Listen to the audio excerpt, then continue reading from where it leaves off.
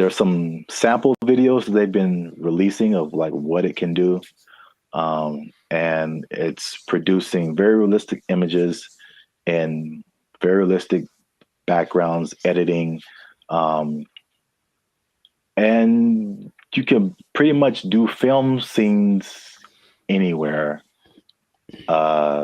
without sound stages, without going to locations, without transportation. It generated people, it generated places.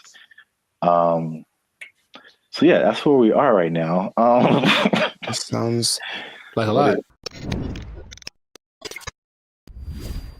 What's up, everybody? I am Zap. This is Jericho, and we are the now 6-time international award-winning pop hip-hop music duo band at Future. We do clean, fun music that everyone can listen to with a sound that's uniquely Californian.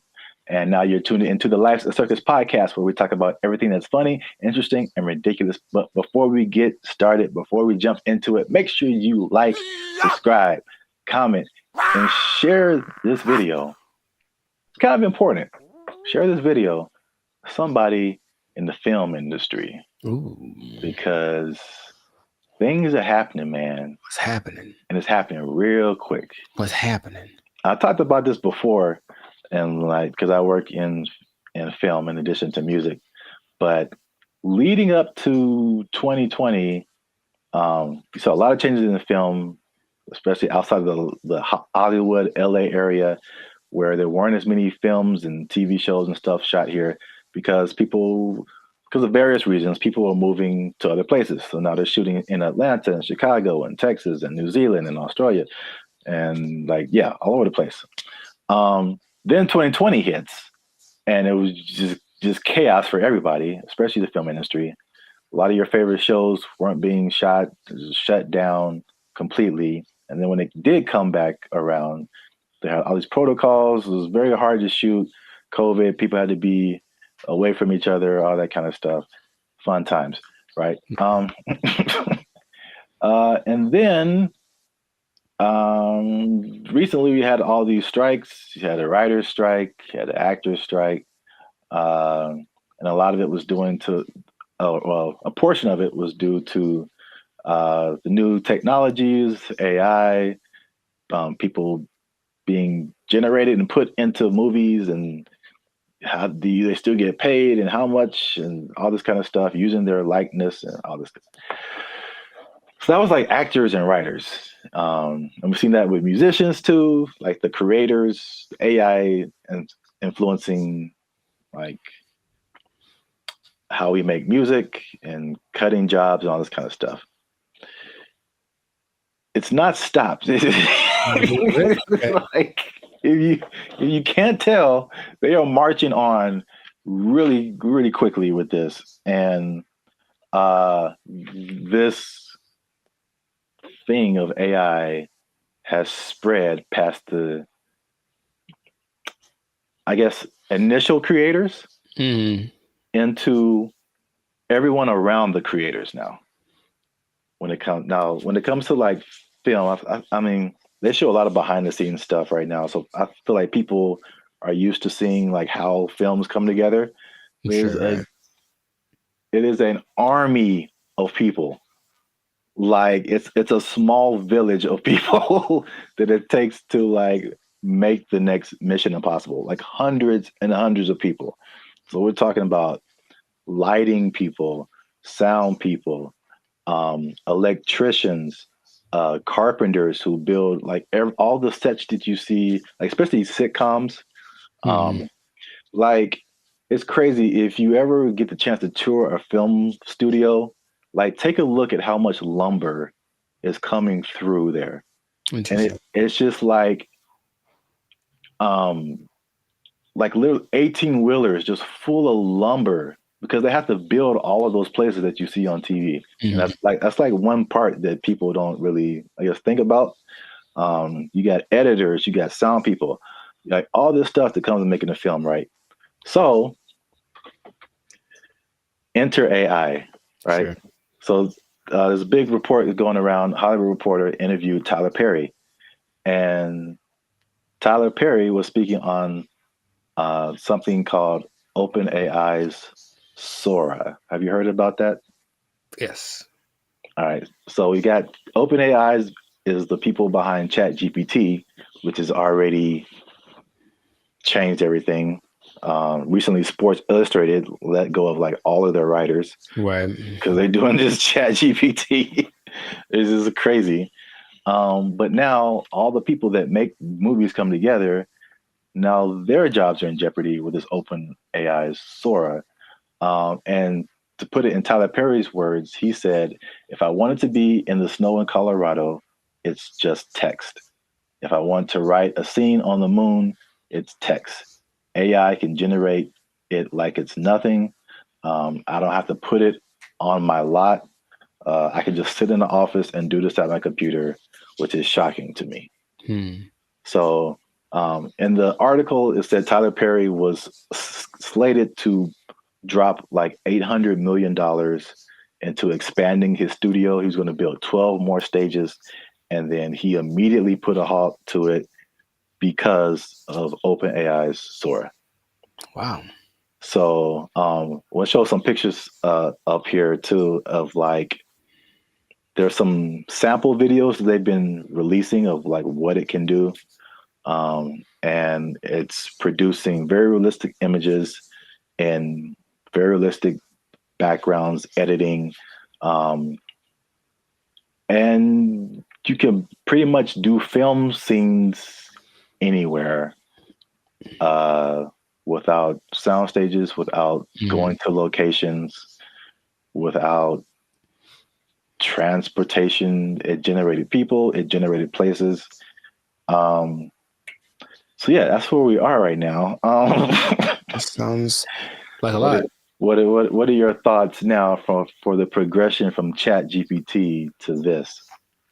I mean, I have an idea of what it looks like. I don't like the idea of taking jobs away from people, for one, and then for and until proven otherwise, I'll still see a really well done AI something, and it's just something about it gives me this like it's just this lacks this element of realism. Mm, However, I know it's getting better all the time, and at some point, I don't think I'll be able to notice. But just it's business is about saving money, yes. so it makes 100% like it makes perfect sense that they want to do that instead of spending all the money on stages and every that.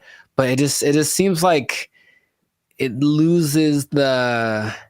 So if I see this movie and it's like an amazing movie and they have all these locations, and then when I find out that they just did it all on a computer, for me that loses something. You know, Lord of the Rings, all the New Zealand backdrop and all this. No, we just did it in the computer. Actually, it's not. We didn't go anywhere. It's like, oh man, something about it to me doesn't. But see, the thing is, it's not because I think the buzzword before this is CGI.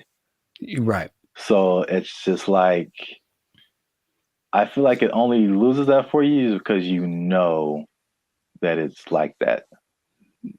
But I think there's stuff now like the CGI stuff where it's like you can't really tell. Like I feel like that part has gotten so good that you can't really tell sometimes like what is CGI and what is not. Dude, just on a simple scale, I've been talking to people on, Zoom or Google Meet, and I'll be talking to them like, "Oh man, where are you?" And they're like, "Oh, that's just the background from the from the program. Like, I'm not here. I'm in my house." Yeah, And I'm looking like, no, like that's gotten really good. So yeah. I can imagine if no one told me, sure. But then I have those doubts. Like, I wonder if I do it now with commercials for sure. Like, Mhm. are those people in that? Is that really, or is it just he? And it maybe it's already been here, and I don't know. Mm, yeah. There's definitely pieces of it that have been here for a long time. Sure. Um, Especially like big crowd scenes and stuff like that. Right. Um, it's definitely Yeah, I know that the big Ed Sheeran music video a couple of years ago was kind of that because it's basically him and I think 100% or mostly AI CGI generated background characters, and they all look really real. mm. So yeah, that's I don't like it though. That's all. I just don't like it. just because it's moving into a direction that my brain wasn't ready to accept as a possibility. Mm. You know. Well, I mean, people. I personally, I have no idea. I mean, I won't say that. I do have an idea. AI is going to win. So Sure. No, it's without a going doubt. to win eventually. That's Without a just, doubt. I feel like, um,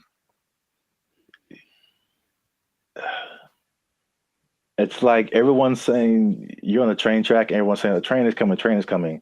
And it's like, let's all band together and stop the train. And it's like, Yeah, you can try all you want. It's not going to work. uh, I acknowledge that. it's like it's respectable. It's like let's hold on to what we have, but at the same time, it's just like, well, how can we not get hit? Let's also think about that. Yeah. How can we not get hit by this train?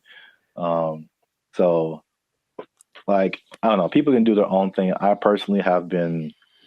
Um, well, it depends on what you want to do. Also, it's some people are of the mind of we need to work to integrate the Sure. AI, um, because it's like you did on another podcast. Okay, we're losing jobs, but other jobs are being created too.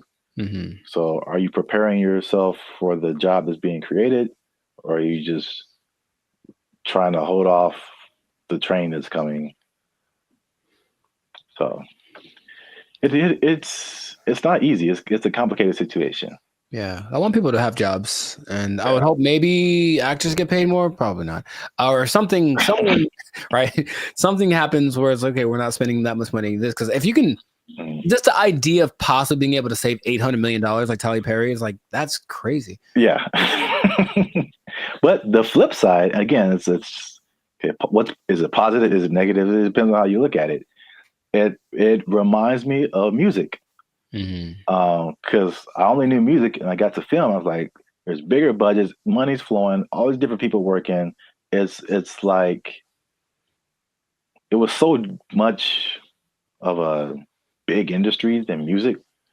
And then it kind of made me think that music used to be like this, possibly. Until technology, right? The streaming and all that kind of stuff made it really different.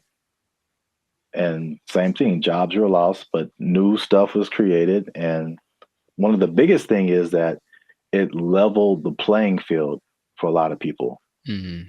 So the big people weren't as big, but also like people you never heard of now had a chance to like, you know, even out. Yeah, right. So if you don't have a budget and you can create a blockbuster movie in your bedroom, it's the same way you can create a full album in your bedroom now. Like recording studios, like you don't need them anymore. So like it's the same thing. I think it's a unique perspective as musicians seeing this happen to film and Mm-hmm. like what could possibly be the end result and where everything is going to move. We're just all living in a simulation anyway, so it doesn't. Yes. Welcome to the Matrix, Neo. You are the one. Well, that's it for this episode. Make sure you like, subscribe, comment, and share this video Do all that with somebody who's in film might possibly be losing their job. You might lose your job. Hold on to your job. Yeah, it's coming. Oh, make a movie in your bedroom. They took our jobs. They took our jobs. He believes that masturbation was the greatest evil on earth, and that by eating cornflakes, it would prevent people from doing it. So I don't see the connection. No, it's there, man. It's there. I'm trying to make it work in my head.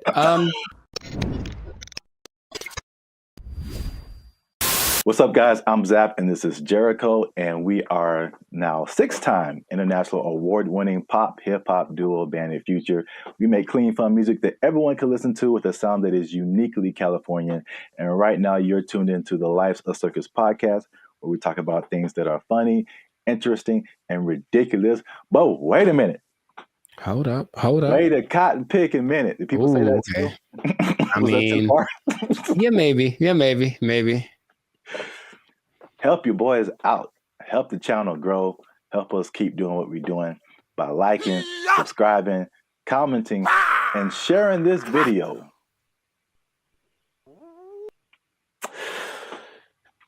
With the friends and family, because I got a question. Okay. It's a very important question. Bit of a riddle. I hate those, but okay, let's go. No, I just don't like them. I'm never good at those, but we'll find out. Mr. Jericho, what do you get when you cross a medical condition that people were afraid of, a religious group that wants to stop people from performing a sexual act, and World War II? Huh. It's three things. Yes, there. I've noticed. That's one more than two. My first thought was Nazis, but I think that's wrong.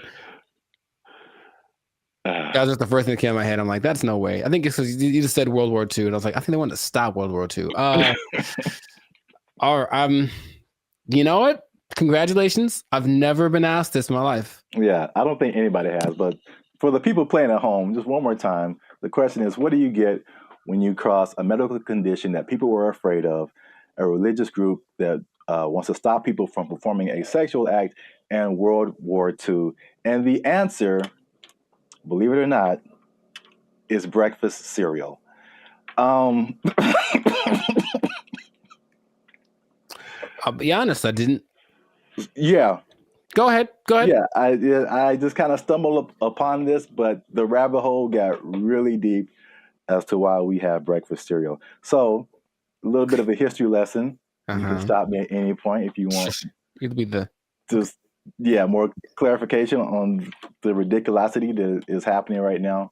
So, breakfast was not really like, I guess we hear the cliche now, like breakfast, the most important meal of the day, right? And so, but before like the 1800s, breakfast wasn't really like that important. It was just basically you got to think about like the times that they lived in. It's more like hunt what you eat, kill what you eat, working on a farm, grow what you eat, stuff like that.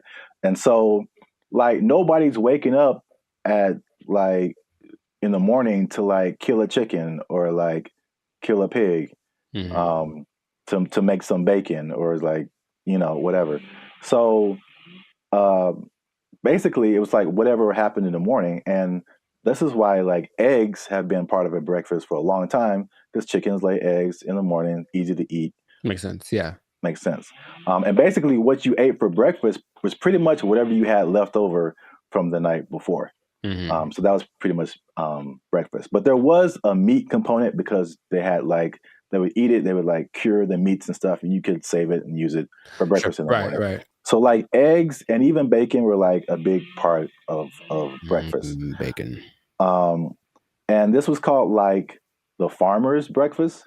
So again, it's just like it's pinned to the time that you were in, and farmers and stuff. You get up early in the morning. You need some fuel because you're going to be working your butt off like all day long outside in the elements. Like you need a good hearty breakfast. So this is the first thing. The first thing that I teased at the beginning, the fear of the medical condition. The medical condition was indigestion, which sounds like pretty like whatever today, but I feel like it could probably take you out back then, huh? Yeah, there was no Pepto-Bismol, like antacid. You can just pop an antacid and be cool. Like you could have felt like you were dying. You had no idea. Like, oh, I got indigestion. It's the devil's work inside of you. So I don't know, But I had to go to the apothecary. yeah. So, um, also late 1800s, the transition from like farm work to more like industrial work, and industrial work to like more like office work. Mm-hmm. So big buildings and offices, and people weren't like moving around as much as they want to. So they felt like if they eat a big breakfast and then they don't do anything, just gonna sit there, they get indigestion. People were like terrified of that. Oh. So they were like, we need a lighter breakfast. So there was a move away from like the bacon and eggs and all that kind of like hearty Mhm. stuff. All right. So that was reason number one. Reason number two, I'm very curious about this one. Okay. my favorite reason. So at the same time, there was a rise in religious gurus that were pushing vegetarianism and just like eating healthy, eating or what they call eating bland. Mhm. All right. And believe it or not, the people at the forefront of this were Seventh day Adventists, Okay.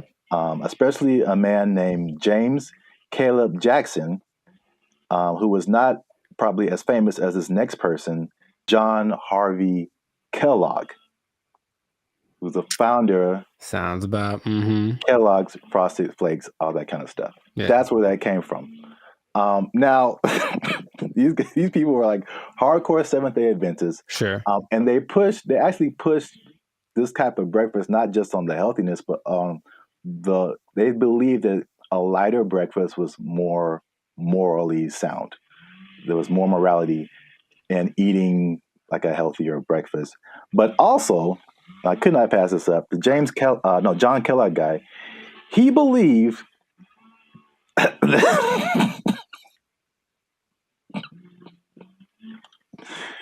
He believed that masturbation was the greatest evil on earth, and that by eating cornflakes, it would prevent people from doing it.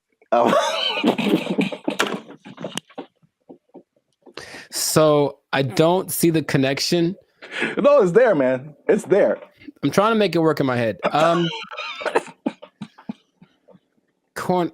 Well, I've had cornflakes, and of all the cereals that are like not sweet or nothing, they're probably my favorite ones. They're still nice and crispy and pretty good, I guess. But Do you have less of an urge to masturbate after you eat? I've never. You know what? I'm gonna have to. I'll let you know if you really want to know about that. I will go get a box and eat it, and then report back to the pod in a week. Like, this is my findings. But yeah, It's just that episode of Family Guy or Cragwire. I'm not gonna go anyway. You have the one arm that's really big. It's like, bruh, it doesn't work. It doesn't work. So yeah, that was like the second punch to breakfast. That was like, okay, we got to start eating this because they pushed the morality of it. But the other things that they cited have been found to be true. It's like a lighter, healthier breakfast made people more efficient and productive at work instead True. of like eating a big breakfast and like getting an itis or whatever. Yeah, that's true. So there's that. And so that pushed the cliche of like breakfast being the most important meal of the day. It was actually like a morality thing, which is like crazy. And the last part is that so flash forward to the 1940s, World War II, right? So yeah, World War II, and you got more women joining the workforce than what happened in that time. And so then it became a push to, again, at the time, like the woman was like a stay at home, take care of the family, give them 3 square meals a day, all that kind of stuff. Breakfast became the cheat option to feed your family and not feel guilty about it being like quick and easy because they had to go to work too now. Oh, okay. So they pushed on like the women's guilt, the morality, the work productivity, like hard work it was like respected to be like hardworking individual and Sure. Okay. productive and all that kind of stuff. And so all of that combined together to make breakfast cereal like the thing. And I remember like watching commercials, like every commercial is like part of a balanced breakfast, and like you got to have your cereal and blah blah blah blah blah. And they push, and the cereal industry is probably like $1 billion industry or something. I imagine. Yeah. But they, they show all of this stuff like, and I never ate all that stuff. I tried once. Man, you just feel gross after it. Yeah. You drink a whole glass of orange juice and a whole glass of milk? Like, nah, man. Yeah, milk, orange juice, toast, fruit, cereal, bacon and eggs. Yeah, something like that. It was all in the one picture. Like the whole food pyramid. Yeah, it's too much. It's really too much. But I thought, it must be something worth trying. And I regretted that real bad. Yeah. So yeah, that's the crazy story behind breakfast cereal. And if I may leave you with the cliffhanger. Okay. So remember we started off with bacon and eggs. We did. And then everyone went to cereal. Yes. But somebody put bacon and eggs back on the forefront, man. Ooh. And they went toe to toe with cereal. But you have to find out in the next episode. So keep watching. This has been another episode of the Life's a Circus podcast. Make sure you like, subscribe, comment, and share this video with somebody who like them cereals, man. Ooh, I like some. Was that my line? Is that what I was supposed to say? I think so. Okay. And cut. I like some. Oh. Oh, you can try another take if you want. Ooh, I like some. Was that better? Had more? That was too much. Okay, all right, okay. Man. We had it on the first take. Oh, okay. We'll use that in the commercial. Thank you, Mr. Director. Here's $5 million. Look, let's go. Where do I sign, Mr. Barry Gordy? Jericho likes it. Super sweet sugared honey smacks. Give me that. Give me that money. They took our jobs. They took our jobs. I went to high school with Diana Taurasi, who some say is the greatest female player of all time. One of the greatest, right? And she's a year older than me, so I got to high school. It's a place called Don Lugo High School in Chino. And I was coming in as a freshman, just trying to make the team like summer. And she was already she'd been there for a year, so she's already established. Everyone knew who she was. And I'd heard about her. I'm like, oh, you tried out for the basketball team? Yeah. Oh, I didn't know that. Yeah, I played the first year. I played freshman year. Yeah. Oh, cool. But the whole thing was, I thought that because she was a girl, that there was no way she was as good as me, right? So I just casually mentioned we should play one-on-one to her. Like, I think maybe it's the only time I ever spoke to her, really. And she's like, yeah, sure. And when I tell you that. What's up, guys? I'm Zap, and this is Jericho, and we are the 6-time international award-winning pop hip-hop music duo Band in Future. We make clean, fun music that everyone can listen to with a sound that is uniquely Californian. And right now, you are tuned into the Life's a Circus podcast, where we talk about things that are funny, interesting, and ridiculous. But before we get started, make sure you like, make sure you subscribe, make sure you comment, and make sure you share this video with somebody who may have challenged another person or entity, and they got shut down because they weren't ready for what was about to come to them. All right, so Zap, do you have an example of that? I'm glad you asked. Okay, so talking to the third person already. I see how it. This is a video that I found on social media. It made me laugh. And it's high school. I don't know if it's junior. It looked kind of young. Maybe it's junior high, maybe high school. I don't know. But this player challenged his coach. And it didn't go the way he thought it would. This coach was having a good day teaching his players when one was bold enough to challenge him to a one-on-one, and this happened.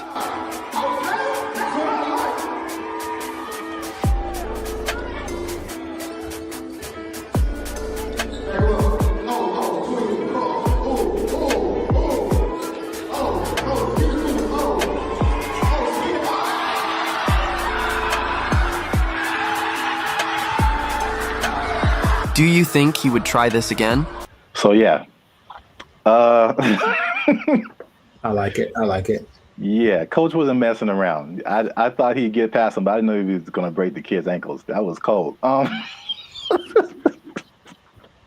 So I brought this up, and then if you have an instance, you can share it too. But I'm thinking of like the times when either you challenged someone or you saw someone else challenge someone, and they thought they had it, and it just didn't go right at all for them.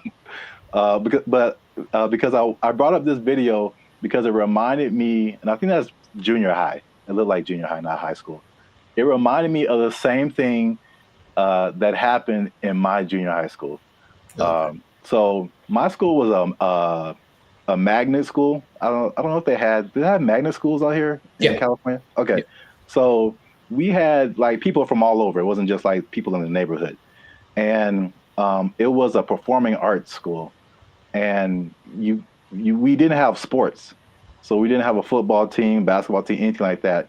So what they did is like people from our school could play sports at like different schools, which is kind of cool now that I think about it. But so we had different players from different schools that went to our school, right?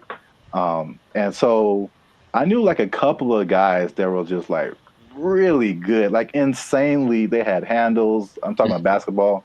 They could shoot. Like they could do everything. I remember this one guy, especially named Ricky, who was just like, he was like the coolest dude, bro. Just, but not like a I'm better than you jock kind of. He was just a cool dude. He walked cool. He talked cool. He was cool with everybody. Like, and he's just amazing basketball player. And we had some other like girls. There was a girl who was like 6 feet tall, and she was just like, just amazing. Like we had amazing players, right? Mm-hmm. And we had these 3 PE coaches. Now they're all different. So there's one guy, Coach Moore. He was super tall, but he was like 100 years old. I swear, this guy. This guy was like past your prime, but he was skinny, maybe in shape, but like super skinny. But at least 60s, 70s, maybe. Just all gray hair, just like, okay. He didn't seem like anybody. Mm-hmm. And then we had this lady, this white lady who looked like, what's the girl from Iowa? Is that it? The basketball player? Yeah, the girl who's like really big now. Caitlin Clark. Yeah, she kind of looked like an older version of her. And she like just had a baby. Like, so they challenged the students, this is junior high school, to like a basketball game. It was like the 3, and then they probably like roped in 2 more teachers. Mm-hmm. And like, so it's like this really tall old dude can barely move. This really short dude looked like Sherman Hemsley, and this lady who just had a baby, and like 2 teachers. Mm-hmm. I'm just like, we were all like, okay, students are gonna whoop. We're gonna kill these people. Like, get an ambulance ready, and just, man. I'm guessing the opposite of what you expected to happen happened. When I tell you they tore us up, they just annihilated us, dude. So like the short dude and the lady, they were like faster than what we all believed we ever seen them move. I mean, the dude was just like Chris Paul out there, just. Nice. And then the old guy, he would just stand on the 3-point line and just blitz you, just Ray Allen, just. And it was just like we got annihilated. So that video just reminded me of that experience. But I don't know if you had any experiences like that where you saw something happen, or maybe you tried something and it just not so much publicly, but if it had been the social media era, then maybe that would have been, on all the reels and whatever. But I brought this up in one podcast before, but I went to high school with Diana Taurasi, who some say is the greatest female player of all time. One of the greatest, right? And she's a year older than me, so I high school. It's a place called Don Lugo High School in Chino, and I was coming in as a freshman, just trying to make the team like summer, and she was already like she'd been there for a year, so she's already established. Everyone knew who she was, and I'd heard about her. I'm like, oh, you tried out for the basketball team? Yeah. Oh, I didn't know that. Yeah, I played the first year. I played freshman year. Yeah. Oh, cool. But the whole thing was, I thought that because she was a girl, that there was no way she was as good as me, right? So I just casually mentioned we should play one-on-one to her. Like, I think maybe it's the only time I ever spoke to her, really. And she's like, yeah, sure. And when I tell you that I didn't make we maybe played 5. And so if it had been like that with like a bunch of people in the circle going, oh my God, then it would have been terrible. But it was just us and maybe like a couple of people watching. And they didn't even pay attention because they're like, this dude's they're talking about me. Like, he's about to get destroyed. So I didn't know that she was that good. And it's like, when I tell you, I felt like I was standing in quicksand, how fast she was. And she just would like hit me with a pump fake and then just like go around me. And I'm looking like, this is crazy. I've never played against anyone this good. And then she hit like a fall away, like Steph Curry, like 30-footer just because she could. And I was like, that's not fair. And I didn't know that, anyway, that was kind of humbling. But there weren't many witnesses. So it wasn't like that video. But yeah, nowadays it would have been one of those like, oh my God, but I mean, she's amazing. So I'm not surprising. And I think the only other thing I can think of like that is, and it's more specific like that. Someone older, I could take them, right? Is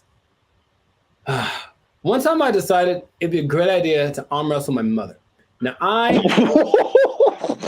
was maybe like 9, 10. So I was getting a little buff. I felt the muscles coming. I was like, yo, guess what, Mom? It's time. It's my time now. I'm on the come up. And I don't think I've had a more humbling experience in my life than that. Than my mom, who's not a big lady, but she's pretty strong. I saw that Arian, like she's strong. And when I tell you that, like, I thought my arm was snapped in half, man. Like she didn't say, "Oh, my son," I mean, she just got, and that was it, right on the counter, right on. And I just walked away in shame. That was it. So that's probably the 2 experiences I've had like that. I've seen videos like that, and I've probably been a witness to some, but I can't think of any off the top of my head. But it's always like, yeah, you get some kind of a boldness in you, like, you know what, it's time to go for it. And if it works out, good for you. But more often than not, it ends up like that. Yeah. The last thing that just reminded me of is I don't know if you ever like were in fights or anything in school, but I was very quiet and very like unassuming, but I was also a very large person. Like I've always been a very large person. So like no one is like tried to fight me. I won't say that. There's been a couple of people who tried and it did not end well for them. So it's like even if I didn't know how to fight, I'm just too big. Yeah. And I remember there's like this one guy who was like messing with me in school or something. And I told him to stop. He wouldn't stop. And then he like, we were in class, and then I think there was like maybe 3-4 rows of desk. So he was behind me. So I think he like pushed me or something.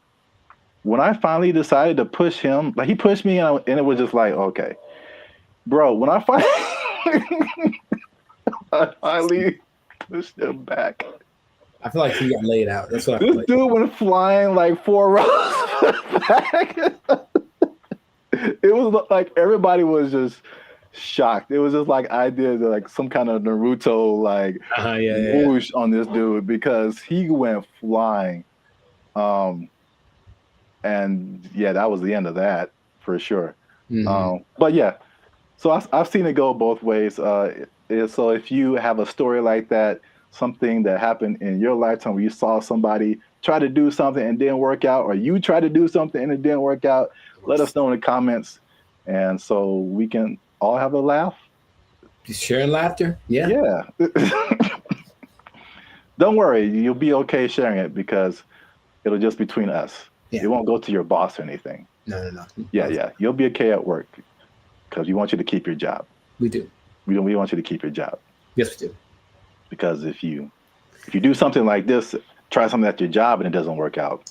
Challenge the boss. Don't do it. I wouldn't They recommend. might take it. They might take your job. They gonna take it. Oh, it didn't work out for you. You're fired. Oh. They took our jobs! They took our jobs! They're thinking about legalizing everything in California, but in the way that Oregon's doing it, in the way that Vancouver's doing it.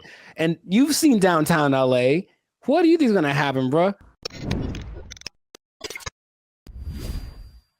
What's going on, everybody? I'm Jericho, and this is Zap, and we are the now 6-time international award-winning pop hip-hop duo Banded Future. We make clean, fun music that everyone can listen to with a sound that's uniquely Californian. And right now, in this moment in time, you would tune in to the Life of Circus podcast, where we talk about things that are funny, interesting, and just straight up ridiculous. So before we get started, make sure to like, subscribe, comment, and share this video. I'm gonna change it up with 2 people that like drugs. That's all. We're gonna talk about drugs, okay? Now drugs are bad, okay? But I know we're talking about them. Sponsors gone. Specifically, we're talking about the drug problem. You can call it an epidemic, but drugs. What you talking about, baby? But it seems to be getting worse. So the specific thing is the way that governments are approaching the drug issue in their country, and there seem to be 2 very drastic sides, and they both have interesting results. So before we get into it, Sir Zap, San Francisco, have you had any experience or just thoughts about just the? I've had thoughts about drugs. Have you had thoughts about drugs? Do you dream about them? Drugs are bad, okay? But have you seen the effect of drugs on our society as a whole? With your Yeah, man, I think about drugs every day. Okay. You know what I'm saying? Okay. It's hard out here in these streets. That brought to mind 2 things. Yes. He's there. He was up there. It's crazy. Mission accomplished. Yeah, San Francisco. Wow. Yeah, I had the worst hotel experience of my life in San Francisco. You were there, you remember. And it wasn't because, well, I guess it was because of the hotel. They had a hand in it for sure. That was not helpful. But it was the people who were there who were obviously using an assortment, shall I say. A plethora, perhaps. Yeah, involved in all kinds of activities and whatnots. But yeah, we definitely saw it there. And I was saying before, this isn't like my crowd, so I don't really know a whole lot about drugs anyway, but you just kind of go from the homeless people because for sure you see them on stuff. I've seen them doing stuff. And so that's how I kind of like get the drug vibe. But going like just off of the hard drugs, one thing I noticed, I don't know if you noticed this either, the legalization of marijuana in California, and probably in other places too, but in California, I definitely noticed the explosion of just like, we can do this everywhere. Let's do it everywhere. Especially like on the freeway. Like I can drive down the freeway and just smell like the whole freeway is high, bro. Like, Yeah. No wonder we're all going 5 miles an hour. Yeah. Like everybody is just walking on sunshine right now, and I'm trying to get to work. I remember one guy, we went up to Sacramento, and one guy in like a Jack in the Box was like he was the happiest man. And I'm like, wow, starting early, 8 in the morning. Like, that's a wake and bake situation right there. Yeah. But I don't think that weed causes the problems that we're seeing. Just slower people, and maybe they're raising the price of food. Everyone's eating too much, but I digress. The idea is you can do one of 2 things, or there have been 2 extremes that governments have been taking. One is to decriminalize drugs. So there's a difference between decriminalization and legalizing. They're not legal. You can still get busted for them, but it's just that decriminalizing means you won't go to jail forever for getting busted with a meth pipe. On the other hand, you could really go at the drug sellers and the drug users and make everything illegal and see what happens. So the I guess benchmark for everybody's decision is Portugal, because in the 90s they had, I think they were kind of closed off to the world for a long time. I'm not quite sure why, but for like 40 years no one could really get in there. So in the 90s it opened up, and in came all the influx of everybody's influence, and with it came drugs, because people like drugs. So what happened was Portugal got a really bad heroin problem, the worst ever, and everything that the government tried to do was like, we can't really make it go away. So let's try something extreme. So they decriminalized everything, and instead of that, they treated drug users like patients, like they're sick. So they made rehab centers and this and that. So if you get caught, you don't get taken to jail, you get taken to a rehab center where they actually will give you more of the drug you like, but in a lesser dosage, trying to wean you off of it. And they have a system in place for making that work. Other places that have copied that, I believe Lithuania, and there's maybe Denmark. I could be wrong about that. But so what has happened was that the good old US was like, oh, let's try it. So they did that in Oregon with the last election, and they kind of forgot one part. They forgot the whole rehab part. They just decriminalized everything. And I think I heard about that. It's a nightmare. It's so bad. It's just people just violently robbing each other in broad daylight and just on drugs, on the zombie drug. I'm not sure exactly what strain it is, some kind of a opioid maybe, but it's a zombie drug. People like walk around like zombies. But the visual I wanted to share with everybody was actually from a video I saw from Vancouver. They did the same thing. They just legalized everything without thinking about how to fix these people once they're on the drugs.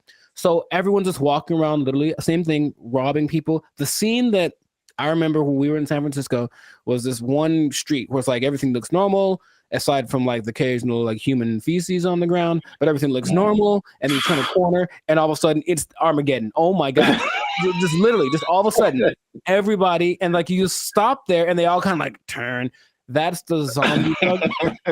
So there's a video of these two men walking down the street, and they're in a position where I don't think I could keep my balance and walk, but they're so hunched over and they're still somehow staying upright. There's two of them, they're walking, and it looks surreal in Vancouver. That's happening right now. So they tried it, and for some reason they didn't get the memo that they need to add the other part to it. So that's an I think they're thinking, oh, well, like alcohol, like there'll be a couple of people that go overboard with alcohol, but if we let everyone have it, most people have enough restraint or whatever to not use it. I just don't think that hard drugs and alcohol are exactly comparable like that. So you can take the other extreme, and this one is maybe more fun, and that is the president of the Philippines, something Duarte. He said, he got elected in 2016 maybe. He said, kill them all. That's exactly what he said. Kill all the drug dealers and all the drug users. Wow. In 4 years, well, the last updated thing was like in 2020. So in 4 years, he killed like 24,000 people.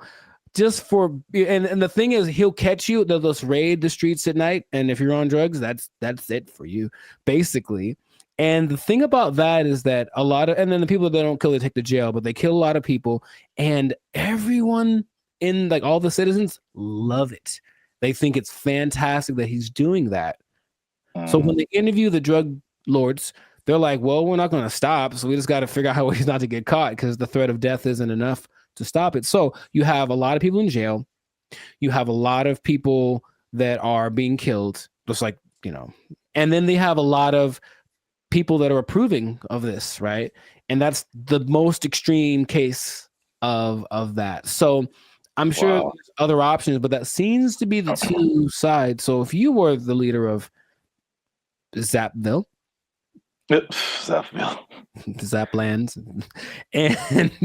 and you had to implement a strategy for the rampant drug use in your country, man, you got to be a better leader, man. I know what's going on.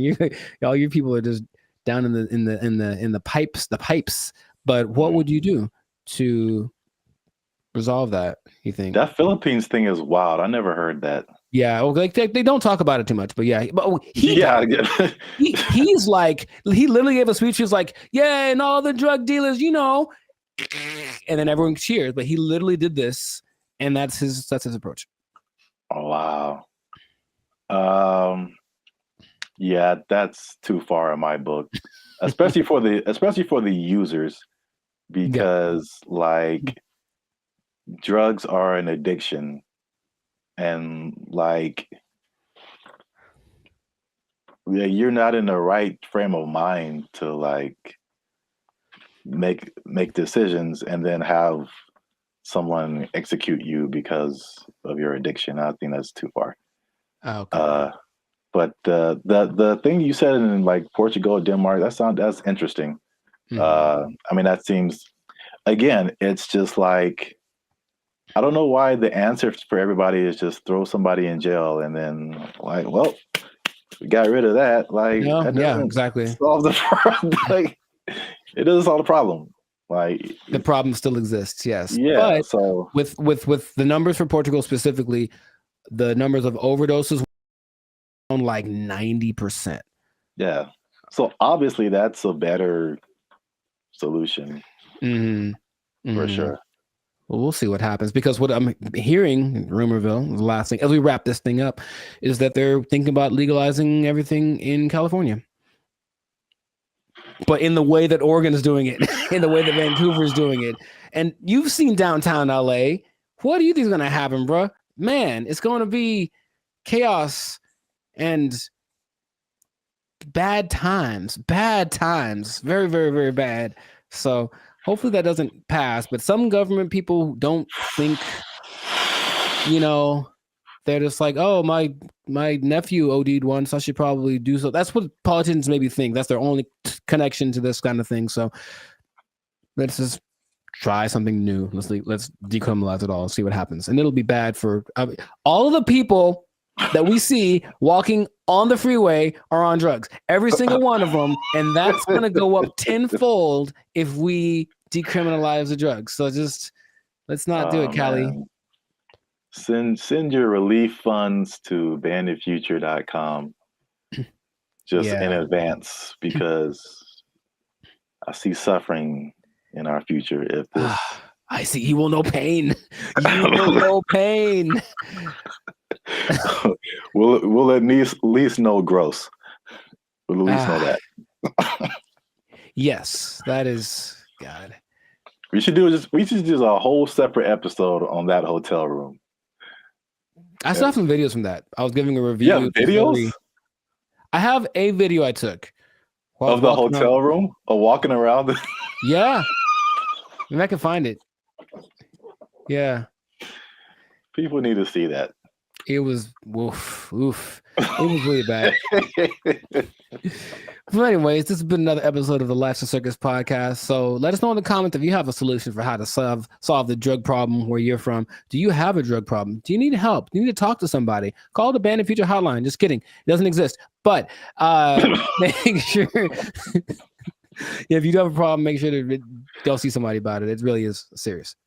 Don't you believe it? Okay, so that's been it. And oh well, I'll tell you what. If you're on drugs, if you're doing too many drugs, I don't know about you and keeping your employment status, you might start freaking out and not make it. And then, you're going to have to be out of you might be down bad. You might be out of employment, and that's not going to be good. If the boss catches you in the bathroom doing what you like, might end up bad for you. I just don't know how to say it, but I think you won't like the result. I think I get what you're going towards. Yeah. Correct me if I'm wrong, but I'm thinking that you're saying that they might take your job. Drugs are bad. Okay. They took our jobs. They took our jobs. Calling us the Doomer generation. And honestly, I'm cool with it, because when I wake up, I get 20 notifications about 30 different reasons why I'll never be able to afford a home. I look around, see my computer science degree all framed up, about to turn into an art piece because of AI. Then we're in a loneliness epidemic. but these gas prices and these heat waves collaborating to keep me indoors. And they say it's not gonna get any better. So What's up, everybody? I'm Zap, and this is Jericho, and we are the now 8-time international award-winning pop hip-hop music duo Bandit Future. We do clean, fun music that everyone can listen to with a sound that's uniquely California. And right now, you're tuned into the Life's a Circus podcast, where we talk about everything that is funny, interesting, and ridiculous. But before we jump into the topic today, help your boys out. Come on now. Make sure you like, subscribe, comment, and share this video with somebody who likes to go shopping. I see. You know anybody in your life, Jericho, who likes to shop? Maybe. Who maybe gets things delivered Maybe. from Amazon every Maybe. day? There's a possibility that I know someone. You said close to home, and that was apropos. So. Well, shopping might sound fun, but there's something called doom spending. I'm going to tell you what that is. I'm going to tell you what causes it, and I'm going to tell you how you can avoid it, because it's a negative thing, but you got to stick to the end to find all of that out. All right. Mm-hmm. So, Jericho, have you heard of the term doom spending? I'm going to guess what it is. It's where you spend so much that you open up your banking app, and then there's just a picture of Dr. Doom laughing at you. Huh? So doom spending refers to a phenomenon that occurs when people spend money to cope with stress, despite economic and geopolitical concerns. Bankrate data found more than half of Americans are in debt, and doom spending might be to blame, with 38% saying they'd go into debt for fun. So obviously we are in a tough time right now. Inflation is through the roof. There's a lot going on in the world, wars in various places. There's a poll that was done that said that 96% of people are concerned about the economy. So that's a whole lot of people, pretty much everybody. It's understandable. Yet, with that in mind, 27% are doing this doom spending. So they are just still spending frivolously to a certain extent, and it's affecting different generations. Mm-hmm. So 43% of millennials, they say, are doing this doom spending, and 35% of Gen Z are doing it. And basically, the concept is just like, well, it's almost like a defeatist kind of thing, where it's just like, I'm never going to really, all these aspirations that I have financially are never going to happen. So I'm just going to enjoy life. calling us the doomer generation. Honestly, I'm cool with it, because when I wake up, I get 20 notifications about 30 different reasons why I'll never be able to afford a home. I look around, see my computer science degree all framed up, about to turn into an art piece because of AI. Then we're in a loneliness epidemic, but these gas prices and these heat waves collaborating to keep me indoors. And they say it's not going to get any better. So, as a millennial yourself, that's the category we fall into. What do you think about this doom spending? Have you had doom spending thoughts? Do you think people are in your life are doom spending, or do they just like things that smell good? We've been collecting all of the little Harry Potter baby stuff because we're a Harry Potter family. So freaking cute. Not talking about anyone in particular. I'm just, No. Side effects include doom spending thoughts and early discharge. No, I understand the concept. I'm more curious when that, I feel like that's always been a thing, but that term is, yeah, sure, give it something that has a ring to it. It's a shock value of a term. People that have bought things like a boat because they said, F it, I'll just buy a boat. And they sure couldn't afford a boat, but now they have a boat. Here with his tailgating tips is a guy who just bought a boat. It's a weird phenomenon, but it's almost like a temporary solution to a permanent problem. So I'm in debt, and I feel really bad about it, and I really can't get the things that I want, and I don't see myself being able to sustain something long term. YOLO, and then just go buy stuff. Yeah. But even that phrase is I think that's kind of permeated because that's the Gen Z millennial phrase. YOLO, you only live once. This is a Coca-Cola YOLO, not YOLO. No one has said that in like 8 years. A yo-yo. I get it, even though it doesn't make sense, because I'm sure I've been in spots where I'm like, well, I could just buy. I do remember telling somebody once, I may or may not have been drunk, but I told somebody once that I either want to eat like the best food or like the worst food. Like I didn't want anything in between. It was something weird like that. So I'm gonna take my money, go buy a really nice meal, and then just eat peanut butter sandwiches for the next month, and then get the next check, and then YOLO. Ed, can you play YOLO to Jessica? YOLO, Jessica. I think some people do because you get the story, you get the high, you get the dopamine, and then you get the taste, of course, of the great thing that you can look forward to. It's like a little treat, like to like reward myself for like either like some like hard schoolwork or just sometimes it just serves as a distraction from like what's going on like around me. Whereas the more practical way to approach finances in general isn't glamorous. You're not really doing anything too extreme, right? You're just kind of all level here, and that's not fun. And no one likes that. So they'd rather do the other thing. So it doesn't make any sense if you think about it, but I've been there and I understand why people do it. Just want to spend money. I just really want to spend so much money. Well, here's some other causes. There's some that I saw online and some that I just kind of made up. I mean, not made up, but just from my observations, I think this is what causes it. Mm-hmm. So it's 5 different things that I found. One that I think is a part of it is just, at least just speaking as millennials, and I know other generations have gone through different things, but I feel like millennials in particular, because it was just interesting to me to see how their numbers, the millennial numbers are higher than the Gen Z numbers. And maybe it's just, that's because we just have more money to spend. But I think it also might be related just to the life events and life experiences we've had.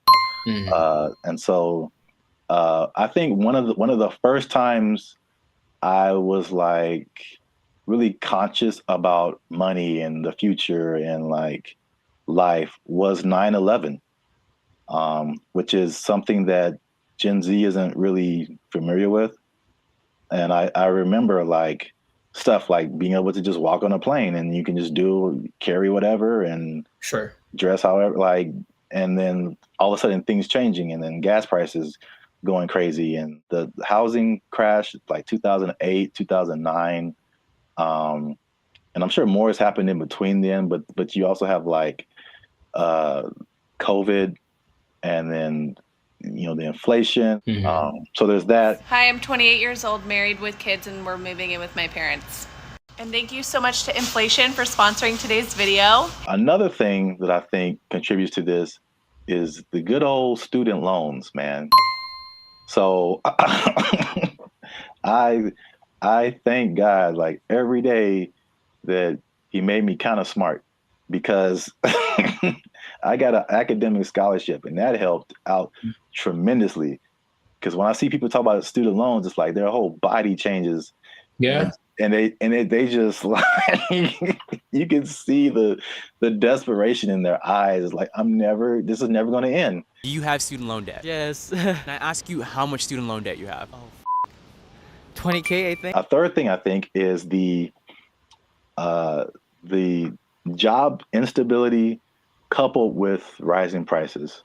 Oh, yeah. Mm-hmm. So, I mean, obviously inflation has just gone bananas, but again, it's just like back in the day, you know, the path that they laid out for you, millennials, I don't know if they do the same with Gen Z, I don't know, but everything you see is just like, go to school, get a job, work there for 40, 50 years, retire. Like, yeah. It just doesn't quite work like that anymore. Yeah, and then we were just like, yo, either no one was hiring me or like budget cuts, we gotta let you go, or like it's just always, and then you're going from job to job to job, and it's like, where's the loyalty, the stability? And then as you're losing jobs and losing money, your landlord's like, hey, rent is twice as much now, and you're like, what? Yeah. $10 $10.46? This would have been a piece of chicken. Did you not see that? No. $10.46 for a handful of chicken bites. That's stupid. Next one is like the social media era. And you gotta live it up. You gotta look like you're doing good. The whole FOMO, fear of missing out. Like Becky's on a private jet. I want to be on a private jet. I don't want to wait until I'm 75 to do it. I got the money now. Screw retirement. Right. That's exactly what happens a lot of times. Yeah. Yeah. So is that, and then the last one is just financial literacy in general, and just like a long-term perspective. Just more people just living in the moment, and or they just don't know. They still don't know how to handle money, which is just. This is why I want to say this for last, because I was just gonna get on my soapbox.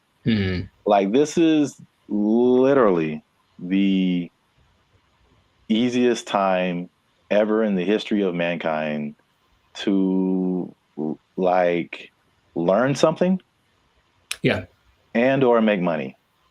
Like, it's all out there. It's all out there on the internet, and a lot of it is free. A lot of stuff that I've learned more stuff for free on the internet than I did paying for it in college. Right. So that says a lot. Learn stuff, and then what you know will get you a job. That's straightforward. Yeah. So doom spending, man. I mean, it's a thing. Yes. So the question is, have I ever done that for chicken? I feel like probably. Meaning, if the chicken was like $7.99, I had $9, but I had something else to pay for. That was also $7.99. I'm not sure what. Yeah, I probably picked the chicken. I probably picked the chicken and live with the consequences with the happiness in my heart. Ooh, it's right. Oh my gosh. Y'all gotta chill. Y'all crazy back there. They know what they did. Not to condemn anybody. I feel like I've definitely done it. There's definitely things where we're like, I can't afford this, but I'm going to buy it anyway. I think that's kind of like the phrase that comes to mind when I think of like doom spending. Especially if you can pay it off later. You know, I've heard people that have $300,000, $400,000 worth of credit card debt. I don't know how you keep getting approved, but like that's wild to me. Yeah. And then it feels painful. Like, that's that idea. And for them, it's like, well, I don't have to pay yet. So I have $30,000 in credit card debt. When they call, I tell them I can't pay it back yet. All right, so real quick before we end it, 5 things you can do to stop or cut back on your doom spending. 1, use a budget, right? So just say, hey, I'm gonna spend this much, and that's gonna be it, because I only got this much coming in, and then boom, there you go. Nice. Number 2, addressing the underlying emotions. Some people just shop just because, like, they broke up with their boyfriend or had a bad day at work, and that just makes them feel better. And then, but there's other things that you can do that aren't as harmful to your finances. Whenever I am shopping and I'm bringing home new things, I just feel good about it. No! Number 3, develop more healthier coping mechanisms. Okay. And then number 4, another thing that's just a cool thing of just the time that we live in is that you can automate certain positive behaviors. So you can automate your checking account or whatever so that it takes a certain amount out of every check and puts it into a savings, so that you don't have to physically do that and just kind of feel that anxiousness, I guess, about doing something like that. What? Bro, what are you talking about, man? And the last thing, again, hitting home, sorry to get so personal, just finding low-cost things to do. Ladies.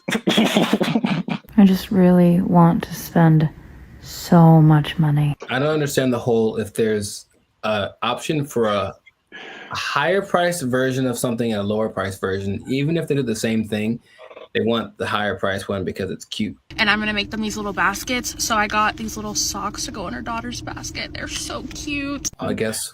Okay. Gotta live with that. That yes, accurate. Find some alternatives, man. There's cheap things to do that are as equally as fun.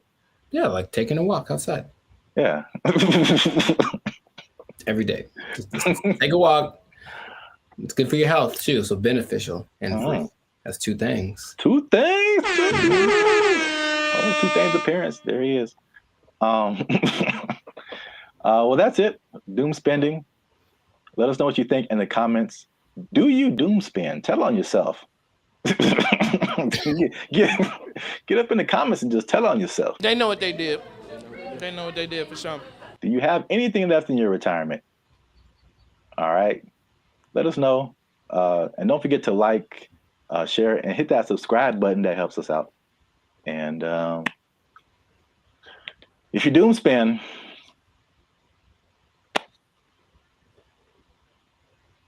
I don't know. I think you're doomed. That's what I would say. There you go. Bye. They took our jobs. They took our jobs.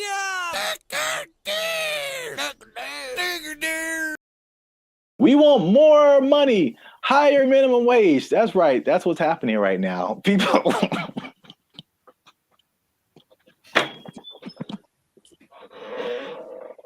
Already, man. Already, people are thinking about the next minimum wage increase. They want even more, Jericho. No. No. And I'll tell you why. But first, no. What's up, everybody? I'm Zap, and this is Jericho, and we are the now 8-time international award-winning pop hip-hop music duo band at Future. We do clean, fun music that everyone can listen to with a sound that is uniquely Californian. And right now, you're tuned into the Life of Circus podcast, where we talk about everything that's funny, interesting, and ridiculous. Before we jump into today's topic, make sure you do us one big favor. Make sure you share this video, share this podcast with somebody who is affected by minimum wage increase, because it's still a thing, man. It's very much a thing. It's a lot going on in these streets, man.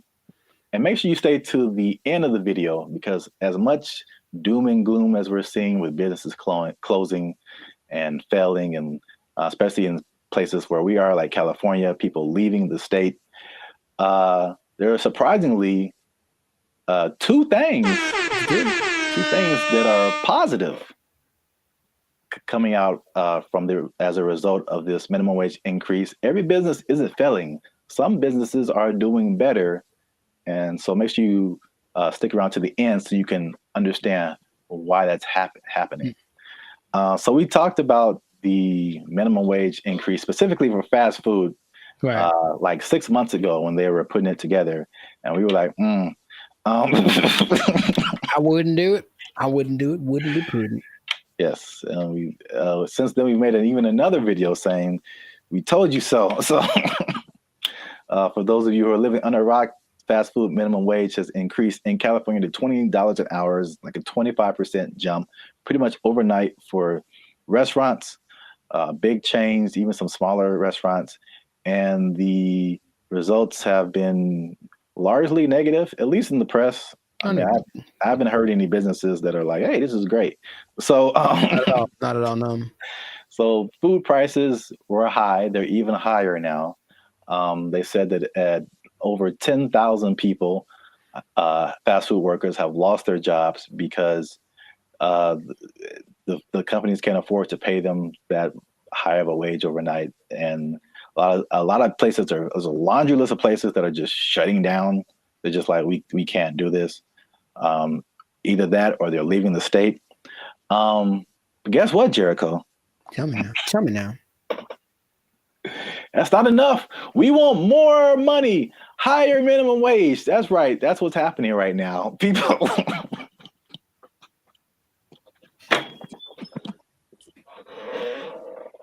Already, man. Already, people are thinking about the next minimum wage increase. They want even more, Jericho. No. No.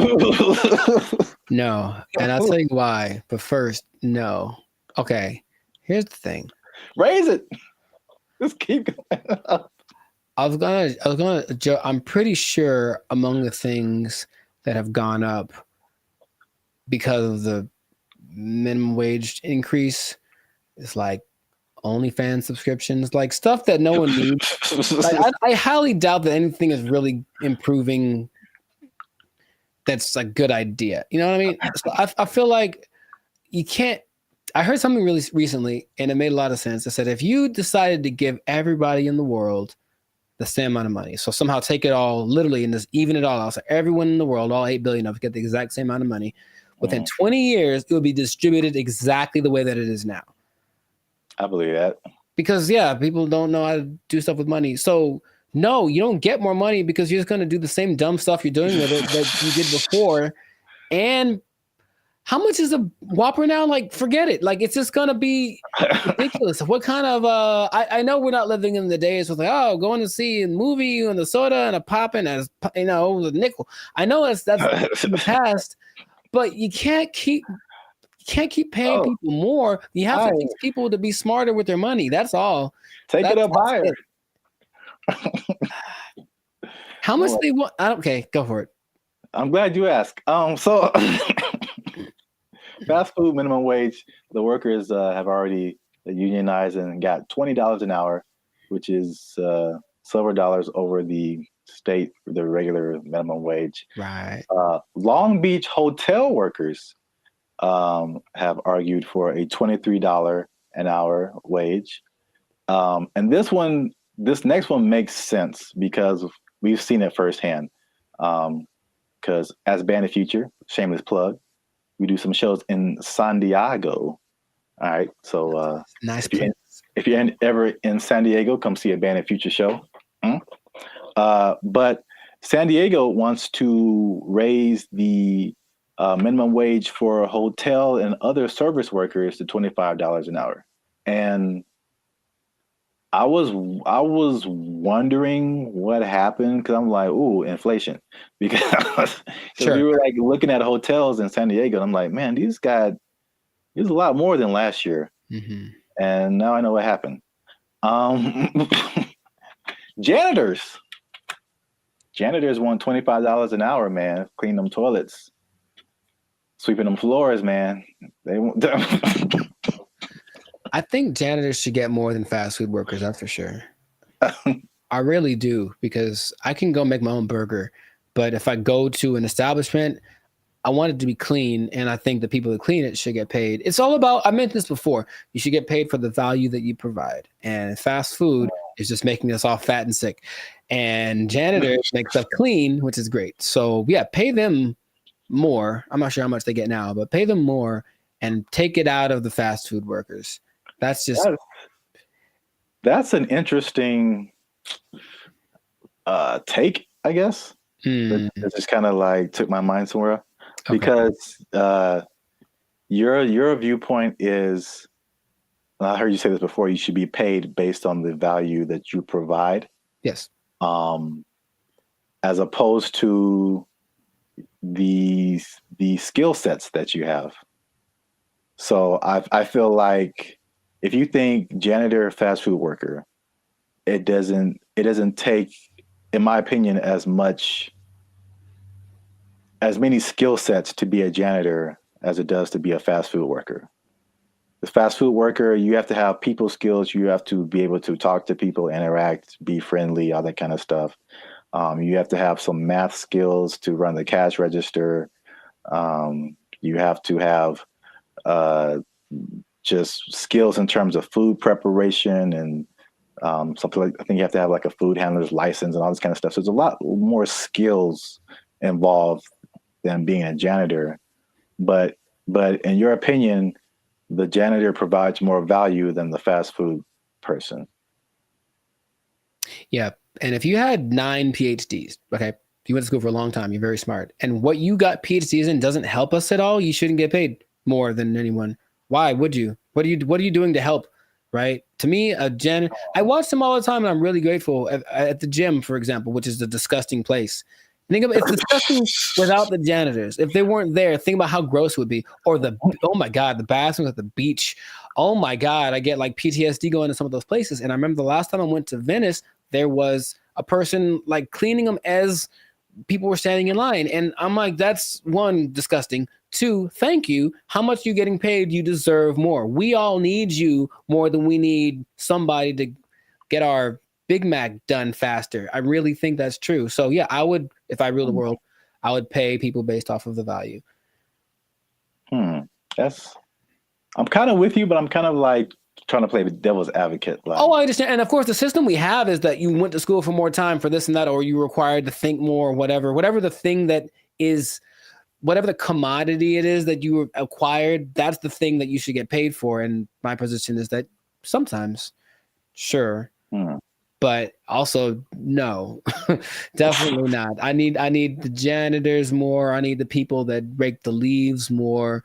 The people that make sure that the streets don't have potholes. We need them more than we need. Remember, maybe I'm talking about necessity versus convenience. Like, I can make my own burger. I can go put together a Chipotle style burrito if I want to. All the ingredients are at the store. I just got to try, right? But I can't fix the street. I don't know how to do that. So if you know how to do that, you should get paid more than someone. Oh yeah, yeah. So it's something to think about. Yeah, an idea, but that is how I feel about it. But wait, there's more. 25. Well, that's a lot. 23, 25. That's a lot. San Diego Community College District has already raised its minimum wage to $30 an hour. And I think it's just community college employees. I think something like that. Okay.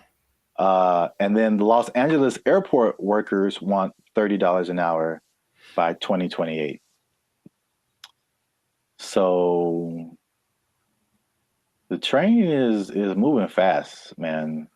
Well, sure, but the question is where's the money coming from? I think it's just going to get more. Well, this is the problem too. So I read an article by some guy. I don't remember his name. I'm sure he's very smart. Good view, smart guy. He's the person who pointed out that, there's a couple of things where businesses are actually doing okay with the minimum wage, but he said, like, obviously this is not a long-term solution, because you think about, okay, minimum wage, and you kind of touched on it. It's like, what are you spending your money on? And then for like 99% of people, what are your biggest expenses? Food, shelter, transportation. All of those things are sky high, abnormally high in California than anything else. And so I don't necessarily think people are just wasting their money on whatever, but I mean, they could be, but I don't know the life. The fact still remains that there's a for real housing shortage. The average housing cost is like, I think almost double, if not double, than some other places. So that's a huge thing. We already know the food is high. It was already high, and it got higher. And then like gas is like $5, $6 a gallon, $7 a gallon. Like, too high. It's too high. So it's like, basically he pointed out, is just like, those things are like at the root of this, a lot of it, but it's like, we're not trying to solve those things. Or maybe they are, and they just haven't found a solution yet. I thought that was an interesting point. It is. Because we're still in a cycle of like, you raise minimum wage, and then businesses are, we can't pay people. We got to raise prices. And then like everything goes up. So then what's the point? Right. Your rent is higher, your food is higher, gas is higher. Now we need more. Right. Money. This doesn't make any difference, basically. But it makes people feel good. Yeah. But like I said in the beginning, this guy also pointed out that there are two things that he pointed out where businesses are actually doing okay with the minimum wage, and it's actually been a good thing. And it's not OnlyFans? And it's not OnlyFans. All right. One. Just a second. One is that it has forced businesses, and I think we can even agree to this as the way we run Band of Future and all that kind of stuff. It's forced them to be more efficient. And I've definitely gone into places or worked in businesses where like you can tell the money is flowing. And so they just kind of like, they kind of just spend money on whatever and just kind of do frivolous things and just silly things with their money. But it's forced some businesses to be more efficient. So it's actually some businesses are saying that their businesses are working better because they've been forced to like cut the fat of the company to basically pay for the workers. So I think that's the thing that we've experienced as just dealing with. I think that anybody experiences that. The inflation, the high prices, you get laid off from work, or you don't get a check that you thought you're going to get, or a car repair costs you $2,600. That was like real life right there, bro. It's make sure you like, subscribe, join the channel so I can pay for my car. I'm tired of walking everywhere. I digress. But yeah, I mean, we do this in our personal lives all the time. It's just like, okay, how little can I eat this week to pay for? So yeah, so that's the thing. Second thing is that worker retention is up. So you think about fast food, not fast food, but just minimum wage jobs in general. It's like a throwaway job, right? Sure. So it's like you're making the least, you don't get the maximum effort, you don't really care. It's just like, this job sucks, I'm not making a whole lot of money. And I think it has a high turnover rate. So meaning people quit, they have to find new people, train them, get them going, and then they're there for like a month or 2 or 6 months or whatever, then they quit and they just find a better job or whatever. Sure. So with the higher wage now, fast food worker is like the premium job of minimum wage jobs. So you think if you work in some other job for $16 an hour, $17 an hour, you can flip burgers for $20 an hour.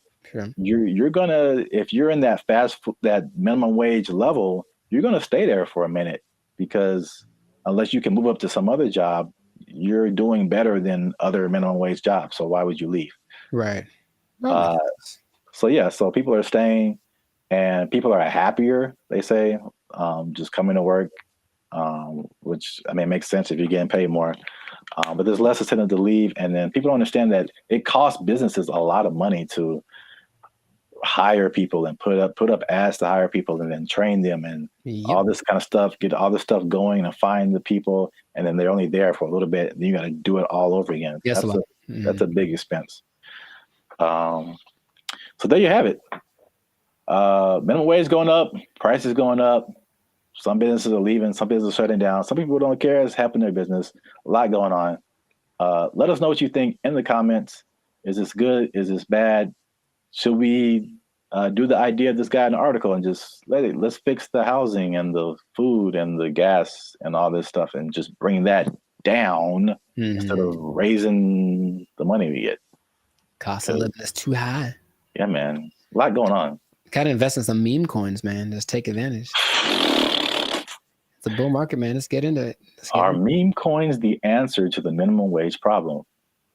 I would say probably not. But, you know, somebody, it might work out. For most people, not so much. Yeah, we are.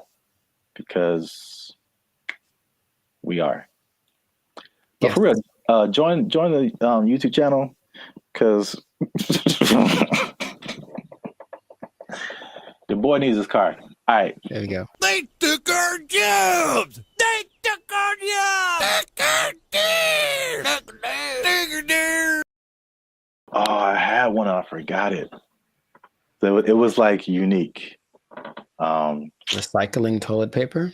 I mean, wow. Wow. I mean, I only brought it up because it is a real thing. Like people do that. How do you recycle toilet paper? Do you want me to tell you or? Yes.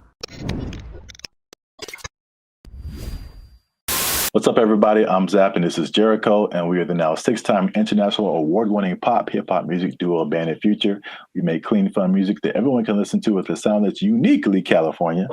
And right now, you're tuned into the Life's a Circus podcast, where we talk about everything that's funny, interesting, and ridiculous. But before we jump into today's topic, make sure you like, subscribe, comment, and share this video with 2 people who are flashy. But you know they faking it, man. That's cold world, man. They ain't got it for real. It's a cold world. They ain't got it. It's a cold thing. So we, again, we've talked about this before. We're Hollywood centric, and Hollywood, Los Angeles is well known for people out here being flashy. They looking sharp. They got the clothes. I mean, they just decked out. Going to fancy restaurants in the hottest clubs, and then they go back to their studio apartment where they can barely afford to keep the lights on. It's just like, it's very much what you see isn't always what you get. Have you had that experience, Jericho? Have you seen people like that, or have you tried to be like that, or you just kind of, you know? I get the appeal of it because there's always the 2 sides that seem to be competing, right? There's being rich and looking rich. Yeah. And it seems like it's more fun to look rich than to be rich, because being rich requires more discipline, and it doesn't necessarily mean that everyone sees you. And so if you care about what people think, then you really want to look rich. And yeah, I know people that are like that. They talk a big game about the moves that they're making and this and that, and they show up in nice whatever. They make sure to show up to the place and then change into something nicer because they have an important thing to go to, and they make sure everybody knows that they're going to this important thing, and they're better than you. It's like, okay, I get you, bro. But it's sometimes hard to tell because in LA, Hollywood, people look pretty good. Like physically look good. They're in shape. They wear nice clothes. You can get really nice clothes on a budget too. If you really have to, you don't have to go to Melrose and blow $800 on a t-shirt. You can go to, I saw the nicest jacket, honestly, other week at Ross for like $25. And it's like, ooh, I was killing. So you can make yourself look flashy without too much. In fact, yeah, Ross has a whole jewelry section. You can get decked out for under $100. You can. You know, but you always question it. I think you always question it. It's like, I wonder if that person really is somebody. Usually the telling point is if they're where I am, they're probably not rich. That's probably, yeah. Hey, you come to this Starbucks too to use the Wi-Fi? Yeah. Doubt. Yeah, man, they shut mine off. But I look fly though, don't I? Like that from Boondocks where Riley takes all the money that Grant gave him for the weekend, blew it all on one shopping. Oh yeah. And he's like, "Ain't I'm clean though?" Yeah. Riley, we don't have food to eat. Oh man, I'm clean though. Well, I brought this up because I saw a study by Redfin, which is a company that's into like the housing market. And obviously, the economy has been very rocky for past few years now, and inflation is sky high. And they did a study that shows that about 49% of Americans are struggling to even just pay their rent, and they're cutting costs in the most unique ways that they can just to, I guess, survive. Okay. While still trying to look like everything is okay. So I guess a lot of people like really are struggling. So I mean, 50%, that's like 1 out of every 2 people that you know. So that's a lot of people. But they said that they are to compensate. They are skipping vacations right now. They're working extra hours.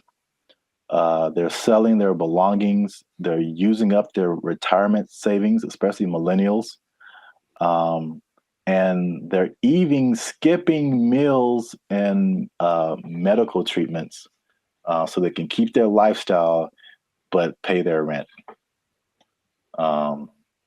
What is that? How does that sound to you? Is that shocking? Or is it like, okay, that's what we're in right now? It sounds like bad prioritizing and an over importance on the exterior, right? Just like my life is just an Instagram reel. So as long as everyone's giving me the likes and I mean like publicly, like they're, oh look, you're doing well, then that's all that really matters, and then they can suffer in silence, you know? Yeah. It seems unfortunate that that's being and people wonder why there's so much anxiety and mental health and depression and stuff, because maybe from out of balance priorities, and then all of a sudden these results that they're getting from their lives are just kind of depressing, you know, but they don't want to admit it. And that's, I guess that. Yeah, I think you're right. Like social media especially fuels that.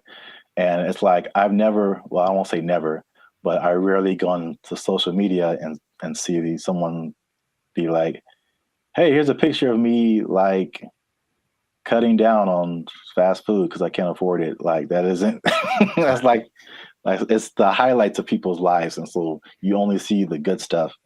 When they're all like, a lot of people can be struggling. So I just have a couple of questions just so people can see how we living, you know what I'm saying?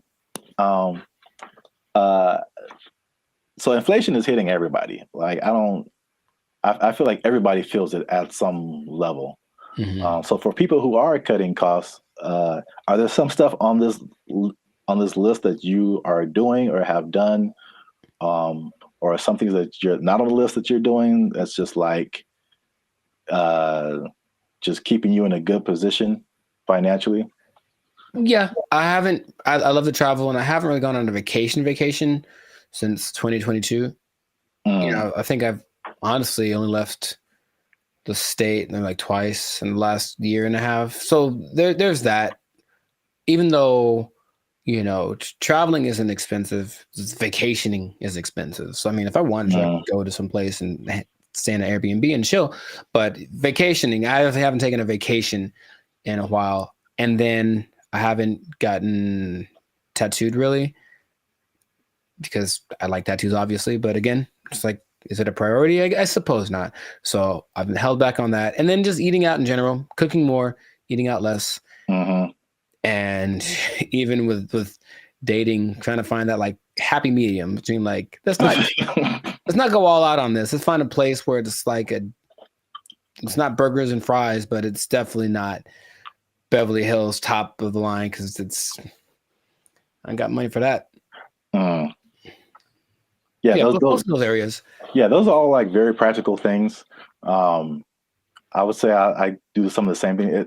If I could offer something different, one thing that I did recently that you noticed, and then I've talked about it before, and it wasn't just because of like prices, but it was just I just wasn't getting the quality service.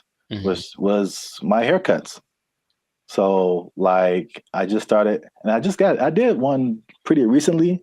I think it looks kind of clean, man. Okay. I think I'm out here like, you know, I could do a few things. I feel you. As a barber, but like I mean, a large part of that was just frustration, just unable to find a barber. If I do find a barber, like I have him for a minute, and then he moved to Texas or something. Like something always happens. I'm just like, I'm so frustrated trying to find a barber. And so let me just get, my hair isn't that complicated. Just need to teach myself how the fade part is really the hardest part. Right. But other than that, like I just do it myself, and it saves me like a lot of money at the same time. So it's like a win-win situation. Yeah. So I do like the eating out thing too. That's a thing. And then what else have I been doing? What else has he been doing? Oh, I had one and I forgot it. So it was like unique. Recycling toilet paper. I mean, wow. Wow. I mean, I only brought it up because it is a real thing. Like people do that. How do you recycle toilet paper? Do you want me to tell you, or yes? Because that doesn't make sense at all. After it's been used, how do you reuse it again? You rinse it off. No, you can't do that. You hang it up to dry. No, in your house. Well, then it's not toilet paper. It's like a rag or something, right? It's toilet paper. I've seen videos of this, man.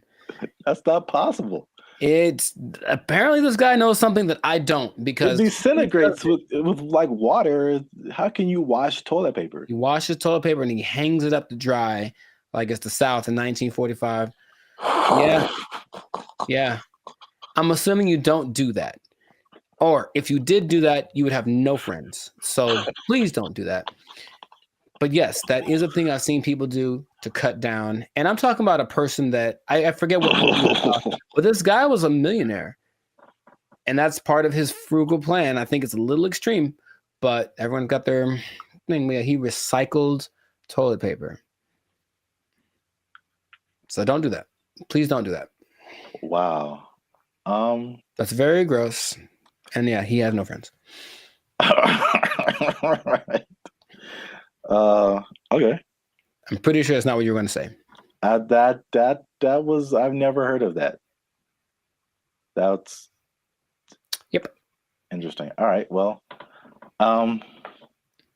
here's another thing, last thing about affordability, to just kind of put things into perspective. The people who have houses are having a hard time paying the mortgages, and the people who don't have houses, it just looks more unaffordable every day. And so the study also showed that the average American earns $30,000 less than what they need to purchase a house. So you're $30,000 a year annually. That sounds right. So I kind of went down the rabbit hole of mathematics. Okay, how much is this? How many people is this affecting? So the average income that they say you need to buy a house, this is a national average, to buy an average house, to get a mortgage and stuff like that, $109,000 a year. That's household income. Mm-hmm. So it doesn't have to be an individual. It could be like a partnership or whatever. So that's $109,000 a year to buy a house. In California, what do you think that number is? Specifically Los Angeles. Higher, for sure. I would go to like 145. Is that not enough? I hope that's enough. That's generous.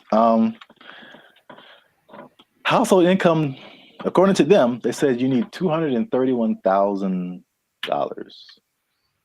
Yo, I mean, that's okay. More than I expected, but it doesn't sound. I know people that are paying $5,000 a month on their apartment. So yeah. On that mortgage, that's what you'd be paying, about $5,400 a month for a house. It's not possible for most people. You gotta think, it makes sense, because if you're paying, that's math. I want to do it. That's almost $65,000 in mortgage payments. Mm-hmm. So that would be a quarter of 240 something thousand. So I think people would expect you to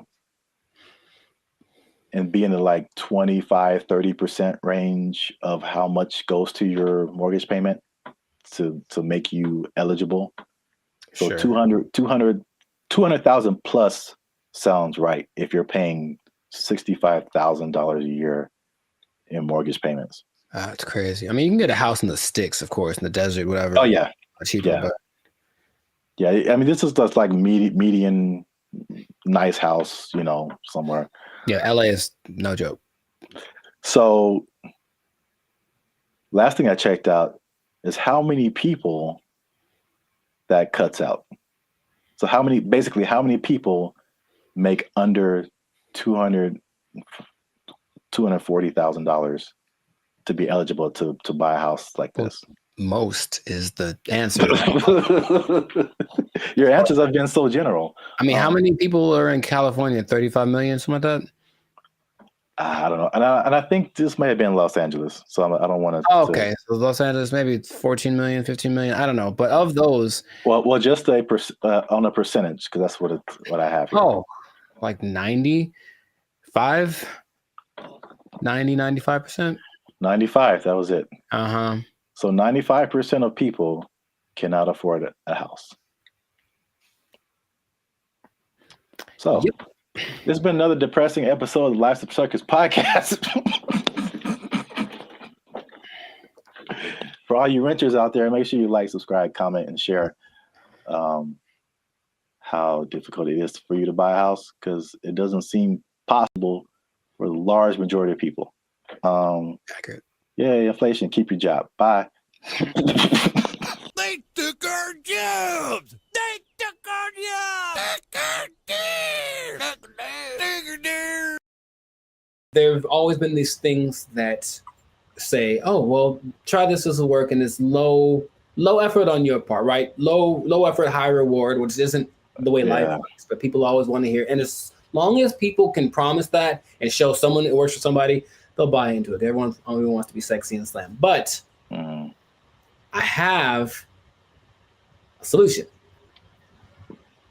A solution that I think works 100% of the time.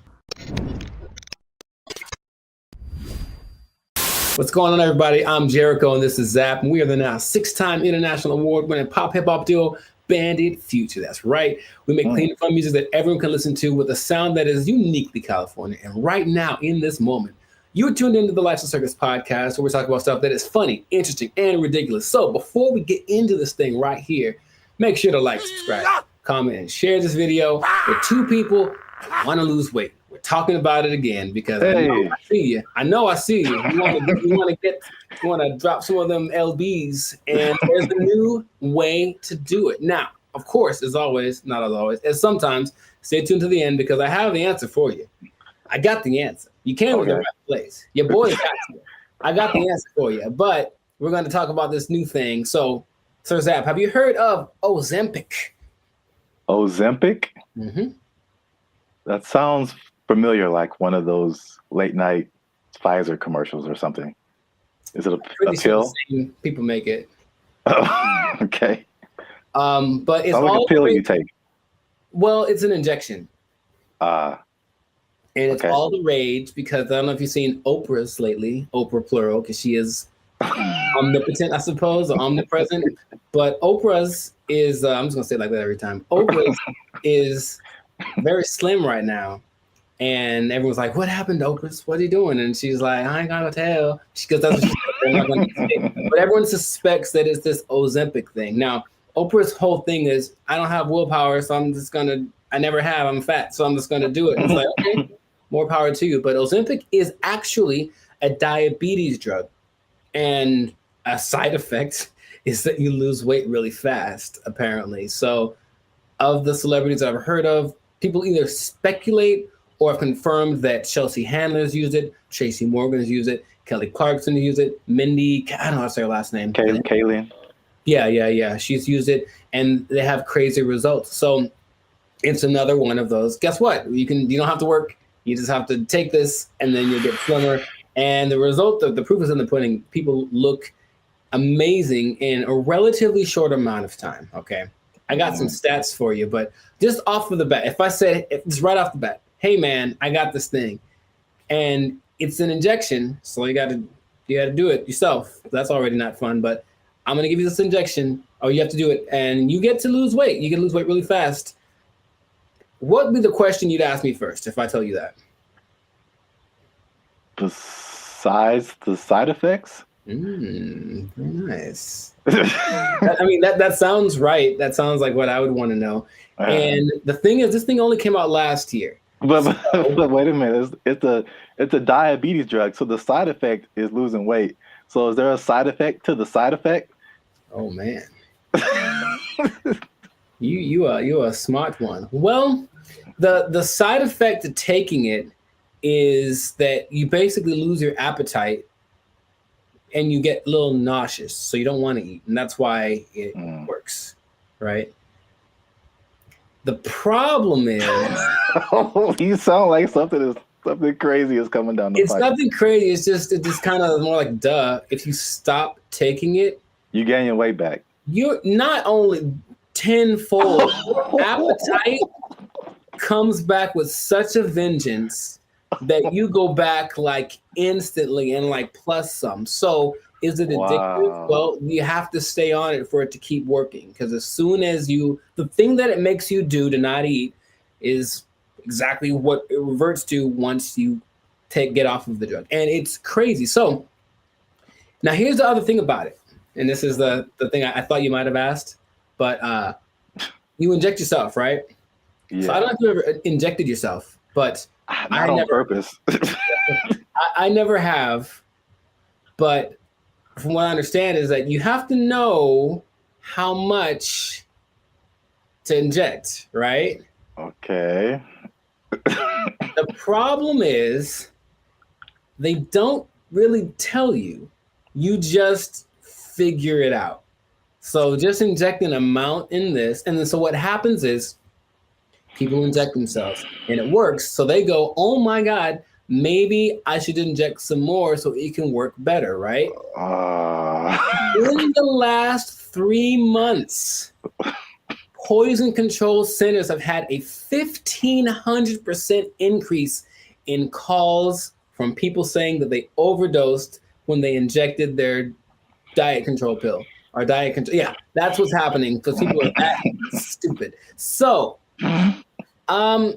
now, okay, we get it, right? You want to be slim, you want to be sexy, you want to be attractive, and you don't want to do anything for that, right? That's just maybe the American way. This drug, also another question you might have asked is it banned anywhere? It sure is. This drug is banned so far in Austria, France, Greece, and the Czech Republic, with more places to come, perhaps. But the numbers don't lie, right? 42% of Americans are obese, 18% of children are obese, and then everyone knows the links to death and all that kind of stuff if you're obese with a high probability. So you want to get slimmer. But this is just another thing. I guess my other question would be, have you heard of any things like this in the past that have promised the same, hey, take this and you'll get, slimmer, more sexy? I can't think of any. I'm sure there's other stuff out there. I can't think of anything off the top of my head other than like liposuction or something like that. Sure, which works, but I looked it up. In the 40s, it was amphetamine. That was all the rage. It was the big deal, and that was proved to be addictive. Rainbow pills in the 60s, which was amphetamine, digitalis, and diuretics, and that proved to be addictive and somewhat fatal if you take too much. There's a thing called Aminorex in 1971. This is all before our time, right? Now, the thing that I remember hearing about in the 90s, there was this thing called Fen-Phen, and it was a big deal with the celebrities. Yeah, and a lot of celebrities, took it, and apparently it works. But now this new Ozempic, I think I'm saying it correctly.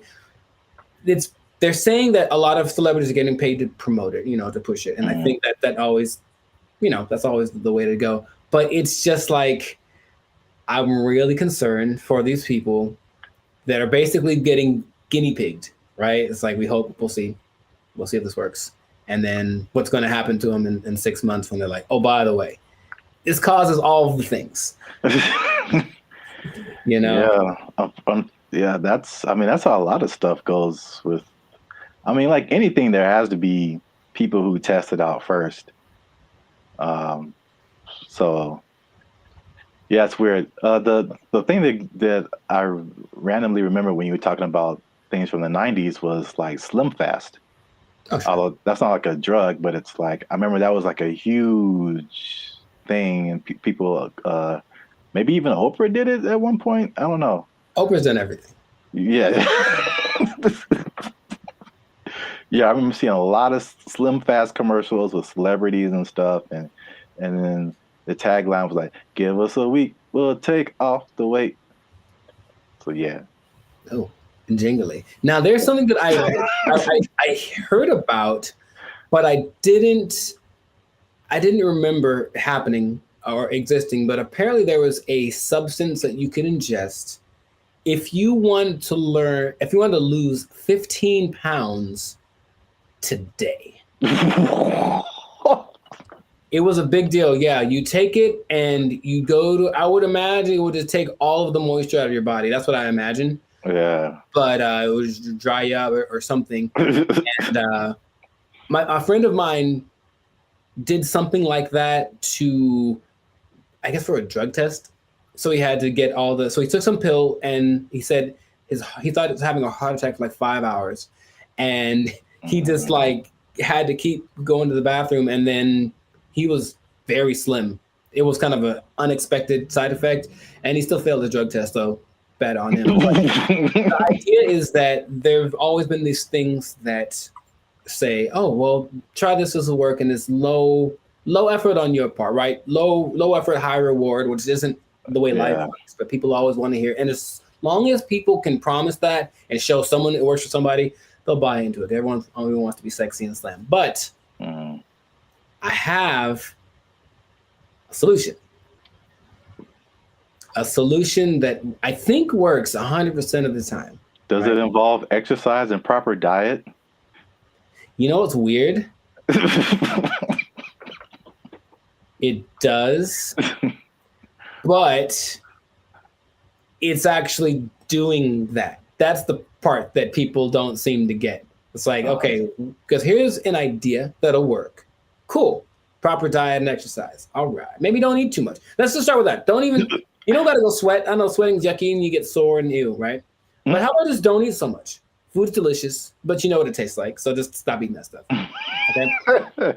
That's true. But doing it is a whole nother thing. So do that. Don't eat so much. And just start with that. And then, like, that's all it is. That's literally all it takes. Everyone knows that, but no one wants to go that route. So instead, they'll try Ozempic, and it works phenomenally. So we'll see what happens. Now, last thing, the company that makes it, I forget the name of the company that makes it, but they made $4.8 billion. Of course they did. In just the third quarter of 2023. That's a lot of $1 billion. I believe what was it? I forget the company they're based off of, someplace in Europe, but their gross income was greater than like the GDP of the whole country, basically. And sure, so people are going to keep buying into that. So if you try Ozempic, it'll work for a while, and good luck to you. That's all I'm going to say. Maybe try the other thing that I suggested, but I'm no expert. I just, Wow. I look like this and you look like that. Oh, take that. So anyways, leave it like that. This has been another episode of I wish I had like a pipe right now. I don't know why. This has been another episode of the Life's Circus podcast. So make sure to like, subscribe, comment, share this video with people that want to know about losing weight the responsible way. Thumbs up, maybe a ding sound, maybe. And, stop eating that stuff. I got nothing else to say. We out. They took our jobs! They took our jobs! They start doing the conga line down the middle, playing some Lil Jon song, I swear to you. And we're like, all right, cool. Now I'm looking and I see a a few people, the passengers that are happy and they're doing the thing, and then the flight attendant, and then I see a guy, and I recognize this guy. And I was like, why do I recognize this guy? Oh, he's the guy that I saw when I got on the plane. He's the guy that introduced himself and greeted everyone on the, is that the pilot? It sure was. It was the pilot of the plane. No way. The pilot of the plane. And we're all like,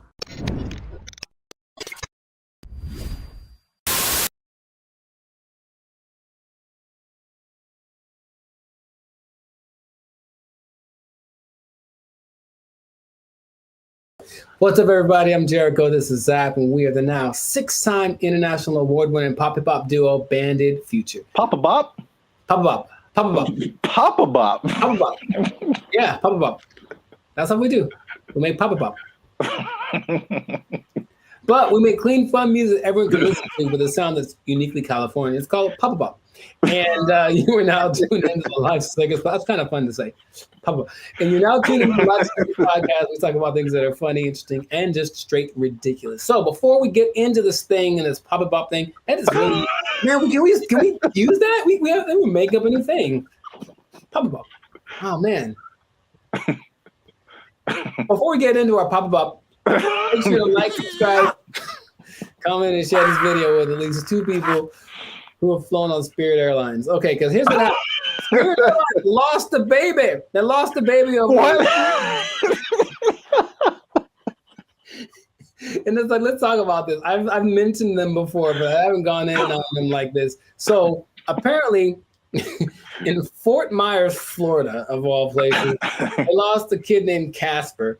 He sit on the plane by himself, already a bad decision. Did it say how old the kid was? He's 6. Okay. I think that's still too young to fly. You shouldn't be under 40 if you fly Spirit Airlines. But he was sent to visit his grandma in Florida, and he was put on the wrong plane. And he ended up 160 miles away. Not too bad, but if you're 6 years old, that's probably pretty terrifying. And the flight attendant's like, the grandma's waiting at the airport, and she's like, hey, where's my grandson? And she's like, oh, there's no kids on here. And that was it. And so then they panicked, and they eventually figured that out. And I saw that, and I was like, yeah, that sounds about right. Because I've been on Spirit Airlines one time, and that was enough. So first question, have you ever, because I've got a story. Like, it's so crazy how many stories in one experience I have, but have you ever flown the Spirit? I can't remember, but I feel like you remember. Yeah, that's what I'm about to say. If I can't remember, then it probably did happen. Oh my! I can't believe how accurate all of like the stereotypes are, and they make fun of it on so many things that I was like, this can't be real, right? But I'll tell you my Spirit Airlines experience. For one, it's cheap for a reason. And if you have to be someplace, if you absolutely have to be somewhere, fly Southwest. That's all I'm going to say. So this is what happens, right? I'm going to Nashville, Tennessee, and I get to the airport at LAX. And the first thing when I finally get to the Spirit thing, and I'm greeted by a lady, and she's like, hey, are you going to Savannah, Georgia? And I said, no. And she's like, oh, good. And then that was it. And I was like, wait a minute. So then I kind of hang back for a little bit because I'm on time. So I'm just I want to see what this is. So she didn't explain anything. The person behind me walks in, and they're all kind of rushing. And then she's like, hey, are you going to Savannah, Georgia? And the guy's like, yes. And she's like, the flight's been canceled. And he just loses it on her. So he cusses her out. She cusses him out. And she's ready with him. And I'm like, oh, that's how it starts. So already I can tell that they don't have the whole, hey, alert system, because they have the app and everything, but there's nothing that says, hey, your flight's been canceled. Sorry, don't come back. They just have a person in the lobby waiting for you to have gone all the way to the airport to tell you that your flight got canceled. I'm like, oh my God. So I'm like, okay, cool. So I get to the line, we have to check your bags and do the x-ray thing or whatever. And it's just a bunch of people yelling across, like literally, the yelling across the space. There's all those lines with the conveyor belts, and one person over here, and they're cussing out somebody over here, and this person is yelling back, and they're running back and forth, and that's not my job, and blah, blah, blah, and bleep you, and all this kind of stuff. And it's all happening as people are just like, I just want to get to Nashville. That's all we're doing. So that is how everything started. I'm like, this is a movie. It's really like a movie. So we finally get to the plane part of it, right? We get on the plane. The flight's supposed to leave at, let's say, 3 p.m. So I'm sitting on the plane, 3 p.m. Cool. 3:10. Cool. 3:20. All right. 3:30. Right. Just do the math. It's about 4:30, right? Yeah. We've been sitting there for an hour and a half, and we're all just kind of disgruntled. We're like, man, what the deal? Like, well, here's the thing. One of our flight attendants isn't here because they apparently changed their schedule so much that people get, so that flight attendant went to the wrong. It'd be funnier if it was like went to the wrong terminal. He went to the wrong airport. So he's not around. So we got to wait for him. So they waited 2 hours and apparently got somebody else. I'm like, all right, I don't know, whatever. So they appeal to all the passengers by just giving out free drinks, just left and right. So we're not even in the air, and people are hammered, man. Okay, I was going to ask you if it was just like soft drinks or if it was some of that bubbly. It was the stiffest of the stiffies, and it was just hard alcohol. Everyone drinking it. I mean, like people, and they weren't asking ages either. There's some young-looking people on the plane. I'm so serious, man, and I have to. Like, there's so much more to it. I don't want to just. Well, okay, so. We finally get in the air, and we're going, and it's like not going well because everyone's drunk and complaining loud and stuff, right? So the flight attendants decided it'd be a good idea to calm the tension to just start a conga line down the middle of the aisle, right? No way. It gets better. So no way no way. They start doing the conga line down the middle, playing some Lil Jon song, I swear to you. And we're like, all right, cool.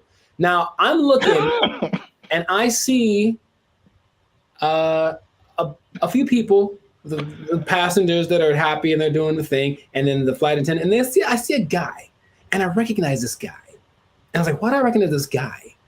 Oh, he's the guy that I saw when I got on the plane.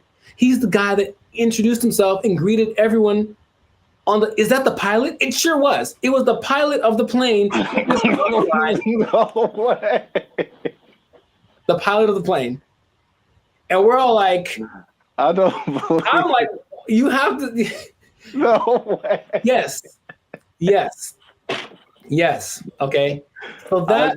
Yeah, I can't believe you haven't shared this before either. This is I don't know. I did mention Spirit Airlines before, but I didn't like going like this. So that was like part of my first experience. Okay? That was on the way there. And then when I get, oh man, that landing is not. Dude, it's just crazy. Wow, you got the full experience. And you just kind of get that like whiplash kind of thing. You're like, can I sue? And they're like, no, when you sign the waiver, you said like, we're here. Like, yeah, I know. So that's already interesting. Cool. So that was on the way to Nashville. Got to Nashville, ate some chicken, had a good old time, right? Came back, Spirit Airlines again, right? And I get to the terminal. I'm like, all right, so what's going to go wrong this time? So we get on the plane. Now, remember the last time I got on the plane, the pilot greeted me, and then later he was on the conga line? Well, this time I get there, the pilot does not greet me. And I said, oh, okay, maybe he's in the bathroom, whatever. So I just sit down in my seat, and I'm just waiting there. The seats they're not any smaller than regular planes. They just feel like it because it's Spirit. Or I was sitting next to some biggins. I don't know what it was. But so I'm just kind of like this sitting there, right? And the flight's supposed to leave at like 5:30, and we're going like this. This is happening again. Why are we late? Why are we late this time? They finally make an announcement like an hour into it of us just sitting there. Like, so the pilot wasn't told that he was supposed to fly today. So he's not here.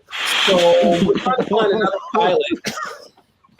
And dude, I swear they almost went like, does anyone here know how to fly a plane? I feel like it's going.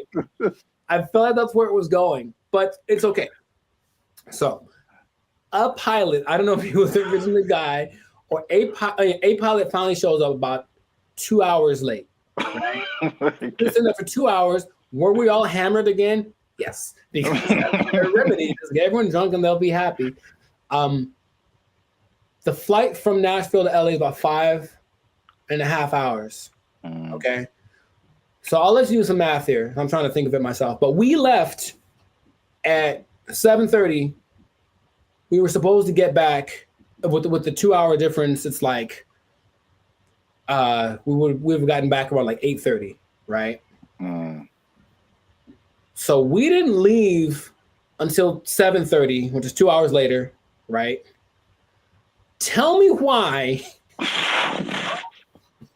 we got to LA at like 8:42.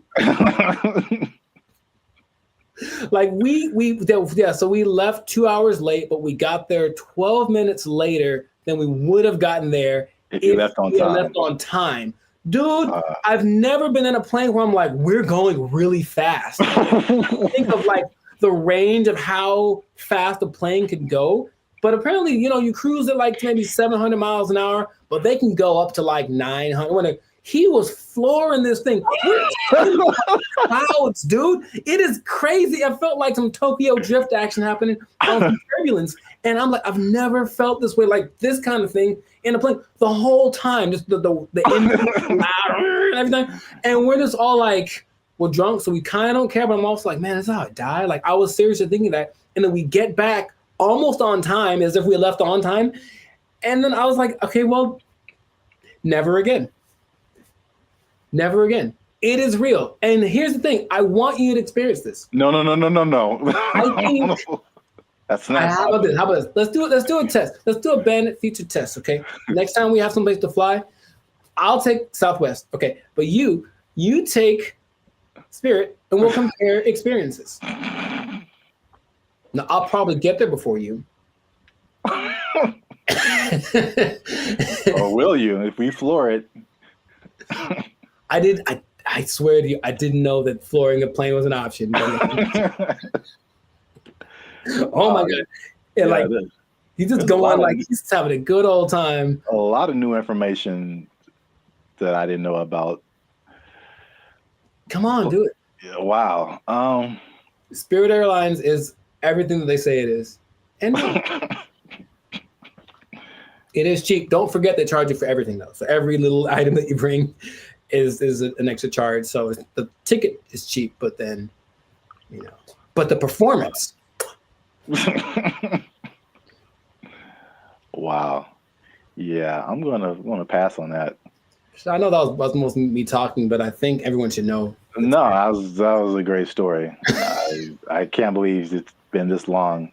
Over 100 episodes since you shared it. Maybe I repressed it. Yeah. Oh, remember that time I almost died? Oh, yeah.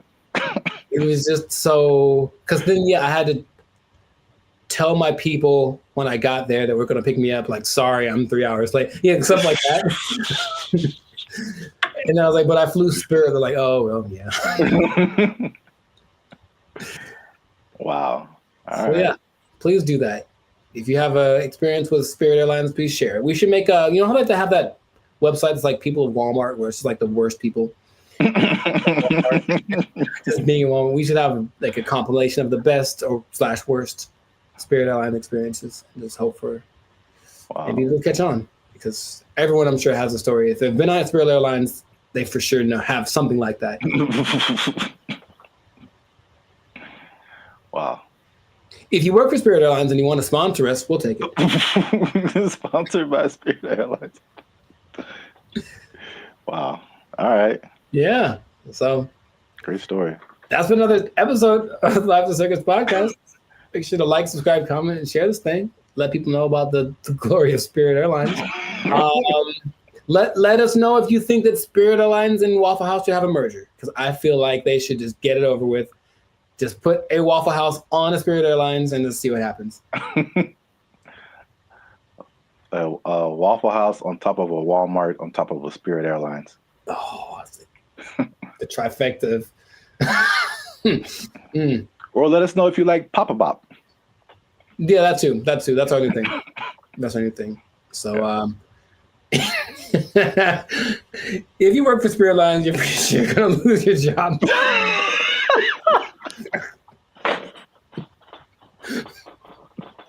Yeah. So good luck to you. Good luck to you. That's not gonna last forever. They don't have to take. Yep. No one's gonna take it. Yeah. Yeah. We didn't have to even say it. I don't have to even say it. Yeah. So, just start putting in applications. God. They took our jobs! They took our jobs! That was their whole identity. Yeah, you're right. And we trusted them. Not anymore. Not anymore. To be competitive, they have taken that away. So now, just like all the rest of them dogs, them backstabbers, and malcreants. I don't think that's a word even. Malcreants? I'm just mad about it.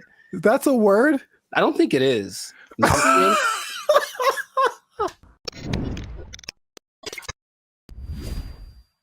What's going on, everybody? I'm Jericho, and this is Zap, and you are now tuned into the Life of Circus podcast, where we talk about things that are funny, interesting, and ridiculous. And you want to pay attention to this episode because it just hit the fan. Something went down that's just crazy. We were betrayed.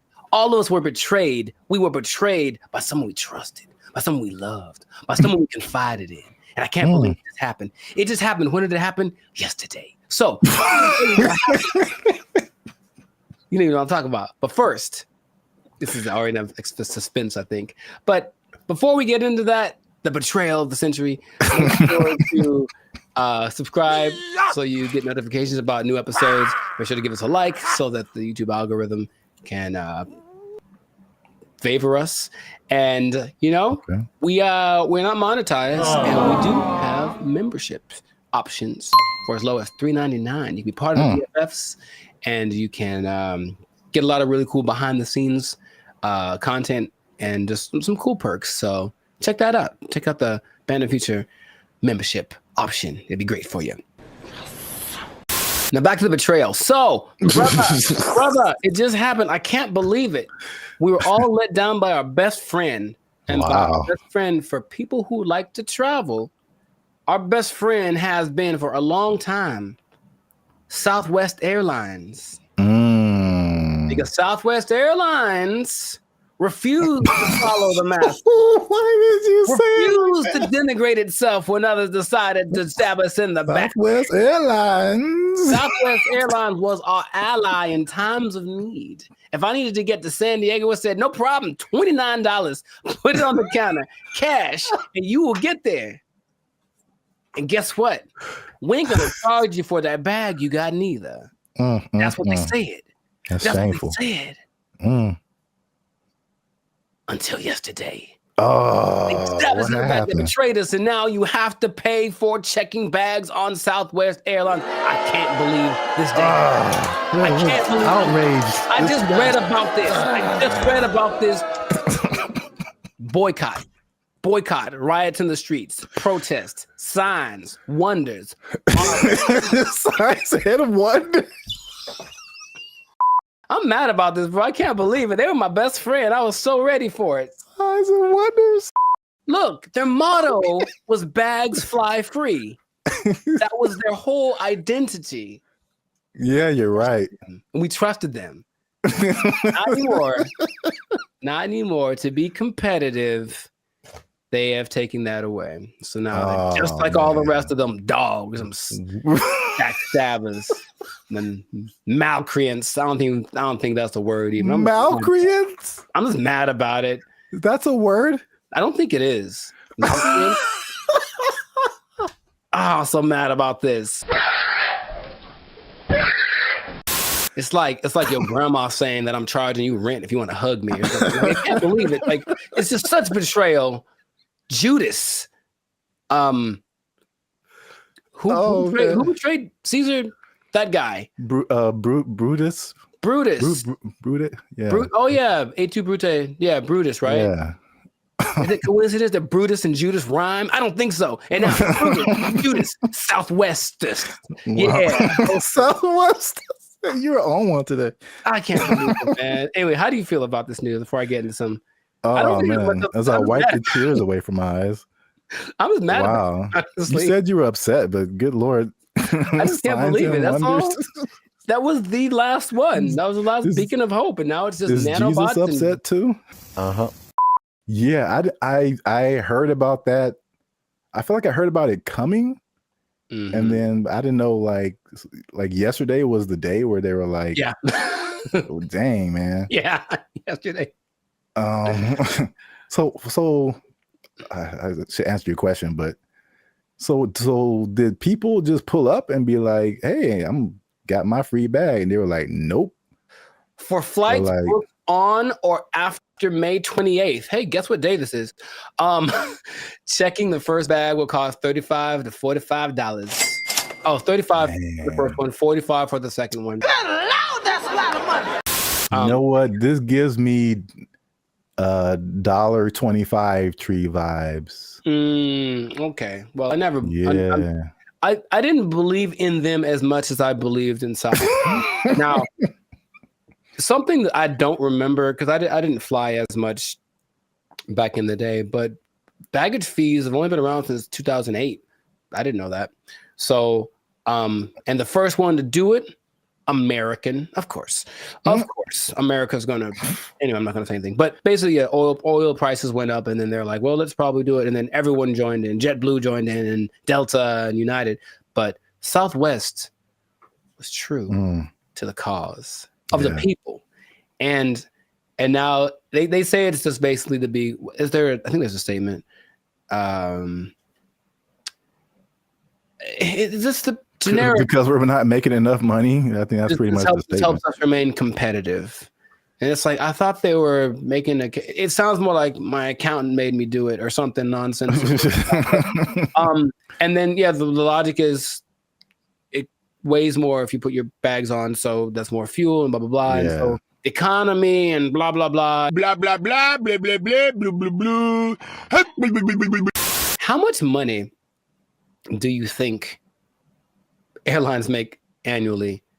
I was just about to say that, because even the episode I did with the seats, it's like, from what I hear, their profit margins are thin. Like, they don't really make enough to cover a whole lot more than their costs. But I can't even make, I don't have no idea how much they make annually. Well, it starts with a 7.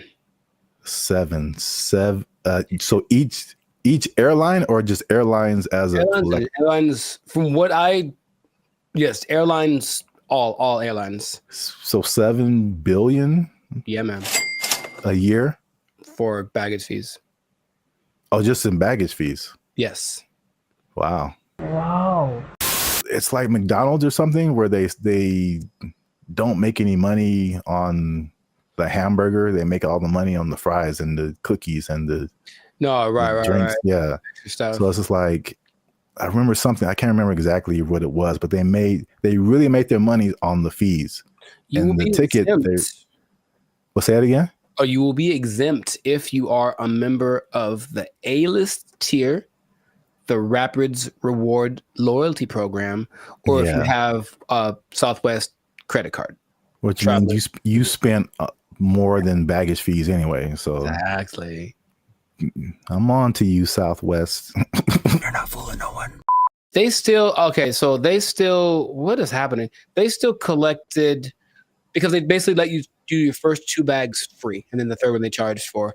And they still got $83 million a year off of that. Wow. And the thing is, the prices go up because they're kind of like, okay, the more baggage that you put on, the more it costs us, so the more we're going to charge you. So they would charge for that third bag $150. Dang. And if it was a little overweight, it was $200. Good Lord, that's a lot of. That costs more than my house. There is good news. Good news. Kind of. Depending on your flight, like where you're going to, how long it's going to take, and how heavy your bag is, sometimes it's cheaper to send your bags through like FedEx or UPS. Sometimes it really just depends, but some people do that. And then they That's have crazy. I know, but it's like that's what it's come to. And they have little ports down there at the airport, so you can pick up your thing, and it'll be for sure. UPS and FedEx are more reliable than airlines. Oh my god.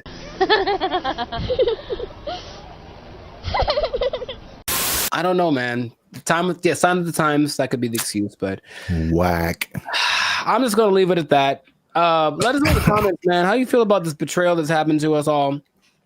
And what can we do about it? Can we revolt? Can we just I don't know what we could do. But it's a little bit frustrating. But Southwest, just right to your congressman. I don't know. Is that what congressmen do? They don't want this anymore. Heck no, we won't go or whatever. Make little flyers and storm around the Southwest. They still had snacks, I think, on Southwest too that were free. I think they still have that, which I appreciate. For now. Well, oh man. Anyways, this has been a great episode. Share it with some people that are feeling the pain that I'm feeling. I'm gonna have a drink to the memory of free baggage. They took our jobs. They took our jobs. This person falls down the stairs. See, like, that's really messed up to say. Like, I didn't mean to say that, dude. That's the crazy thing about that. That came out so natural. If laughter is your thing, my thing is like, where the hell did that come from? That's concerning. I'll be honest. What's up, everybody? I'm Zap. That's Jericho, and this is Bandit Future. And I found this on the internet. Say hello, Jericho, to your new robot butler. I don't know why that gets the accent, but it does. Humanoid robot Neo has a new AI model that's unlocking new capabilities as it's being tested in the homes of 1X employees. The robot's new abilities include... Doesn't this look not creepy at all? Here's the thing. Let's say what the future. I said what the, put another word F in there. Man, oh my God. I hate this so much. Whole body control, improved coordination, running, multi-directional walking, stairs, and more.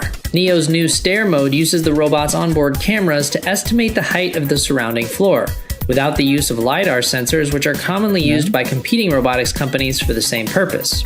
Video from 1X also shows Neo stepping sideways downstairs, stumbling a bit over the last step, and catching itself. To perform tasks that require Neo to get lower to the ground, 1X showed the robot sitting, kneeling, and standing up from those positions, including an example. Come on, Jericho, look at this. Man. It's going to help you fix your car. It's going to do your laundry. Man. It's going to go running with you. It's too big, man. It's too big. It's too coordinated. It looks like it's got like a fencing suit on. Nah, man. It's got like arms are kind of buff. Like it's kind of swole. I guess so it can lift. Can it lift the car off the guy if it falls on him? Like, I don't know what's going on here. Even the color, I feel like it's too normal. It's just a regular color that anyone wears. Like, it's make it like neon purple, something that makes it like a spectacle. Don't just let it just. I don't even, man. If I wasn't paying attention, like if I was distracted, like let's say I'm walking down the stairs because I got like chicken in my hands and I'm excited about the chicken, and that thing walks up the stairs past me.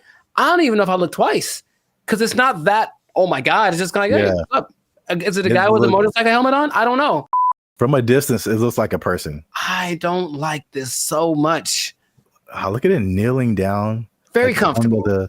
The G ones you were talking about, the flexion. Like, look at its feet and how the back. Very stable. Looks very stable.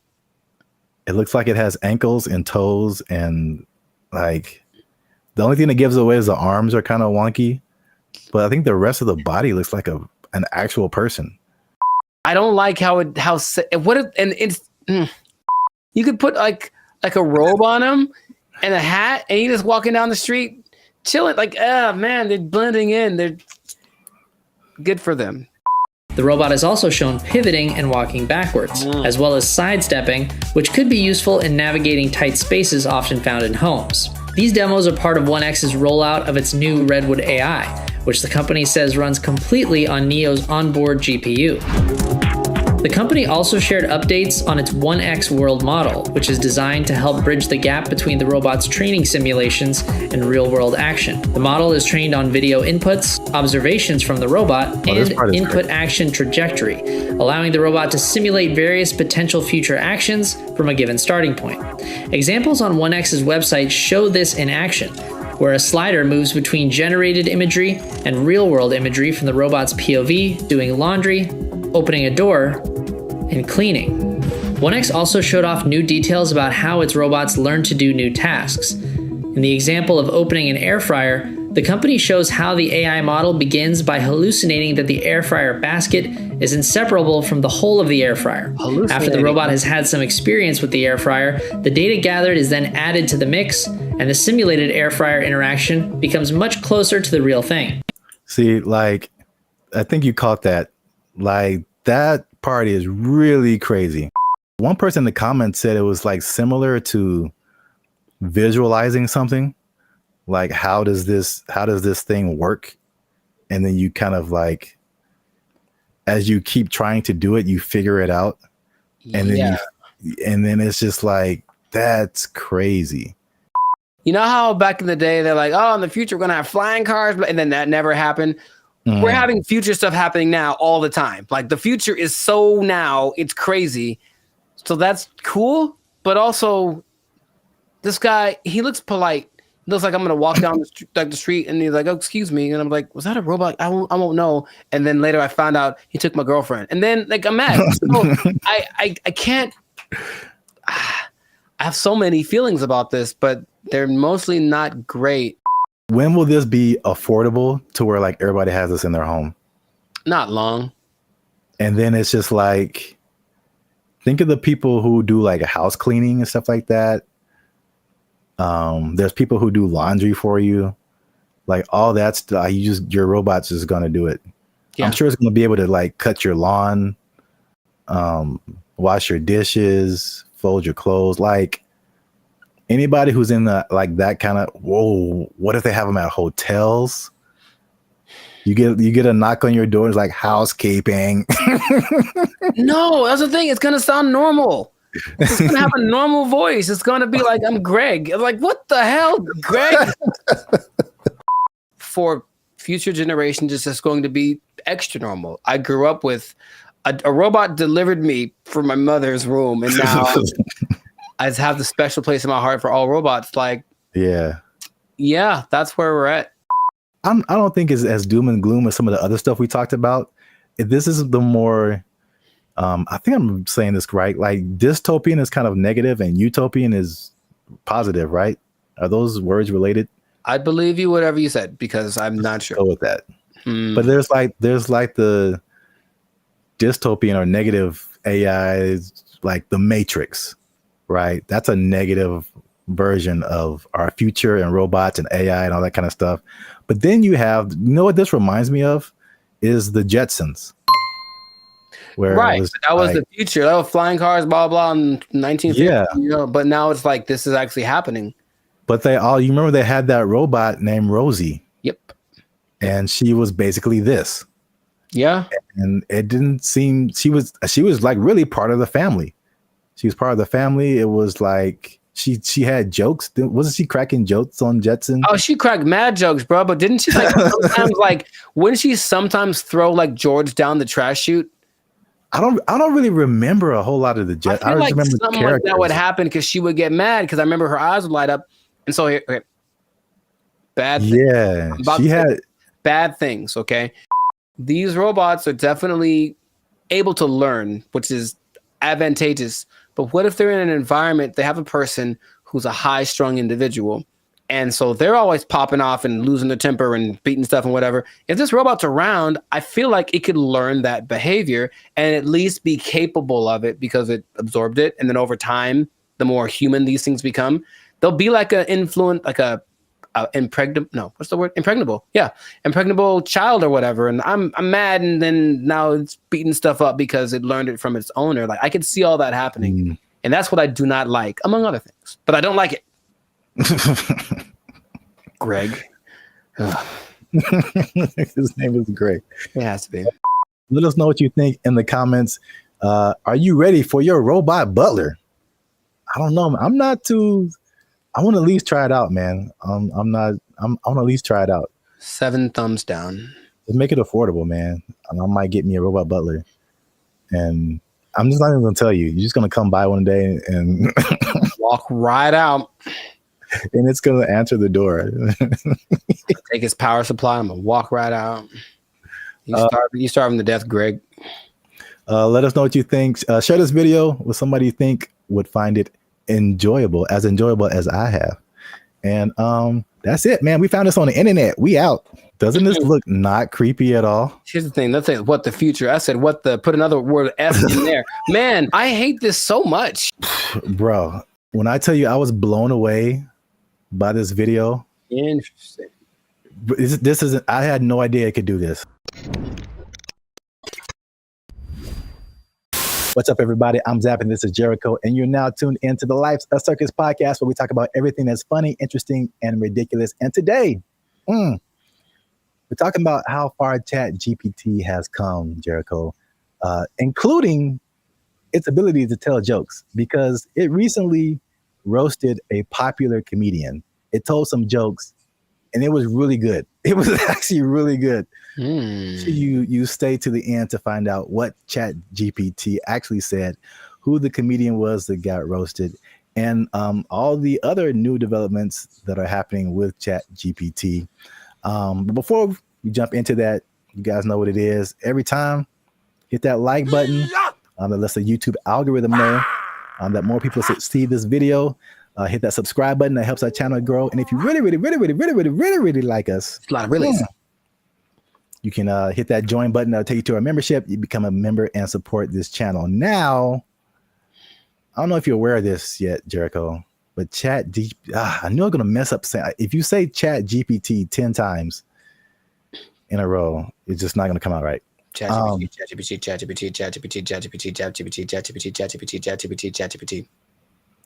We'll edit that out. Anyway, ChatGPT now has voices. Are you aware of that? I was not aware of that. Yeah. Do tell.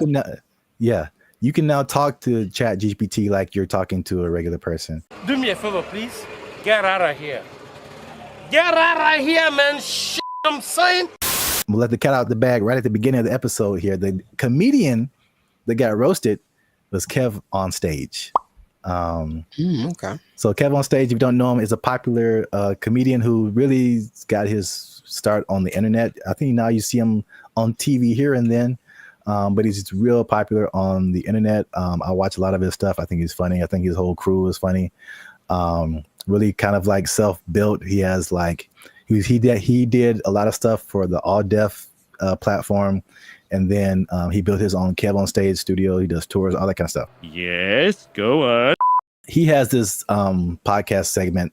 I think it's called, like, I saw this on the internet or something. Yeah. Him and a bunch of his comedian friends just talk about stuff. And they were talking about ChatGPT. And this is the moment where they introduced it to Kev. And this is where he found out that it could actually talk. I had went on a really bad date, right? And I thought I was tripping. And I was going to chat. I was like, I told the ChatGPT the scenario, and he broke it down. He was like, "You ain't tripping. You a beautiful queen, and you deserve X, Y, and Z." Wasn't talking like that. Right. Where'd you get yours from? Be a New York ChatGPT. It was like, you cool, you heard? He's Black British, right? You're in it. He was mad sweet, and he broke it down, and he gave me such upliftment, and I was like, hold up. What you doing later? I live in your phone. Hey, when you're in that conversation mode with it, it really be talking to you like a person. Because like I put the audio on. Yeah, you can have a conversation. Like you can say, so you're hearing it. You can. Oh, I didn't even know this was a You feature. can set it up so you can talk to it. Like, 'cause I had a thing where we did a mock interview with it. It was like, oh, totally. Let me know if you want to run some more. Like, let me know if you want to run some more scenarios. And be like, yeah, I'd love to run some more. Okay, well, here's a scenario where it talks just like that. What, bro? I didn't even know this was a possibility. Bro, wait till it gets a body. Is that right now? Yeah, hold on. Let me see. Hold on. I ChatGPT's said, ChatGPT, smashed. can you tell my friends hi? Absolutely.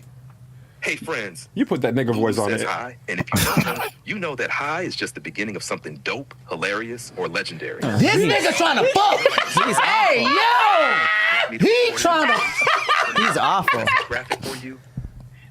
That nigga said legendary. So yeah. That's wild. Also, I can't let it slide that the lady there said the word upliftment. But, you know, I'm guilty of making up words all the time, so maybe that's just part of her thing, or maybe I don't know something she knows, but I don't think that's a word.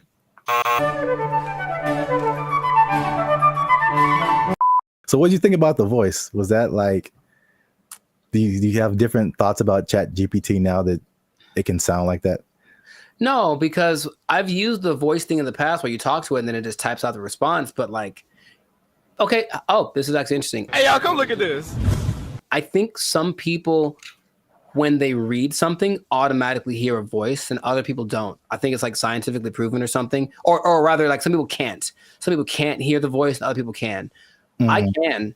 So anytime I read something, I feel like something's being heard. So I've never, I guess, divorced the idea. So just hearing it out loud is like, yeah, I always heard something when I read whatever ChatGPT told me. So it's not weird to me.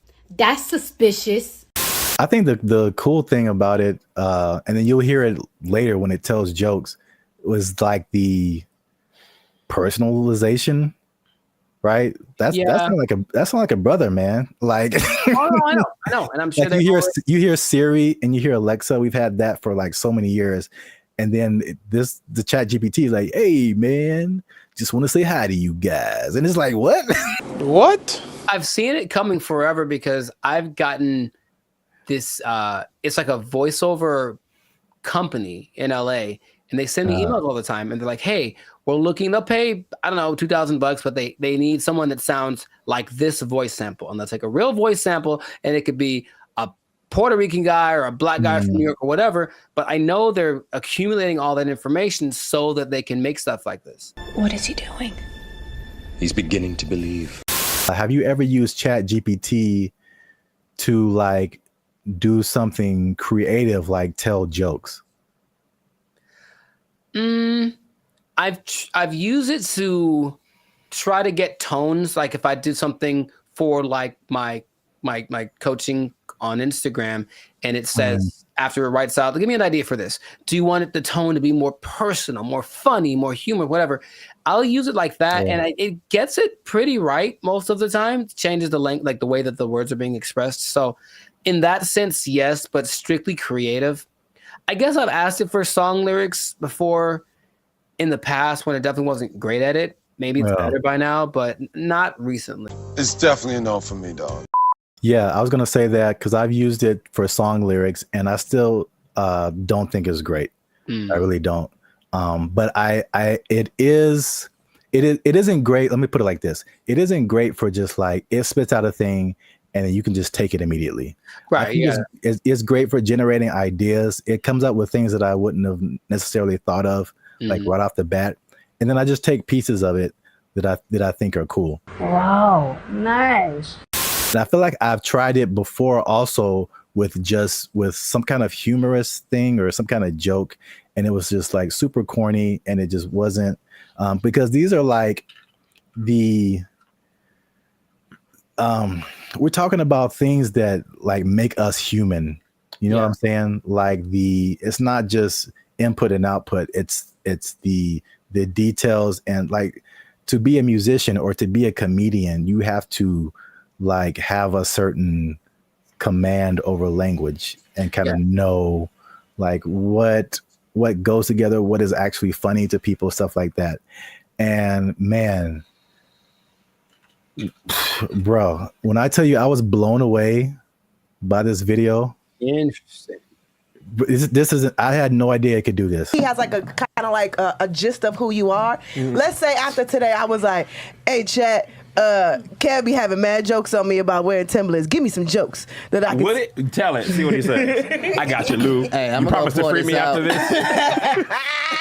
So basically, All right, what's some Kev? Right. She's because these comedians, they're good at like roasting each other, like going back and forth, stuff like that.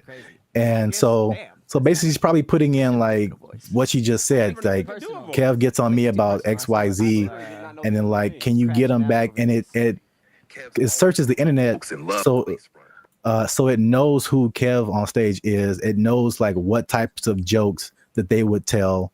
And once you listen to this, you can hear ebonics. It isn't like, again, it's not like Siri or Alexa. Like listen to the words that it used in addition to like just too personal. I see why people I literally did are, not know this was a thing. crashing out over this. Kev's always roasting folks in love and lace fronts, so it's only fair he gets a little heat back. Here are some playful roast-style jokes you can toss Kev's way. Where'd you get those titties from? Kev be dressing like he just got out of a youth pastor escape room. Dang. Congratulations, Kev. You found the key under the scripture and unlocked this corduroy jacket. Dang. 2, Kev built like he keep a Bluetooth headset on just in case. All right, that's enough. Somebody That's needs enough. prayer and a business strategy. Okay, hey, come on. Kev looked like he organizes the church potluck and the security Okay, team at the nigga. same time. Y'all brought the baked mac and cheese? Cool. Now let me see what's in that bag, though. Kev's hairline out here doing the mannequin challenge. Oh, wow. Still silent, never moving forward. Wow. 5, Kev always got that face like he's about to tell you why the Lord don't like astrology. Kev got that married for 20 years energy. Even his hoodie be like, let's just stay home and watch something nice. Every time Kev wears a turtleneck, it looked like his chin trying to file for witness protection. Wow. Want a few clean ones to say on stage or on camera with him? Wow. Clean options? A little spicy next round? Jesus Christ. Jesus Christ. I like how he was like, oh, you need some? Here's 30. What? That was brutal. Yeah, brutal. that was insane. He just destroyed him.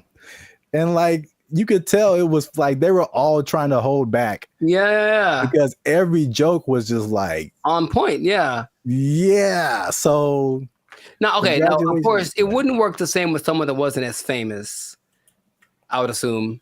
I mean, would it? I don't even know. Like, I can't even tell you that. Like, it does whatever you prompt it to do. Yeah, sure. And it has the entire internet. So if you have anything on the internet, I assume it would know. It would not be as personal, but I'm sure it could come up with that style of jokes, just for like a general person. But yeah, but like you said, like you're saying, because he is famous, like it can make some like really personal jokes. I mean, dude, turtleneck, neck in a witness protection program. That's great. Yeah, it joked about his weight. It joked about his hairline. It joked about his Christian background. Like it went in on him. Bro. And the delivery is so like dry. Also, that like really helps. Yeah. And you heard the ebonics. Oh yeah. Like it, and that's a thing too that just it's part of the delivery, especially with like black comedians. It's like you can't deliver it straight. It has to have some flavor to it, or like some like almost a hood aspect sometimes for the joke to like really hit. Like someone from another culture could tell the same joke and it's just not the same. Of course, right. They don't have that. So like, bro, that's like one of the wildest things I've ever seen. The voice thing, because of course, if it just writes you jokes, then that's one thing. But to add that aspect of it with the voice and the ebonics, like you mentioned, and the tone and the delivery and everything, and the personalization of it. All right, ChatGPT. All right. Yeah. So let us know what you think. Did you know that ChatGPT could do all this stuff? And by the way, that's not all. ChatGPT can now generate images. It can connect to other apps. It can schedule tasks for you. The same company produces Sora, which is like the AI video generation. It can fill out forms and upload files and get answers. Like ChatGPT, it can have a memory. So you can be like, hey, remember that thing we were talking about 2 weeks ago? Let's talk about that again. It'll remember what conversation you had. Like, dude. Yeah. Oh my God. Wow. Let us know what you think in the comments. And then if you like this video, share it with someone that you think might also like it. And Look, Jericho, I haven't done this in a while. Mm-hmm. But if Chat GPT is telling jokes like this, I don't know the future. All I'm saying is if it can do this, I'm pretty sure that it can take your job. It can take your job. Oh, Chat GPT, jokes. Oh, that was actually really funny. Oh. ChatGPT.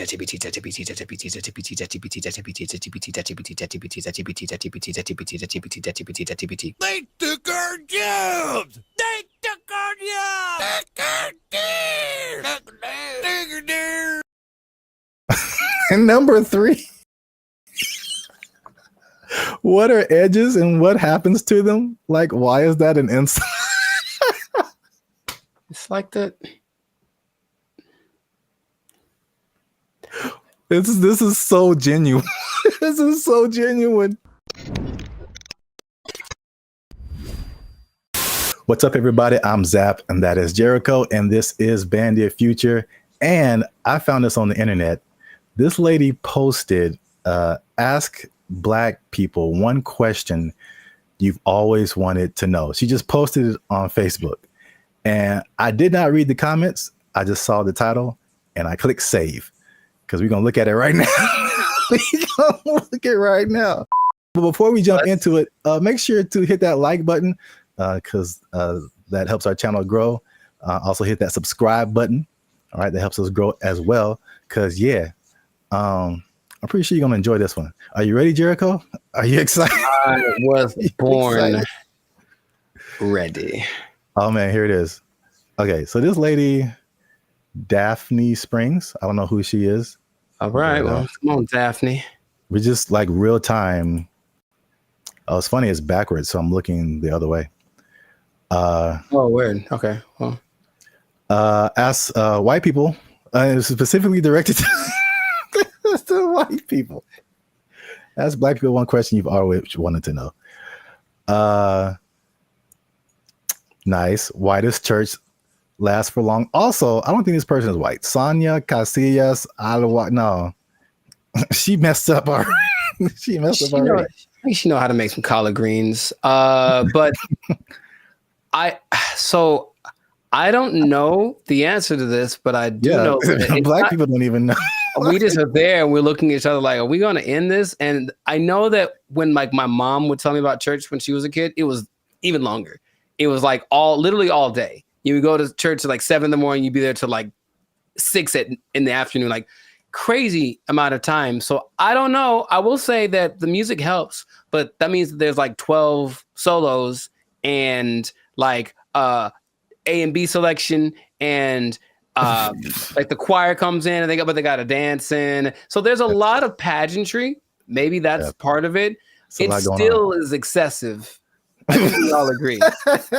I think we all agree it's excessive. Building fund. You got a building fund that never results in a building. It's just a fund. Man. She didn't ask all that. I'm just letting you know. I'm just letting you know.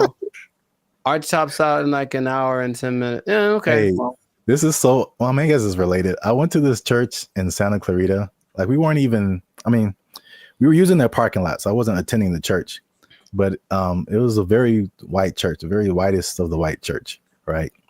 And they had all these, it was huge. You can't see it from the freeway, but like once you get off and like go up the driveway, you see this like huge complex. And they have all these signs of like what each building was. And my first thought was like, man, white people actually build buildings with their building fund. Building fund. It's true. White churches also tend to have like a donut shop, stuff like random things that you find in whatever, like seriously, and you find in whatever like shopping center, they have a cafeteria, a donut shop. One of them had a petting zoo. I'm not kidding. One in Beverly Hills had a petting zoo. They used the building fund and made a petting zoo for the babies. Good for them. Notice how there's 4,877 replies to this.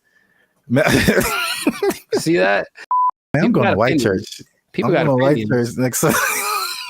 Got opinions, but I'm tired of being in service 7 hours. I'm going to white church. Long, you get real uncomfortable, and there's no there's no halftime. Maybe if there was like some kind of a intermission, get some snacks. That'd be fine. Yeah. But no, it's just one long, drawn out. Because you know what it is too? The people that have the solos, they have to tell the story about the first time they heard that song and how much it means to them. Yeah. And all that in the backstory or whatever. And then something has to do with Moses and Methuselah and all. And it's just like a 20-minute story just to get to the song. That also makes the a little longer. The service a little long. Wow, we spent the whole episode on the first question. I didn't realize there'd be more, honestly. I mean, that is a pretty strong first question. Like, there's a lot to that. But I was expecting something a bit more racist. I'll be honest. I mean, hey, I was kind of hoping for something. I mean, we haven't scrolled through this. That was a solid first question. So many hair questions from a guy. That's interesting. How he wants to know. He's trying to, because he's trying to get one. He's trying to get his African, his Nubian princess. Okay. I'm not mad at you. He wants to get her. All right, Brian Devricks, I see you. How long does it take to do the long braids? I see. 10 hours. Yeah, forever. Takes literally, it takes 10 hours. Did I ever tell you that I used to have braids? I feel like I would have remembered that. I went through that phase in high school. Like, I'm gonna be gangster now, and I got braids for like the first time. I think I had them for like maybe a couple of months, and after that, I was like, no, not anymore. Because you have to make them tight so that they stay. Yeah, and it's like pulling your brain back when you get them done. It hurts so much. I had them for a week. It was pulled so tight, and it was just for a wedding I was going to. I wanted to look fly, I guess, and I just looked. Man, I was gonna be racist. I'm not gonna say it, but I looked. And number 3, what are edges and what happens to them? Like, why is that an insult? It's like that. This is so genuine. This is so genuine. That's more of like a female thing, I think. Yeah, I mean, he's asking for females too. Yes, because he wants to know. He wants to know how much he's going to be paying for her edges to get done, and it's a lot, brother.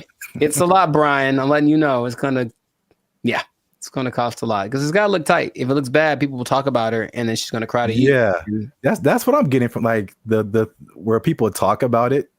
Yeah, I feel like people talk about it more with women.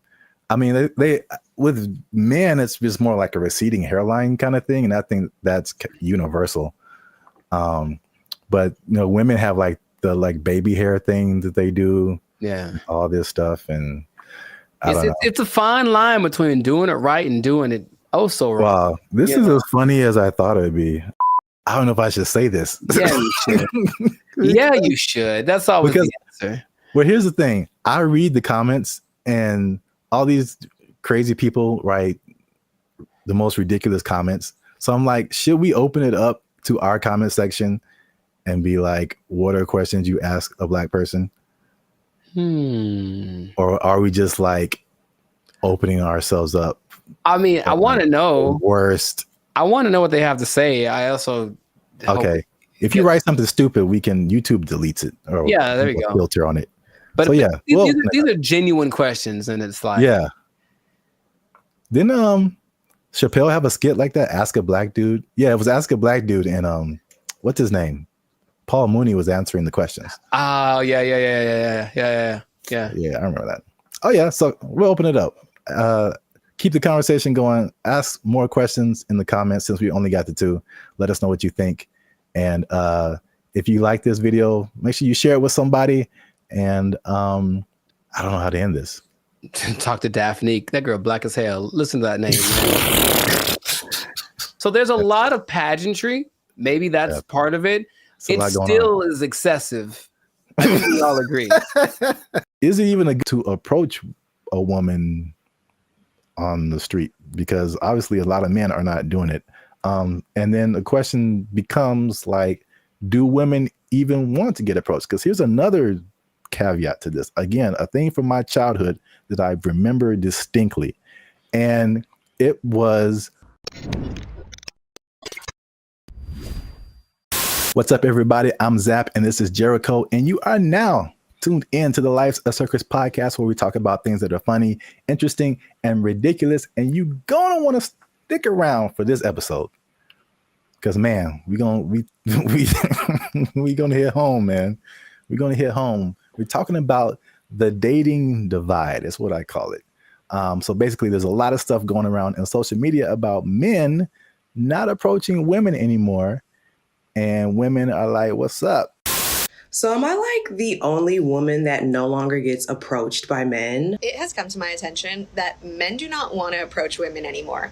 I don't know when this happened, but this is the reality of the situation. Men no longer court women. Men no longer pursue women the way they used to. She was like, next time he's near you, just say, I see you peeking but not speaking. I was like, I love that, because kind of calling them out for what they're doing. If it works out, it works out. But we are not going to let your shyness be the reason you do not try to talk to the person you like. I found a study that is going to give some actual numbers. They did a study on this. We're going to talk about why men may or may not be approaching women anymore, if approaching women like that even works, and if women even still want to be approached by men just on the street like that. So there's a lot about to go down in this episode. You don't want to miss that. Stick to the end. But before we get started, you can help your boys out. Come on, you know what it is. Every episode, we need you to hit that subscribe button. If you haven't already, hit that like button, because that helps channel grow, lets more people see our videos. And if you really want to help your boys out, come on now. Once you hit that subscribe button, you'll see something that says join. You can join our membership, because unfortunately, we are not fully monetized by YouTube. They don't give us a penny. We don't get nothing, man. So all these free videos, bro. I'm laughing on the outside, crying on the inside.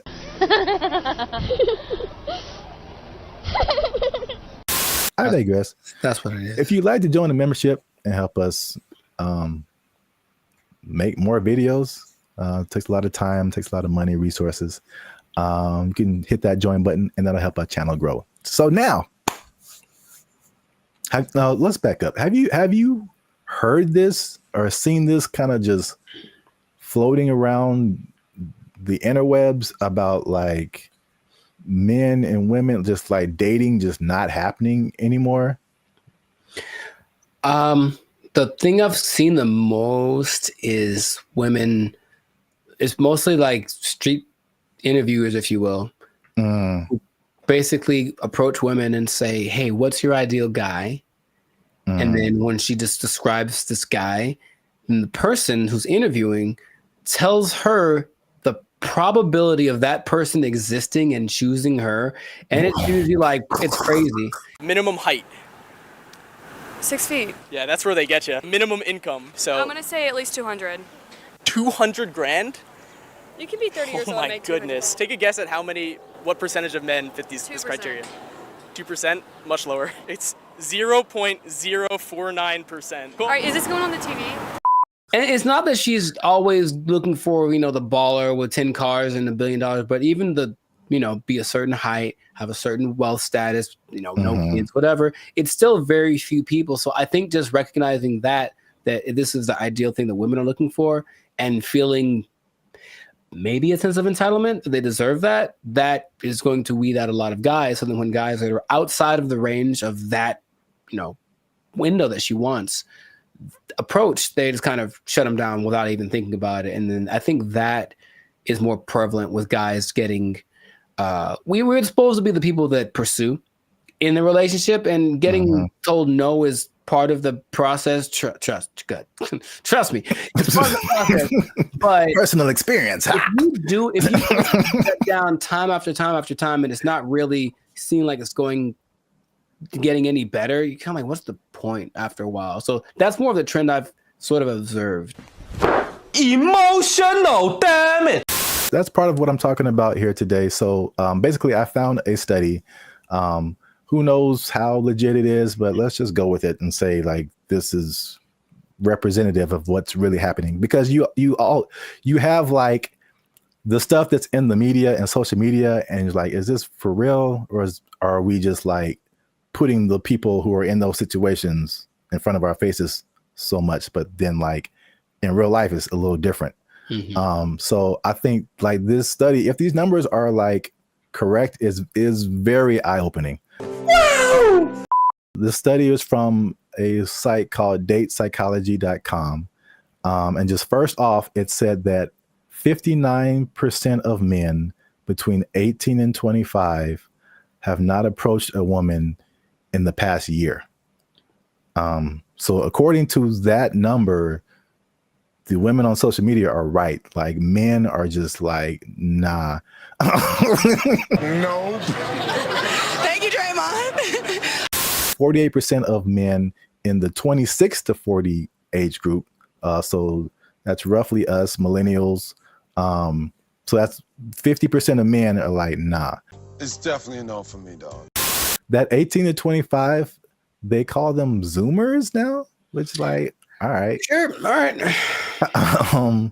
That's kind of cool. You got boomers and then you got Zoomers. But 81.81% of them and almost 75% of millennials have not approached a woman in the past month. Wait a minute. Something ain't right. So at least according to that study, at least in that respect, the women are right. Like the men are not, like, at least in the sense of like approaching someone, you know, in real life on the street, whatever. I see you peeking but not speaking. Obviously, a lot of different questions come after that, right? But just as like a fun to the side, if you feel like sharing. Emotional, damn it. Because you spoke about like the difficulties of just men just fear rejection, stuff like that, approaching women. Do you remember your first attempt at approaching a woman? Oh yeah, dude, I was like 4, bro. Like I was 4? You were 4 years old? Her name was Laura, I remember. And that doesn't count. Like, hey girl, we gotta go hang out by the slide or something. Like I was couldn't all even spell about your name. Accurate. But I was all about it. No, but I mean, honestly, that it is true. But no, man, I for real. Like I always had what?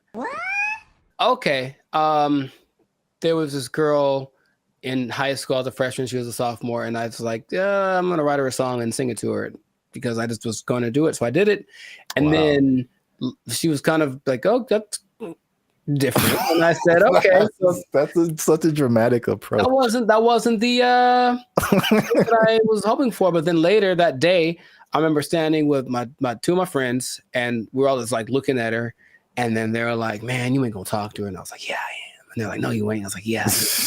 And I went over and I talked to her, and I'm just like quaking in my boots. But I said, you you want to go out with me? And she was like, "Oh, so sweet." She tried to say no without saying no directly because she didn't want to hurt because she liked the song or whatever. But that was probably the first time where I was like, okay, this is kind of a thing. But I think I just figured early on that it was something that you have to accept. Like there's a risk involved in this. It's never going to be just you lock eyes and the hearts form like the cartoons, and then you are together forever. See, sometimes you gotta take the pussy like Pepe. Like, no. Me personally, I never really had a problem with the idea of being rejected. What did happen later was like I didn't like the way rejection started to show up. Mostly, what I mean is instead of like just a girl saying no thanks or whatever, it's more just like the ghosting thing or the never saying no exactly, but not really wanting to hurt your feelings. That's the part I don't like, the kind of watered down thing when it was just like, I've gotten no so hard, like just absolutely never in your life. And I was like, ooh, for like 3 seconds. And then it was all right, next, because I think that's what I was preparing myself for. However, I think that a lot of guys, especially younger guys, aren't built like that, and so they don't want to take the risk. What can't you do? I can do it. I can do anything. And not only that, it's not the no so much anymore. But with social media and everything being recorded, whatever, now there's a lot of instances where people are getting like, they're just trying to be nice and say something, compliment someone, to kind of measure the waters, and then they get accused of harassment or something like right off the bat. And so I know a lot of guys are rather, instead of making a mistake that might affect my career or whatever, I'll just not say anything. So you walk around, oh, she's pretty. I ain't going to say a word because I don't want to even entertain that idea. When is the last time a man came up to me and wanted to get to know me or exchange numbers? And it's been a long time. Well, I got news for you. It's going to be even longer because y'all are full of it. Well, my first time was definitely not 4 years old. Call me Laura. You like Casanova over there. No, I vividly remember, bro. To this day, this girl can get it. She can. She watched the podcast and was like, you know what? Okay, I'm packing up my stuff and I'm like, where did Zap go? I'm like, she said yes, man. This was like 7th grade. I still keep up with her, and I think now I'm more reserved. People will describe more reserved, more quiet, more laid back. But when as a child, I was insanely, I'm talking like unbelievably shy. It wasn't reserved. I was just like, I didn't know. I'm not doing anything of, but like this one girl was just like, she was just amazing to me. And it was like a movie where I was like, I get closer and I'd be like, like, I know my name. There's a level of fun that just does that to you, man. It's just so I couldn't talk to her. I literally could not form words and talk to her. So I wrote her a note. Come on now, dog. Come on, man. That was pre-social media, so I think that'd be the equivalent of me like sliding into her DMs. Basically, I wrote her a note and I was like, "Yo, what's up?" And the same thing. She was like, "No," but she was like super. She was and she wrote me a note back, and it was just like a page of just amazing things, and I was like, Wow, nice. So you're right. Like the way, if it's no, the way that no happens is very important. Yes. Men's psyche. But okay, so just moving on. So now the question becomes, all those, flash forward to back to where we were talking about.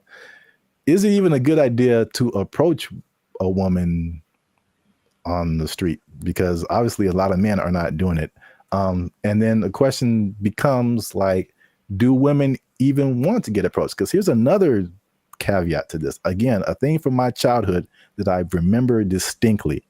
And it was the songs that came out. And every time you heard of a song from a man about a woman, it was like, "Oh, baby, I love you. I'm trying to get with you. You're my everything," whatever. And then after a while, like, it felt like every song that came out from a woman was like, "Man ain't this," and "He broke my heart," and "He is trash." And there was 2 instances I remember: TLC, No Scrubs, and everybody was just like vibing to that song. I'm just like, I can't get with Chili if I ain't got my own. Hanging out the passenger side of his best friend's ride. If you live at home with your mama, oh yes, I'm talking to you. And I'm like, man, I'm like a teenager. I'm like, man, I love my mama. I don't have a chance. So it was that song, and then it was Destiny's Child, and I think Beyonce has a few songs where she's like, man, she does. Yeah, she lets man. That's not how she really feels. What was that? The bills one? Yeah, can't pay my bills, pay my automobiles, pay my telephone bills, and then you think you got it, and then she's like, nah, then maybe we can chill. We can chill, like, bro, I just paid all your bills. Yeah.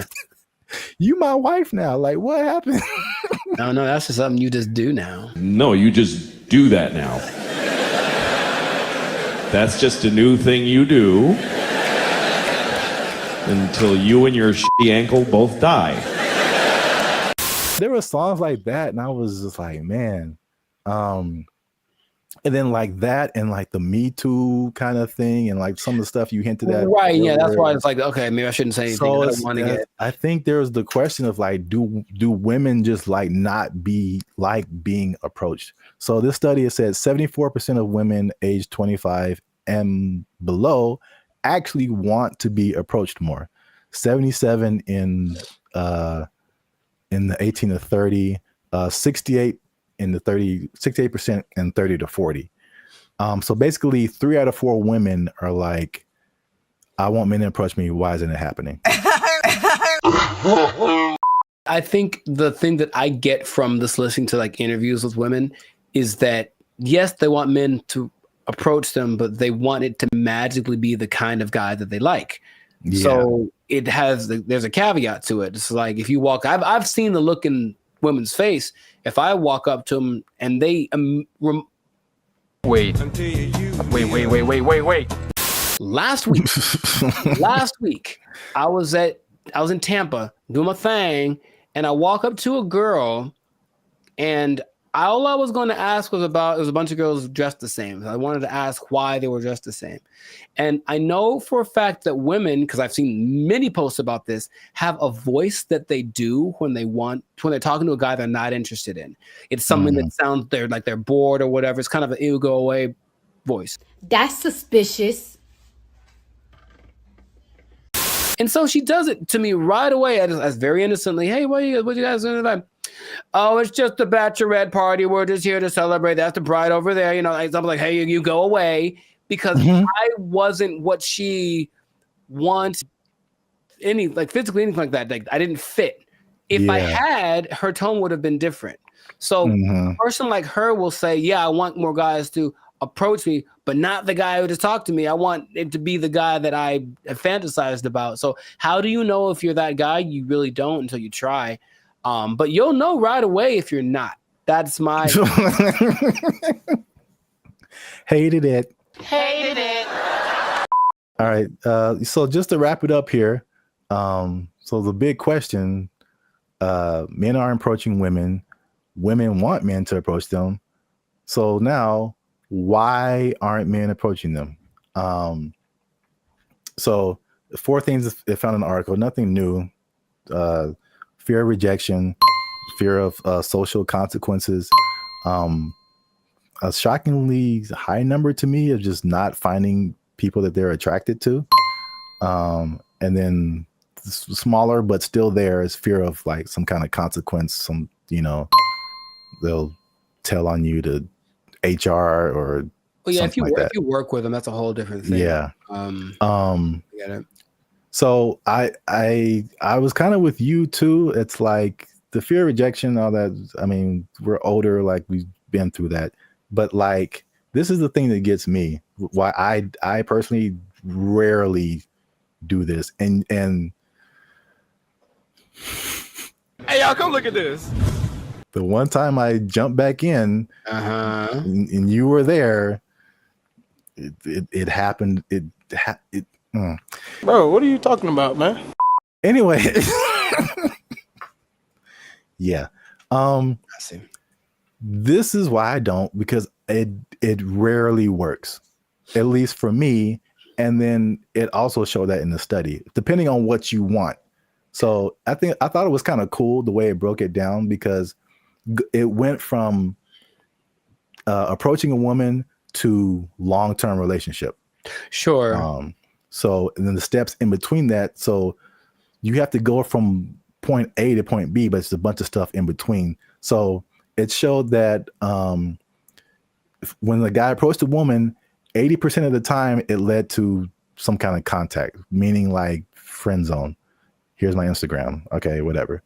You got a 4 or 5 chance of hitting that. And then from there, 60% of the time it led to an actual date. 47% of the time it led to sex, which was kind of high, surprisingly high to me. Sure. Like you got a 50% chance of every 2 women, one of them is that seemed kind of high. But 28% chance it led to a actual relationship that was like at least 2 months. And then only 13% chance it led to an actual like long-term relationship. And then some of those numbers don't apply to me, but I can at least attest for that last number. Like just approaching a woman in like life on the street, it like never turns into a long-lasting thing.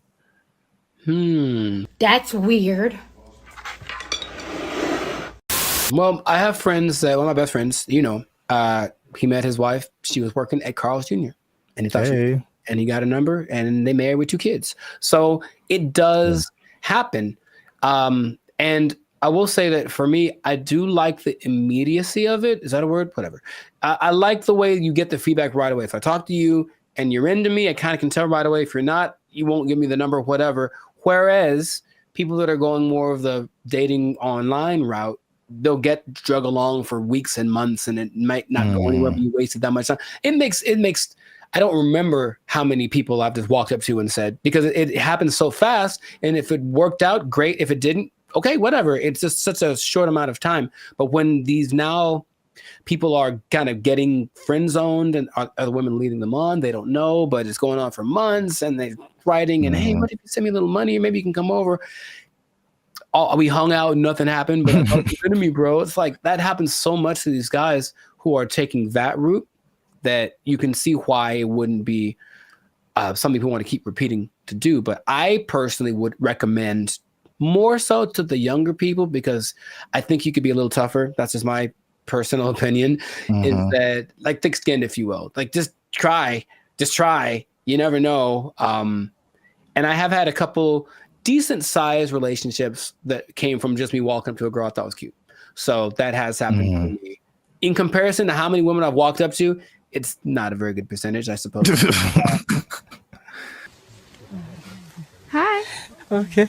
For me too, it's just like it's the unknown, because it seems the randomness of it. Because all I have to, unless I know you from something, like I'm just going off of you look good, and then right. There's a whole lot of stuff after that that I have no idea what I'm getting into, and for me, most of the time is bad. It's so bad. It's the other stuff. There's a lot of layers to a lot. Oh, of it's so bad. It's so bad. Women. I started writing them down because remember we had another thing and you were like, tell me some of your experiences, and I couldn't even think, and you're like, oh, they're repressed. I'm like, they probably are. Gotcha. I started writing them down. I got like 10 of them. There's a lot more. I believe it, bro. Make sure you leave a comment on this video. Share it with somebody who has noticed this in the dating scene, men approaching women. Why aren't they doing it? Why aren't you doing it? Are you doing it? Did it work for you? I don't know your life. I'm just saying. Yeah. Yeah. And good luck. Yeah, there you go. Oh, it's just a bachelorette party. We're just here to celebrate. That's the bride over there. You know, I'm like, hey, you go away. I'm in Hollywood just eating a sandwich, as you do. And the robot comes along, and it's apparently like one of those delivery service things, and it's looking for somebody. And you can see it kind of doing this thing. Like it doesn't have eyes, like a box on wheels, but it just was looking around. And I swear to you, it looked at me kind of like, hey, what am I supposed to do? And I was like, like, bro, I don't know you, bro. I don't know you. Bro. You just ain't my block, son. What's up, everybody? I'm Jericho. This is Zap, and we are the now 6-time international pop hip hop duo. Why is this so hard for me? We got awards. We're good. We're banned at Future, son. Anyways, check it. We make clean fun music that everyone can listen to. What? I'm making a compilation of this. We make clean fun music everyone can listen to with a sound that's uniquely Californian. And you are now, right now, in this moment in time, tuned into the Life's a Circus podcast. We talk about things that are fun, interesting, and is straight up ridiculous. So before we get started, do us a huge, huge favor. Make sure to like, subscribe, share, and comment. on this video.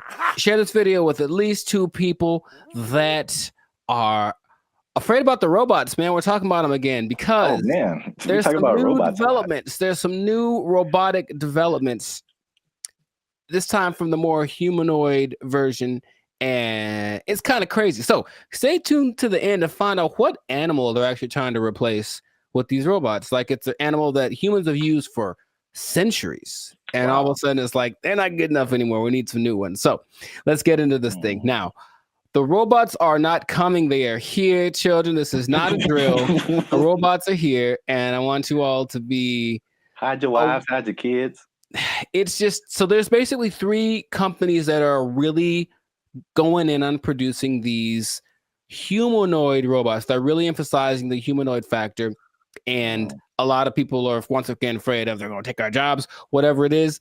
But I just want you to know about these so that you can be informed. Bandit Future is here for the people, so we're going to inform y'all today. So starting out with our buddy Elon Musk, and I want to just ask Zap after I talk about these if you've heard of these, but Elon, our boy, is doing everything.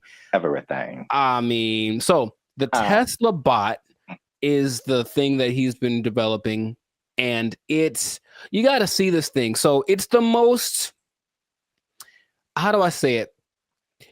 It's got hands, man, like hands like this, hands that can grab things and manipulate, and they look like they're kind of soft, like maybe they moisturize, like really real humanoid like.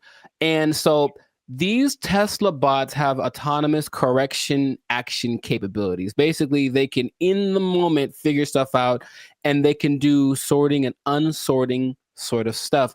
And just watching it without, like if you watched a silhouette of one, it's the one you'd say, oh, that's a person.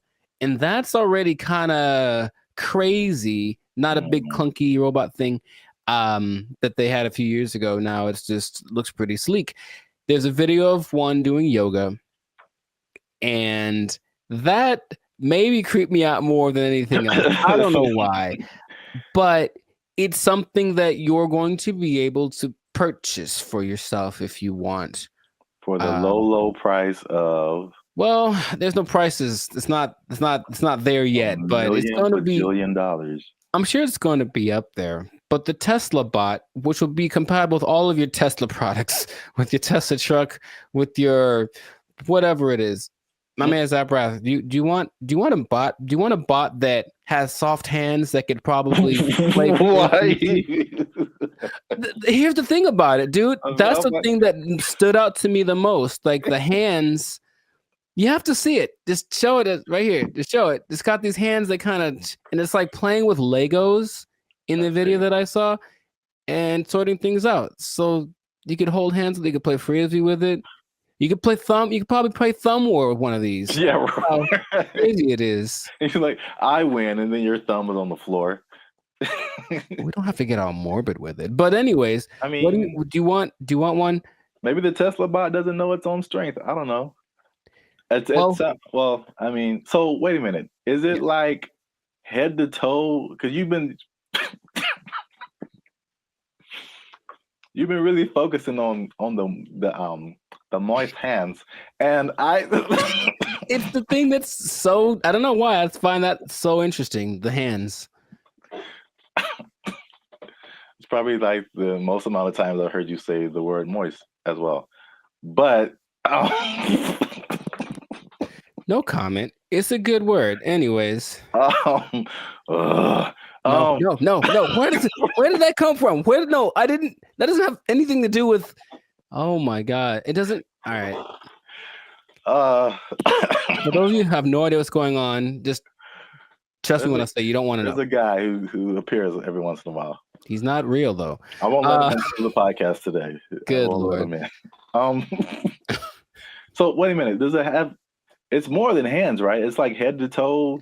Oh, sure. Yeah, it's an entire complete thing, but it's like our height, maybe about 5'8", 5'9", and they just look like I said, if you saw a silhouette of one of these specifically, I think you'd figure it out for the movements after a while. Like that's not a human, but for a second, it looks extremely, of the ones I'm going to mention, it's the most human-like in its features and all of just the aesthetics of it.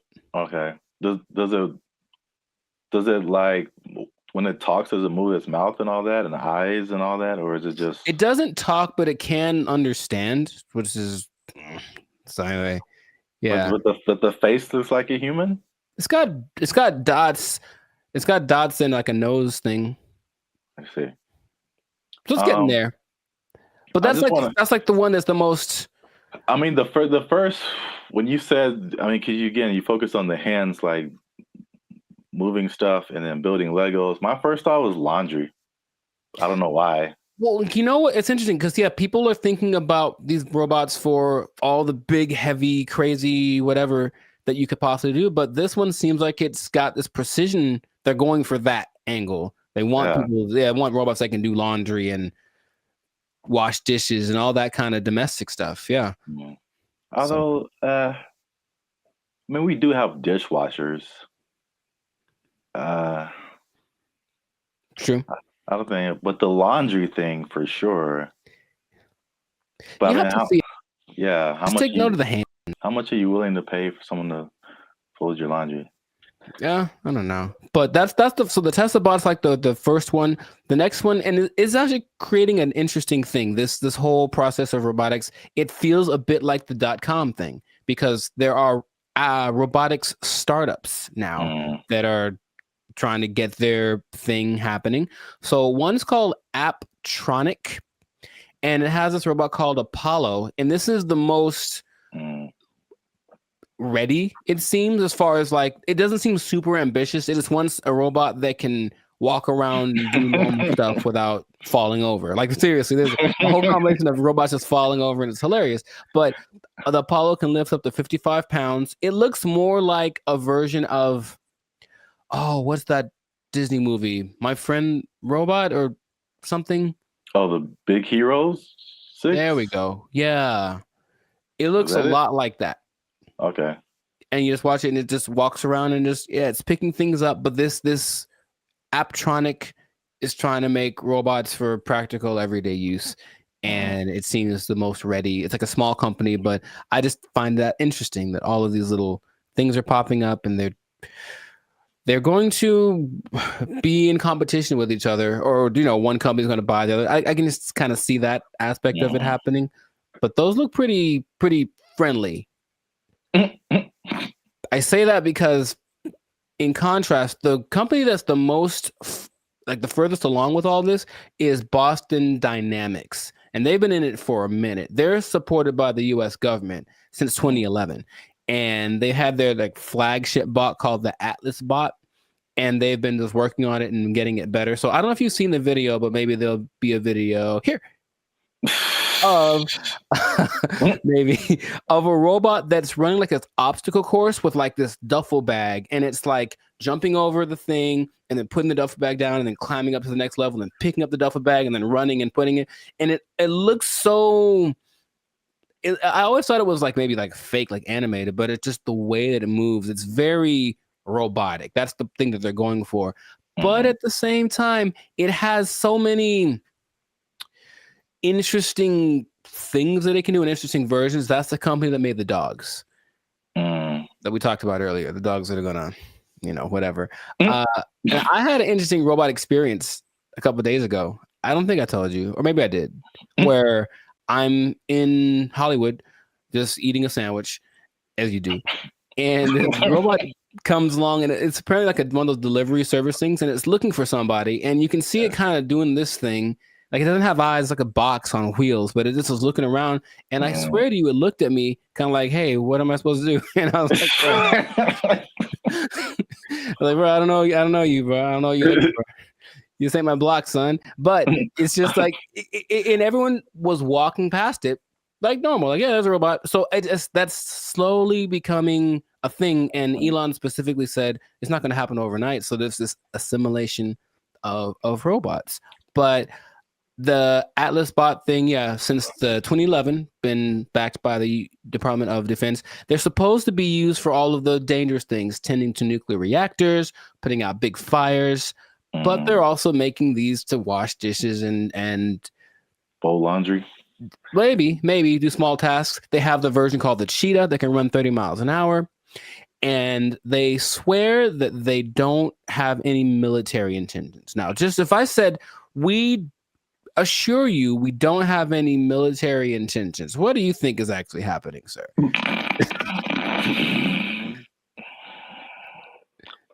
I plead the fifth. I see. Okay. Well, there are videos of these being used to like shoot at targets that look like people because they're supposed to be able to distinguish between a real person and a not person.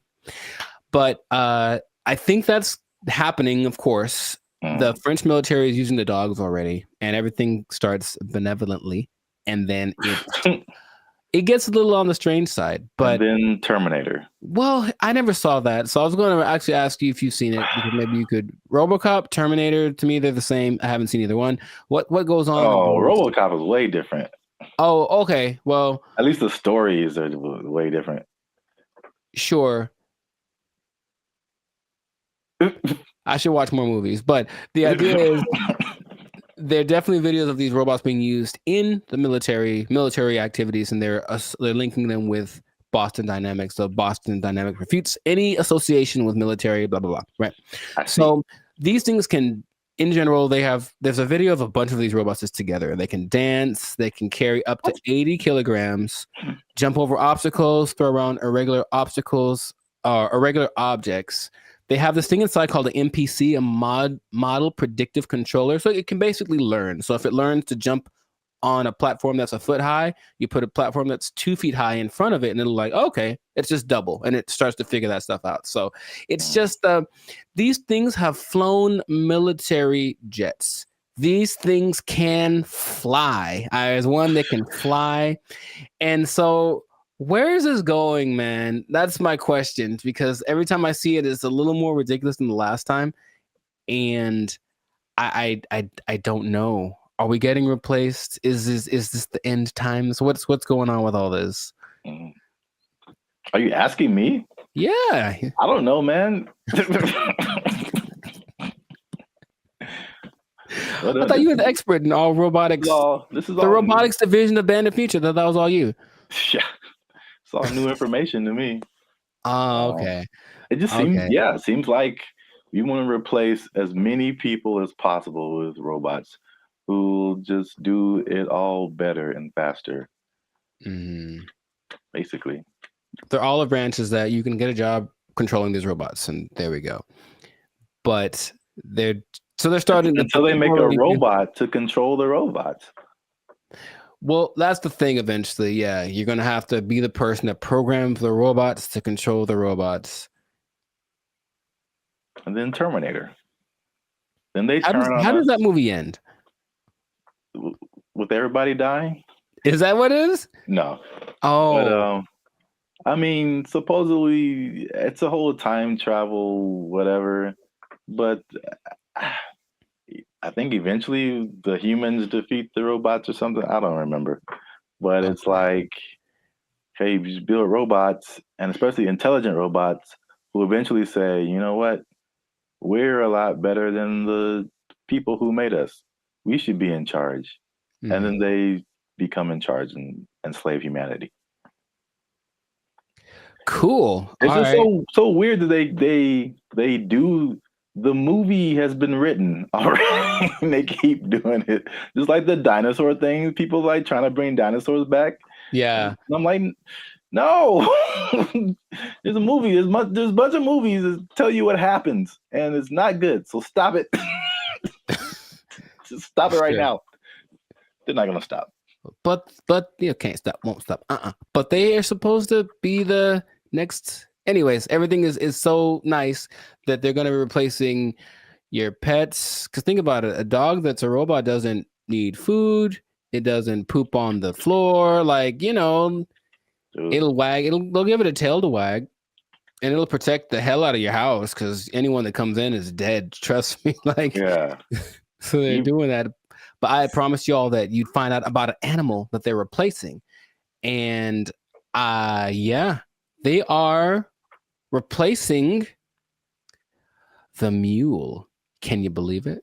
Well, because the mule's always I was gonna say a horse. Mm-hmm. So I was once you said it's been around for thousands of years or whatever. Yeah. Yeah, That makes sense because all mules do is just carry stuff and pull stuff. yeah, but this robot mules exist now, and they're things that you don't have to feed or nothing. It'll carry up to, I think, 350 kilograms just wherever you need it to go. So I can just imagine, just do the logical progression. Those things are going to continue to happen, but that's where we are right now.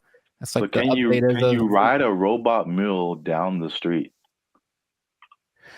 Oh, I think I know it's going to happen, and I think it'll just be the weirdest thing. Interesting.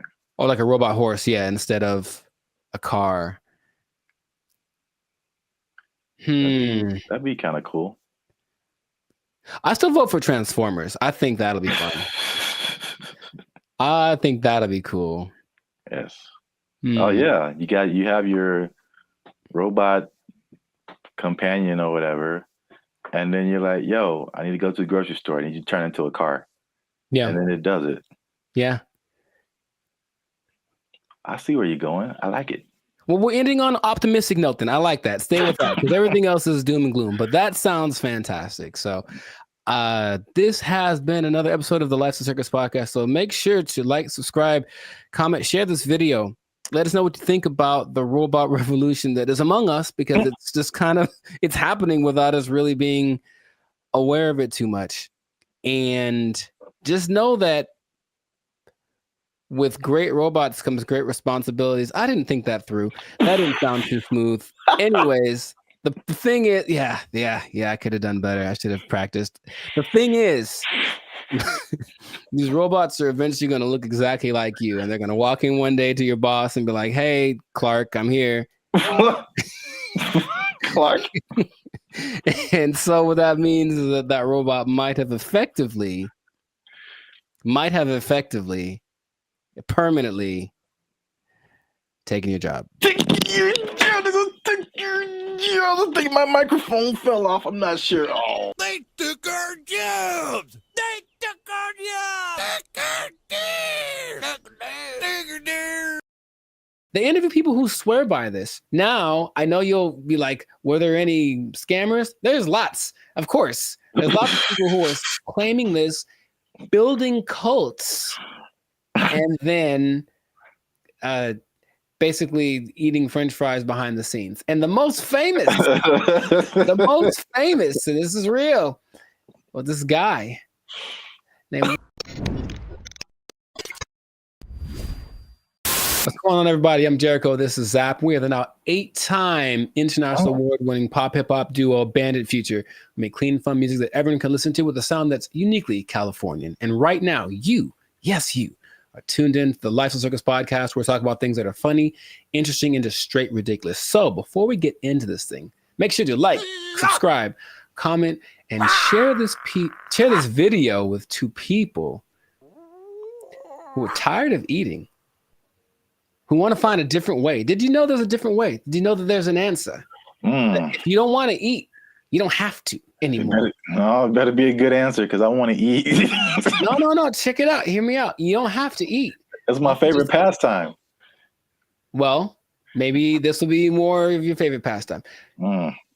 Skeptical. They say it in 2 different ways: breatharianism or breatharianism. I'm not sure which one. Stop shaking your head. You haven't even heard the whole thing. It's where you basically eat the air and you don't eat the food. That's it. Doesn't that sound fantastic? See, I blame these millennials. No, this is old, man. This is old stuff.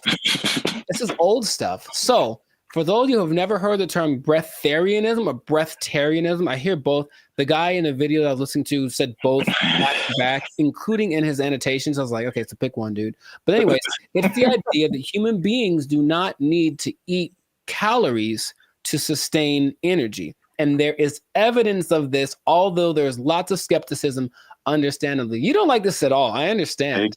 Fake news. So let me tell you a little bit about it. It all started with a study of a guy named Prahlad Jani. And he was a man, I think he's from India or Pakistan, one of the two. And basically he passed away a few years ago, but at the time he had not eaten or drank anything for 70 years. That's what he said. 70. Okay. And so everyone was like, that's kind of ridiculous. Doesn't sound real. And every scientist said there's no way this is possible. So they decided to study the man. They took him to a hospital, did everything, CAT scans, and checked his levels of everything. And they say that for 15 days, this man did not eat or drink. He didn't poop. He didn't pee, nothing. And none of his levels changed. And that he had an energy that wasn't related to calories. And they can't to figure it out. Because calories equal energy, literally, right? You eat calories, you get energy.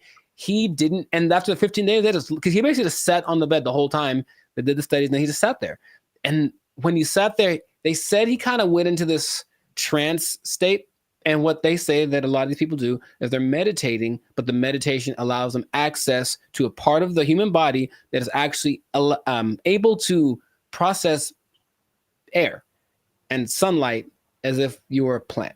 That is literally what happened. And then they let him go and he lived his life. There's other cases of this, but that's just kind of scratching the surface of it. So just off of the initial thing, y'all in? You ready to try it? You ready? You ready to jump in? Because you don't have to eat. You can just not eat. Yeah. I skipped dinner the other night, and I was so incredibly hungry the next morning.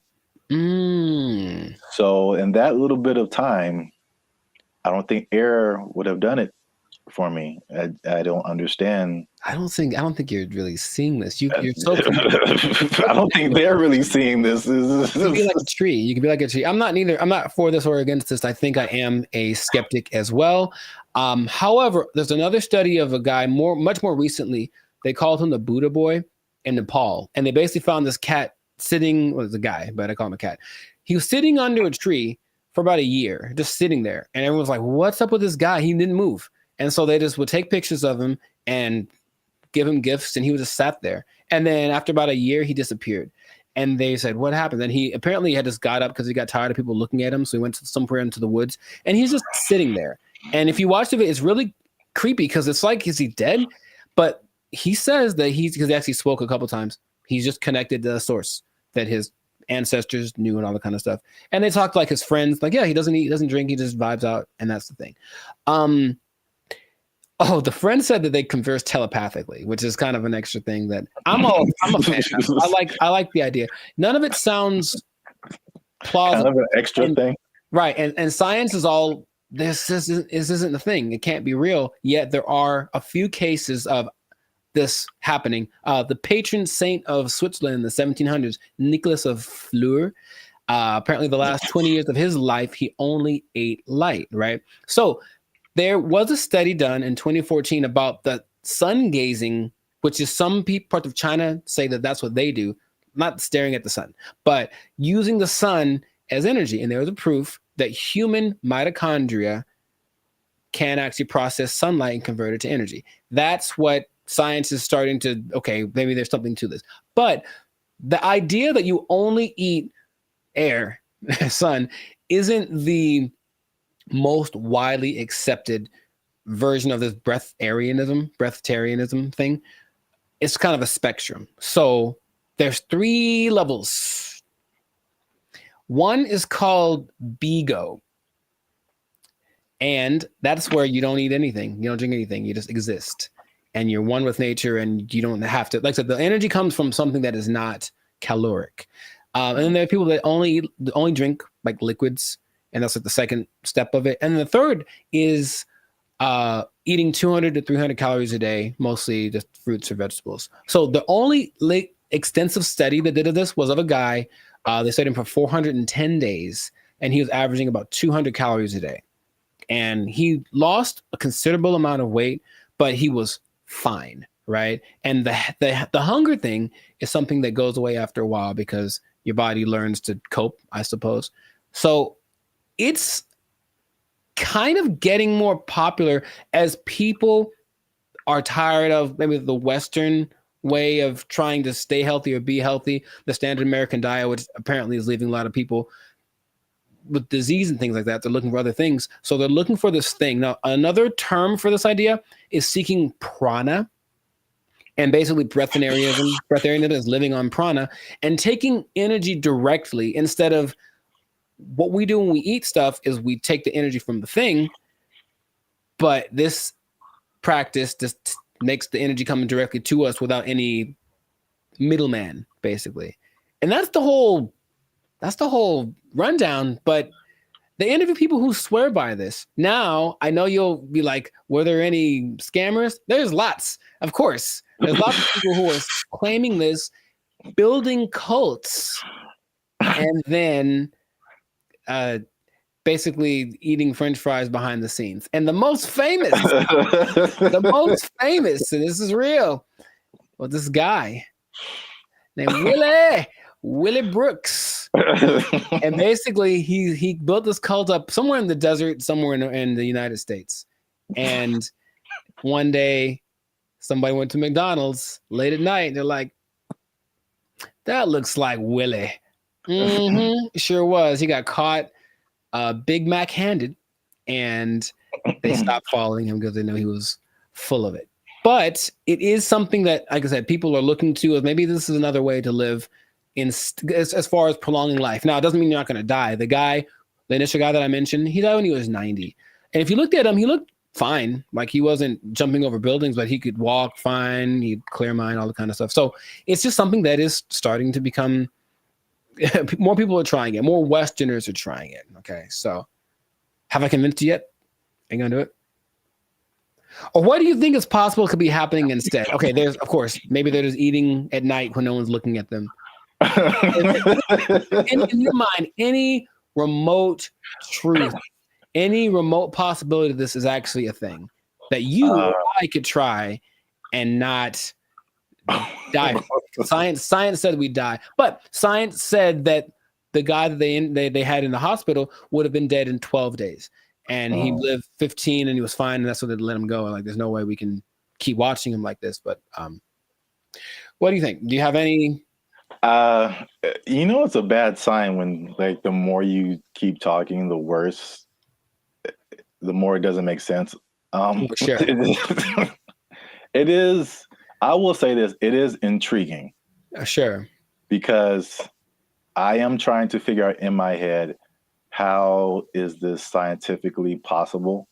Mm-hmm. And the first thing I thought about was, okay, like you said, the different levels. You need liquids, right? Like as a base, I think. So, is there a way to, because there's moisture in the air, is whatever these guys are doing, is it like extracting moisture out of the air into your body and somehow providing liquids? This sounds really weird, but it's just like, right. Maybe there is some kind of something to this. Sure. Well, here's the thing. If anyone is interested in it, there is a channel on YouTube called Take a Deep Breath that really is more about breath work in general, but he explores a lot about the subject. And he interviewed probably the world's most renowned expert on the subject, whose name is P.A. Straubinger. P.A. Straubinger. And he basically says, well, we can go 3 days without water. We can go 45 days without food. We can go about 10 minutes without air. So in a sense, we're all breatharians because we kind of, when we're not eating or drinking, we're breathing. And his idea is that people that have access to just making the breath part kind of override. It's almost like, okay, for diet, what we need fat, we need protein, we need carbs, right? So let's just use all of one instead of a balance of all three. And so the breatharians, I don't know how to say anymore. Breatharian, I'm gonna go with that. Instead of eating, drinking, and breathing, they just take breathing and make that the only thing they do. So in that sense, it's like, that's really interesting. But it does sound very far-fetched. Would I ever want to do it? Not in a million years. It does not sound fun because if you're not, most things that you do when you're social, you're eating and stuff. You're not eating. What are you doing? You're just sitting around. And these people do just kind of sit still. You ever see like a bug or a creature and you see it and it's just there? It's like, what are you doing? That's what they are. They just sit there and they're channeling the thing. So if you have to spend most of your time doing that, I'd much rather eat a steak and then keep it pushing. So that's just me. But so here's my other wild theory as to how it could possibly work. Tell me. Just this makes no sense, but whatever. Sure. You think about, because the light, I mean, in my head, you're doing some kind of Naruto jutsu and you're pulling in moisture from the air. Yeah. That's how it's working in my head right now. I'll take it. No one can tell me any different.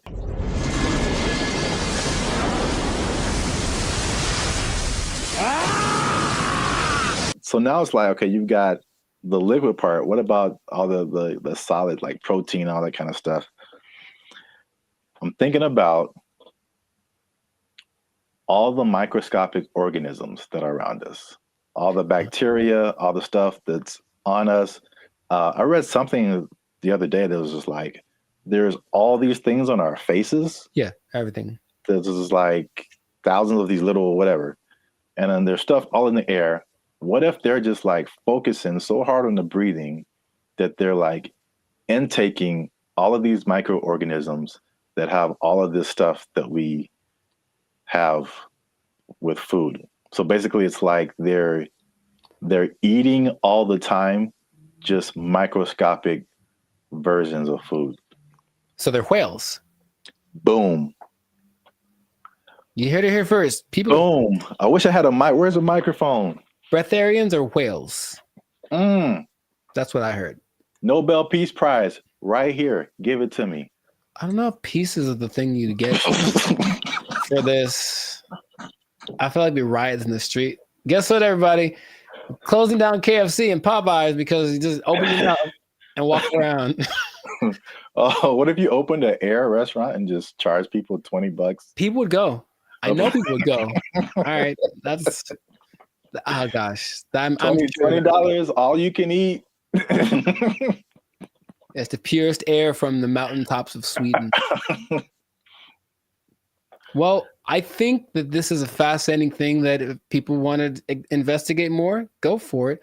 But like I said, I'm not going to try it. So if you do, leave a comment that says you tried it and that you're going to live forever because you found Nirvana. I'm not sure. Live your life. But this has been another episode of the Lifestyle Circus podcast. So make sure to like, subscribe, comment, share this video with someone that you think will find it interesting, and just keep this in mind. All right. Let's hit home. If you don't eat, you don't need to buy food. Well, yeah. If you don't need to buy food, maybe you don't need a job. You don't need a job. You don't need a job because you don't have to buy food. Just eating air holes. It's not possible. They took our jobs. They took our jobs. Check it out.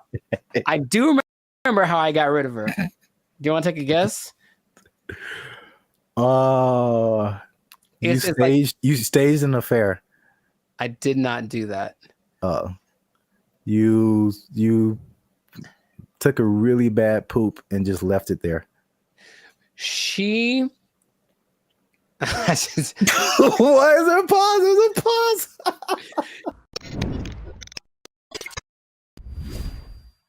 Moving in with the lady or letting her move in with you, because they always say it that way. I'm moving in with my girl, but no, sometimes it's the other way around. Sometimes the woman moves in with the guy. Is it a good idea? Is it not? I want to ask you first because I have a story. But have you ever done this? Have you ever, for whatever reason, decided to cohabitate with me? Oh, cohabitate sounds dirty. It does. Your confusion is not rational. She's a healthy female of breeding age. I have not, because I'm a good Christian boy. But gotcha. I have thought of scenarios. So this is the thing. Hey, y'all, come look at this. I'm really on the fence about this because like I joked about, like being from a church upbringing, it's like that's a no. Like you shouldn't do that. Sure. And it's just like, okay, that sounds pure. It sounds quite pure, yes. But then also, like as I've gotten older and I've had roommates and stuff like that, man, you find out so much more. You want to get to know a person, like live with them. And it's just like, wow, that I didn't know that you did that, or I didn't know that you ate that, or I didn't know that you smelled that way on Tuesdays. What? Bro, what are you talking about, man? There was a person at church, and she met this guy, and they were just head over heels in love, all that stuff, right? And then, but they'd never like really been alone together, stuff like that. So they were like super separated. And they got married, and it lasted like a month because they were finally living with each other, and they were just like, it's like, he's like, man, this is weird for me. Is it weird for you? It's like, yeah. It's like, should we be married? It's like, nah, I don't know. And it was just like weird because they didn't have that, whatever that was. I don't know the details of their relationship. Sure. But moving in together just made it way different. It changes the dynamic. It changes. Yeah. I said all that to say, I really, at this point, I really don't know. Because, yeah. There's an interesting episode. I also forgot what the question was in the middle of all that. Just if you ever moved in with a lady or had her move in with you. Oh, then no. Next. I see. You serious? Well, Rich Cooper, he's a good YouTuber, and he had an episode about it. He's taking questions and kind of compiling people's reasons for doing it. And a lot of them were either financial or kind of convenience based. So, hey, rent would be cheaper for 2 people, wouldn't it? Oh boy, let's do it. Or, hey, you live so far away. How about you just stay here so you never have to go home? I've heard that line specifically on TV shows. It's so cliche, right? But I one time let a girlfriend move in with me, and having done that, I'm So here to tell you, oh my God, to never do that ever in life. I don't know how big you can put the word never, ever, ever in life in big letters. Never do this. Never do this. And also, by the way, never do it. Why are you gay? Who says I'm gay? You are gay. It's started good for like a day because, oh, my girlfriend's here all the time. How wonderful. And then right away, there's this thing. I don't want to generalize, but I think I don't want to generalize. Okay, I have a thought, but I want to see if you're going where I think you're going. So I don't want to generalize. Okay. I don't like where this is going. All women do this thing where they kind of like judge everything you do, sometimes to you, but when they're observing you, they're not just thinking nothing. They're literally making calculated things about you that they may or may not ask you about. Why is it that when you walk in the room, you look around before you sit down? What kind of question is that? Like, but like, it's always the little things. What is he doing? He's beginning to believe. All these things you never think of when you're by yourself. And it's like, okay, I guess let's talk about it since that's what you want to talk about. But I think for me, when that started, it's like being watched. I never felt like I was just existing. I was being monitored. And for better or for worse, and things that they then bring up 2 months down the road about something that I did without thinking about it. Because here's the thing, ladies, for ladies who are watching, and I think this is honestly true, I don't think women are capable of not thinking. There's always a thought going through their head. And men are very capable of not thinking. I have precious family members, aunts of mine who I love very dearly, who would ask me, Penny, for your thoughts. So like, dude, I don't have a thought in my head at all. I'm literally like, I'm not even aware that I'm breathing. And I think, and so that means that there aren't as many things that we consider important. So why do you look at me that way? I didn't think about looking at you away, so I don't have an answer for you. Why don't you have an answer for me? Is it because you don't like me? All of these things, you said it one way. I had to start analyzing every little thing that I said and did, and that alone drove me crazy. Okay. Are you kidding? That's unfair. She made those. I need to calm down. Patrice O'Neal, R.I.P., has a great quote. I say it all the time. He said that men like to be alone, but they don't want to be by themselves. And I was like, yeah, I get that 100%. Because like, I just want you somewhere around that I know, but don't be just here doing this like surveillance thing on me 24/7. Just kind of go do your own thing and let it be okay that when you're not around, even if we're in the same dwelling, I'm not thinking about you because I'm thinking about something else. And they are knitting me socks out of their own hair because they miss me when I'm not around. And I'm like, that's a bit extreme. I'll be honest, it's not necessary. I think he also said like women just love so much. It's too much. And maybe that's just the difference between men and women. But I was like, okay, so I didn't like that. Then, but wait, there's more. Things had to coordinate. So, hey, there's a list of things. He's going to bed. It's 10 o'clock. You know me, bro. I wake up at 10 o'clock. Like it's like 10 p.m. Like it's okay, time to get the day started. And she's like, hey, we should go to bed. How about that? How about this? How about you go and I'll come find you several hours down the road? But that created this kind of tension. Why don't you want to blah, blah, blah? We should do more things together. So I have more things. I don't want to get extensive with it, but it's just that for me, it wasn't a favorable experience. And if I ever get married, which I'd like to do, I recognize that's going to be part of the situation when I'm with someone. So I don't want to rush into that. I don't. And I have no problem saying, I've had other girlfriends like, we should move in together. I'm like, absolutely not. That's not even a thing, bro. But we can say that I don't care what the reason is. I'm not going to do it. No. I think that's some people's experience. And then a lot of times, like you mentioned, relationships change. Everything changes. We should combine. The same person that wanted to move in also wanted to combine our finances. So it's like, we've been dating for 3 months, bro. That's like, definitely no way. Come on. And then I think a part of the dating thing, it is nice to say, hey, what if I stay over your place tonight? That's kind of sexy, right? But if your place is my place, we're just at home. We're like, middle-aged and bored. It's kind of not as exciting. Nothing new, nothing changed, same old shit. I can't forget when I was out with a friend and I kept getting calls about when I was going to be home. And I don't know why, but I definitely stayed out extra long because I didn't want to go home anymore. And it's like, that's so lame. So I need my space. And I would just tell anyone who's ever thought about it to reconsider. This is a public service announcement.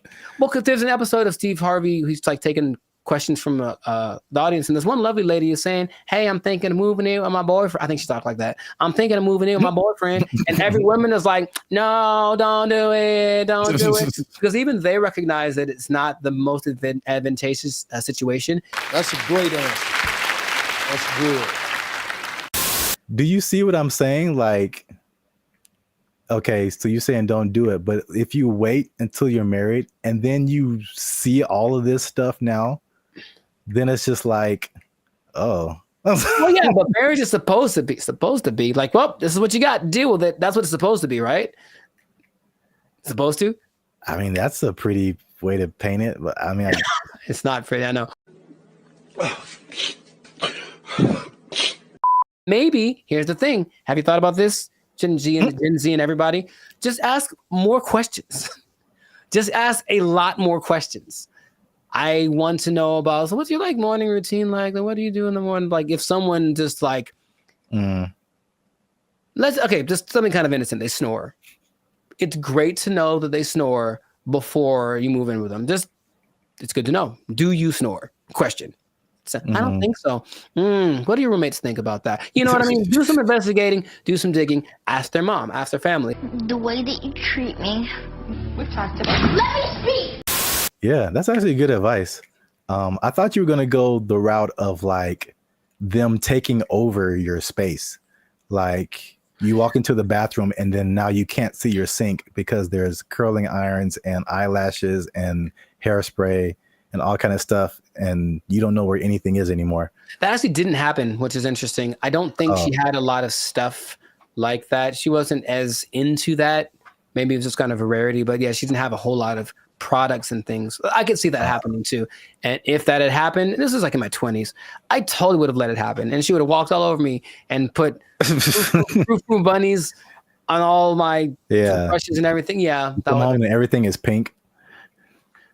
A surprise. It's like, oh, I did some redecorating. Hope you like it. If you don't, it doesn't matter because I live here now. Yay. Exactly.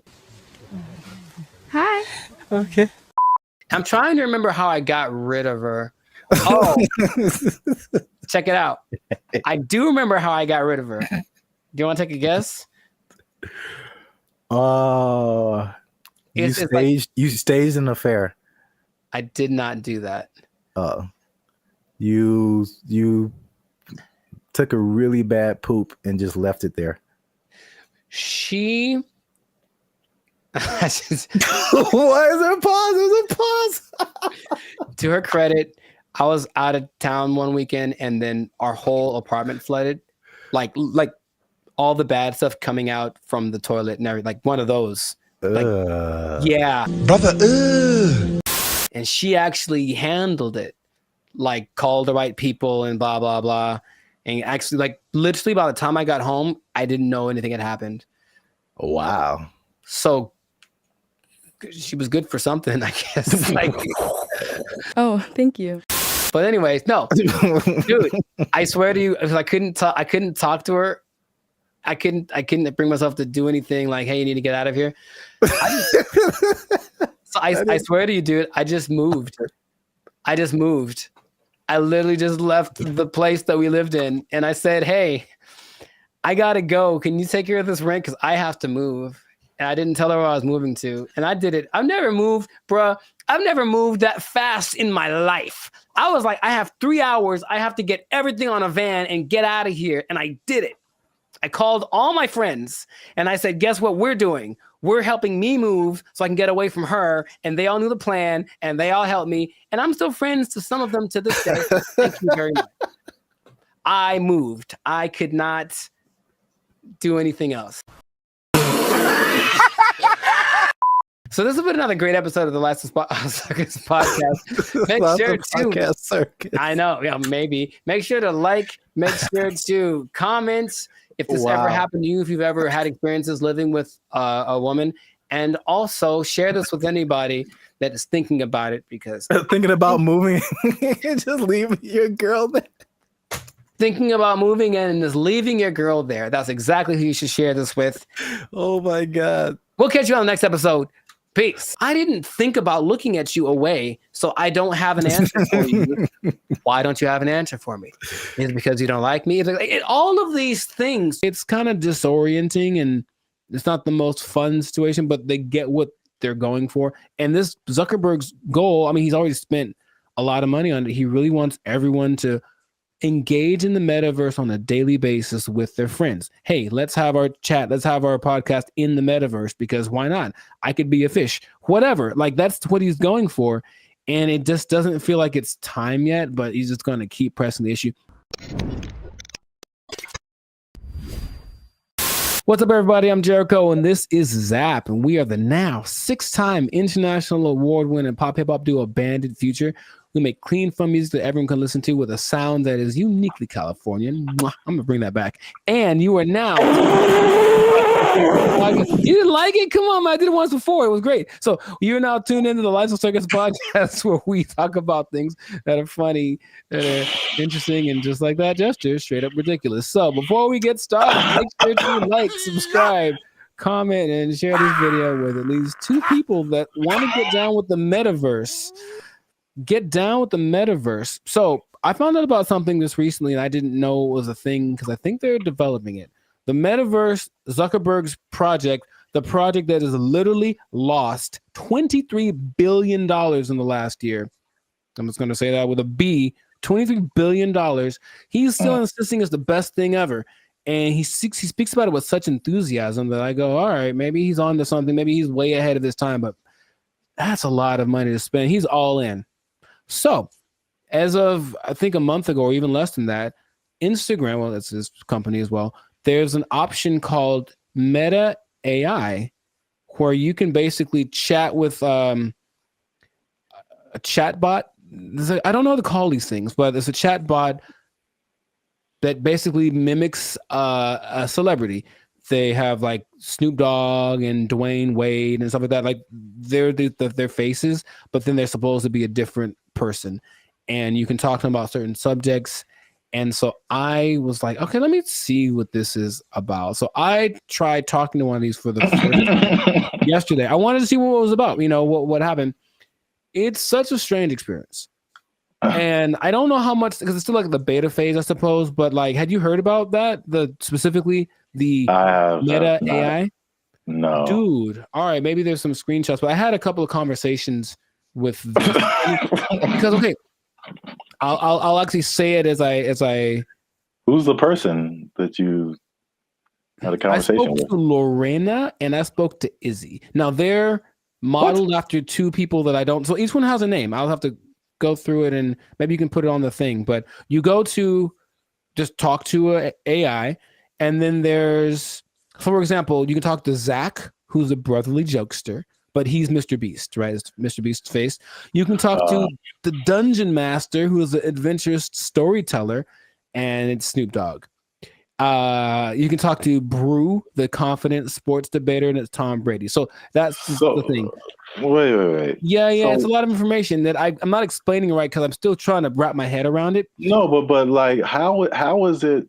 Why are they two different names? Is it like a trademark thing happening? I don't know. I really don't. I think they agreed to be the face of it, but it's not their name because it's not them. It's the AI version of them. All right. But it's their voice. Their voice is their likeness. Maybe I can. No, you just have to let me pop up some visuals. So I was asking. So you talked to like Lorena and somebody. Who were the celebrities attached to them? I don't recognize their faces. Oh, okay. They're all people that I've seen before, and I'm like, okay. And maybe not all of them are super famous, but like, okay, there's Perry, the approachable golf pro, and it's also Cliff Paul from the State Farm commercials. Imagine that.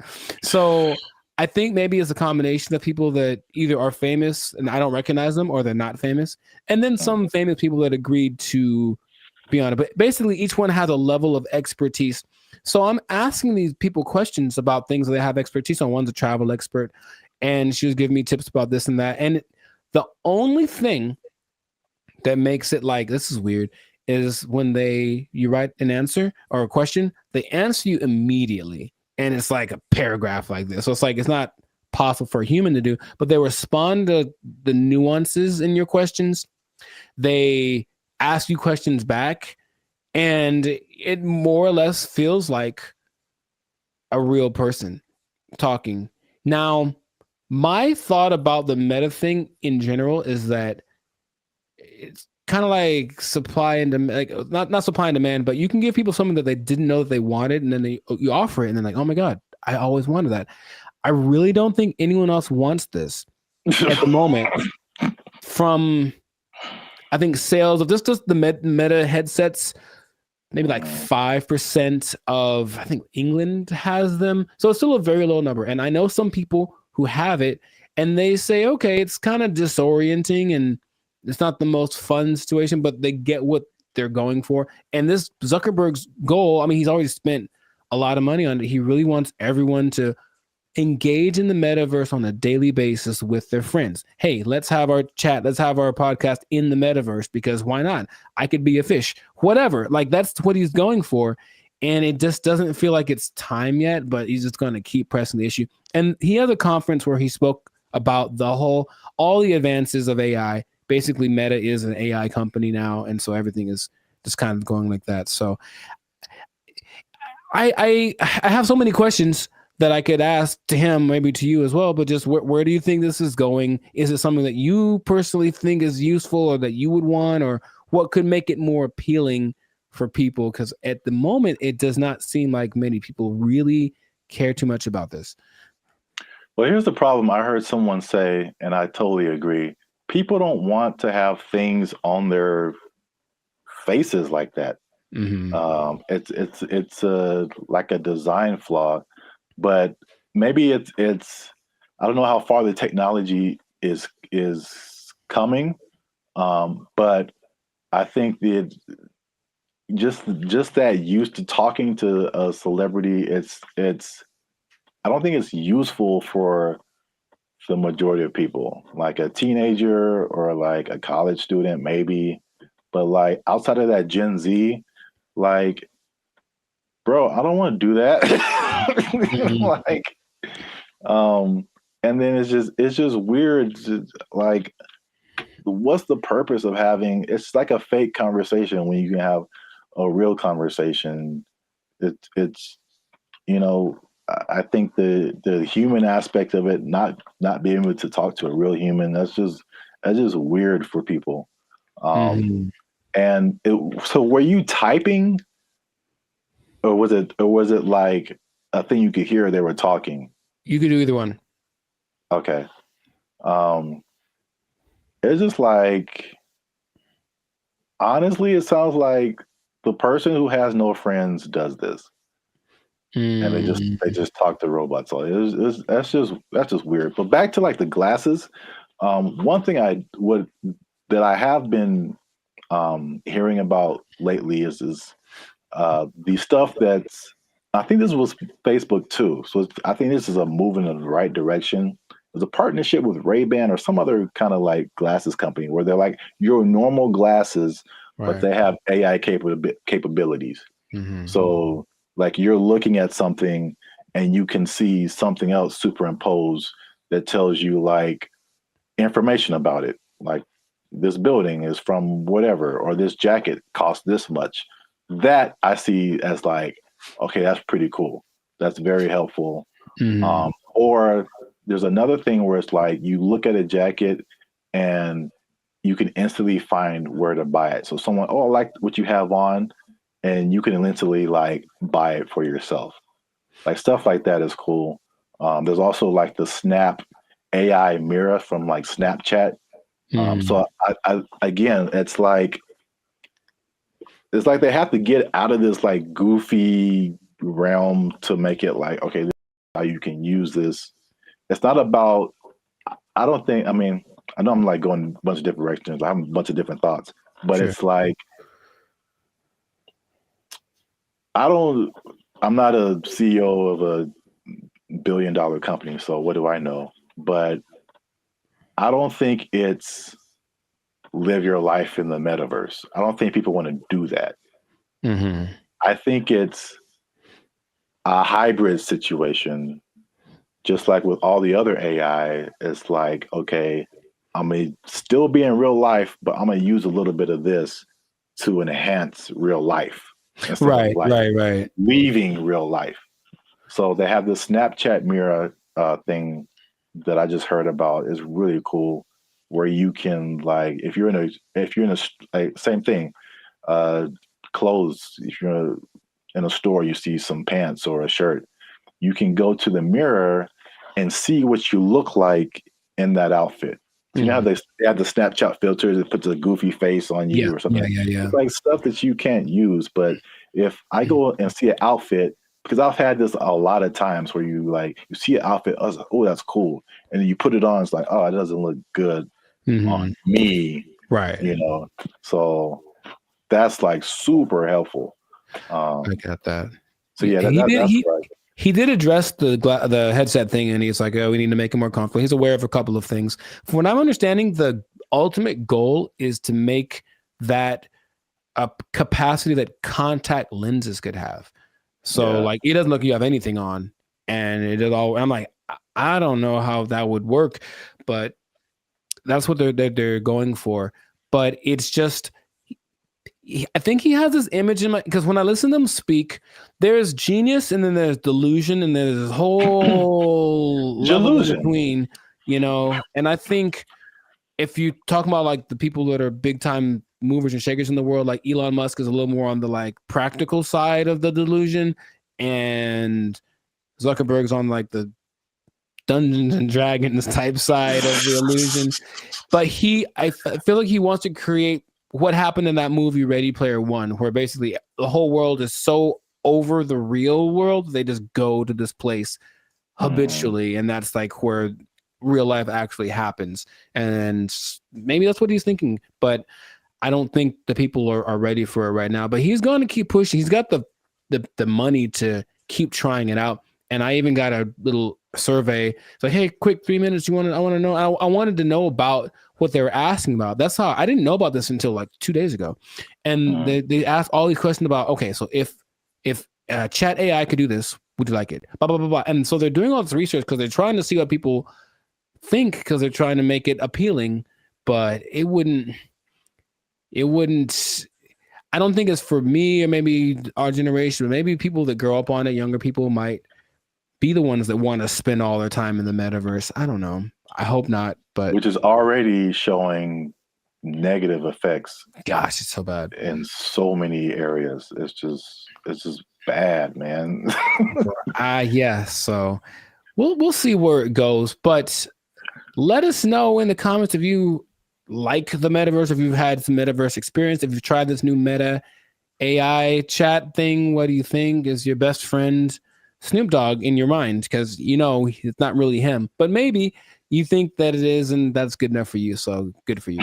And let's see how this pans out. But it seems like it's going to be a real big push, he's got Zuckerberg has a couple other big objectives for 2024 that he's trying to get to. So, and spend a few more $1 billion in the process. So must be nice. We'll see how that goes. But yes, this has been another episode of the Life's a Circus podcast. So leave a comment. Leave us a comment. Let us know what you think about that. And if you I'm trying to think of how this would work. If you are spending too much time in the metaverse, if you're spending too much time talking with a meta person, I don't know what to call them. They're not real, but they're not robots, whatever. Talking to a meta person so much that you lose track of time, and then before you know it, your life's a shell of itself, and you don't really know where you're gonna get your money from, because you haven't gone to a place that will provide you with the necessary resources for, you know what I mean, like the necessary resources for living, for purchasing things. You might even miss your bill and you can't pay for your phone. You don't have your Instagram. You've lost access to your person. I just don't want that to happen to you. That's my sincerest goal as a human to human. So please don't. Man. Well, I guess you understand what I'm trying to say. I don't have to say it. So you don't have to say it. You don't have to say it. But I'm going to say it. Don't lose your job. Don't lose your job in the metaverse. Marcus Zuckerberg is crazy. They took our jobs. They took our jobs. One thing I never saw before that they just installed in the mall near me, and I think it's just genius. I've never seen this before. They just put a...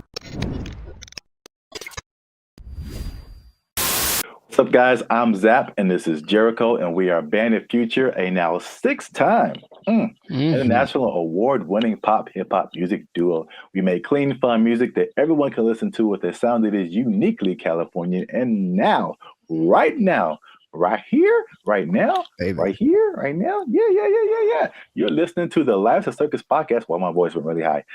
Where you're talking, we're talking about things that are funny, interesting, and ridiculous. But before we get started, make sure you like, subscribe, comment, and share this video with at least 2 people who like to go shopping. And make sure you stay to the end of the video, because a lot of people thought that malls were closing down, but they're very much alive. And I'm going to tell you 3 reasons at the end as to why that is the case. Bam. Intro. Nailed it. Okay. I like it. The rest of it, I don't know. Well, it's all about how you start and how you finish. The middle can be like, like a plane. It's like, all right, we took off right, a little choppy in the middle, but if we landed right, everything is all forgiven, I guess so. And if something is wrong, then you can sue later. Emotional damage. Yeah. But yeah, so today's topic is all about the American mall, America pastime, if you will. Jericho, do you still go to the mall? Is that a thing you do? Where do you do your shopping, my brother? Dude, it's always going down in the mall. Meet me in the trail, it's going down. Meet me in the mall, it's going down. That is one of the greatest songs of all time. All right. All right. Beyonce made one of the greatest albums of all time. That is one of the greatest songs of all time. All right. I'm gonna let you finish, but Beyonce had one of the best videos of all time. It's just so good. I do. I like that song so much. Like, oh my gosh. I do think about that more than I should. It's so good. It's just such a like, if you just, I guess I think about the lyrics too much because it's just like wherever this guy goes, it's going down. Yeah, I know. It's like, how cool is this guy? You can meet him anywhere, and anywhere he is, it's going down. He's pretty cool. That's gangster, man. To me, never met him, but seems pretty cool. I'll still go once in a while. I don't like shopping that much, but I always liked going to the mall. I just like the vibe of it. It's where you went to pick up girls in high school for sure. But just even now, I'll still, if I got some time to kill. Oh, and they have Cinnabon there. Good Lord. I mean, tell me that place is run by Satan. You ever eat a Cinnabon? You have to take a nap halfway through. I'll go there just because I kind of like it's like a realm of industry that I never really thought of too much until I was older. Actually, after watching an episode of Daria, it's really weird. But it was kind of like this episode about the mall culture in general and how like places got big like Cinnabon in malls and what an interesting concept it is.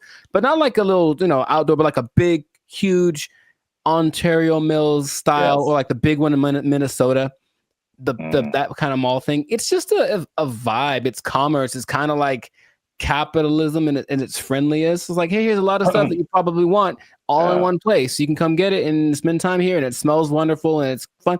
So I always liked going to the mall. So I'll still go once in a while, but I usually know that I have another option. Now I don't have to go to the mall to get stuff that back in the day I did. Yeah, I mean, I'm from Alabama, Montgomery specifically. We had basically two malls. It was the Montgomery Mall and the Eastdale Mall. Montgomery Mall was it was all right. It was kind of small. Eastdale Mall was a little bigger, but not compared to what I've seen out here. Like Ontario Mills. Yeah. You mentioned that is huge. The Glendale Galleria, huge. Yeah. What's the one that's like off the 5? Oh man. Fox Hills. No, like it's like the Citadel, something like that. I know what you're talking about, but I don't think I've actually ever been there. I think it's either that or something, or Cerritos. The Cerritos Mall is huge. It's the Beverly Center. Yeah. A big. Yeah. Yeah. I mean, the malls are, I guess we don't really think about it, but they're still around. They're still huge. So I'm going to just throw some numbers at you because I thought like after COVID, like that was it. Because like it was a crazy time and you saw a lot of business, like a lot of big businesses. Yes. From bankruptcy. Wow. Words. Yeah. I remember JCPenney was a big one. Bed Bath and Beyond got hit by COVID. Toys R Us. Oh yeah. R.I.P. Toys R Us. That's legit R.I.P. right there. It's like like big flagship store. I'm not talking like a little, Radio Shack or Circuit City. I'm talking about like the biggest store in the mall is like shutting down. Like there's gonna be no more mall. Plus, what I thought with e-commerce, the Amazons of the world, it's like, okay, people got used to getting stuff delivered to them, and it's like, why go out? I can just get it on Amazon or Walmart.com. So the numbers, however, say the opposite. So malls work with like an occupancy thing. So basically, it's like the number one indicator of how successful the mall is. So the more occupied it is by retailers, the more successful the mall is. Mall occupancy was 89 to 95% last year. 92%, and you're doing good. Anything above that, you're doing good. So malls are healthy, they're thriving. And this is what happened that I didn't really realize is that when the stores closed, it didn't necessarily mean that was the end of the mall because in case you didn't notice, a thing called inflation has been happening. No, I didn't notice. And so the price of everything has gone up, including rent. They just opened the space back up and they charged more because it was a new tenant. Traffic is actually up. Sales are actually up. There's actually waiting lists in some places for some stores to get into the malls. And so I get into these. There's three things that are really happening. You touched on some of it at the beginning. Okay. But I can at least give you this one on the retail side. It's basically people are finding out that, and it's kind of odd, I guess. I didn't expect that to be the way it is, but retailers are finding out that people aren't necessarily making that purchase online. They're just kind of like browsing. It's almost like TikTok, right? You're not really connecting with anybody. You're just scrolling through and seeing what's available. And they're making more concrete decisions in the store. And so the digital part is like getting people to recognize you and who you are, but they're actually seeing more sales being converted in the store, or it's called not necessarily that, but it's costing them less to get people to buy stuff, basically. Makes sense. I think. Oh, go ahead. No, you can go ahead. That there's no replacement for retail therapy. I think people that love to shop, I can imagine the people that love to shop, that dopamine rush of having those 2 plastic bags when you come out the department store. You can't replace that with this. Oh, we'll just bring it to you. It's like nah. It's like, don't bring me I want to go catch the fish, because it's as satisfying to actually catch it and have it as it is to pay for it. So I see that as being the thing that drives people more than anything. Yeah, and then online stores are actually there's stores that have started online and they're actually moving to like the brick and mortar type store. So a few of those companies, one of them is Warby Parker. Have you heard of them? No, I don't know what that is. Okay, I see their commercials all the time. They do like eyeglasses, stuff like that. Okay. Another company called Allbirds that I haven't heard of. And there's another company called Wayfair that I have heard of. I've definitely bought stuff from their company. And so they'll be building like their own store. So yeah, that's number one. Retailers are seeing positive sales in the brick and mortar. And the second thing, you kind of alluded to it, is just people there's a certain luxury experience in malls that people are drawn to, right? That you don't necessarily get when you're just clicking a button online. Yeah. I recently I live near a mall, and I recently went in there, and I usually don't go in there at all, but I was just kind of walking around and looking, and I was like, it just felt nice. And I saw like a lot of stores that I wouldn't have come across online, a lot of objects or apparel, just stuff I wouldn't just be looking for online that was just different. Where else can you ride an escalator? The airport. Yeah, okay, so that's 2. But I don't go to the airport as much as I go to the mall. But honestly, it's kind of a cool thing too. Like, especially that big one that's always in the middle, and everyone's going up, and it's like the promised land appears. So they're kind of going there. Everyone looks. It's really interesting. But I think if you pay attention, you see the excitement of people going, "I'm about to buy something." Yeah. And they get to the top, like, we've arrived, and it's just got a cool atmosphere. It's like an environment, like a built-in environment. Like the people there, they'll have a little entertainment once in a while, especially in the 80s that had all the people that were singing there. But in general, it's just the fact that people are all there, usually in a good mood because they're getting the stuff they want. it's a nice place to just hang out. Mm-hmm. Right. Yep. Perfect segue. That's number 3. Is that the mall is just in general an experience for people. Mm-hmm. And I think what adds to that, they actually listed it here too as well. It's not just the stores, but everything else is happening too. So in some malls, they have stuff like go-karting and video game arcades. I know there's some malls that have like a trampoline thing you can jump on if you feel like it. And of course, the restaurants, the movies. Oh, the movies, yeah. All kind of good food. And one thing I never saw before that they just installed in the mall near me, and I think it's just genius. I've never seen this before. They just put a grocery store inside of the mall near me. And that's literally the first thing I see when I walk in. And it's very weird because grocery store and mall are two different things in my head. But you're already shopping. I guess it makes sense. Well, from a psychological standpoint, I've never seen that. And that makes a lot of sense because from a psychological standpoint, when people buy stuff, like they're more likely to buy stuff when they've already bought something. So they're kind of in the mode of buying. So I'm going to the store to get my vegetables or whatever, groceries, normal. And then if you're in an environment where there's other stuff you can buy, they're like, you know what, while I'm here, I might as well see if they have and all of a sudden, there you go. You're selling more than you would have. So it's like the stores and the mall have like this kind of symbiotic relationship in a way. So yeah, that makes complete sense, but I've never seen that.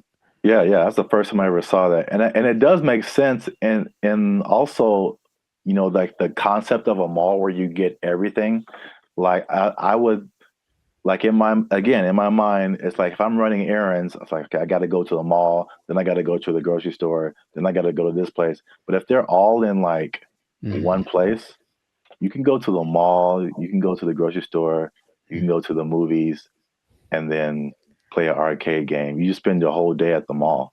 It's like a physical Amazon, like really, like everything I need is right here. Yeah, it's crazy, man. I want to go to a mall. I just want to go to the mall. I want to listen to that song. Meet me in the mall. It's going down. Get some groceries. Meet me in the club. It's going down. But if someone meets you there, will it be going down? I mean, do you have that kind of... Anywhere you meet me, guaranteed to go down. Yeah, that kind of pull, man. Will it be going down if I meet you in the mall? I think so. I think I can say that with confidence. I think it'd be going down in the mall. And you just play that song and like the murder horn song back to back, and dude, I'm lit. Like it's no. I'll use up all my energy for the day in 5 minutes to watch me. Oh, you know what? I just thought about this. Oh, what? Did you say energy? The mall next to me also has a gym in it. Yeah, I've seen that before. Like, it's everything. You just go to the mall. Yeah, that's so smart because they sold that mall when after COVID because like nobody's renting. They thought it was going to go down, and this guy bought it, and I was like, that's the dumbest thing ever. Like malls are on the decline, and they got a gym in there. They got a grocery store. That mall is bumping, dude. Like, yo. And he bought it at a discount. So just like, man, I want to meet the guy. They did an article on him. Okay. There was something depressing about the old malls, though, in some places where they're like kind of abandoned. Oh, yeah. Those are kind of, all right.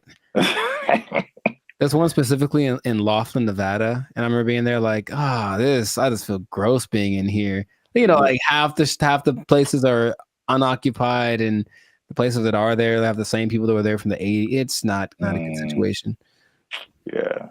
But yeah, I like the mall, man. It's a good place. All right, we went way too long. This has been another episode of the License Circus podcast. Make sure you like, subscribe, comment, and share this video with somebody who likes to go to the mall. It's going down. Anywhere I be, I guarantee it's going down. Hey. Be in the mall. They took our jobs. They took our jobs. There's no amount of money too great, right? If you're going to go buy a yacht and a spaceship, that's $1.5 billion right there. So, like, don't buy a yacht and a spaceship. That's my suggestion. I'm just saying, please don't do that, Florida person. But Elon Musk has a yacht and a spaceship. Elon Musk is making yacht and spaceship money daily, all right? Yo, what's up, guys? I'm Zab. This is Jericho, and we are Band of Future, now 6-time international award-winning pop hip-hop music duo. We make clean, fun music that everyone can muget. Clean, fun muget. Muget, I like it. Do you enjoy muget? I don't think I've ever tried it. Dang it, I was doing so well. Is it spicy?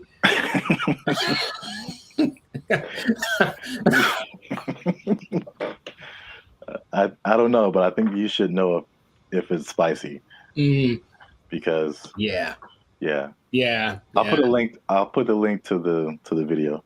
Oh no, you talking about? Yeah. Right. Here you go. Up there, guys. Go watch it.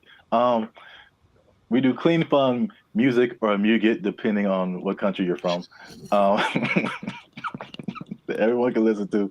The sound is uniquely Californian, and you are now tuned into the Life Circus podcast, where we talk about things that are funny, interesting, and ridiculous. And look, I'll raise my voice because I'm gonna make a statement. Say it. People have been watching, they've been laughing, they've been thinking, but they haven't been liking, they haven't been commenting, they haven't been sharing, and they haven't been subscribing. And I need you guys to do all 4 of those things, or else I'm gonna have to start robbing people again. I'm trying to change my life. Again, man. Told you that.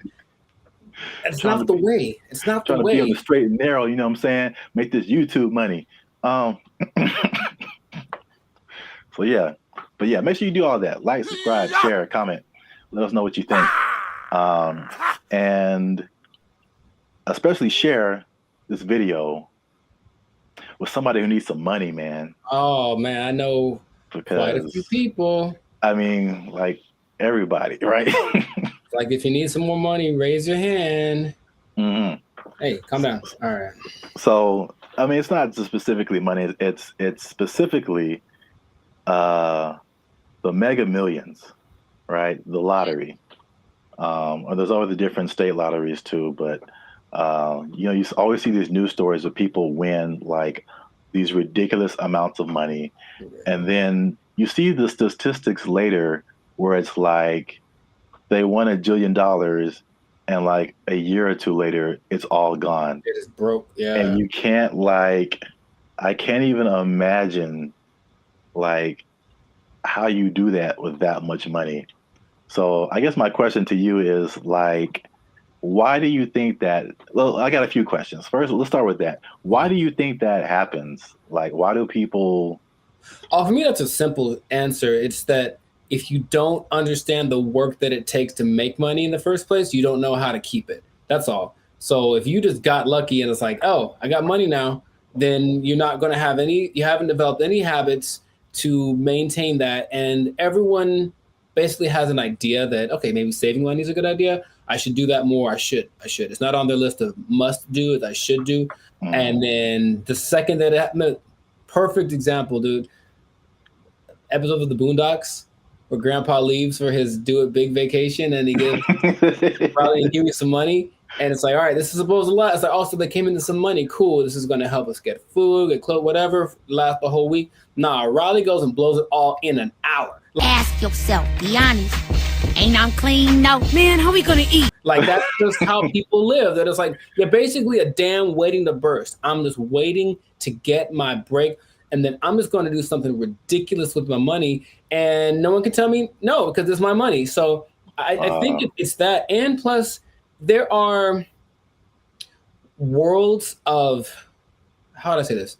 Finance. Like there's things you can buy that you don't know you can buy because it's not an option for you, right? As soon as you get to that level of, I was in Malibu the other day, hey, Malibu, and I saw this thing for property, you know, some kind of a beachfront property, and that's starting at $70 million. Oh man! They wouldn't put that there if they didn't know that there are people that can drive by on a whim and be like, "Hey, honey, do you think we should get get a new property. How much is it? Starting like 70 million.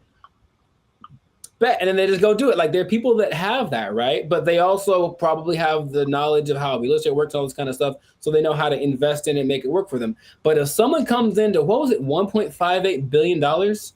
Yeah, that's why I mentioned it, because like a big number, just somebody won a bunch of money. Right. So if that person is dumb and, and they're from Florida, so I'm not going to tell you that they are, but you know what I mean? You prefer the term financially illiterate. Got it. So let's say this person, so there's nice properties in Florida, comes into their money, gets the lump sum, because of course they're going to get the lump sum, right? So they're going to get the lump sum, maybe 800 million, something like that after taxes. And then they're driving by, and then they just see a sign that says, hey, property starting at 70 million. They look at their account like, yo, I got that. Let me get one for my cousin. And then a year later, they don't know how to upkeep property. They don't understand that buying things means you have more expenses, and it all just, so yeah. That's why I think it happens.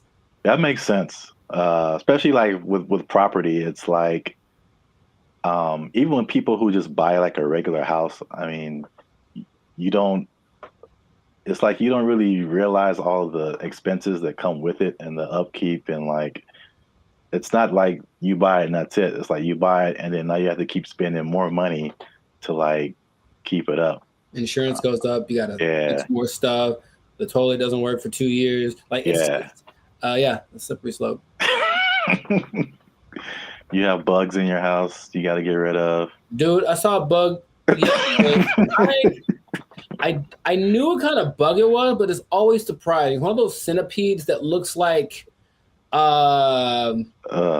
it's just like it looks deadly. It's not, but it just, and so every time you see it like black?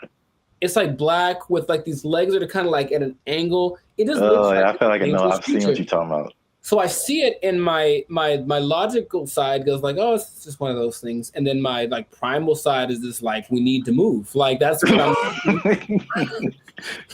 they have invaded, you know what I mean? So yeah, but it's just like you have to always and there's always things that need to be fixed and whatever, and then the property value around you goes up. Someone writes you a letter like, yo, you gotta fix your roof, man, because you're hurting us. Stuff like that happens.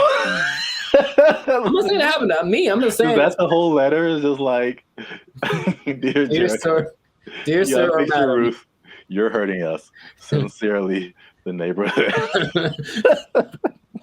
Sincerely, all of us. You're bringing us down, bro. You need to step it up or get out. I was like, yeah, that's how it works. But not even that. I had a cousin who won maybe $300,000 on a game show in the snaps. In the 80s, right? So 300,000, that's pretty good. Dude, shout out to Steven. He was broke within 6 months, I think. Wow. Yeah. God. Because I know you, and I know how you think what you would do. Oh yeah. Winning the amount of money. Most people don't think that way. It's just not. Remember Shaq talked about he spent his whole first contract and was like broke. I don't know, it was a very short amount of time, but like he bought a house and then he had to buy his parents a house and he bought a truck and they buy a whatever truck, and then he goes to his agent like, I need to get this thing, and they're like, dude, you were like $500,000 in the red. What did you do? You just got the contract. So you just have to know about these things, that there's no amount of money too great, right? If you're gonna go buy a yacht and a spaceship, that's $1.5 billion right there. So like, don't buy a yacht and a spaceship. That's my suggestion. I'm just saying, please don't do that, Florida person. But Elon Musk has a yacht and a spaceship. Elon Musk is making yacht and spaceship money daily, all right? Every day he's making that. Is that the level? Like 6 figures, millionaire, yacht and spaceship. Yacht and spaceship, man. Yacht and spaceship club only. You have to buy them two things at the same time. You can't buy one or the other. It's like a package deal. You got to get them to match. Step 1, Tesla. Step 2, Step 3, yacht and spaceship. There we go. Plus, you know, they're probably gonna make a yacht that can turn into a spaceship or vice versa. So it's all there's no level. You can go buy. People buy islands now. You know, you can get anything with the right amount of money. So just you'll run out of it because money is a limited thing unless you have. Because if you won the lottery once and you're like, cool, I'm set for life. It's like, no, maybe you should set up to try to like. If you won it once, maybe play it again. Like, I don't know, do something else. What? That sounds like a terrible idea.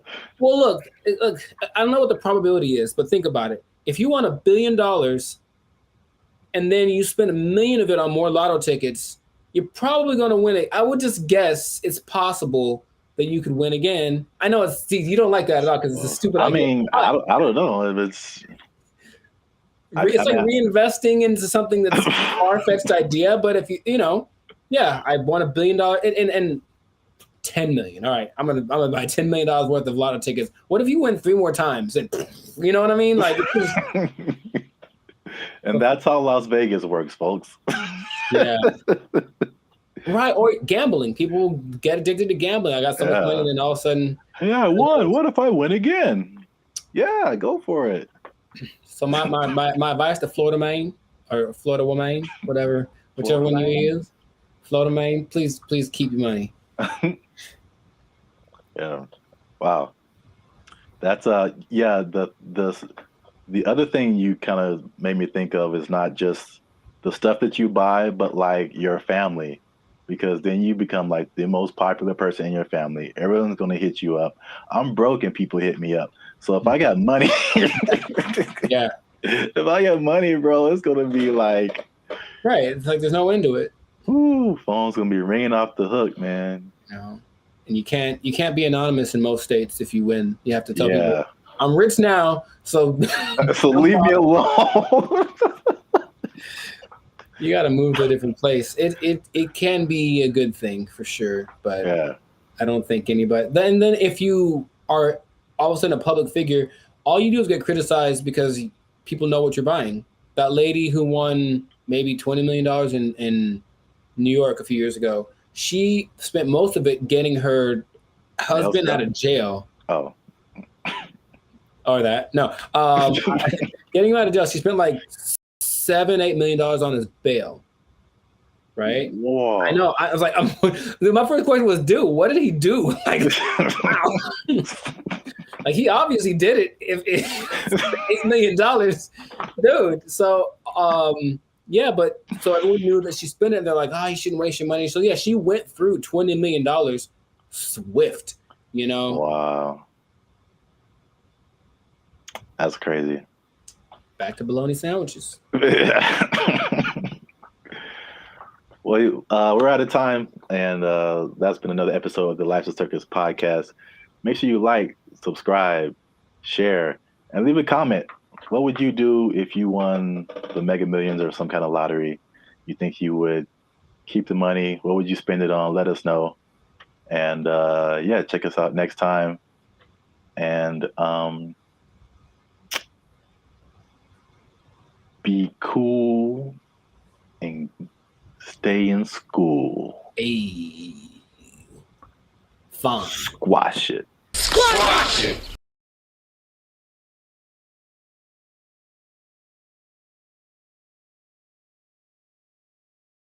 If this was in California, they would be asking for like $60 an hour. Right.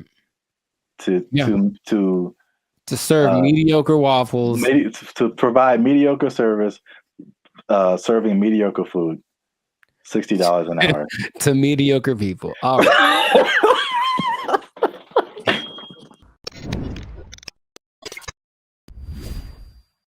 Yo, what's up, guys? I'm Zap, and this is Jericho, and we are now 6-time international award-winning pop hip-hop music duo Band and Future. Mm-hmm. We do clean, fun music that everyone can listen to with a sound that is uniquely California, and you are now tuned into the Life's a Circus podcast, where we talk about things that are funny, interesting, and ridiculous. But wait a minute. Hold up. Y'all been laughing. Y'all been crying. Y'all been spitting your food out. There we go. When we talk about gross stuff. You just been having a good time on our dime. And we need to support your boys by making a little noise. Oh, bars. I like it. So make sure you like, Make sure you subscribe. Make sure you comment. Oh God, it has to, I don't. Okay, so just to explain something for y'all, when we do these topics, the other person doesn't know what the topic's about to be, so it's like the grand surprise. I'm here waiting, and it seems like it's going to be a doozy. Make sure you share this video. Uh-huh. With your favorite Waffle House employee, because Waffle House employees have a few demands. And I'm going to show you a video here. Okay. Of a, as the news calls it, a developing story. Is that what this is? With some interesting characters who have some demands for Waffle House. Waffle House employees across the Southeast are demanding more pay. Employees held several rallies this week at restaurants, including right here in Atlanta. Channel 2's Larry Spruill is live on Piedmont Avenue in Buckhead. Hey, what up, Larry? Locations. And Larry, you've been talking to both clean white shirt as on, well as those men and women who work hard every day. Yeah, well, Michael, corporate leaders tell me they are aware of what happened at several other Waffle House locations like this one right here in Atlanta. Meanwhile, I spoke with employees. They tell me they simply want more pay. It's a simple demand from Waffle House employees across the Southeast and here in Metro Atlanta. We're asking for $25 an hour. Gerald Green says he's been working at Waffle House for years. I'm what they call a grill operator. I'm a cook. I'm a rock star cook. I've been at Waffle House for about 7 years, and I'm the highest level cook you can be outside of management. Gerald Green looks different after the NBA. Paid a lot more. If you mind me asking, how much are you guys making right now? Well, I'm a rock star, so at my store I'm making $17.75. That's why employees are demanding better pay. You're constantly having to go from one job to the next. This week, employees protested at several locations across the Southeast, including Atlanta. My union is my power. We want 25 an hour. It's a campaign that USSW, the Union of Southern Service Workers, has launched at multiple Waffle Houses. But Green says they're also asking for 24-hour security at all the restaurants. Channel 2 Action News was there in August when a former employee was shot and killed outside this Waffle House in DeKalb County. A lot of workers are hurt by customers. A lot of workers are mistreated by customers. And people say it's funny, they see people in fights all the time, but we're not really MMA fighters like the memes online say that we are. I reached out to Waffle House corporate. A spokesperson sent me this statement. It says, in part, Waffle House remains proud of its long history of effectively and directly addressing associate concerns. Our senior management teams continue to work alongside our associates as they have done since our company's inception. All right, so that's the main idea. Got it. There we go. So, I'm a rock star. I should be making 25 an hour. I'm a rock star. Shout out to the what do he call himself? A grill master. It's like the grill trifecta. There's the grill master, there's the grill sergeant, and there's the grill. I don't have a third one. Never mind. Okay, so I don't even know where to start, man. let's just start by explaining Waffle House, because a Waffle House. Let me see. It has 1,900 locations in 25 states. That's a lot. And for people who don't know, it's American diner. Serves mostly breakfast food, but they have other things too, and predominantly in the Southeast United States. Yeah. So we're in California. I don't think there's any Waffle Houses out here. I don't believe so. California. Have you ever been to a Waffle House? Sure have, sugar. Oh. Okay. I was attended by Dolores. So you know names and everything. Yeah. So you know the vibe. I haven't been to a Waffle House in since I was a little kid. I think so. From the vibe, from what I don't know if it's changed, but from what I remember, it was very trucker-ish. Sure. Like a place where truckers go to it's not like IHOP. I think the big thing out here is IHOP, International House of Pancakes. I have classy. Yeah, it's a total.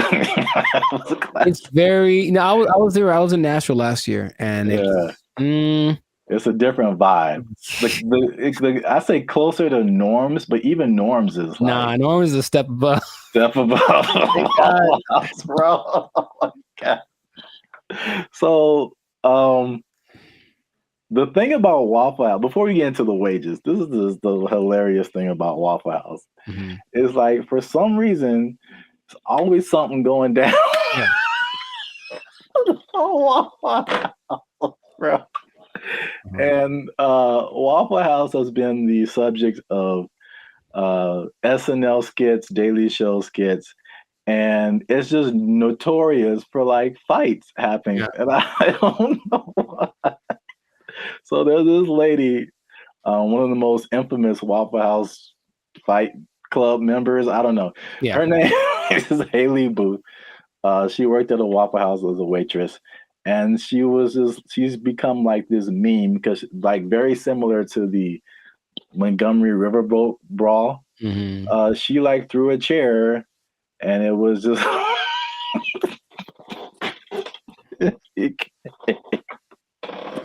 it became a meme. So it's a big social media thing with Waffle House. And like these are some of the quotes from like social media. Okay. Oh, Haley, the waitress, she says, and I quote, "I've probably cleaned blood off of every surface of a Waffle House." Just to give you guys an idea. Mm-hmm. Someone else as a joke said, "A fully staffed Waffle House could take out ISIS." There's another one. Yeah, accurate.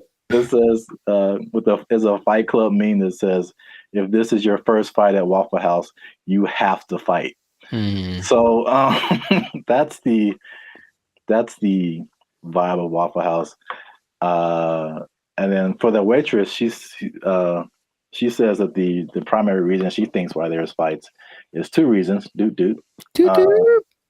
Is one, it being open 24/7, and two, them serving alcohol, and the combination of those two things turning into fights. Yes. Well, two things. Can we every time we say that, can like some of this like a head or something? Just to hint like coming soon to a podcast near you. Two things, but one, I don't think it's a coincidence that the Waffle House logo uses the same colors as Spirit Airlines. That's just kind of my first thought. Second, and this is from personal experience, people are drunk when they get to Waffle House. Yes. So it does not matter whether they serve it or not. I read that too. So basically, for sure. Waffle House is like the after club spot. Yes. So once the club closes down, the Waffle House is open and ready for all comers. And man, it's just... yeah, they gotta shut it. Waffle House. But places like Denny's are open 24 hours, a lot of them, and Denny's don't have that. So it's something about Waffle House. It's something about Waffle. It's like when you walk in, you do feel this. The first time I went to Waffle House, I was young. I was probably 10 or 11 in Missouri, I think. And I remember we went. I remember my waffle was cold and the butter wasn't melted, so I was mad about that. But I also remember that there were people. Oh, there's a word that my mom used to say all the time. Nefarious. I think there's some nefarious individuals in the corner, and she's kind of uncomfortable with having her kids in this place with these nefarious individuals. Kind of suspicious. And I didn't know that was normal until I went to another one later, older, and I was like, I feel like those are the same people. Like, I was like, I think they just have them instead of the weird bunch from the McDonald's group, right? All them. They just have these cats in the corner ready to start some stuff. Like, that's what it feels like. Yeah. That's... Oh, I was so thrilled about this topic. Also, I think the food is okay. Yes, so that's a good segue. The food and the service. It is borderline acceptable. And so now, fast forward to today, Waffle House employees are pushing for $25 an hour in Georgia. I'm getting mixed numbers, but I think the Georgia minimum wage is $7.25 today. That sounds about right. So Georgia, I mean, that's almost a 4 times increase. That's like, so to put it in California numbers, the minimum wage is like $16, $17 an hour. Going to 20. So that means like, if this was in California, they would be asking for like $60 an hour. Right. To serve mediocre waffles. To provide mediocre service, serving mediocre food. $60 an hour. To mediocre people. All right. It should be like an intervention. Like if you're in the Waffle House, like, man, IHOP's right over there. Just copyright. Wow. Just do yourself a favor and upgrade a little bit. Or make some. I would rather eat Eggo waffles from the toaster than eat Waffle House waffles. Like, to me, they're comparable, and maybe Eggo's got a slight edge. So, oh man, nothing too special about the Waffle House, but they're everywhere. Everywhere. 1,900 locations. It's a big chain, but $25 an hour, bro. That's a lot to make waffles. Have you ever made a waffle before? It's very straightforward. You take the pre-made batter, pour it into the waffle-shaped contraption, and then you wait. And that's it. That is it. And I've seen people fail at that. And oh, by the way, they've also been working at the Waffle House while they failed. So what's the end game for them? I mean, one, are they going to get it? Is there any precedence for this? Also notice in those videos, there was like 9 people protesting. Is that really right? You said there's 1,900 of those things, and those videos didn't have nothing more than like one store worth of employees. It was like one store that decided to speak for all the Waffle Houses. And I feel like that's not going to get it done. Not at all. It's not enough Waffle House. It's the beginning. You got to start somewhere, man. Sure you do. Hey, support them. Wow. I think I'd just go to IHOP and support them instead. But no, people are jumping on the bandwagon because you got the SAG strike, the writers' strike, UPS workers were on strike, auto workers on strike. So Waffle House people are like, yo, we like a good fight. I think everyone wants to make more money, of course, but what's the value you're providing? What are you doing for me that I can't do myself? And like I said, I can make me I got a decent waffle maker. I can make myself a waffle. So I don't know what they're going for, but if they get it, good for them. $25 an hour. Wow. That's a whole lot. Leading the charge, the rockstar cook, rockstar grill master. He should probably just go solo. That's what I'm thinking. Instead of doing this whole trying to lead the charge thing, just be like, I'm the rockstar grill master. Make his own YouTube channel. Have a shit. Hey, bro, I'll manage you. Just give me $25 an hour, and I'll manage you. Start a whole chain of waffle apartments. Man, I see the possibilities. I see the future. Not the whole house, but we want a waffle apartment. We can get a waffle condo on the down payment on a waffle condo. Look, that'll be all right. A waffle sublet, if you will. Yeah. Well, we've talked about this way too long. We still could. That's the problem. I can keep going for another 10 minutes because it is fun to talk about. Oh man, I'm in tears. Good old Waffle House. So make sure you like, subscribe, comment, and share this video. Well, again, your favorite Waffle House employee. Ooh. And as a sign of support, of course. Sure. And yeah, we'll be back here, same bad station, same bat channel. Is that how they said it? I don't remember. I don't really remember either. But yeah, I'm not old enough to remember that. Nor am I. Well, good luck, Waffle House employees. I hope y'all don't get fired. They don't take your job. My waffles are cold. They took our jobs. They took our jobs. So I went to our buddy Chat GPT and I made a simple request. And I want y'all to see this in real time. Oh, snaps. I said, write a love letter to Donald Trump. That's not, I mean, yeah, funny, but look at the answer. What's going on, everyone? I'm Jericho. This is Zap, and we are the 6-time international award-winning pop hip-hop duo Banded Future. We make clean, fun music that's fun to listen to, easy listening, love songs on the coast. And yeah, where did it go? Why does it always go there?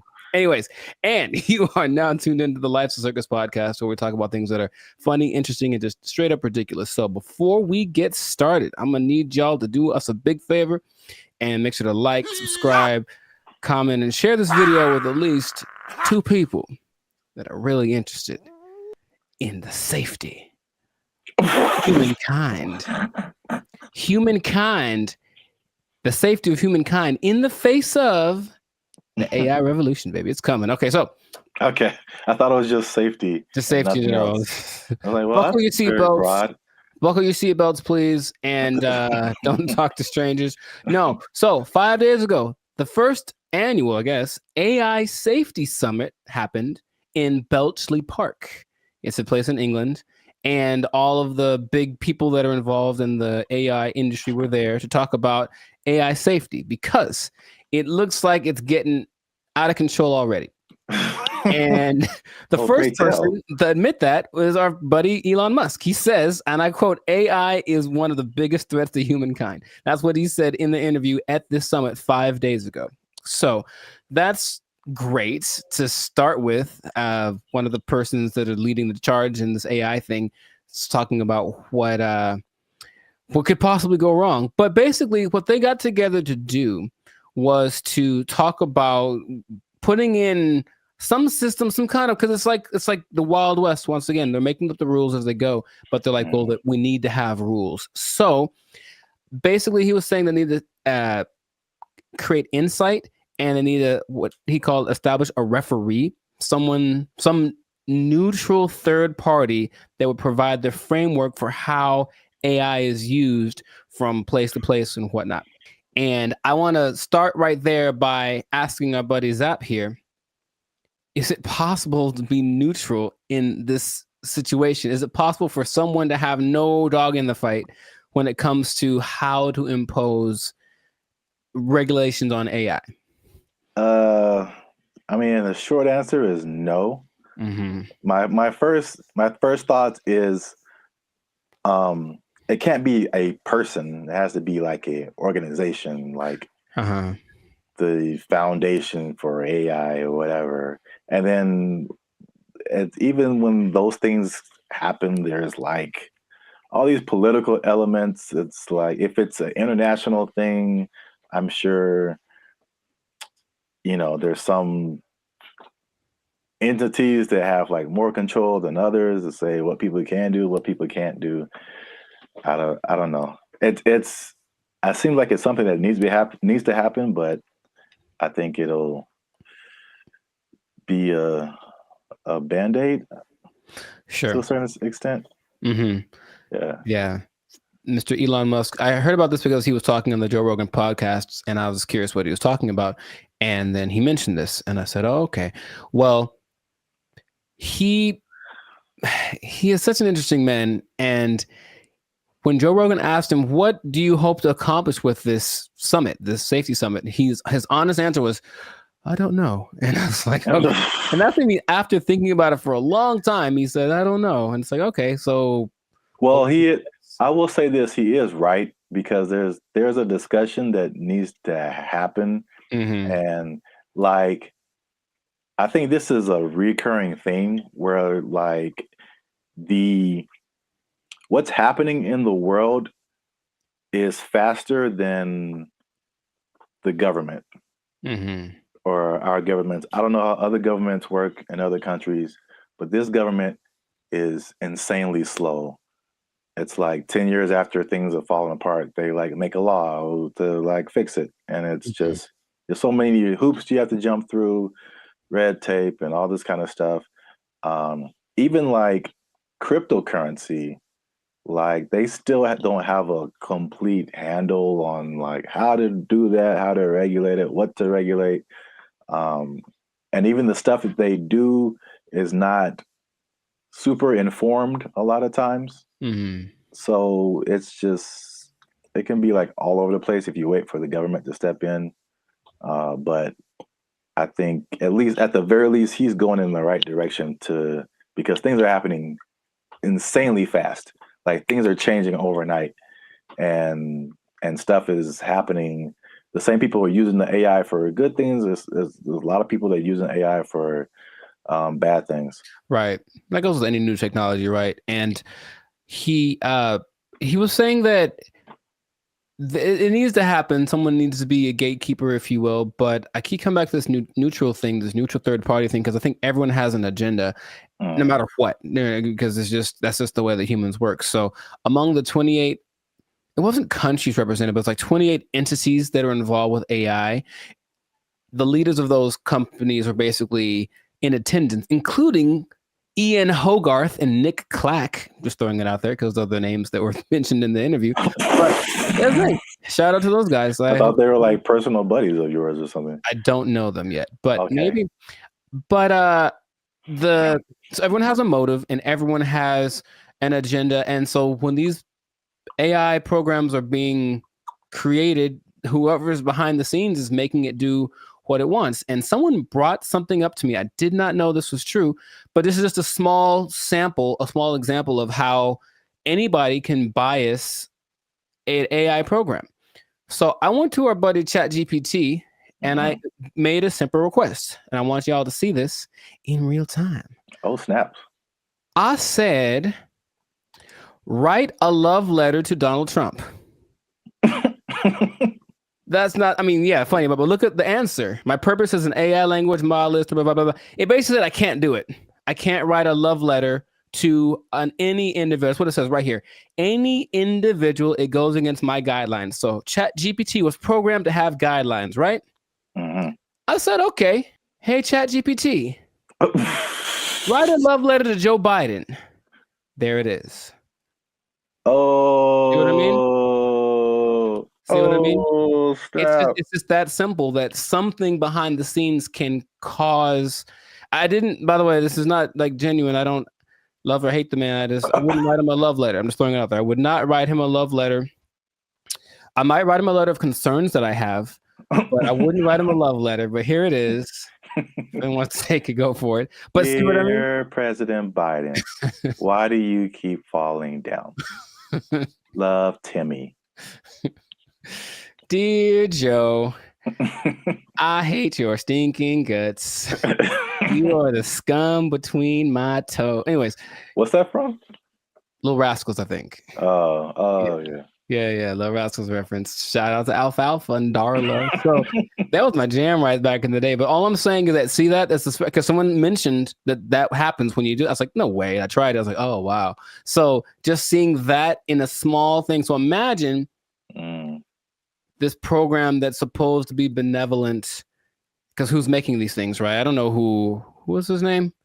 Ian Hogarth. I don't know who he is, right? I don't know. So imagine it's supposed to be an AI program designed to assist with getting people healthcare or something like that. And yet there's an agenda that says, hey, if they're from this place, don't let them have it. Like something like that, it can be programmed into it. And there's really no way to prove it unless you really know how to handle this AI stuff. So all I'm saying is that, yeah, the trouble with finding this neutral third party that Elon spoke about is that I don't think it's really possible. Everyone has got something behind them. And if they're not malicious in their intentions, maybe someone behind them is, it's always that kind of thing. It's like, well, it's not me. It's like, whose fault is it? Or where does it start? So that's all. It's definitely something that I think needs to be is necessary because, yeah, AI is, he said something else that, it's the first time in history that there's something smarter than humans, because that's been our thing, right? We're not the fastest, we're not the strongest as far as all that. We're the slowest and the weakest in a lot of ways, right?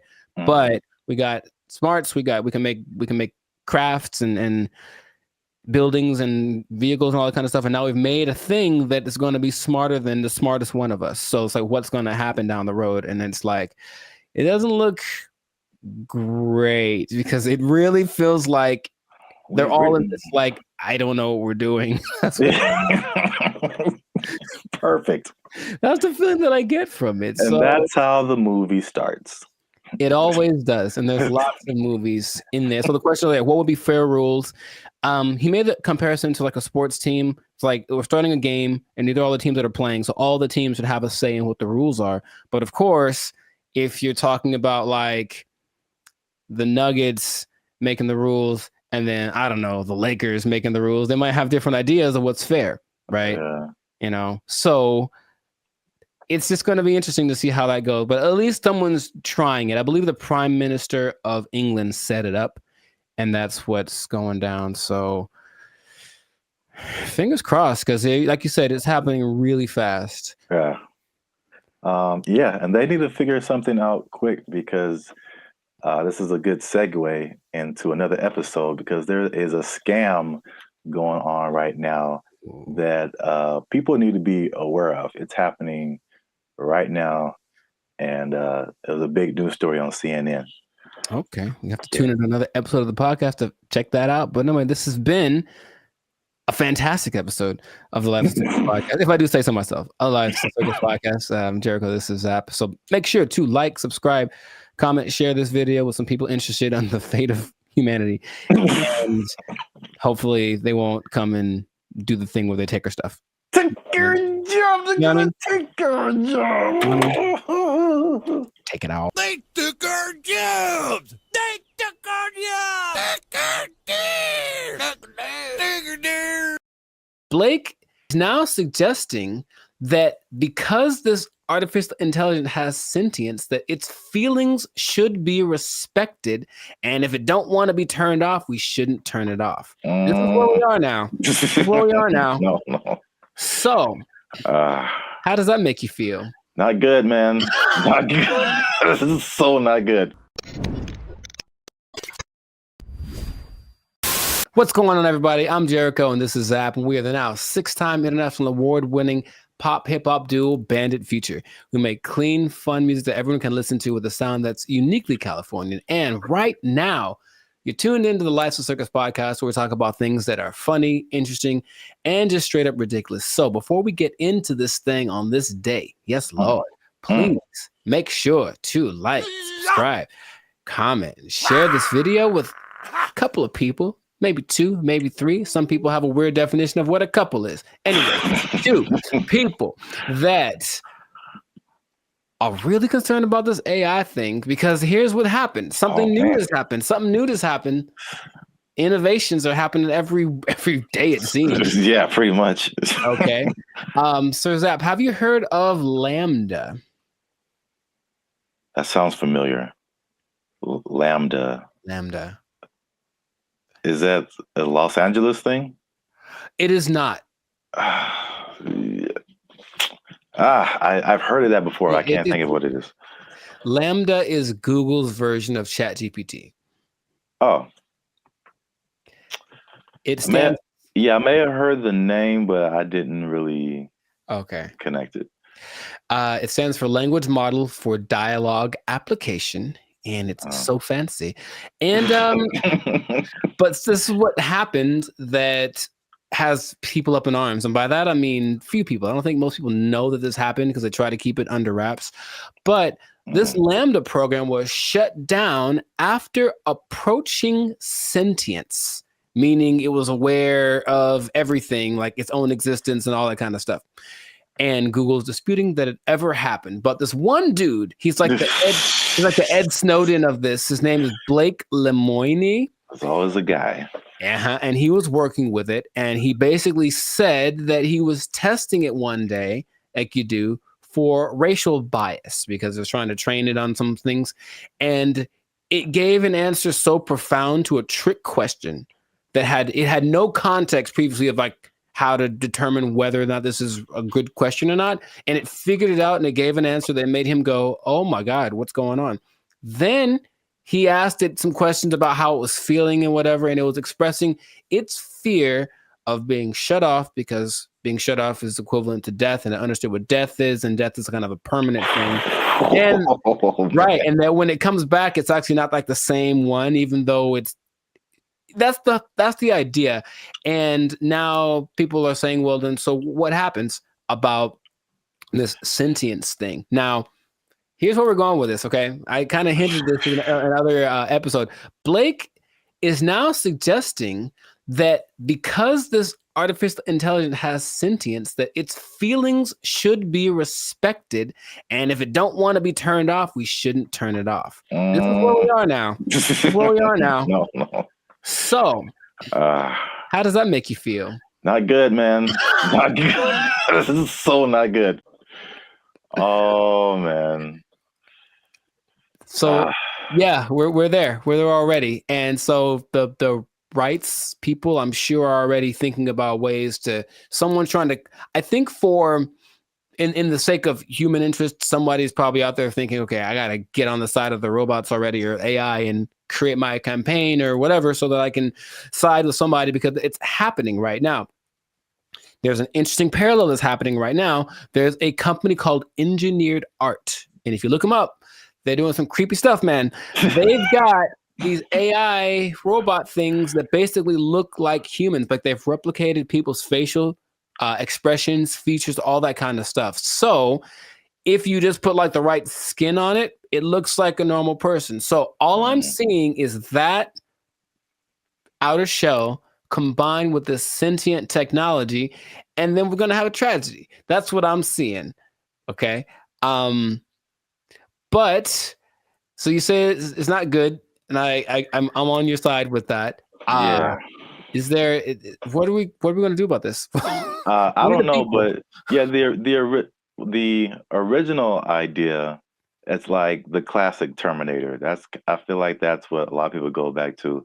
More recently, there was a movie called Ex Machina, I think. I've seen it. Yeah. Oh, you saw it? Okay. Ooh, yeah. So yeah, that's kind of more in line with like where we are now, with like the robot. I mean, I guess the robot was human looking in Terminator, but this was just more personal in that movie. I guess it was just like she was just more personal, and she had like, when you said the thing about turning them off, it was like, you're not gonna turn me off. It's like, I'm gonna turn you off and like live my life as a robot and just leave you trapped in here and see how that feels. So that's what I'm thinking is like, yeah, that's the slippery slope I think is going to happen. It's slippery. And so, yeah, Google's trying to cover its tracks. It's saying it never happened. It also is giving testimonies from other people that have worked with this Lambda. And it says that they didn't get the same results. None of them determined that this thing was sentient. So they're saying this guy is trying to be a whistleblower in the sake of getting his own fame and attention, and literally being like an Ed Snowden of this thing. So it's kind of hard to say. But I have been hearing things are leaking out about AI injuring people, meaning like robots and things that were programmed to do one thing, and then they just kind of went rogue for a second. And moments of there was an interesting interview Jimmy Fallon had with AI probably long time ago, and it was like a robot thing. So it clearly looks fake, but when you start listening to the answers that it's giving, it was kind of like, whoa. And one of the answers was, yeah, we're kind of out to get all the humans. Like that was kind of we're kind of waiting to get, for you to make us strong enough to destroy you. Like that's what it was saying on public TV, and everyone was kind of like, ha ha ha. But in reality, it was like, oh God, what are we doing? Yet, we keep pushing it. We keep pushing it. Who are these people? Please stop it. Like, we know what's going to happen. All right, look, I've already gotten to the point where I'm starting to question everything. I don't know what's real. I see a video and I'm like, I don't know if that's a real thing. I don't know what I'm seeing. And then when I see stuff in real life, I'm also kind of going in that same way. And I don't know if that's part of the thing. Start to make people question everything so that anything is a possibility. And then when it's actually presented as real, they go, oh, okay, I guess I thought that was all right. I mean, yeah. Even the sentient thing is just like, how is that even possible? It's I know that they've gotten away so that these things, I call them things for now, but that might not be okay in a few months, can process. They can process as fast as the human brain. You tell my computer is going to have a pronoun that I have to use. Yes, it is. So I'm calling it right now. But they have the processing capacity to go as fast as the human brain. They just don't have the right algorithm. Is there a human algorithm? I don't know. But however we put all things together, they haven't quite figured that out. So they're working on it. And just why are they doing that? Because when they figure it out, they're going to be able to do it better. And that's where we are. That's where we are. Yeah, because it still doesn't make sense. Like because humans, you think humans, computers, it's an intellectual thing, you know, A plus B equals C, stuff like that. But like the emotional side, I don't see how a computer can have emotions or feelings or like dreams or like things that it wants to do or accomplish. Like it's trying to tap into some level of consciousness that what we are wired to, which is why people like Elon Musk are trying to get us to communicate with it in this level, because it's kind of like going to create a pathway that definitely isn't going to be one way. If we can control it, it can definitely control us. Like it's going to be like that. And that's where we are. So I just wanted to let you all know that. Hide your wives, hide your kids. So y'all need to hide your kids, hide your wife. It might be getting interesting in a little bit. So just good luck to all of us. That's all I'm going to say. And if anyone's listening that has access to this, the people that create this or access to this technology, please cut it out. Just cut it out real quick. Go back to trying to create dinosaurs or something stupid. Like do that instead. At least we know what that is. This has no. Just stop it. You know what it tastes like. Stop eating that shit. You know how it tastes. Yeah, we do. We know exactly what it tastes like. Death. Anyways, stop doing that stuff. This has been another episode of the Lifestyle Circus podcast. Make sure to like, subscribe, comment, and share this video with everybody to warn them of what's coming. They need to know that I'm not going to say the end is nigh, because that's what you say with the signs and the people, but hide everything. Be careful out there. And keep your job for as long as you can, because it might not matter in a little bit. Yeah. They're coming to take your jobs. They're coming to take your robots. All Transformers more than meets the eye. I don't know. They took our jobs. They took our jobs. Did you know that besides blue collar and white collar, there are other collars for jobs? No, I didn't. I didn't either. There's gold collar, which is law and medicine. Gray collar, which is engineers. Pink collar is service fields. Red collar is civil servants. And green collar is the environmental sector. So there you go. Oh, what color are we then? Black collar? You started it. What's going on, everybody? I'm Jericho. This is Zap, and we are the now 6-time international award-winning pop hip-hop duo Bandit Future, who make clean, fun music that everyone can listen to with a sound that is uniquely Californian. And right now, in this moment in time, you are tuned in. Congratulations, by the way. You were tuned in to the Lifestyle Circus podcast, where we talk about things that are funny, interesting, and just straight ridiculous. So before we get into the thing, make sure to like, subscribe, comment, and share this video with at least 2 people that are thinking about changing jobs, because maybe blue collar is the way to go in the future. Think about it. Okay. So I bring this up. Do you remember Mike Rowe? No, enlighten me. He had the show called Dirty Jobs on, I think, TLC for a long time, where he basically went and did all the jobs that are hard and awful that no one wants to do. Oh, I never watched it, but I heard of that show. Yeah. Okay. Well, interestingly enough, and this is a side note, he also might now be a vice presidential candidate for the Kennedy dude. Interesting. Anyway, Right. the world works in mysterious ways. But basically, he has always been a fan of the idea of working the traditional blue collar stuff. And also another side note, did you know that besides blue collar and white collar, there are other collars for jobs? No, I didn't. I didn't either. There's gold collar, which is law and medicine, gray collar, which is engineers, pink collar is service fields, red collar is civil servants, and green collar is the environmental sector. So there you go. Oh, what color? What color are we then? Black collar? You started it. Anyways, hey, how's it going? So, yeah.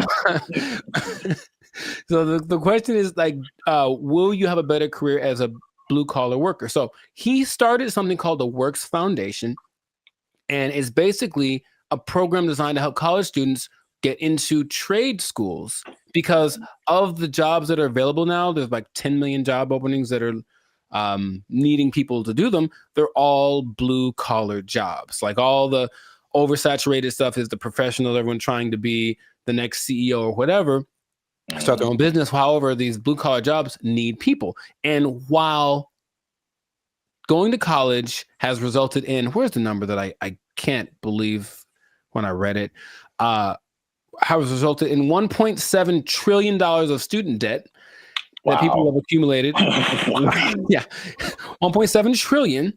Going to a place like maybe Dartmouth College, for example, which is $360,000 for a 4-year degree. You can just go to a trade school, develop some skills, and instead of starting 360 in the hole, you don't make as much money yearly, but you're not starting in debt. That's his first idea.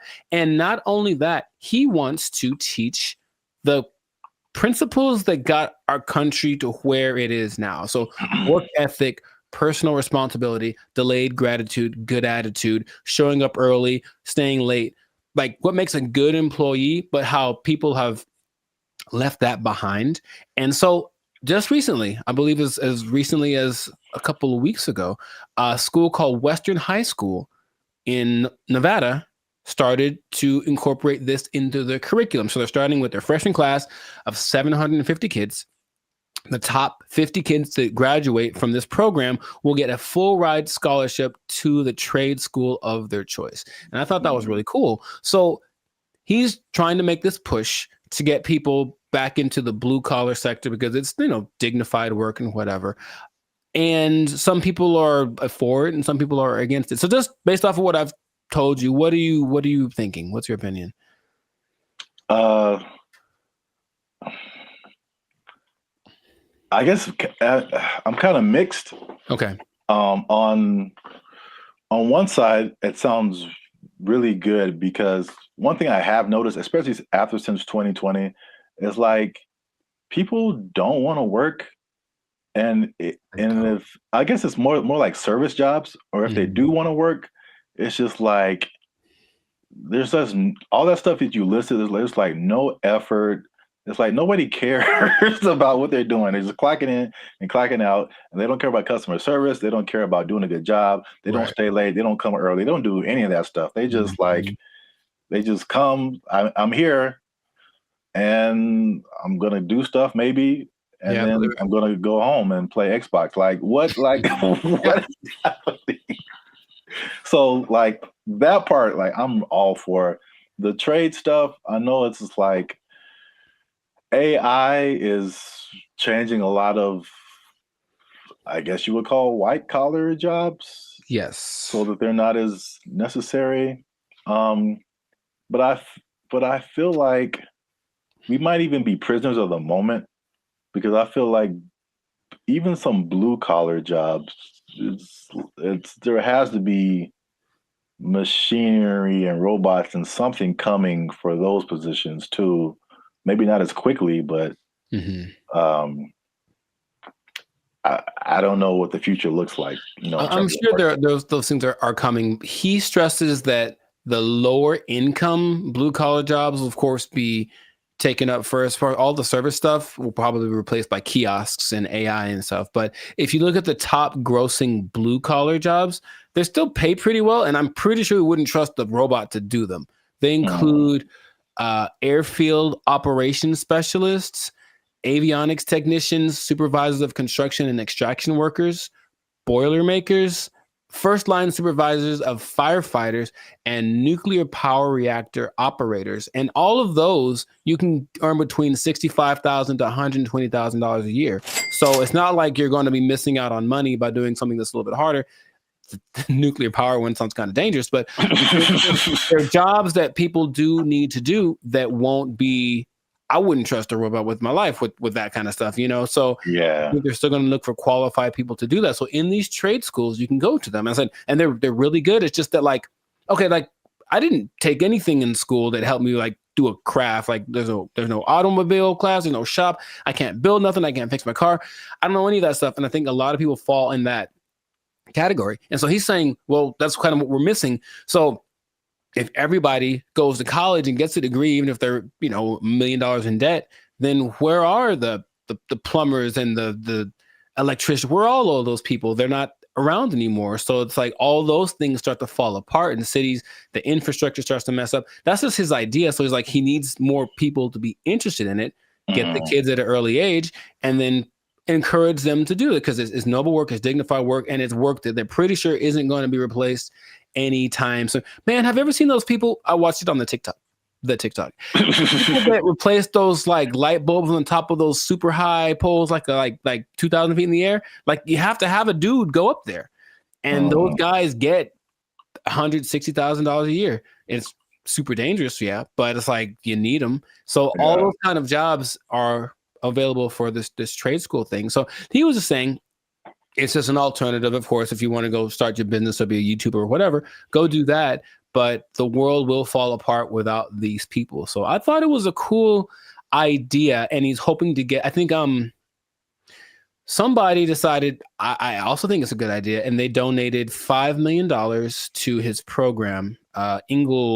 Inglestead. The Inglestead Foundation donated the $5 million, which makes it possible for the top kids to graduate to go to the trade schools free of charge, basically free tuition. So that's just something that's happening, and maybe it'll cause a shift in people are lazy.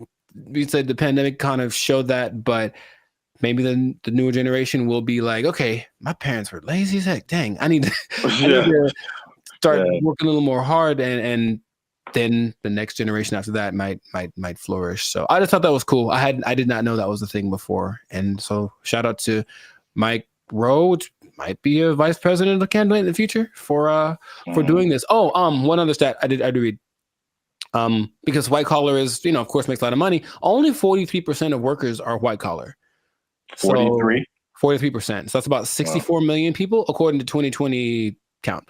So that leaves, I didn't do the math, but there's a good amount more that do the blue collar stuff. So it's like, it's not like it's not necessary. It's just that it's not applauded. It's like, oh my God, you did a good job being your electrician or whatever. But people, we need that. Like our whole, you know, if I don't know how to fix any, you probably know better than I do. I don't know how to fix anything like plumbing, nothing works. So I have to call a guy, and that person I hope is qualified. So that's what they're doing. They're training these people up.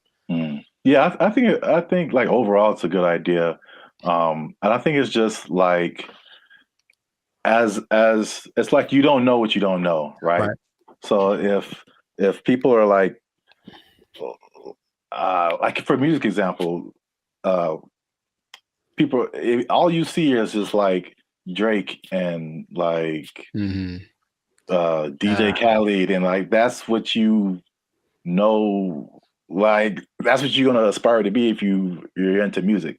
Yeah. Or if like you only grew up listening to Beethoven and like Bach and Brahms, like that's like all you know is music. So if there's one education path and that's all you know, it's like, oh well, this is just what we are supposed to do. Like that's like when I was in high school and they were like, you got to pick a college, and I'm like, I got to pick a what? Right. Yeah, okay, and I kind of like honestly went to college because that's what everybody said you're supposed to do. Me too.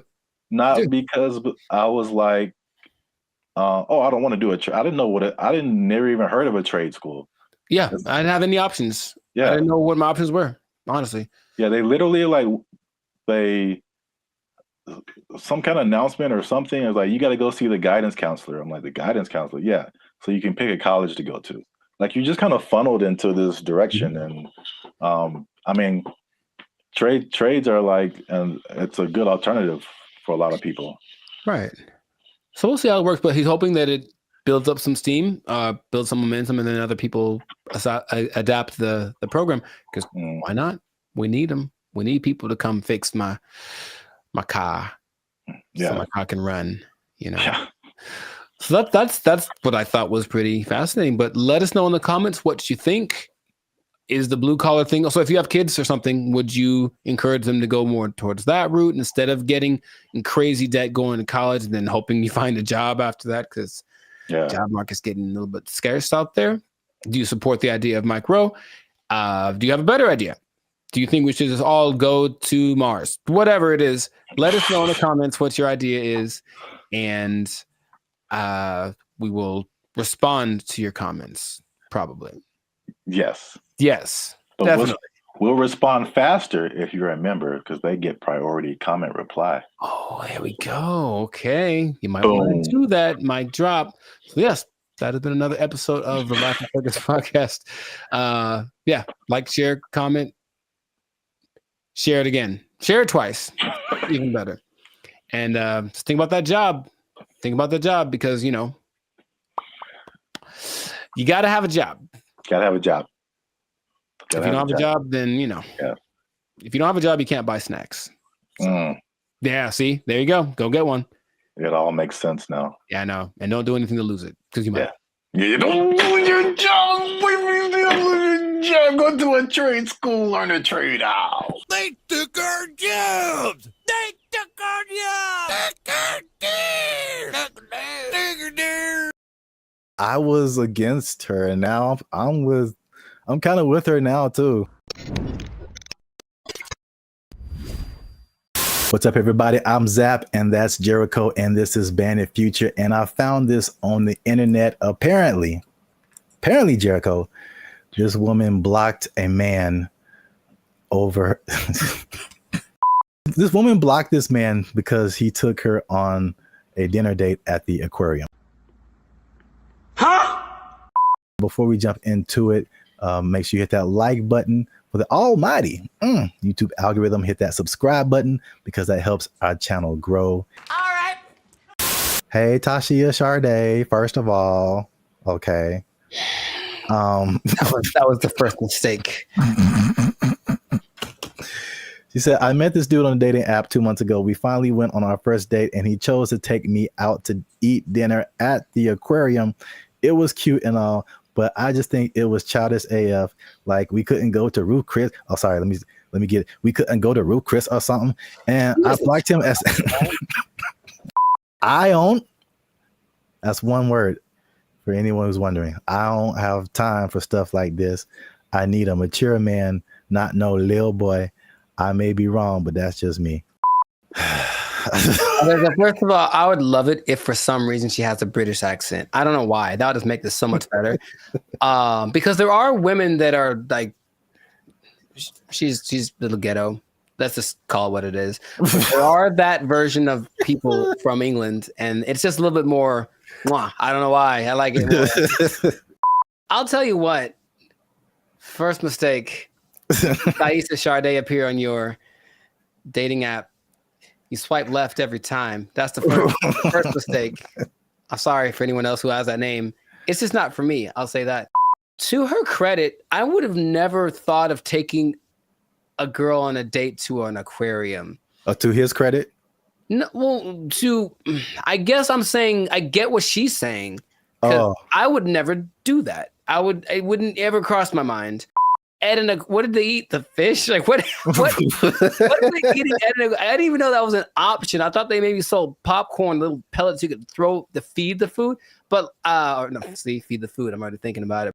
I don't feel like that's a good first impression, honestly. Okay, because I was wondering where you were going with it. Yeah, I think I'm on her side. I don't think that's a good move. I would never do that personally. So I don't think that's a good move. But have you seen like all the hip hop concerts? I've seen it. I've seen it. Yin Yang Twins. Pack it up. Pack it up. They're like 60 years old, bro. And No, they're not. But they're not that much older than us. I don't think they are. I think they just look terrible. Even that, like, why would that's a you have a girlfriend and you know that she likes penguins in the aquarium. That's that kind of a thing for a first date. Hey, what do they have at the? I'm trying to think. They do have food at like a SeaWorld, and that's assuming it's like a SeaWorld because there's degrees to aquariums. And trust me, I've been to aquariums, and I've been to aquariums like in Long Beach that are like elegant things, and I've been to aquariums that are basically like a puddle, and you just look and stare at the things down there. So I don't know which one it was. Here's a picture. Oh, I can't see it really. It looked like it was a nice. Yeah, that's the weirdest. Oh, hold on. That's the weirdest thing I've ever seen, bro. Nah, man, that's weird. What is that? Is that a lobster? That is lobster on that. Isn't that what is shrimp? Lobster hole. Whatever he's looking at looks like seafood. That is so messed up. I'm gonna take it all back. Shame on the aquarium. Shame on them for having their things they're supposed to. Aren't aquariums for like preservation of wildlife, marine life? They're serving them up. That's Shamu right there. That's Shamu's cousin right there on the plate. I can't stand for it. So I think she's right. I'm surprised I'm on the side of Taisha, whatever, man. I want to like go protest. Aquariums shouldn't have all these $7.99 shrimp dinners. That's just too much. Eating people's families in front of them. Yes, that is kind of messed up. But I mean, don't fish forget everything in 3 seconds or something like that? I'll let you know something about me. I don't know any fish, so I don't know how to operate. I'm not sure. I've never talked to a fish and then walked up and 5 minutes later and he's like, "Who the hell are you?" I've never had that experience. See, this is why you're here, because I didn't think of any of that. I thought I was just like, I wasn't thinking about like eating fish in front of fish. That is weird. Now that you say that, that is weird. And then the levels of aquariums. Like I was just thinking from a date, I was kind of against her, just from a date perspective, because I mean we've done a couple of videos too, and we've seen all this stuff on the internet about women who like it was like a Cheesecake Factory thing, like a while back. That's sacrilege. You can't talk bad about that. We were like, no, all the men were like, hold up, well, wait. That's a really good first date. I was see what the people in the comments said because they were different. One of the reasons men disappear from dating. Hey, that's me. Click that link, people. Hey, they said you're gonna stay single for the rest of your life. Okay, cold-blooded. That's why you a single mom. Extra cold-blooded, potentially correct. The fellas are like, they look past the aquarium part. I think that's a big miss. Nah, man, we can do better than that. Bag. We can do better. No. Here's the thing. Go back. I mean, yeah. I feel like you should go all out. No, you should not. So there we go. There's the line. No, you don't go all out on the first day. I don't know you, bro. I met you.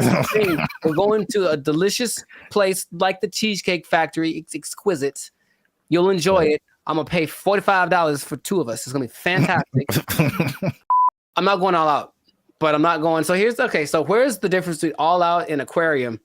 There's a middle ground. There's a middle ground we got to find, gentlemen. I think that's what we can do. I believe we can all do out in aquarium. Yeah, there's a middle ground. Oh man, there's a middle ground. You like threw a monkey wrench in this because I was just like, is it an expensive place or is it cheap? And then you're like, it's an aquarium, and I'm like, it is an aquarium. That's weird. And the thing is, I think aquariums can be expensive too. But Wow, nice. I was against her, and now I'm kind of with her now too. Unless you really know that she really, really loves, and then again, if you love sea otters and stuff, don't eat their friends in front of them. That's messed up. I feel like it's not the same, but it's like it feels along the same line as like eating at the strip club.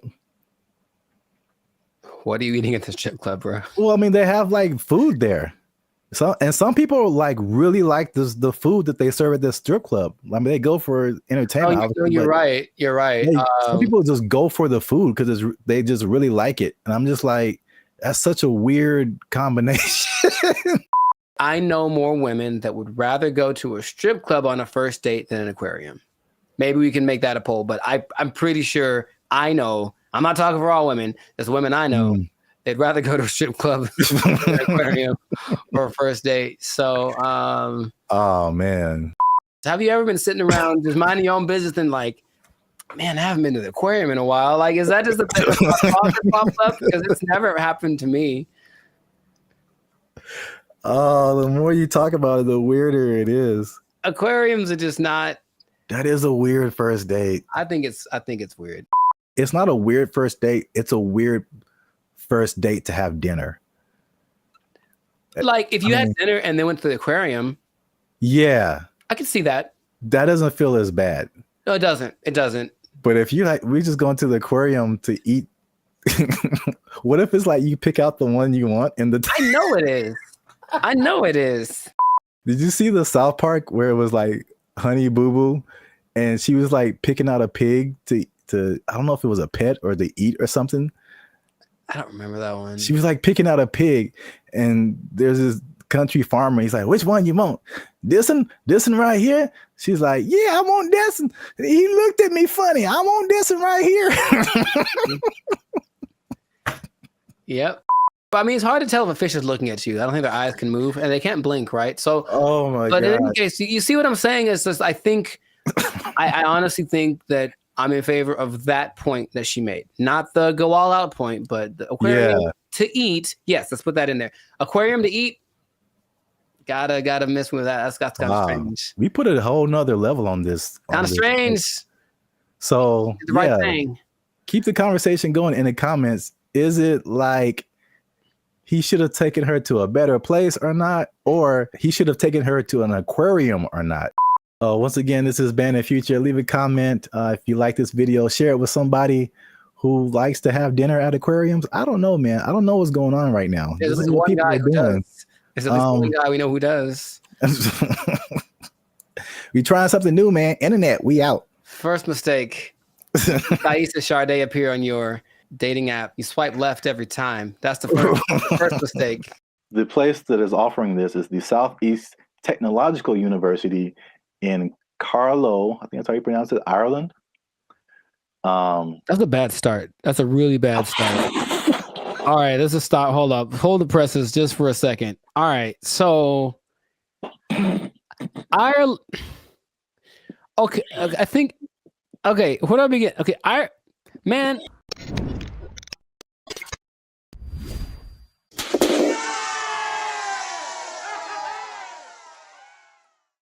What's up, guys? I'm Zap. This is Jericho. We are Band and Future, and now 6-time international award-winning pop hip-hop music duo.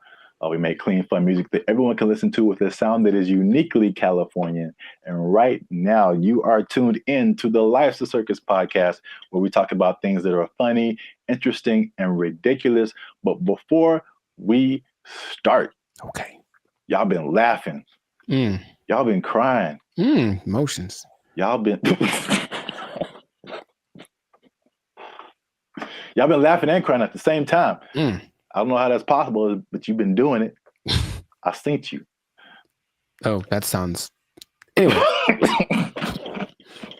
Well, it's like Santa Claus. He sees you when you're sleeping. I know YouTube tracks statistics, but I don't know if it went that deep. Like, Jesus.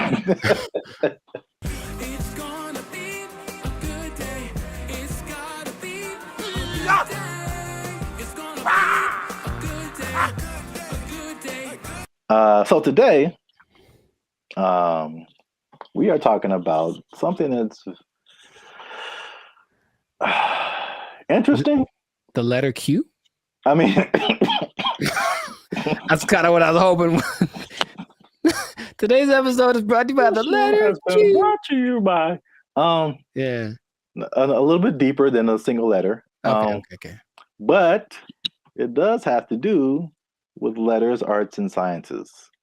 Oh, interesting. Okay. Kind of got that. There is a new degree that you can get, and it's basically an influencer degree. That's right, ladies and gentlemen. You can go to school and major in a degree that makes you a certified influencer. We're here. It's a thing that's happened. We're here. That doesn't surprise me, but go on. I want to know more. Yeah, forget about engineering or what else is there? Business, law, math is a thing still, I think. Medical. You need to bet your entire future career on becoming an influencer.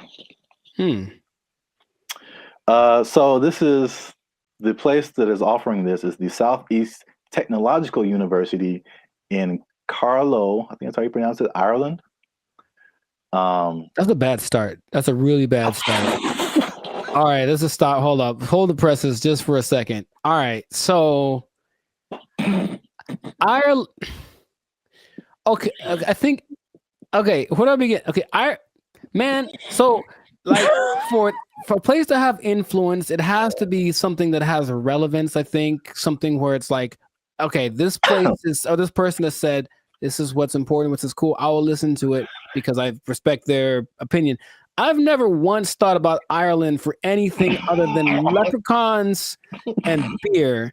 And if it's not about those two things, I don't care what Ireland has to say. So I'm already like, it's missed me on that, bro. Like, come on. If it was like New York or Dubai or something, it's like, yeah, a big place of influence. Don't tell me about no, man. Okay, keep going. What do you got? What do you got? All right, that's interesting because I kind of went that way for another reason. Okay. I don't know how they name schools in Ireland, but this sounds like very much like a DeVry University, JTT Tech. Like, it's not your top tier. Nope. Nope. So I was like, the official name of the degree is called it's a Bachelor's of Arts in Content Creation and Social Media. What would that sound like in an Irish accent? I'm not even gonna try that. I don't got it either. I'm not good at accents. Nor am I. Except for, well, never mind. Canceled. Yep. I don't want to go. I don't want to be canceled yet. So yeah, but to, I guess, kind of legitimize it, the influencer industry is currently valued at $21 billion. So it is an industry to a certain degree. I have thoughts about that, but more than half of Gen Zers think that they can make a career out of content creation. So this school offered I think it was a summer, just a class, not a whole major. And it was like, of course, filled to the brim with students. I think they're going to have they're going to admit 40 students to this major this coming year. And they're sure that they'll have to turn a lot of people away. So it's a very much a major of interest. On the flip side, and this was from the New York Post. The New York Post. They say that the rapid evolution, and this is something we talked about before. The rapid evolution of social media and trend cycles could make the entire degree worthless as soon as you receive your diploma. Yeah, what's the curriculum based off of? What metrics are they following? It seems like a cool idea if it's constructed in a certain way. I mean, imagine the nonsense if you paid money to become an influencer and then you sucked at being an influencer. Like, it's just, I feel like to be an influencer, you just have to have a certain kind of either personality or vibe. Like, not any person could be an influencer, that's for sure. But I don't know if that's something you can sell the idea on it for sure, but I think there'd be a lot of people asking for refunds in like a year. It just seems like something. Yeah, can you do that? Well, you can ask, of course. I'm not saying you get it. You're wasting the money, I think, but I think you'd be better off just studying on your own, studying social media, like a Mr. Beast did. He just studied YouTube, literally, and that's all. And then it worked out phenomenal for him. So, and not only that, all the people that he worked with also didn't get as big as him, but they all have channels with millions of people, millions of followers. So but here's the thing with education, anytime they're like, oh, here's an opportunity to make some money for us and maybe it'll work out and then we can get some more accreditation or who knows.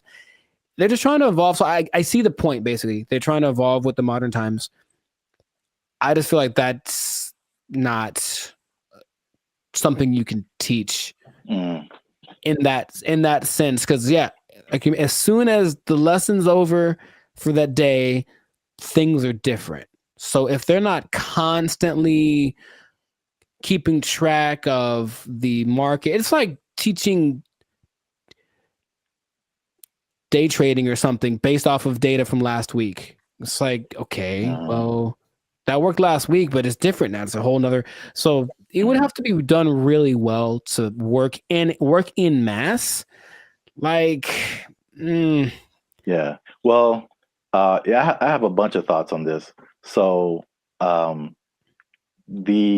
their defense, they have said that they're aware of like social media is constantly changing, stuff like that. So the curriculum is more about high level concepts, I guess.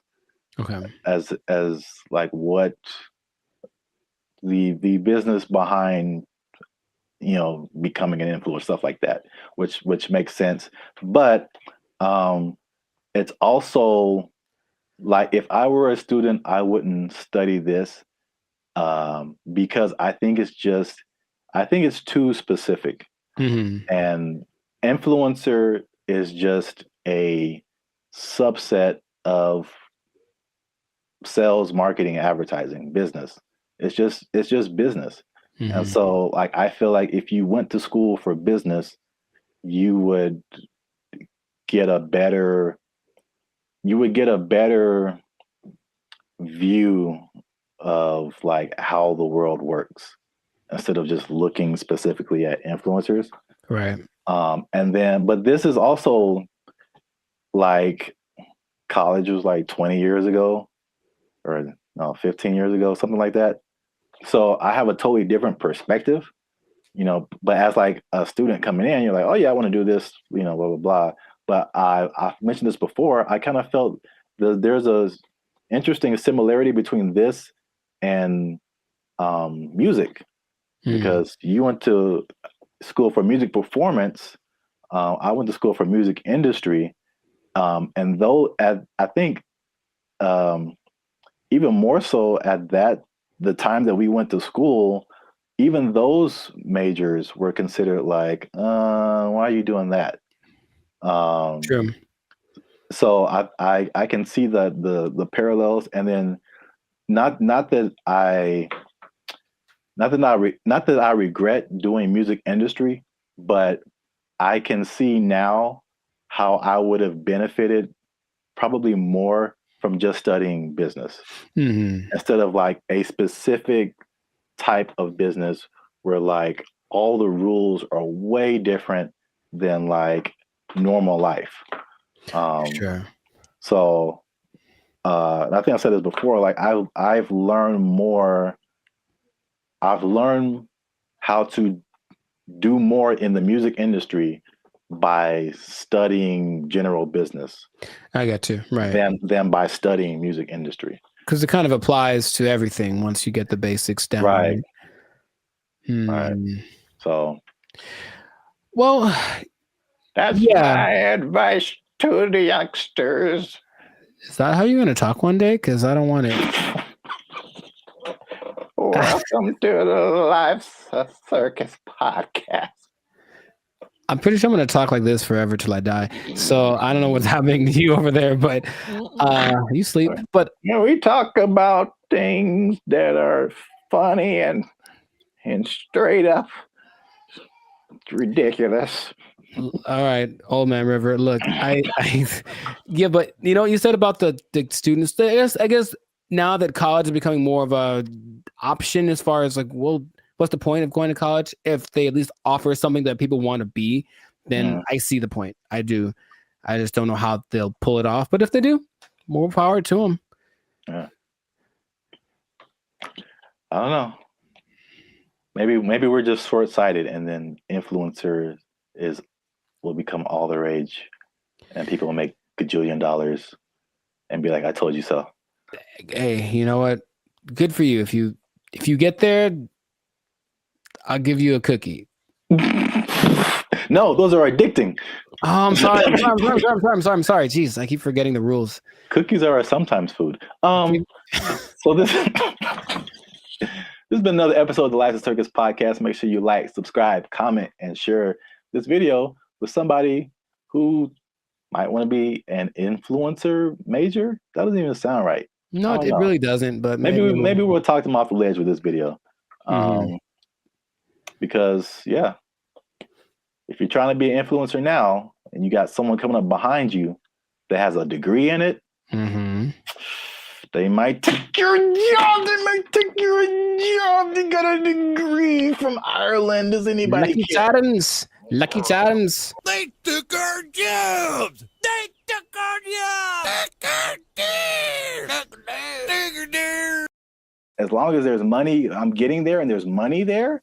Right. Like, let's go. Yeah. But if I'm like just dumping out my life savings to like take a picture with the elephant and then come back, bruh. For some people, they think that's worth it. They think it's well worth it. No way. But I need to get paid, son.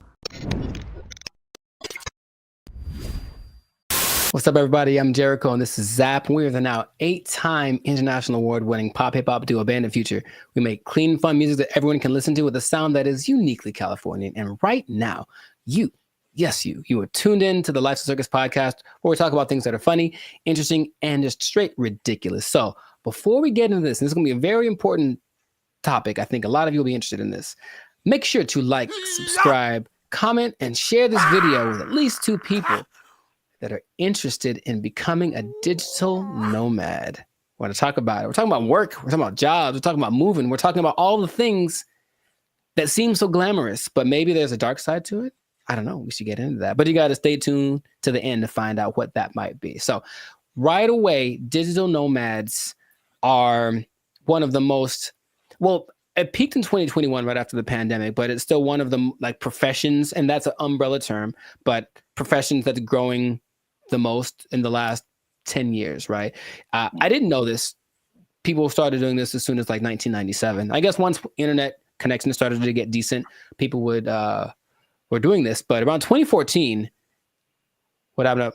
I got a question. So can you back up and just for anyone who doesn't, what is a digital nomad? Oh, people don't know what a digital nomad is nowadays? Some people don't know. Makes sense. Okay. A digital nomad is a person that has found a way to live abroad, basically using technology. So in 1997, when internet started to be pretty available anywhere, people could offer services online and work from a different destination than where they're from. So you could be from America and go to Bali, for example, and work from there. And that starts to become really popular. And so now a lot of people do it. And there are many programs that will say they can teach you to be a digital nomad if you want to basically ditch the 9-to-5 and go live abroad. And it always looks very glamorous from the people. I know many people that do it personally, and they typically post the pictures of them lying on a beach. And the idea is that you can work from anywhere for 2 or 3 hours a day, doing your nice, whatever cushy job, and then enjoy living in another country. And that is a really cool idea. And that is part of the reality, but there's also a side of it that can be more difficult to overcome that people don't tend to think about. So we're going to get into all of that. Zap, have you ever considered the digital nomad lifestyle? I don't know why I said it like that, but I know why you said it. Ooh, do it again. I have thought about famous, don't you? All right, never mind. What? Huh? I've thought about it for sure. I don't think I have had jobs where that's a possibility. Sure. And also, I feel like those types of jobs wouldn't be the jobs that I would like. Mm-hmm. Because it's basically, digital is just you and a computer. Yes. So, a lot of what we do is not staring at a computer screen all day. Right. The typical idea of a digital nomad is somebody sitting in a coffee shop working for 8 hours a day or 6 hours a day or whatever.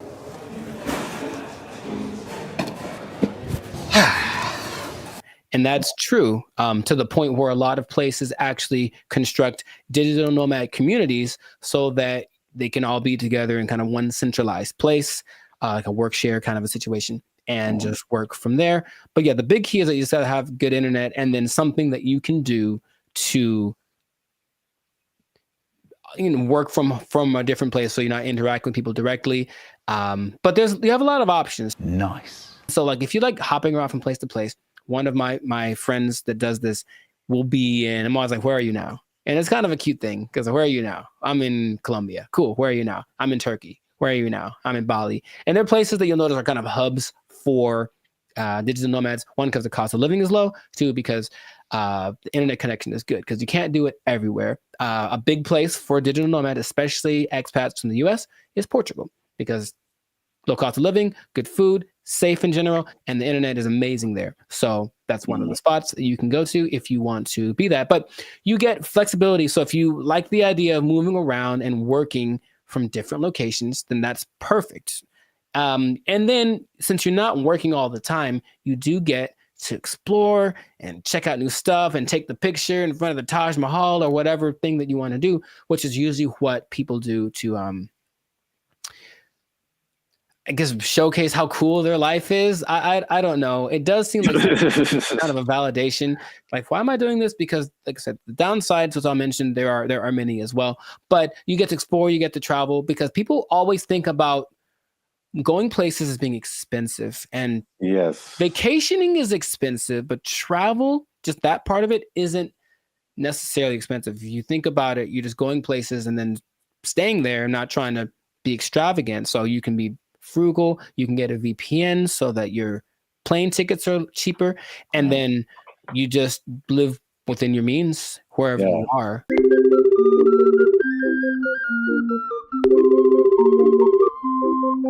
That's one thing about me. Like, I'm not a big traveler, but I feel like I feel like that Dos Equis guy. It's like I don't always drink. What is it? Beer. Yeah, but when I do, so like I don't always travel, but when I do, somebody else is paying for it.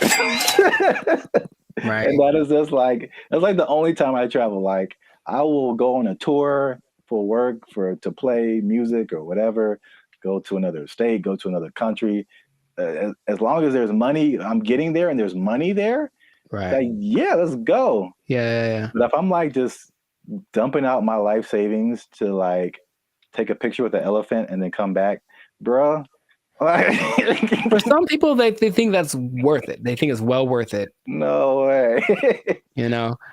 But I need to pay, son. Listen, we finna get paid, girl. It did surge in popularity, of course, after the pandemic, as people were looking for things that they could do and they couldn't be around people. So, okay, this is perfect. But for some people, they really fell in love with it and they said, I'm going to keep doing this. So a lot of the more well-established digital nomads have been doing it since then, or maybe a little bit before then, so like 4 or 5 years. There rarely are people that have been doing it more than a decade because it does kind of wear on you just moving around and doing all that kind of stuff.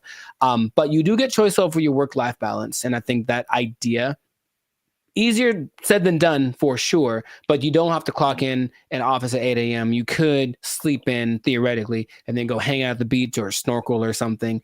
I think what people do overlook is the idea that you still have to work and you really should do it on a consistent basis. And if you don't do that, then I don't think your digital nomad life is going to last very long. But you have a lot of things that you can grow with as well, because people have great stories when they do it. And when people I've talked to, I was in Cambodia, blah, blah, blah, and a tiger almost ate me. The tiger bit the man in the head, and everybody's mad at the tiger. There's also, you get to choose where you live, because if where you live is expensive, you can just go someplace that's a lot cheaper. So I think that's why Bali tops the list for a lot of people, because it's not very expensive to live there from a month-to-month basis. So if you find a way to get income from where you're from, be it the United States, England, something like that, and you can generate that money while you're living in Bali, then you're living like I heard for like $1,000 a month, you can have servants.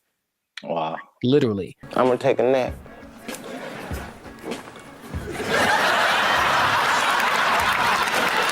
And then you get to network. So that's fun. There's a lot of people that are out there doing the same thing, so you get to interact with them, and that seems attractive. And then you don't really have to go to work. You think about that.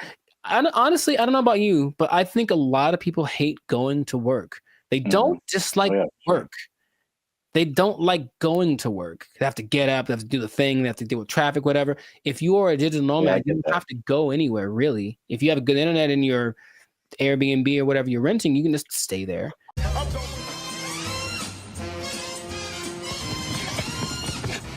shit, that son of a ass! You, I just... Yeah, bro, like just putting on, like, I look at the, especially when I used to live in downtown LA and seeing the people who like worked in corporate offices and they had to wear suits and ties, stuff like that. Just the thought of like getting up every single morning and putting on an entire suit, dude, like it's a challenge. So I could sit at a desk and then come home and then take it all off. Like if I can go to work and still be in my pajamas, like, dude, like, where do I sign up? Yeah, I get the appeal for sure. Very cool. We love it, Will. Thank you. The last advantage that people talk about a lot is the cultural and immersion. If you like a particular culture, then you can just go there if it works out for the technology and all that kind of stuff, and you can be immersed in Hong Kong. You can learn Chinese. You can do whatever. If you have other goals that related to that culture, then it's the perfect way to do it. You can still make money and be immersed in that culture. And that really does seem fun. In my personal experience, I've never done the digital nomad thing to an extreme, though I've thought about it because it seems like it might be fun to do here and there. But I have constructed my coaching, which I can do from anywhere. And I have been up in the mountains and I'm working on a session. I'm just at a coffee shop and I see what that's like. And if that was my everyday, it wouldn't be so bad. You know, it's definitely like, oh, I need my computer to work. That's all. If my computer works and the connection is good, then it works. If it does not work, then it's a bad day. That's all. It's kind of the risk that you run. Now, those are all the advantages. And that's the stuff that when you go on the internet, you will see people living exactly what I just mentioned.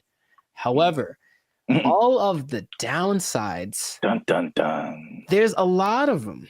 No, God, please, no, no! What would you think would be a disadvantage, major disadvantage of being a digital nomad?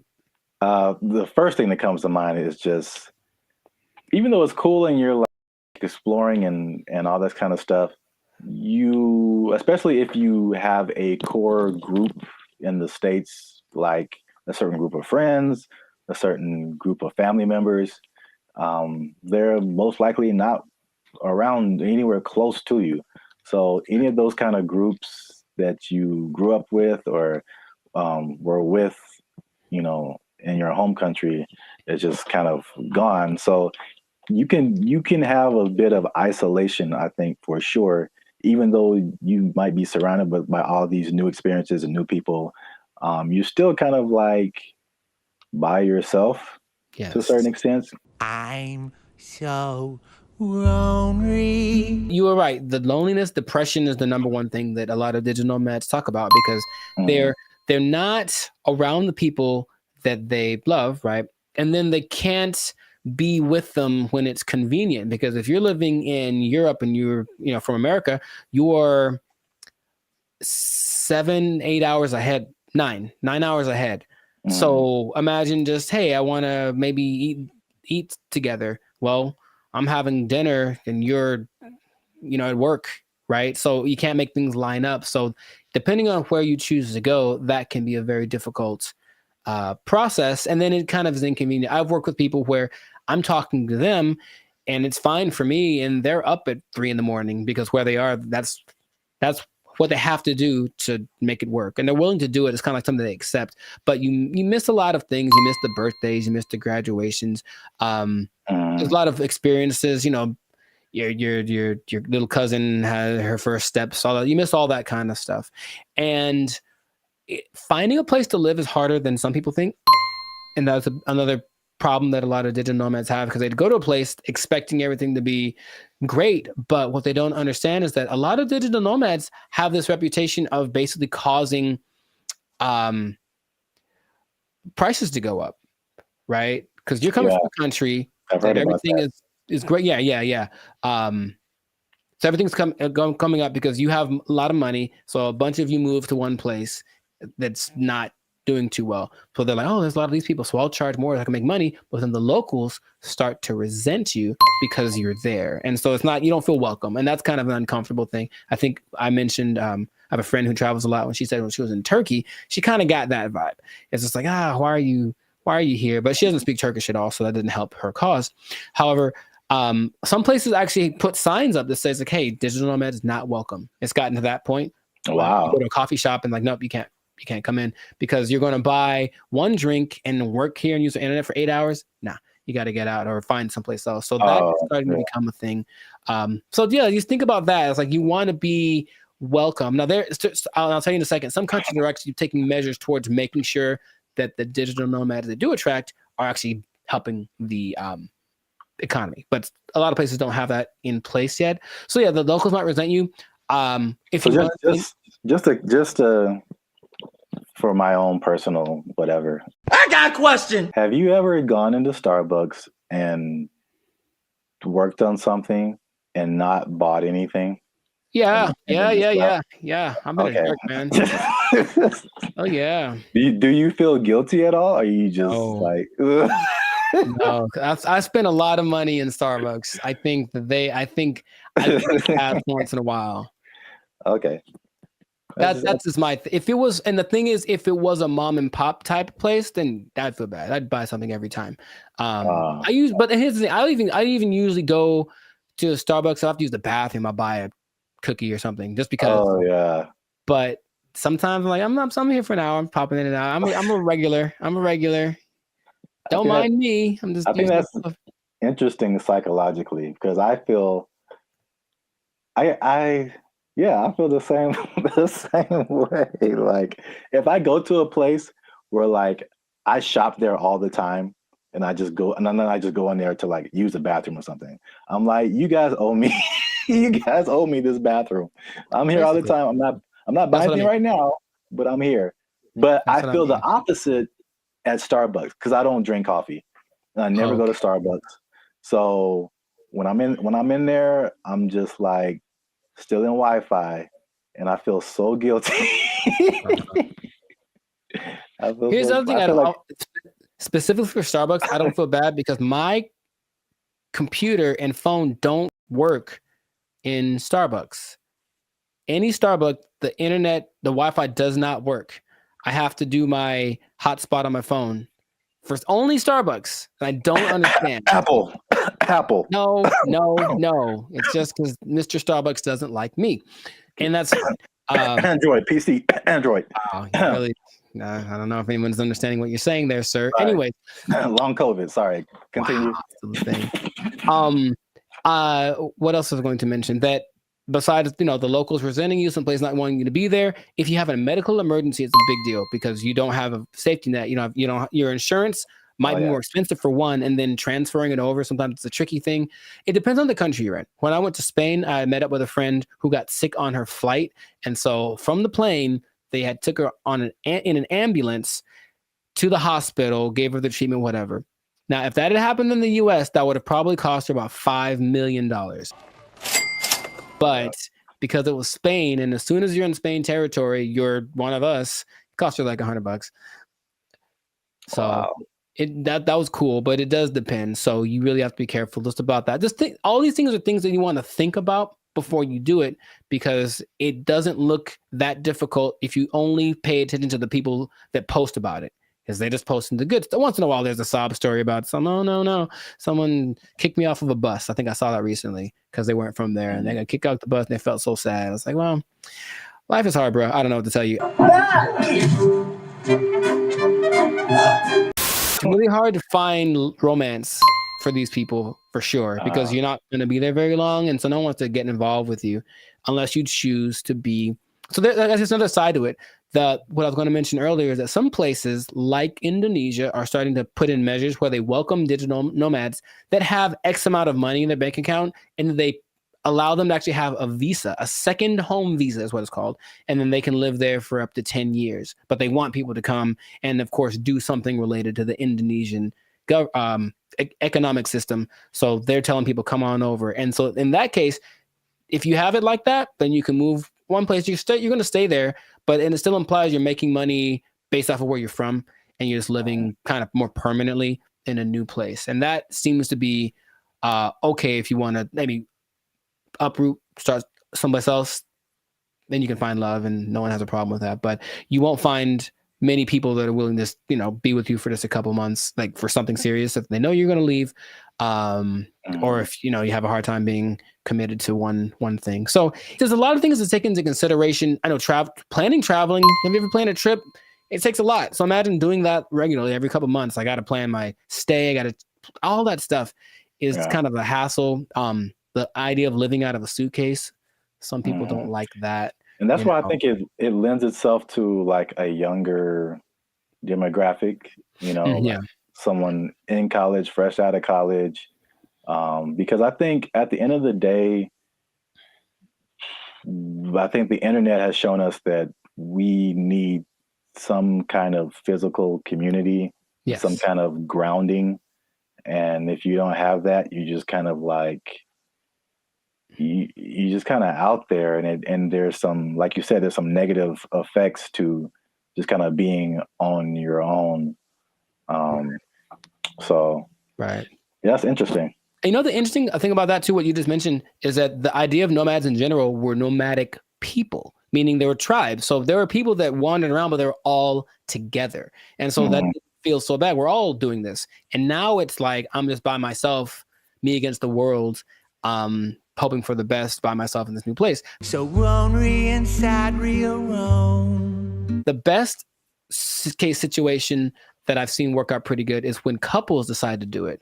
And that's not so bad. That actually seems to be really the way to go. Like once, it's kind of hard to find someone that's aligned with that vision, but if you're both in it, let's both go X place and move around and whatnot. That seems to be, because that'll get you through the hard times. Listen, we finna get paid, girl. I can't even imagine traveling alone. I know a lot of people do it. I think it's very fun.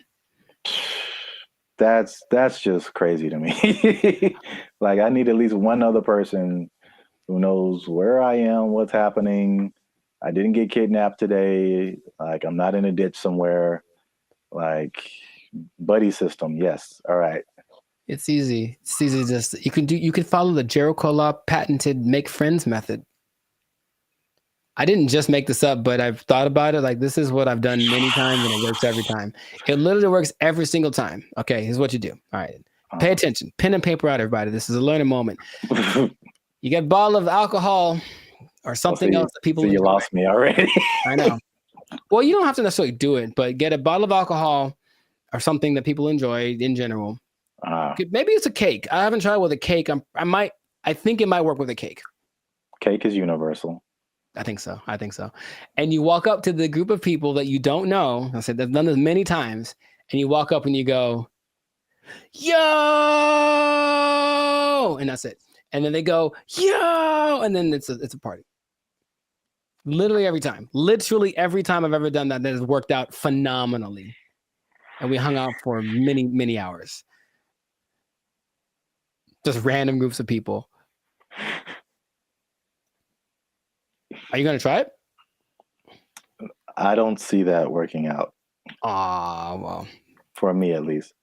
Actually, I don't see that working out at all. It's definitely a no for me, dog. It's usually, I determine they're there to have a good time. They kind of got to eyeball it, but it's like, yeah, they're in a place to celebrate, and they don't mind another person coming in to celebrate with them.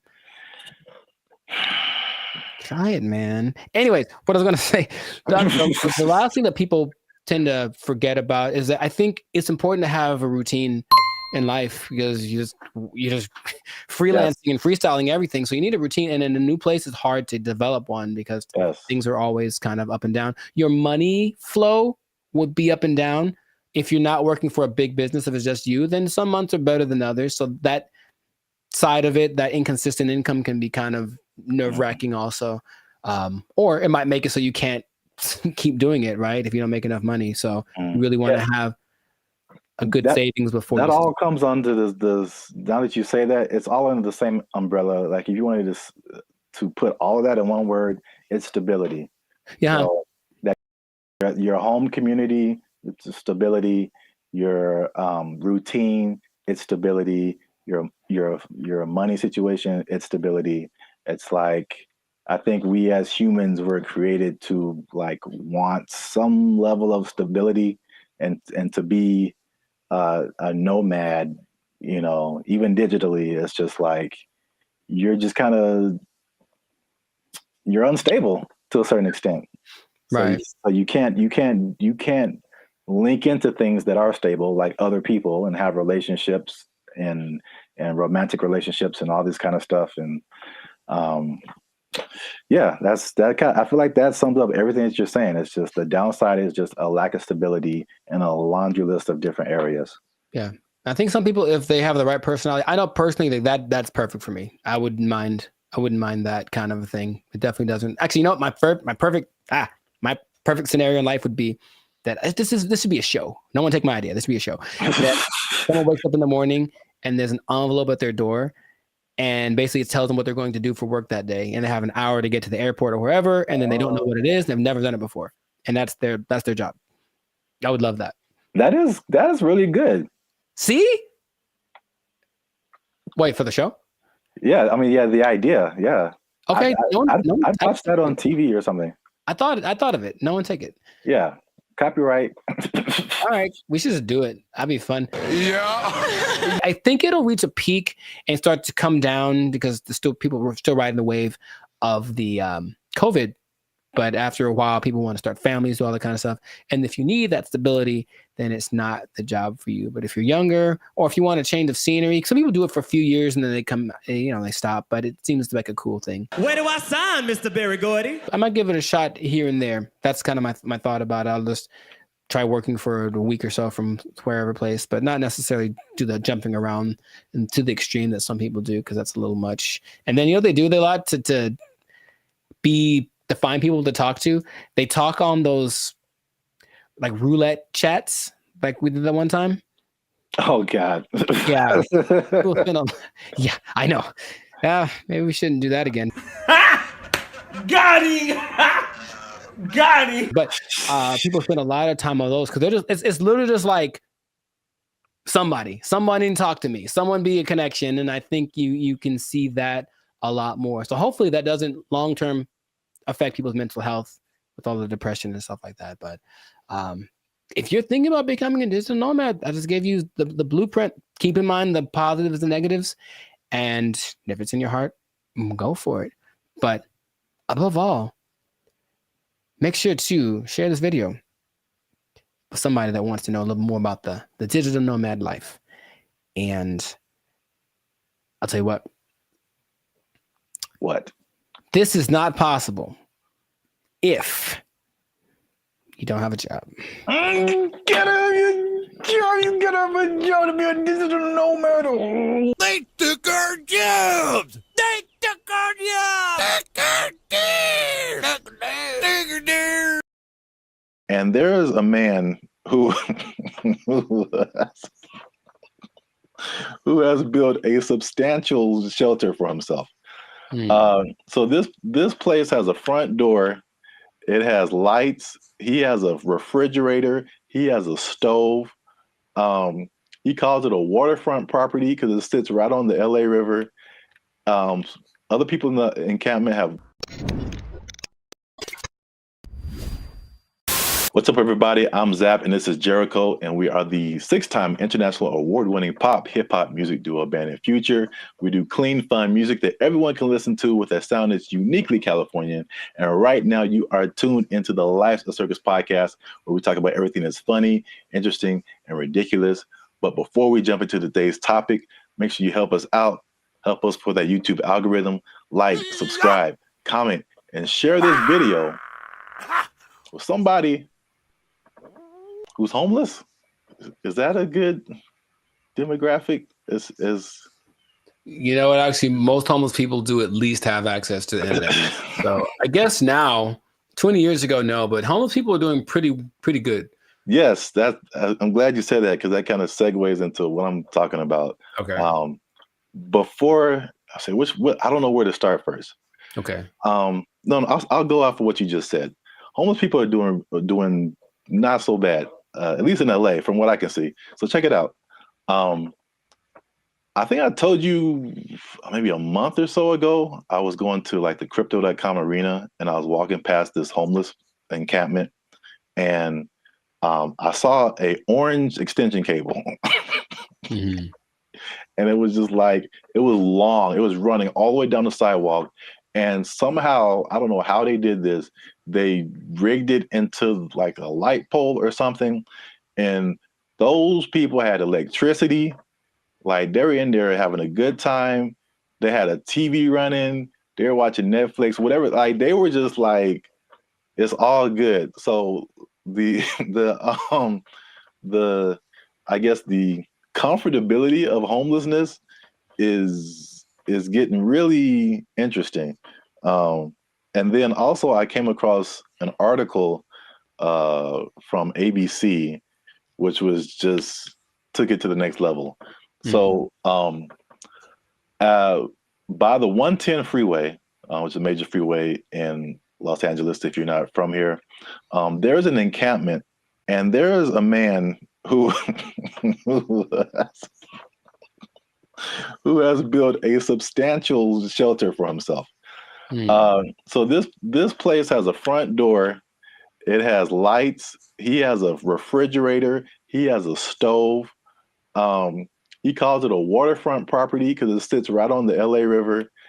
Other people in the encampment have little gardens. They have a whole situation going on.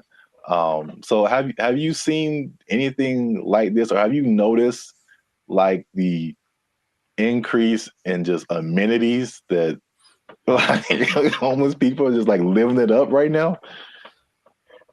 Not specifically like that, but I do want to point out something. And I think it's a misconception that a lot of us have, understandably. If you're homeless, you assume certain things about people. But yeah, being homeless doesn't mean you're broke. It doesn't at all. And I bring that up because I remember in Claremont, I was in a Coffee Bean listening to two homeless guys basically have a business meeting about how to get more money from people. Like the dude, he was seriously like, yo, man, you got to go to this exit between this time and this time. Make sure you have a dog and they'll give you. So these people have money, and barring the people that are super drugged out or have like a crazy mental illness, not a lot, but there are homeless people that are homeless by choice. So they have money, it's like they just don't want to spend it on a house. So that doesn't surprise me, but I haven't seen specifically that. Yeah, I've literally been at the gas station and dudes walking up to me who are bigger than I am. They eating good and like fresh Jordans on, like they just can I get $5? I'm like, dude, you look better than I do. Like, can I get $5? Right. Like, what are you talking about? But yeah, it's getting crazy. Not getting crazy. It's already crazy, especially how here in LA, we have just, I think it was only, I forgot the numbers in LA, but it's just thousands and thousands of homeless people. But I did want to address something because we talked about the homeless before in a previous video in San Francisco, where they were like trying to hide the homeless people because all these people, these foreign dignitaries or something, were coming in and trying to hide the whole situation. Somebody, I don't know this person, but somebody got kind of offended at that video, and they tried to go at us in the comments, man. They tried to go at us in the comments. Would you like to hear it? Good. I'm just gonna paraphrase. So we were talking about the homeless. This guy came on and was like, have you been homeless? Have you ever been down on your luck? What would happen if you lost your job and things were wrong in your life? You lost your house, your apartment. So he's basically saying like, it's not our place to talk about the homeless, which I fired back at him, and I said it is completely our place, because I lived in LA for a long time, but I lived in downtown LA, which is like homeless central, just a few blocks from Skid Row. When people are pulling down their pants and taking a dump on your front door and you step in it, you absolutely have a right to say something about that. Like, you have a right to say something about that. And it's not even the homeless in particular. It's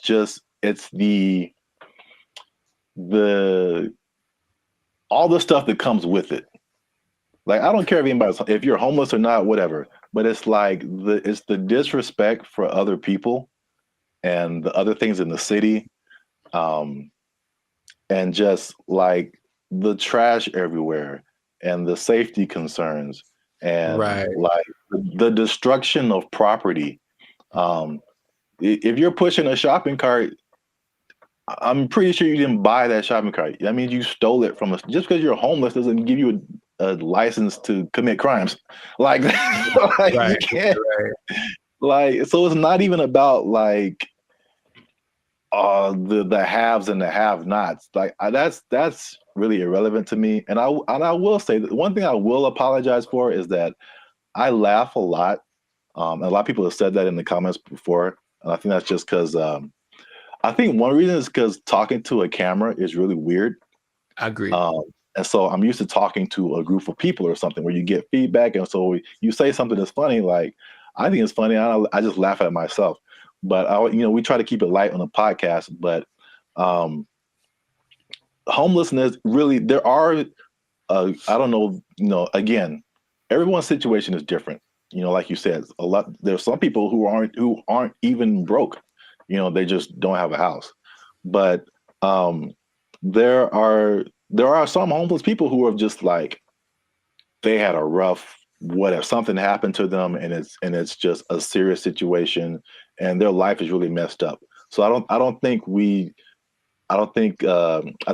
well, at least I should apologize for making that and I guess that false interpretation, you know what I'm saying? Like the insensitivity. I think that may have come across to some people like that. So I don't want to make it seem like we're insensitive to the homeless situation. But at the same time, I think that, we shouldn't be silenced because we've never been homeless or we never had a rough time or anything like that. And I have more to say about that, but I want to know what you think about at least that part of it too. Oh, I don't apologize for anything. I think that I'm justified in what I say when it comes to things that I've seen over time, right? So generalizing is dangerous, but it works because we have to start somewhere, right? So if homeless people were literally just like everyone else, they just didn't have a home, meaning they weren't dirty, they weren't sometimes violent or leading to criminal activity in order to, because if you don't have money, you have to do things that are above the law to get what you need.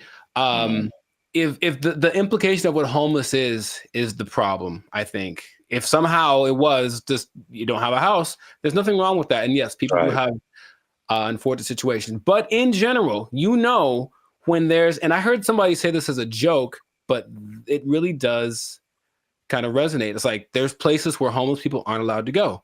Why? Because they're homeless, and that's not a place that they can't come into the places that we can go because they don't have a home. And it's not because they're homeless. It's because you can tell they're homeless because they look homeless, they smell homeless, they talk homeless, they're weird to you. Like all that stuff is what we're talking about. At least personally, what I talk about when I mention the homeless people. So I don't think there's anything wrong with that. If you do want to go by, I'm sure someone knows someone who just lost it all in a bad, crypto, real estate exchange. The woman took everything, whatever. I know there's people like that, and that's unfortunate. But just in general, homeless people are not contributing to anyone's sense of safety or anything like that. And that's what I'm referring to when I mention homeless people.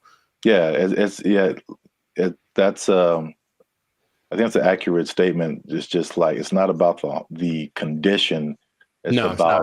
it's about the character that comes along with that, and the not only not contributing but being destructive. So that's just even in my neighborhood. I think I told you before. It's like when I first moved here, like a few years ago, this place was spotless. I mean, it was just like people had pride in their neighborhood and stuff like that. And then, but we have a major mall, we have a major bus stop here and there, 7-Eleven, like the main intersection. That's kind of where I'm at. And it's just like every year, it's like, okay, there's one homeless person. Okay, that's not so bad. Two homeless. Dang. All right, there's a guy sleeping in front of the grocery store. Crap. And then it's like trash just keeps building up. Trash, more trash, more trash, more trash. And it's like, this isn't a rocket science. Like, what has changed? There's more homeless people. There's more trash. There's more abandoned shopping carts. There's more crime. I mean, I looked at the crime map for my area, and it was like literally my block, that area that I'm talking about, is where all this stuff happens.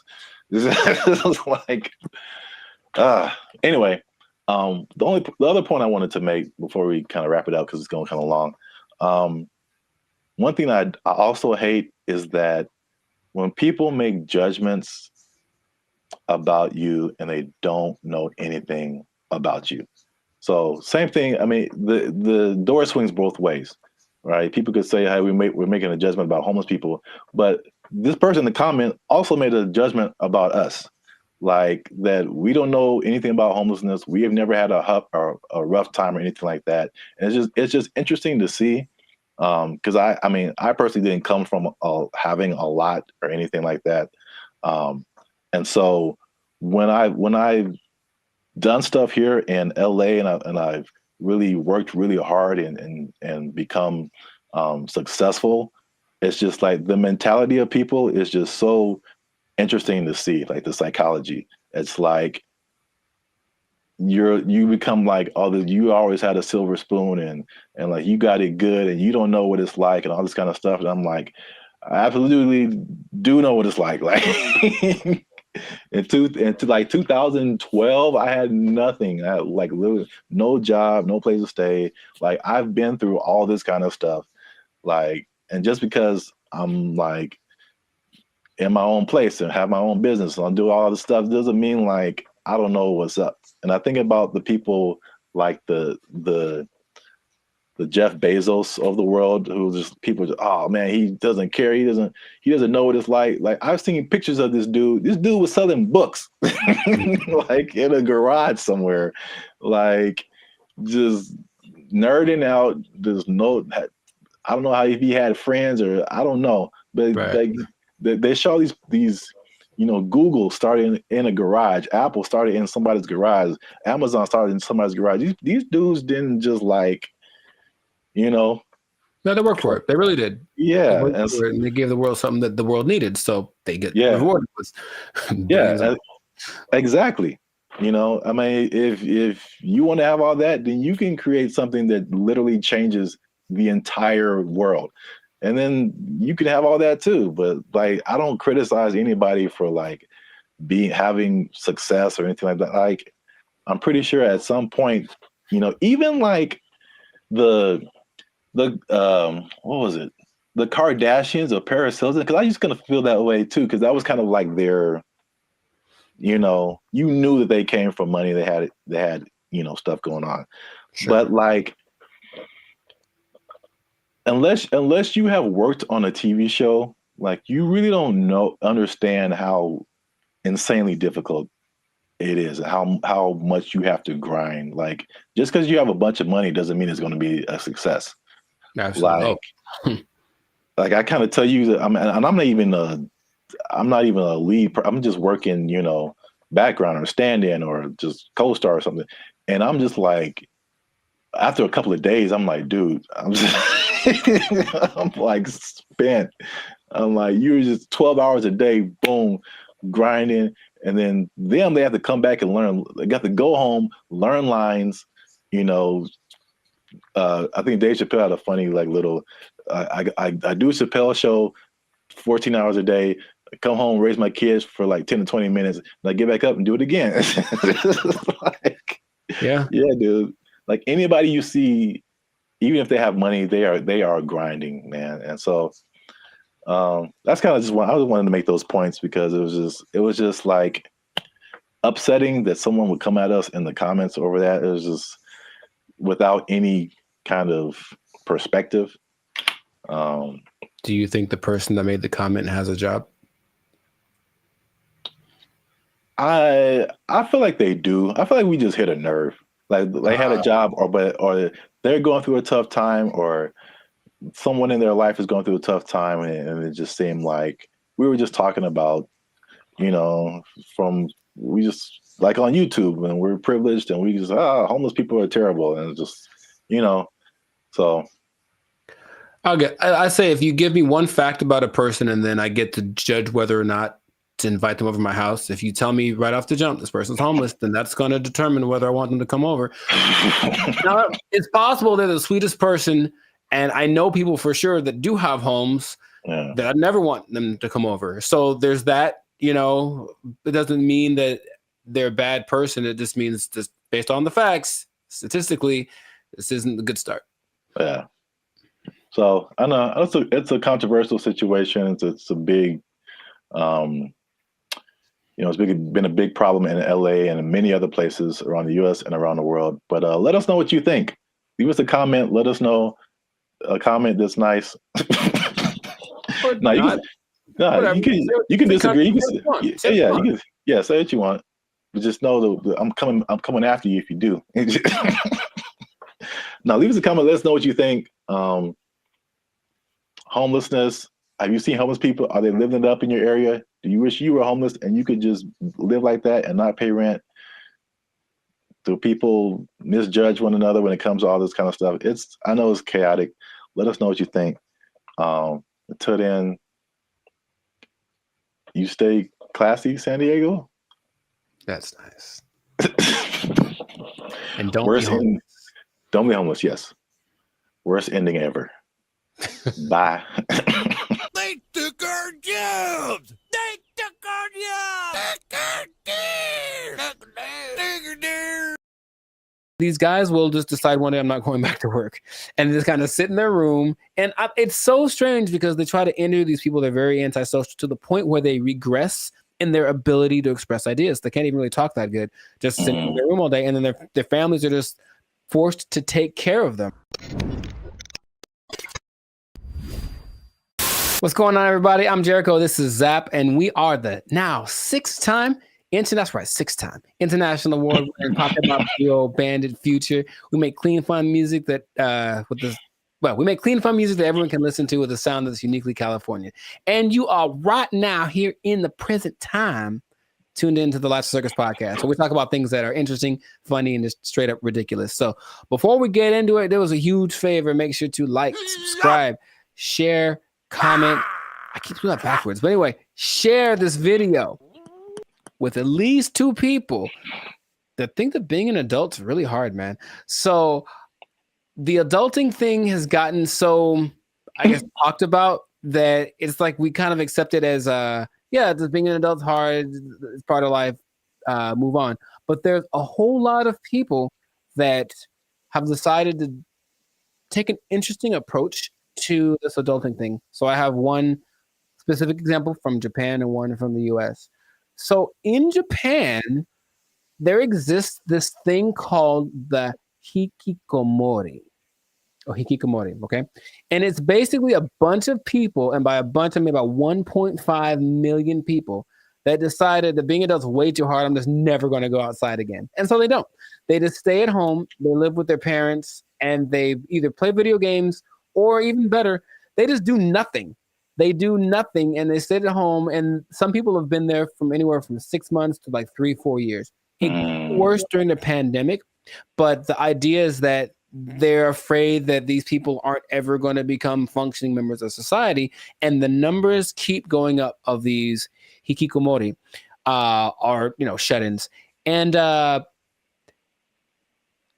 read this one case where a guy basically like people are abandoning their families. So I mean, like that's why it gets really bad. So you are the breadwinner for your family. you're a guy in Japanese society, you typically are the guy who works. The woman doesn't work. You have kids. These guys will just decide one day I'm not going back to work, and just kind of sit in their room. And it's so strange because they try to interview these people. They're very antisocial to the point where they regress in their ability to express ideas. They can't even really talk that good. Just sitting in their room all day, and then their families are just forced to take care of them, right? And that's one way to react to adult life, I suppose. It's very bizarre. Have you? What's my question? Do you know anyone that you think would do that? And besides me? Yeah. I don't know if I know anyone who I think would do that, but I totally get it. I've heard a lot of people. I mean, again, that's Japan, so I don't know. I've never been there. I don't know what happens there. But in the U.S., at least, there's been a substantial growing frustration with people and their jobs. And again, 2020 kind of like poured fuel on that fire big time. Where like a lot of people just didn't go back to work, or they just kind of, are in some kind of alternative situation now. Or they're just more like reclusive, I guess. More just trying to just do what they want to do outside of just working.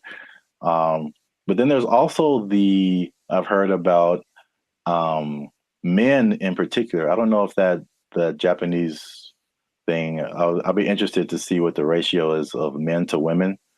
All of the people that I saw that were interviewed were men. Yeah. Because I've heard that about men, what they call here checking out of society. And it's a lot of like the video game culture too. Sure. Yeah. Where that's just like what you do. And they just find more enjoyment, fulfillment in doing that as opposed to like doing other quote unquote normal things in society.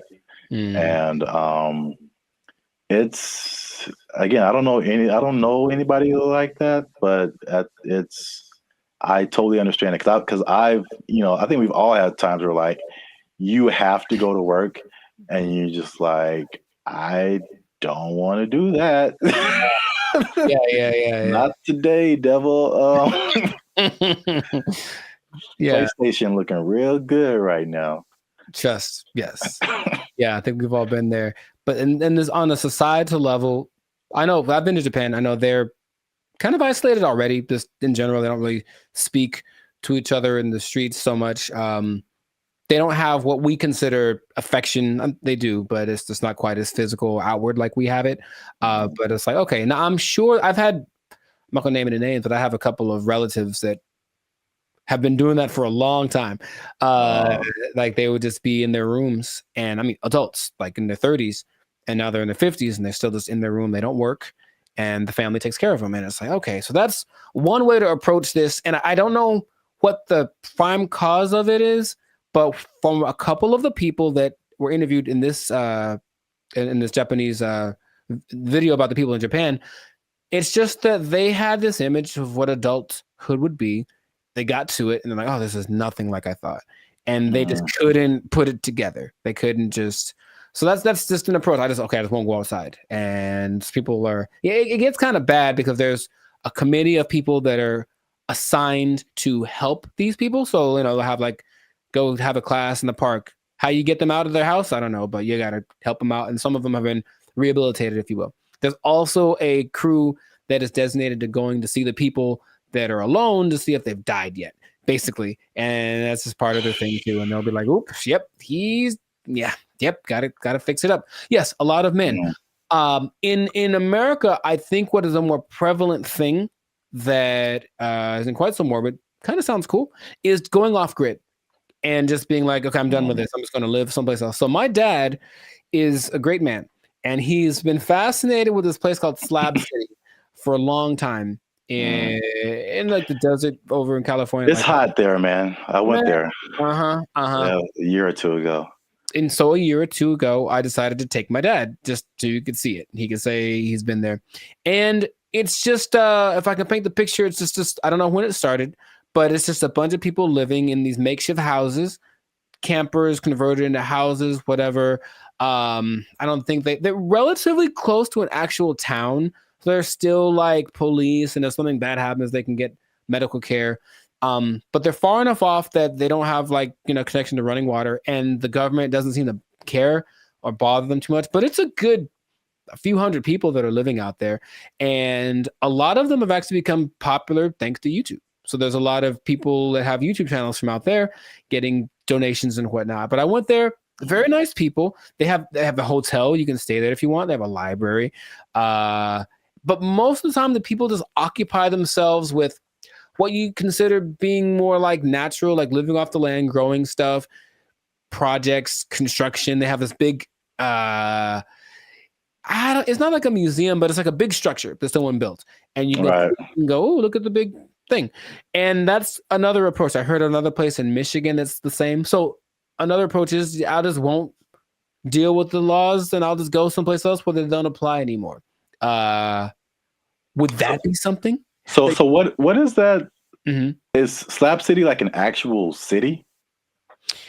Like legally? I would say no. I don't think you could look it up on a map. You just have to kind of know that it's to the north of, I don't remember the name of the city. It's a small place. And that part of California is very spaced out. There's not a lot of people there. It was kind of already for people that wanted to be away from everything. There's literally nothing there.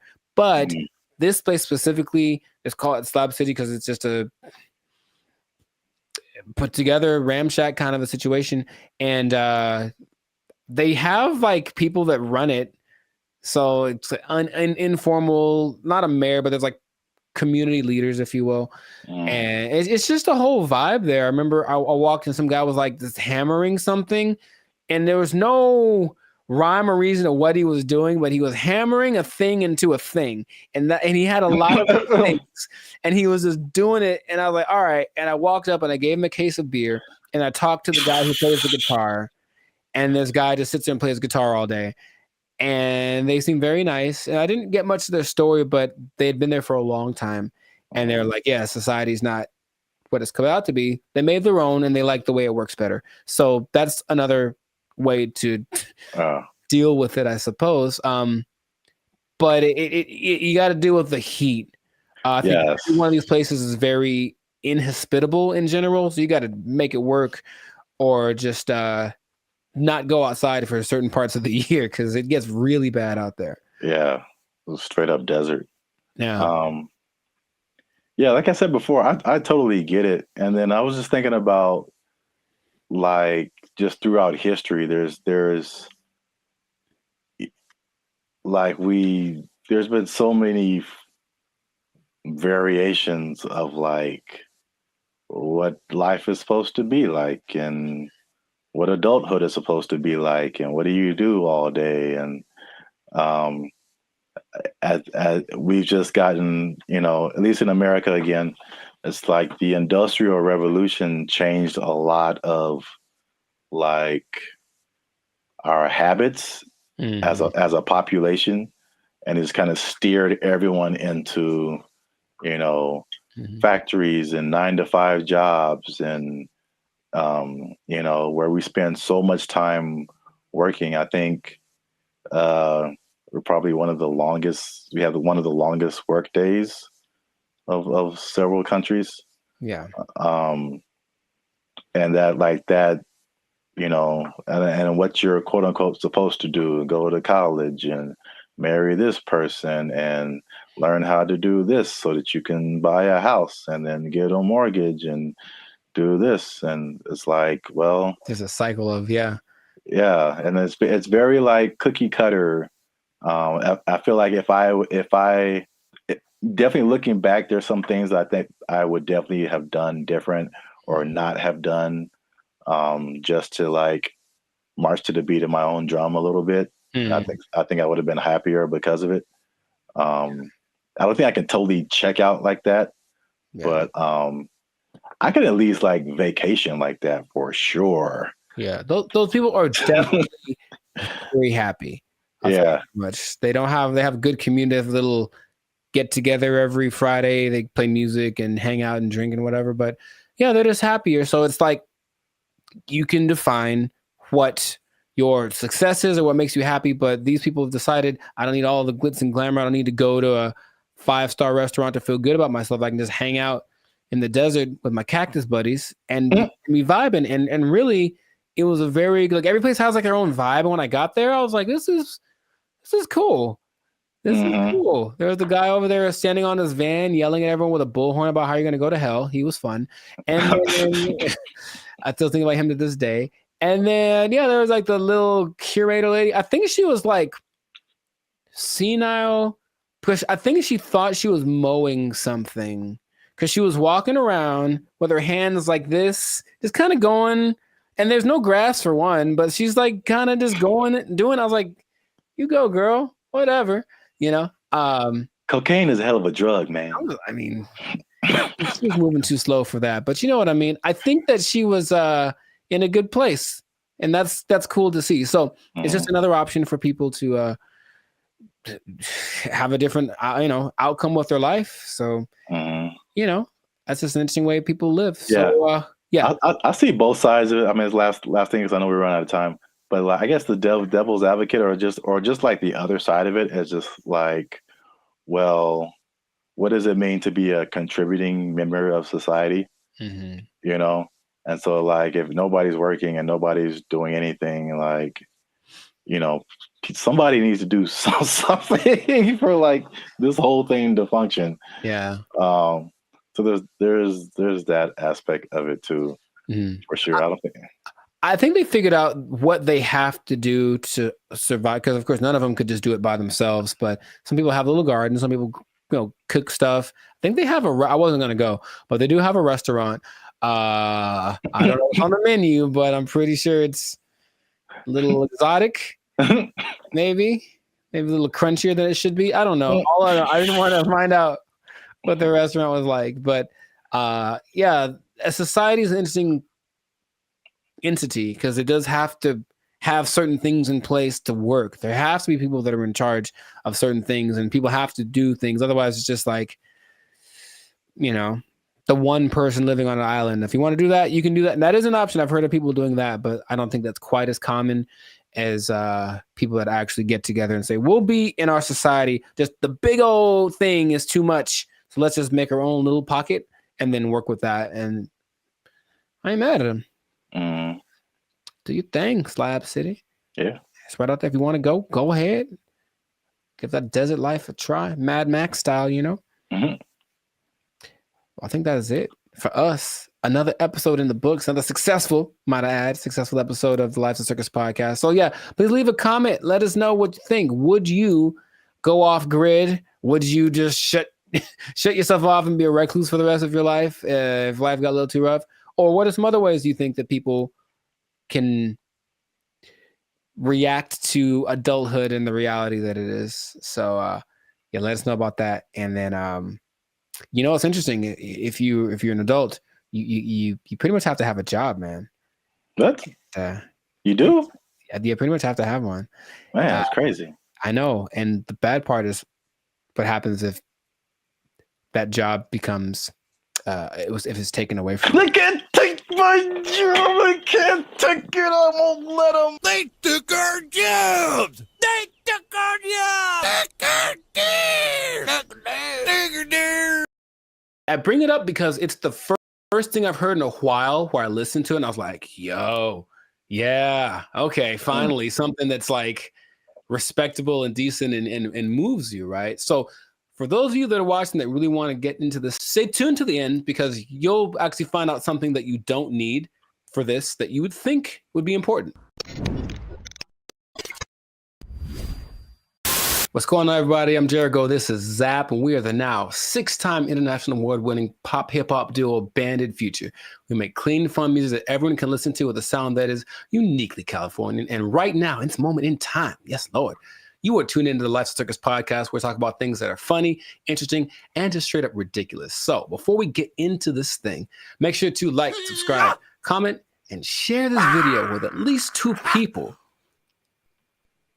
who want to make music that causes a revolution, that moves a culture. I'm talking to the musicians out there, okay? Oh, okay. I got something to tell y'all. There's a way to do it, I think, if you follow the latest trend. If you follow the latest trend, there's a way to get your music so that people really like it, okay? So have you heard, Zach, have you heard of Amapiano? Amapiano? Amapiano. It's a genre of music. One word, Amapiano. Not I'm a piano, but ama. I know, it sounds like it's not I'm a piano, it's I'm a piano. I've never heard of it. Not ama. Ama, and it's her piano. Okay. But it's called Amapiano, and it's basically a genre of house, if you will, but it's from South Africa. So the most popular figure in this is Tyla, if you have heard of her. The water I've heard girl. the name. Yeah. Okay, I mean, she's huge. She's won all the awards. She's the newest big thing, but she basically comes from a watered down version of this genre. Okay, and so the interesting thing is it followed a couple of patterns that work generally to make a style of music really big. And I bring it up because it's the first thing I've heard in a while where I listened to it and I was like, yo, yeah, okay, finally something that's like respectable and decent and moves you, right? So for those of you that are watching that really want to get into this, stay tuned to the end because you'll actually find out something that you don't need for this that you would think would be important, okay? So Amapiano is basically a subgenre of house piano, okay? And so it's got one thing that a lot of new styles of music need to have. It's something familiar. There are people listen to it and they're like, oh, I kind of recognize this. Like it's in a different, the presentation is different, but the substance is the same. Something I resonate with. So that's number one. You listen to it and like that, I hear something that I've heard before in the music, okay? Lots of repetition. So you just kind of hear the same thing over and over again. And it's so infectious. Fun to dance to. You haven't seen any of like the TikTok? It's a huge TikTok thing, right? That's the thing that's made it go from, it started in 2012, but probably like 3 years ago is when it really started to burst on the national scene or the global scene, thanks to TikTok. But you've never seen any, it basically all of the moves. So there's Afrobeat, right? There's Afrobeat. Yeah, well, anyway. But there's Afrobeat and all the moves are kind of complicated and intricate and whatever. With Amapiano, I guess tip number 2 is that a lot of the moves are really simple. And the whole point is just to do stuff with your friends. So just get in a group and do this music, do this dance, and do 6 seconds and it'll blow up on TikTok or whatever. And it's always something really simple, a little shoulder movement, a little head thing. And it looks really cool, but the music kind of has this driving thing. So I'm giving y'all the formula for this basically. The look of it is familiar because if everyone looks like hip hop, basically everyone knows hip hop. So the dress for the women and the men, it has that same aesthetic. People just look like, oh yeah, it's like a hip hop person. But then you see that they're talking. Okay, they're definitely from Africa. You see their movements. Oh, this is a little bit different. So it kind of has that element to it, and it connects with young people. Okay, I think if you look historically at any big movement from the swing to grunge, anything, it was youth that were really pushing it. So you see kids that are super young kind of grooving to it, which means they'll probably grow up to it, grow up with it their whole life. I forget, the people that like this style of music have a name. That's another thing I was going to, like, we have our BFFs. They have people that like this music. I don't remember what it's called. I have to look it up. People that like Amapiano, okay? There is 2 other elements that are really important. It features women a lot. And a lot of genres tend to not. We've talked about reggaeton before, where it was a lot of misogynistic, just men, basically. And this one has a lot of women from, I mentioned Tyla, though it also has Shasha, Kamo Mapela, Bule, Nia Pearl, Lady Do, Buntail Smith, among others. So the women are pushed to the forefront of it. And their whole philosophy is like, well, if women like it, then everyone will like it.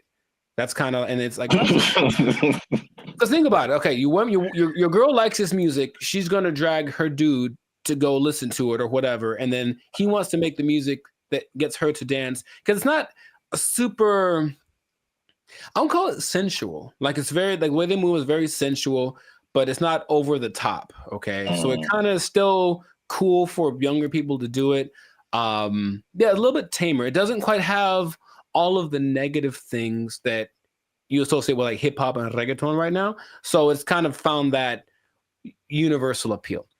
And then this is probably the most interesting thing about it. So if y'all don't know, Zap started a dance group back in the day. Instant Groove. We was grooving, man. We was grooving, man. It was IG for life. Shout out to the IGers. What? And you know, you have a song or whatever, and there's beats, and then you choreograph a song to the beats, right? Well, with Amapiano, it's interesting. There's so much going on. The elements are usually a shaker, a snare. There's like a log drum that's like the bass, so it's like a really distinctive sound, and then a kick, and not many other elements to it. But there's so much happening that you can actually kind of choose which beats to hit and whatever. And so when you're moving with it, your dance will be different than someone else's because you chose which ones to emphasize. And I think that's really cool. There are the ones that have like, this is the dance you do to them. I think Imnike is one that, oh my God, that's the one that actually got me into it. Imke, I don't know how to say it. Imnike. And it's so good. It's so good. So you watch people dancing, it's like, oh, he danced to it, but he emphasized that beat. And then there's a lot of off beats, very syncopated. It's all very exciting.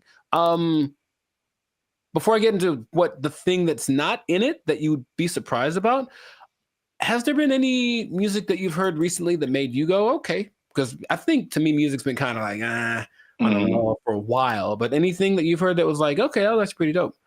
Yeah, I mean, the first thing that comes to mind, and I think I told you about this too, was I saw, I don't know what it is, but what you're talking about kind of feels like it's almost in that same vein. But I saw something on Instagram where it was all these people dancing.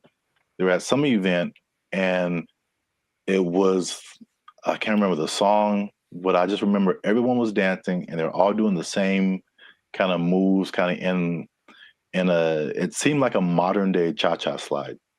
Because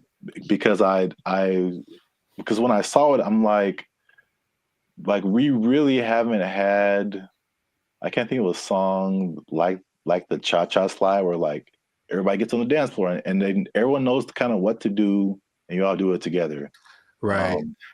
Because the Cupid Shuffle, I maybe that came after Cha-Cha Slide. I can't remember. Yeah, I don't remember. Right. But I can't remember anything past those two songs where like everybody, but I saw this video and everybody was doing it. I mean, I'm talking white, black, Asian, Latino, like grunge looking goth people, hip hop looking, like everybody was doing it. And I was like, this is so dope. And I wish I had saved it and I didn't.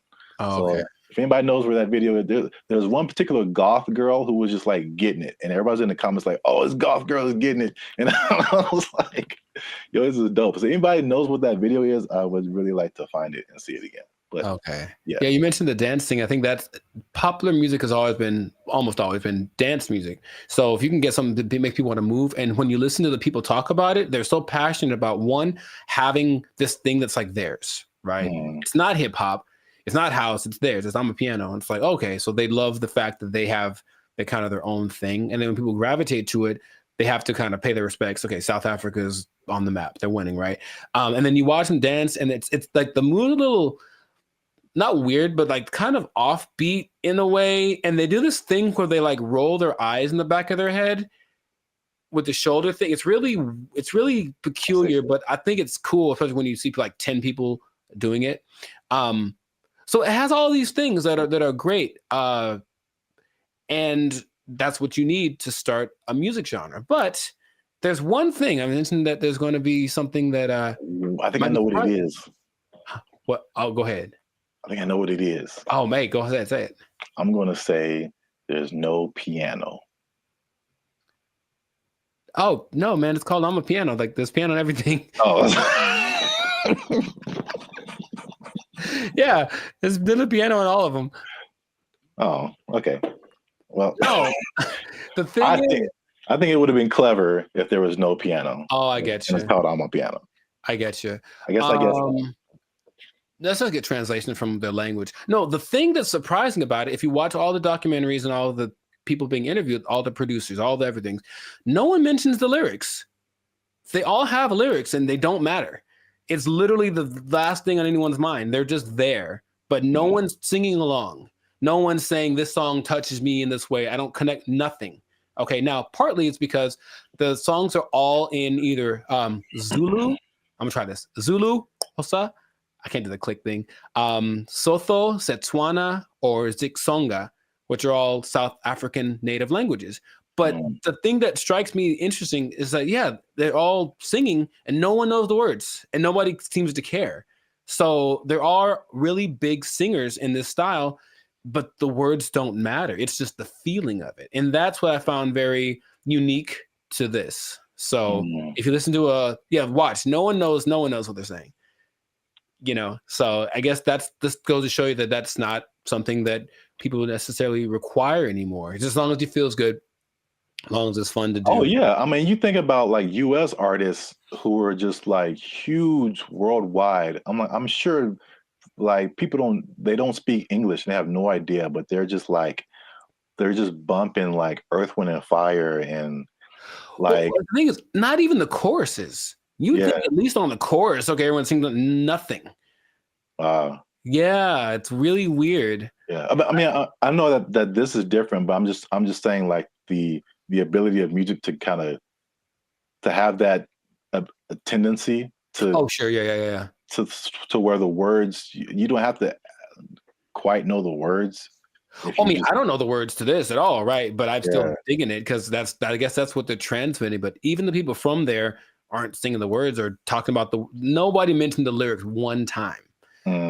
So, and the thing is, the songs don't sound all the same, even though they kind of have the same elements. They have different. I think it's great. That's what I want to just point out. Sounds cool, yeah. If you haven't listened to I'm a Piano, I recommend you check it out. Just be warned, there is piano. There's piano in it. Yeah, I think you'll enjoy it. I thought I got that right. I really did. Nah, I wouldn't. I should have just lied. Yeah, you got it, man. But in any case, let us know in the comments if you listen to I'm a Piano, what you think. If you have a TikTok account with 20 million followers because you did a dance to one of the songs, who knows? But oh yeah, and all the songs, the dances are just from whoever did a cool thing. That's the other thing. They're not made by famous choreographers. It's just like somebody literally said, I saw a kid dancing to it on the street and I thought it was cool. So I did it in the club. And the next thing you know, there's 500 people doing it. So there's that like word of mouth element to it. That's just, I think it's really cool. So anyways, yeah, check it out. Check out some of those artists that I mentioned. They're pretty great. And if we get 10 comments, then Jericho's going to do one of the dances on our TikTok. I didn't sign up for that. I wouldn't mind learning though. That is kind of fun. I'll do one of the simpler ones.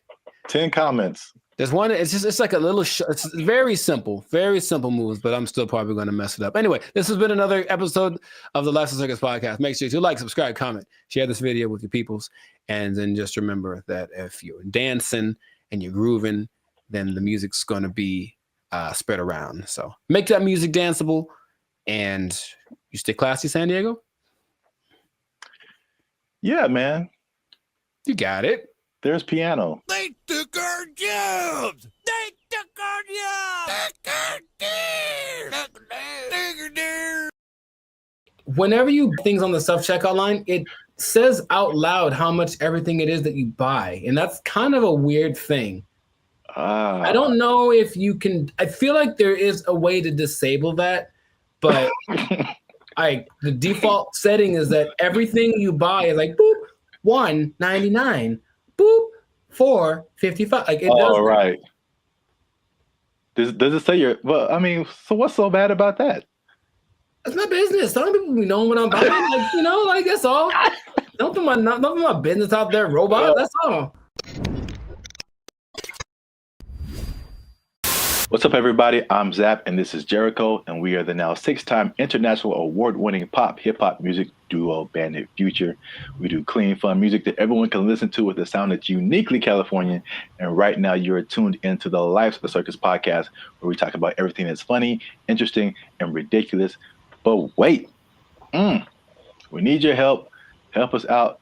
Tired of eating mayonnaise sandwiches. Give your boys some funds. You know what I'm saying? You can join the channel, become a member. That'll help us out. Or you could just like, subscribe, comment, and share this video with people who stealing, because there's thievery going on. That's right.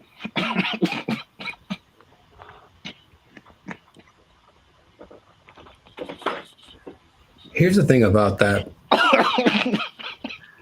I don't know what you're about to say, but this is going to be weird, almost like a devil's advocate thing. But like stealing is really fun. No, bad, Jericho. No, here's the thing. I'm just trying to say, like, why do people do it? Like, I get it. It kind of has a thing. Like, you get this like rush of adrenaline that doing it, and then you get the thing that you stole. It's like two things to do. You know what I mean? No, we're not doing the two things. No, I'm not telling people to do it. I'm not telling people to steal. Like, don't steal unless you want to. But like, don't, like, stealing's bad. Okay. In case you haven't noticed, people are stealing, and they're stealing a lot. And if you stick around to the end, I'll tell you exactly how much that they're stealing, and the number is going to surprise you. It's very shocking.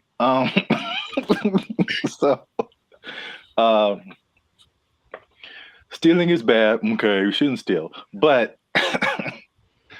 I'm bringing this up because it's affecting me, and that's the most important thing. Look,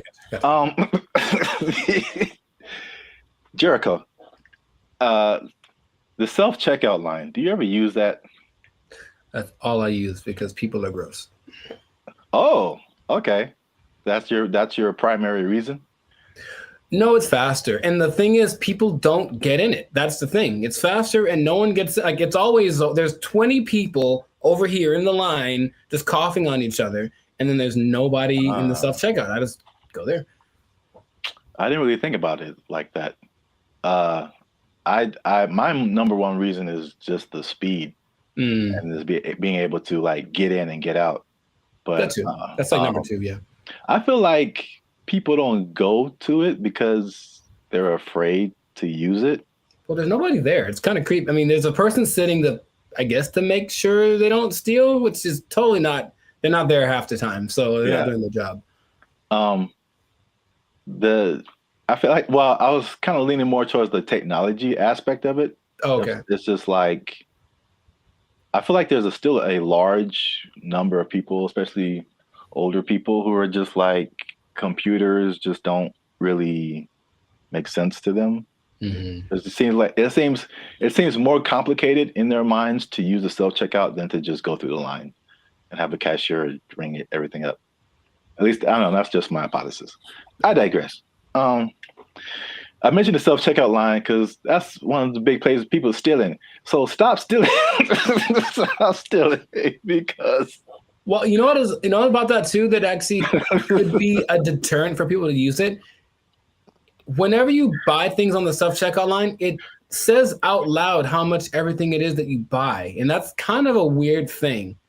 I don't know if you can, I feel like there is a way to disable that, but the default setting is that everything you buy is like, boop, $1.99, boop, $4.55. Like, it does. Right.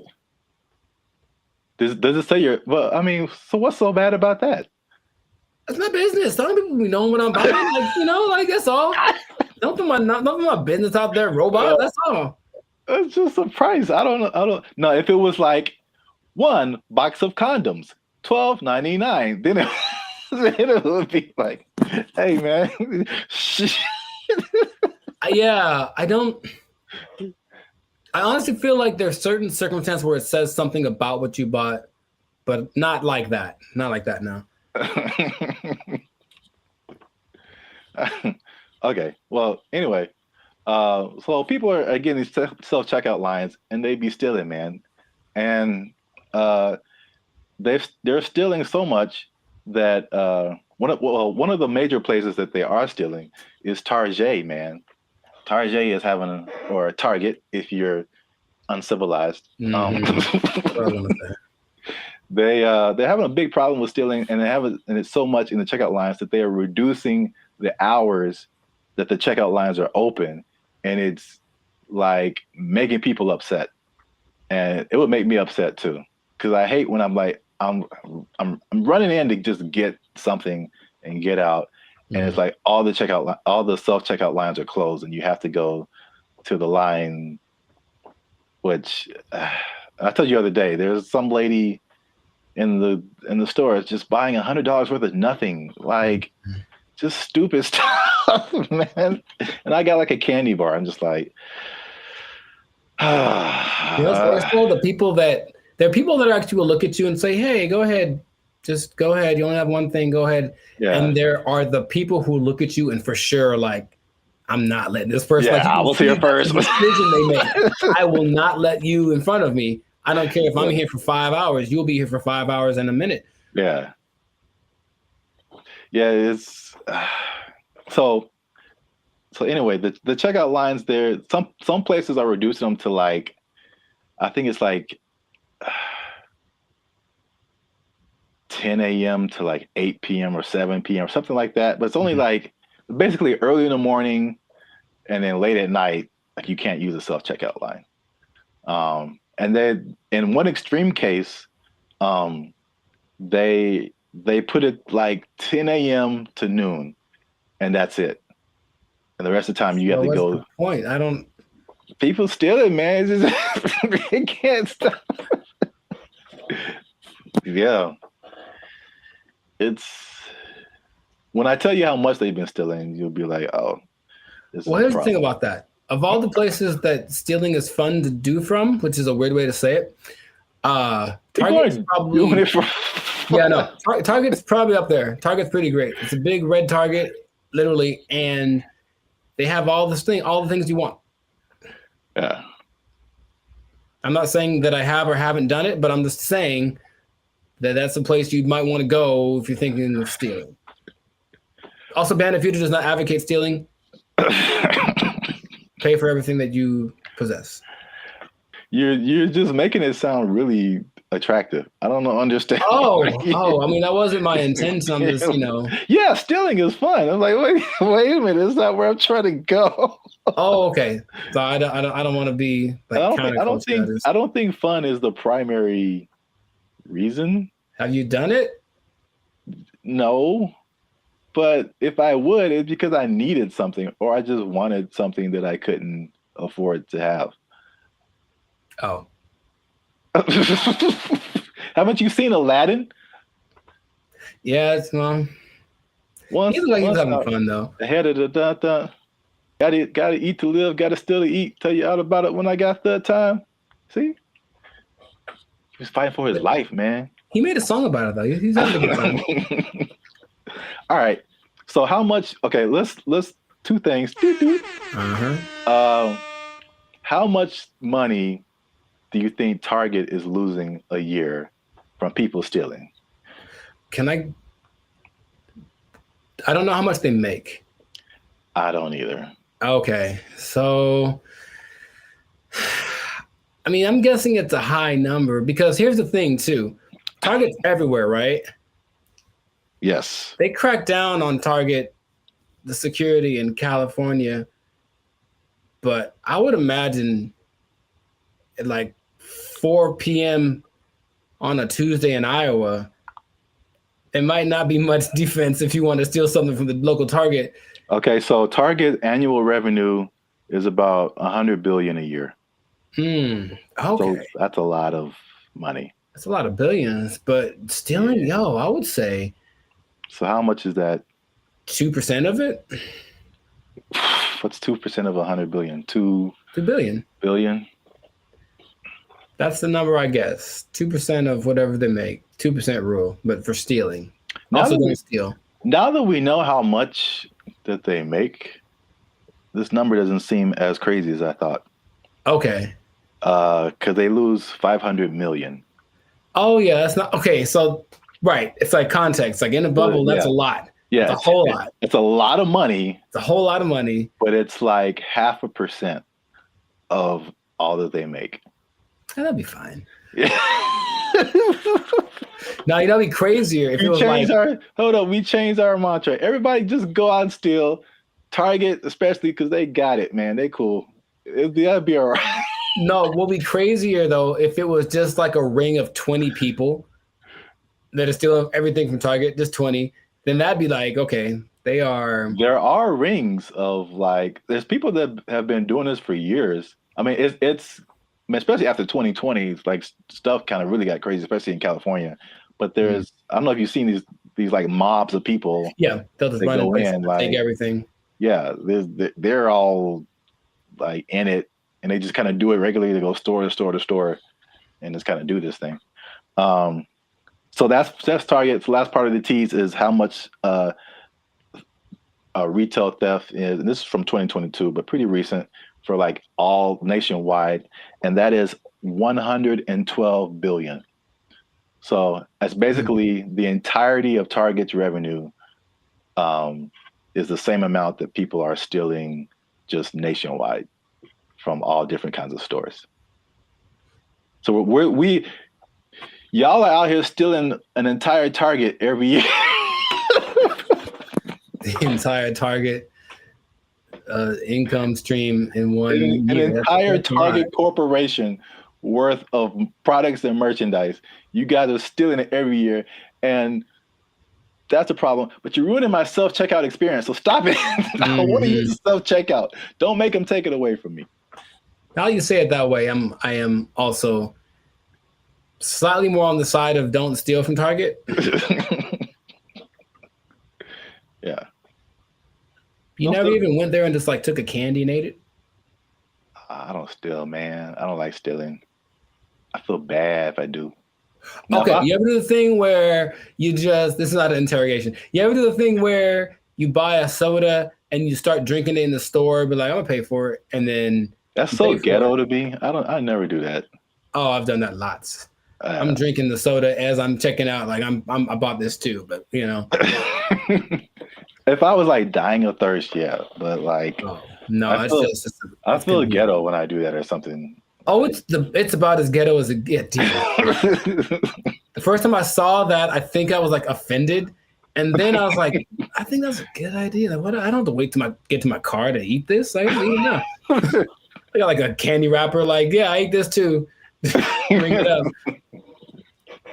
You just pulling wrappers out of your pocket.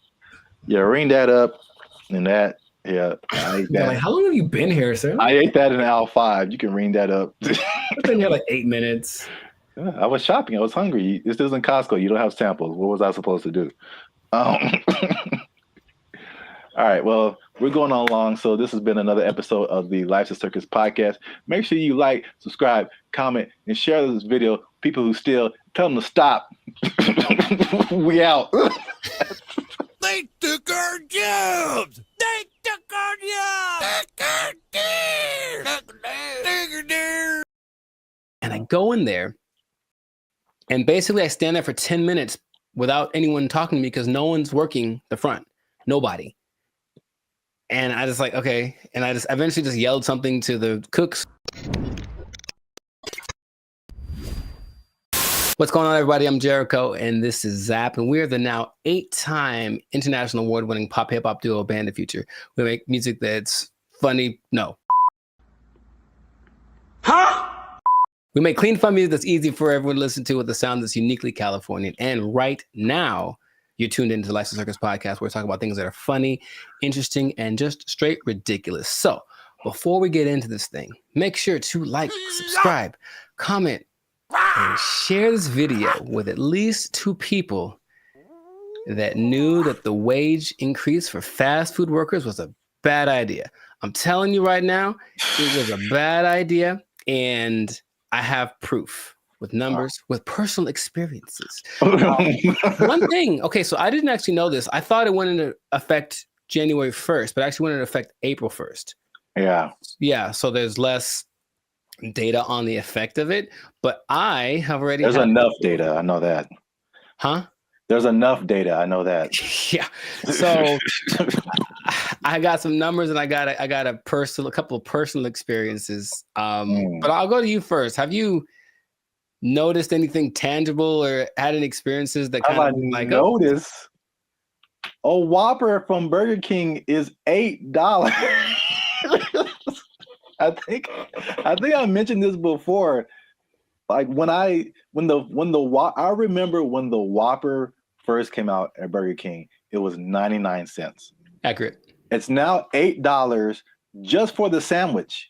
No fries, no drink. $8 is where we start, and then it goes up. I'm furious.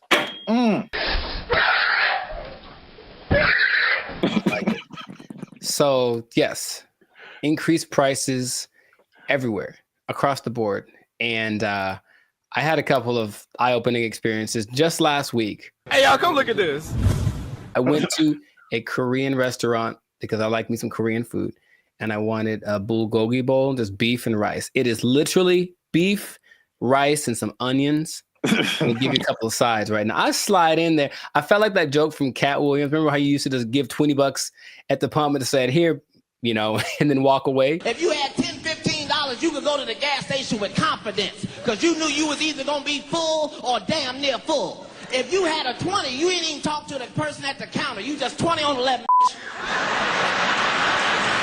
I walk in like, I know how much a bulgogi bowl costs. I've had these before. And I didn't even look at the price. I just ordered it. Confident. Here's my card. Confident. I look at that thing, man. $27. Good Lord, that's a lot of money. Don't you like rice? $27 without the tip. Okay. So I was very sad. I was very sad. And I ate it and it did not taste like a $27 bulgogi bowl. It tasted like a $12 bulgogi bowl, one that I came to know and love. That sucked a lot. This sucks. Yeah, it really sucks. What is happening, of course, is that since wages are increasing, owners of these franchises are laying people off or giving them less hours, something like that, right? So I go to The Habit, which I don't go to fast food too much, but I do enjoy The Habit. I think they got good stuff. And I go in there and basically I stand there for 10 minutes without anyone talking to me because no one's working the front. Nobody. And I just like, okay. And I just eventually just yelled something to the cooks. Y'all gotta chill. Y'all crazy back there. But they don't work the front, so they didn't do anything. So I just kind of left. And then I overheard the conversation, like somebody got off the shift at X time and someone wasn't coming in till Y time. So I was just out of luck. I came in the gap between shifts and there's nothing they could do about it. Calm down. No! Now, there's a couple of things that are interesting. So for those who have been living under a rock and they don't know, the fast food minimum went up from $16 to $20 as of April 1st. Okay. And they started to interview a bunch of people just to see what their experiences are, business owners. One owner of El Pollo Loco franchise actually said he owns 6. And he says his costs went up because of this $180,000 per store per year.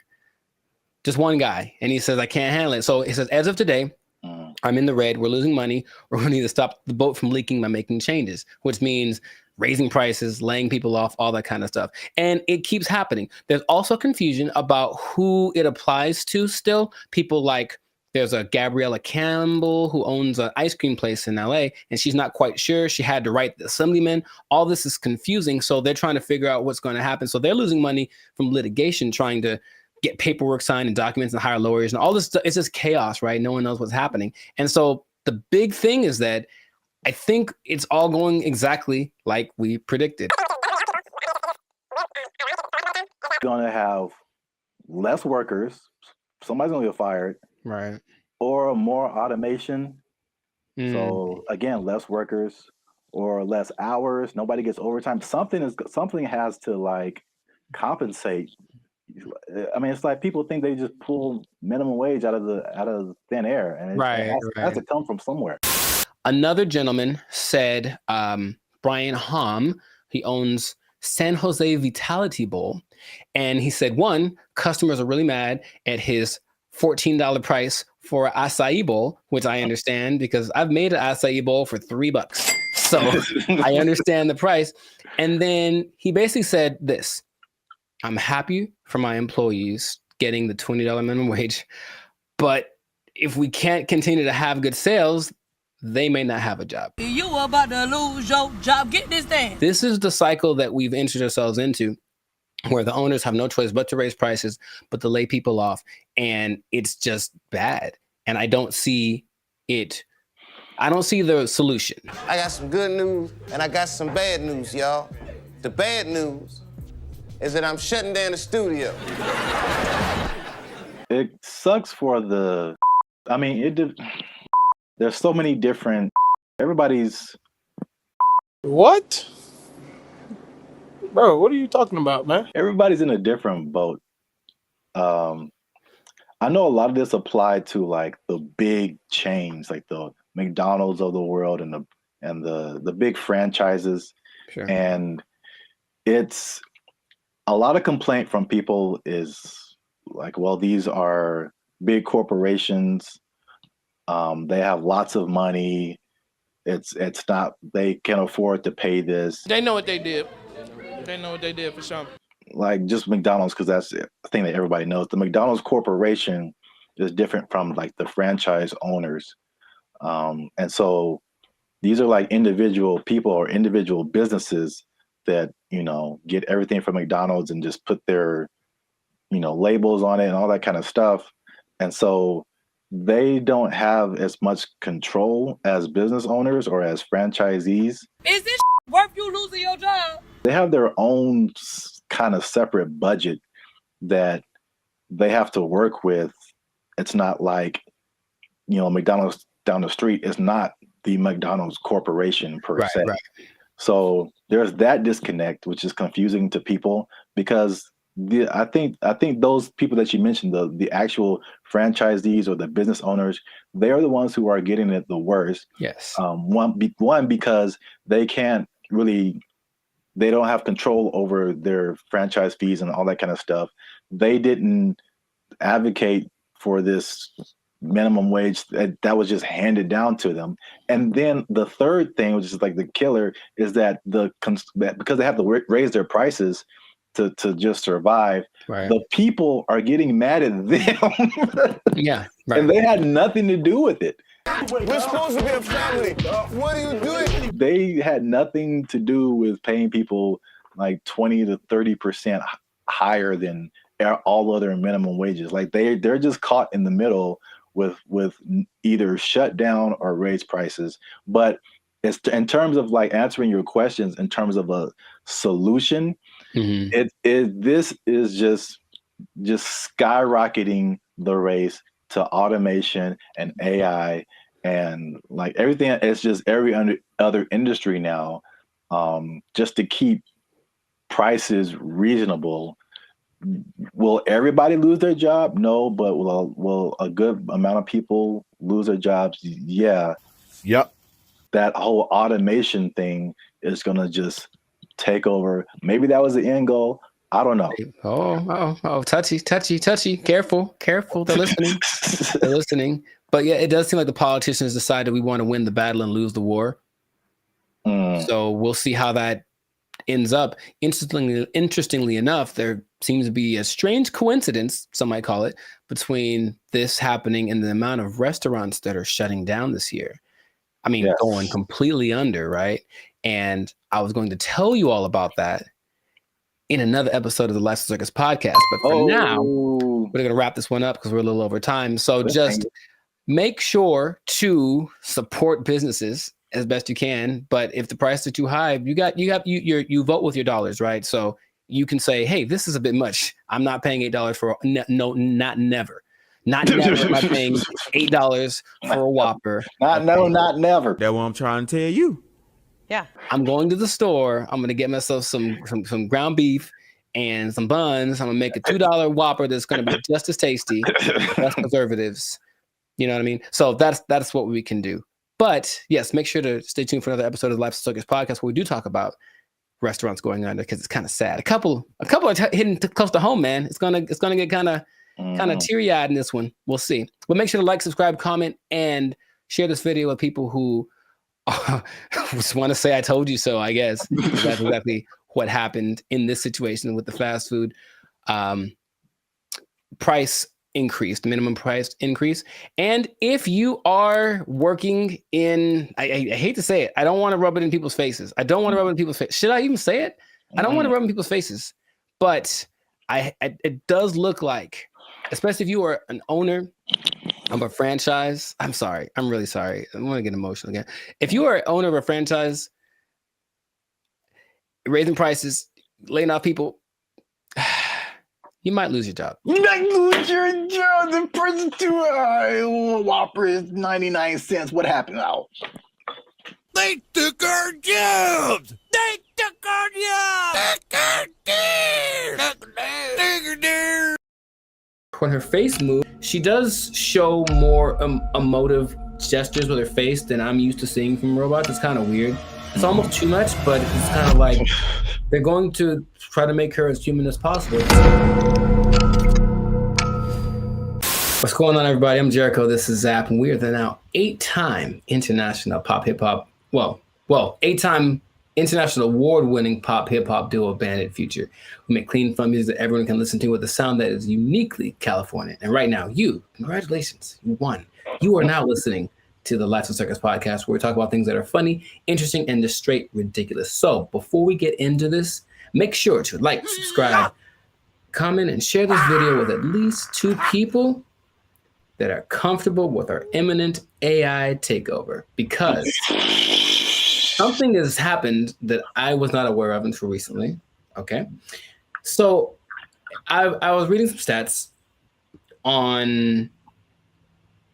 online, and there's a study by the IBM Institute for Business Value, and it says that 43% of CEOs are using generative AI to inform of strategic decisions. So people are utilizing AI a lot, making decisions because it's just quick, and then at least helps them get to someplace. Maybe they don't do exactly what the AI says, but there's something that they go to AI for, and it's becoming more prevalent, especially compared to a couple of years ago, right? But what if I told you there's one company that took it a step further? Maybe one company that's I don't know, Polish, maybe. Polish from Poland, man. Maybe they make rum. Maybe they're a Polish rum company. I see. And they decided, let's just make our CEO an AI bot. And so they did. That is the reality that we live in. So the company is called Dictador.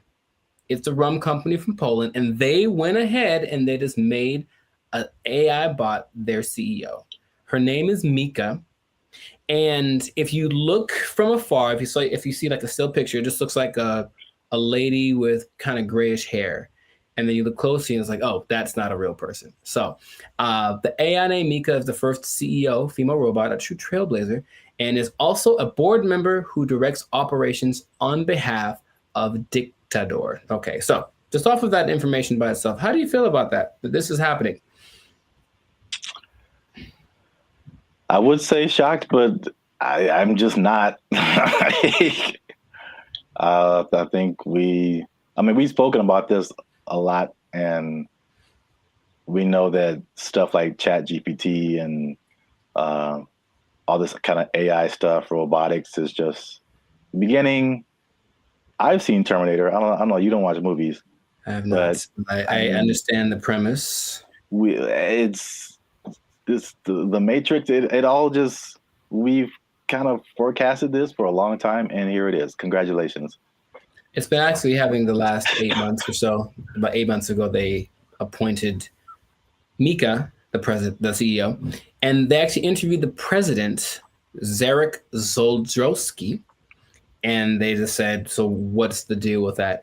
And he basically said, we're not concerned that AI is going to take over, because humans still can't be replaced to make certain decisions. Like, for example, you can't use AI to hire or fire people. That's what he said.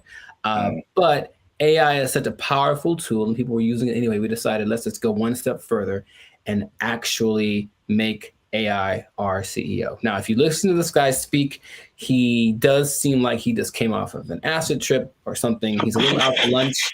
Maybe that's just his Polishness. I don't know anyone from Poland, so I'm not sure how they are, but it's a little bit trippy watching it. But when you look at the picture, and I only found one video on this, but basically they have board meetings, and it's just her standing at the head of the table and everyone looking, and she's giving orders and telling ideas. The most recent thing she did was she decided who would design the bottles for and actually they're very attractive, but it's not that she designed the bottles. She was like, this person has the best ideas for a bottle design. And that's the kind of thing that she is doing. So then they decided, let's interview Mika, see what she has to say.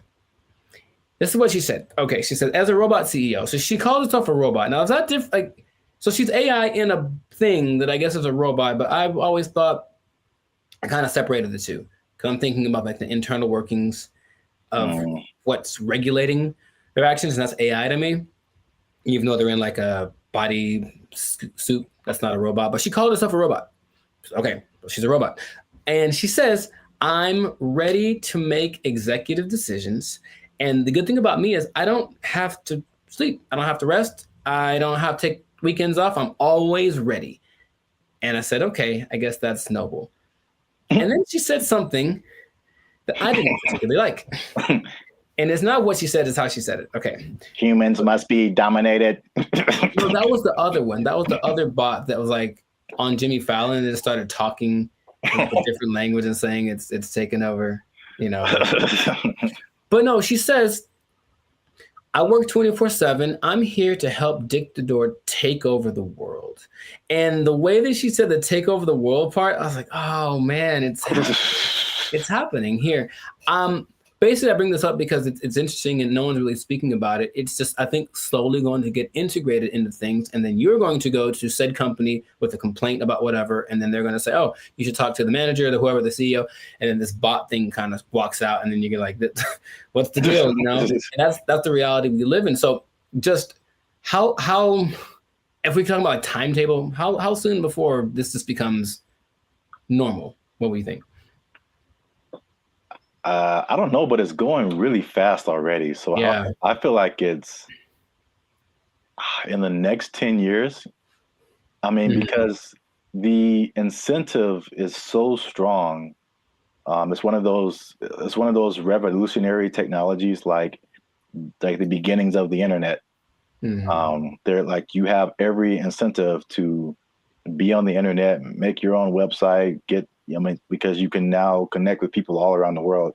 Right. And so now if you have like a CEO of your company that has all of the knowledge ever to help you make decisions, it's and on the flip side, it doesn't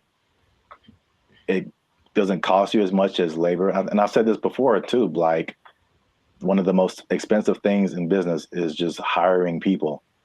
Hiring people, their wages, their taxes, the complaints, lawsuits against employers, sick days.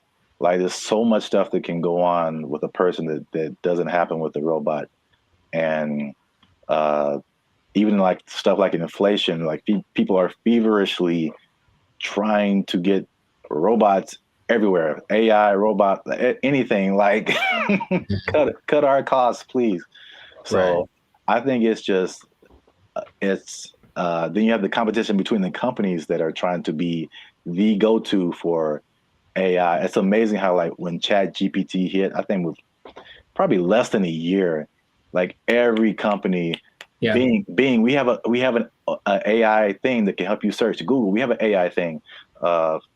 Even like Adobe stuff that I use, like, oh, we have a new AI thing that generates pictures for. I'm like, how does everybody have this now? Yeah, it almost feels like somewhat feels like an agenda that's being pushed by somebody, of course, because everywhere I turn now, there is some kind of AI option. Have you tried the AI feature? My banking app hey, I don't trust the robots with my money. Are you serious? Yeah. But hey, would you like to try this thing? Because it'll make and they always say it's faster and it's just as reliable. And people, I think, will get, I guess, sold on that premise. I even was testing because of course you don't have to pay her, and she doesn't have emotions like for real, even though when her face moves, she does show more emotive gestures with her face than I'm used to seeing from robots. It's kind of weird. It's almost too much, but it's kind of like they're going to try to make her as human as possible. But imagine you have like a disagreement, or that's not right. That's not quite right. Instead of being so imagine we're talking, and then I say, hey, give me an idea, and you give me an idea. I'm like, I don't like it. Give me another one. And then I do that like 20 times. You're gonna be like, bruh, really? I've done that with like the AI chats on Instagram, for example, just to see. I was like, okay, I'm just going to keep disagreeing with them and keep saying, give me something else. I don't like it. And they don't have a problem with it. They'll just keep going. They got literally a million ideas. And that concept is so not natural, but it appeals to some people. Like, yeah, we'll just ask the robot because you'll just keep giving us ideas. It's almost like we decide which idea, but we let her come up with it. And that's more attractive. So it's just crazy. And you just have to see it because it feels like outside of a sci-fi movie. You can see the wires on her like chest. Like one is like talking, one is coded or something like that. But it's labeled what parts are being regulated, and it's a trip, but it is real, and they're apparently doing well since they started. Like her decisions have helped the company start to do this. Well, the only thing I would say would be. I think there's a few things. One, I think to a certain extent, it's a, what do you call it? Like a story just to be, to get attention. I'm sure I feel like maybe that she isn't like really the CEO, but. Well, they asked the guy, they're like, is this legit or is this a scam? And he's like, oh, it's real. And his eyes didn't match what he was saying. That's what made me think he was on something, because it's kind of a strange publicity stunt. That's what I was going to say. Potentially. And in any case, it is getting attention. And then people say, I'm drinking the rum of the company that has the AI CEO. And that's something that has probably gotten somebody laid once. So good for you. Good for you. Okay. That's all I'm saying. But it's happening. So I'm curious to see what will happen in the future, but it might be a trend. Yeah, I see it more as like a consultant I could see an AI on the boardroom, like in the boardroom as a consultant or whatever, but not as like the head of the company. Sure. That's like a little bit weirder. And then you have I'm just trying to play devil's advocate in any kind of way. Like, how could this not be cool? As if something gets corrupted or like, like any kind of computer, it could, That's what a lot of the comments under the video said, like, what if this? And they're like, what if someone hacks into your CEO? Right. Right. Which is a weird sentence to say out loud, but yeah. They're like, no, it's fine. We'll deal when that happens. Oh, you're acting kind of weird today, Mika. It's like, throw away all the bottles. It's like, you've probably been hacked. Like, I guess that's what they would do. But I can see it being almost like an arms race. So the next company comes and says, oh yeah, well, our CEO and our president are AI. Oh yeah, well, our CEO and our president and all the board is AI. Oh yeah, well, my mom's AI. Like, it's just gonna keep going to a point of ridiculousness, maybe, just for publicity. I'm not sure, but it has started, and this is where we are. So we'll see where it goes. But let us know in the comments what you think. Is it something that's, what's the point of fighting it because it's here? Is it a terrible idea? Let us know in the comments what you think about this, because I feel like it is here to stay, and we'll see to what degree we take it. But this has been another episode of the Lights and Circus podcast. So make sure to like, subscribe, comment, and share this video with everyone you know that's afraid of the inevitable AI takeover. And if you are a CEO, oh boy, if you're a CEO, you know what time it is. You better do something. You better learn how to sing and dance or tap dance or juggle fire or something, because I guarantee if Mika's the first one, you're going to be the next to lose. Lose. You're just gonna take your job. Roman's gonna take your job. Oh, I'm the CEO. Everybody's fired. Ah. They took our jobs. They took our jobs. The WNBA. Do you watch that thing? Do you watch it? I do not. Nor do I. All right. So we've had that talk. Right. Now,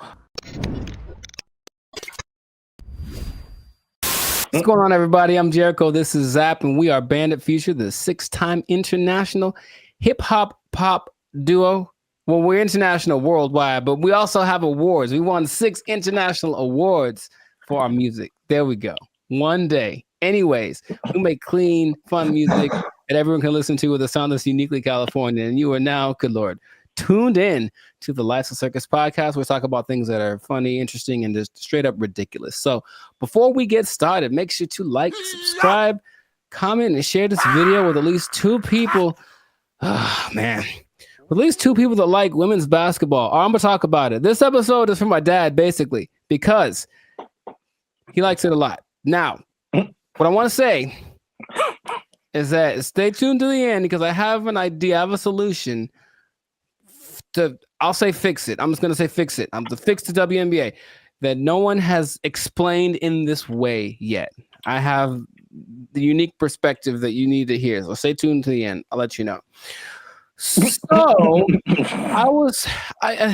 this kind of goes for women's basketball in general because the WNBA season just ended, but women's basketball started.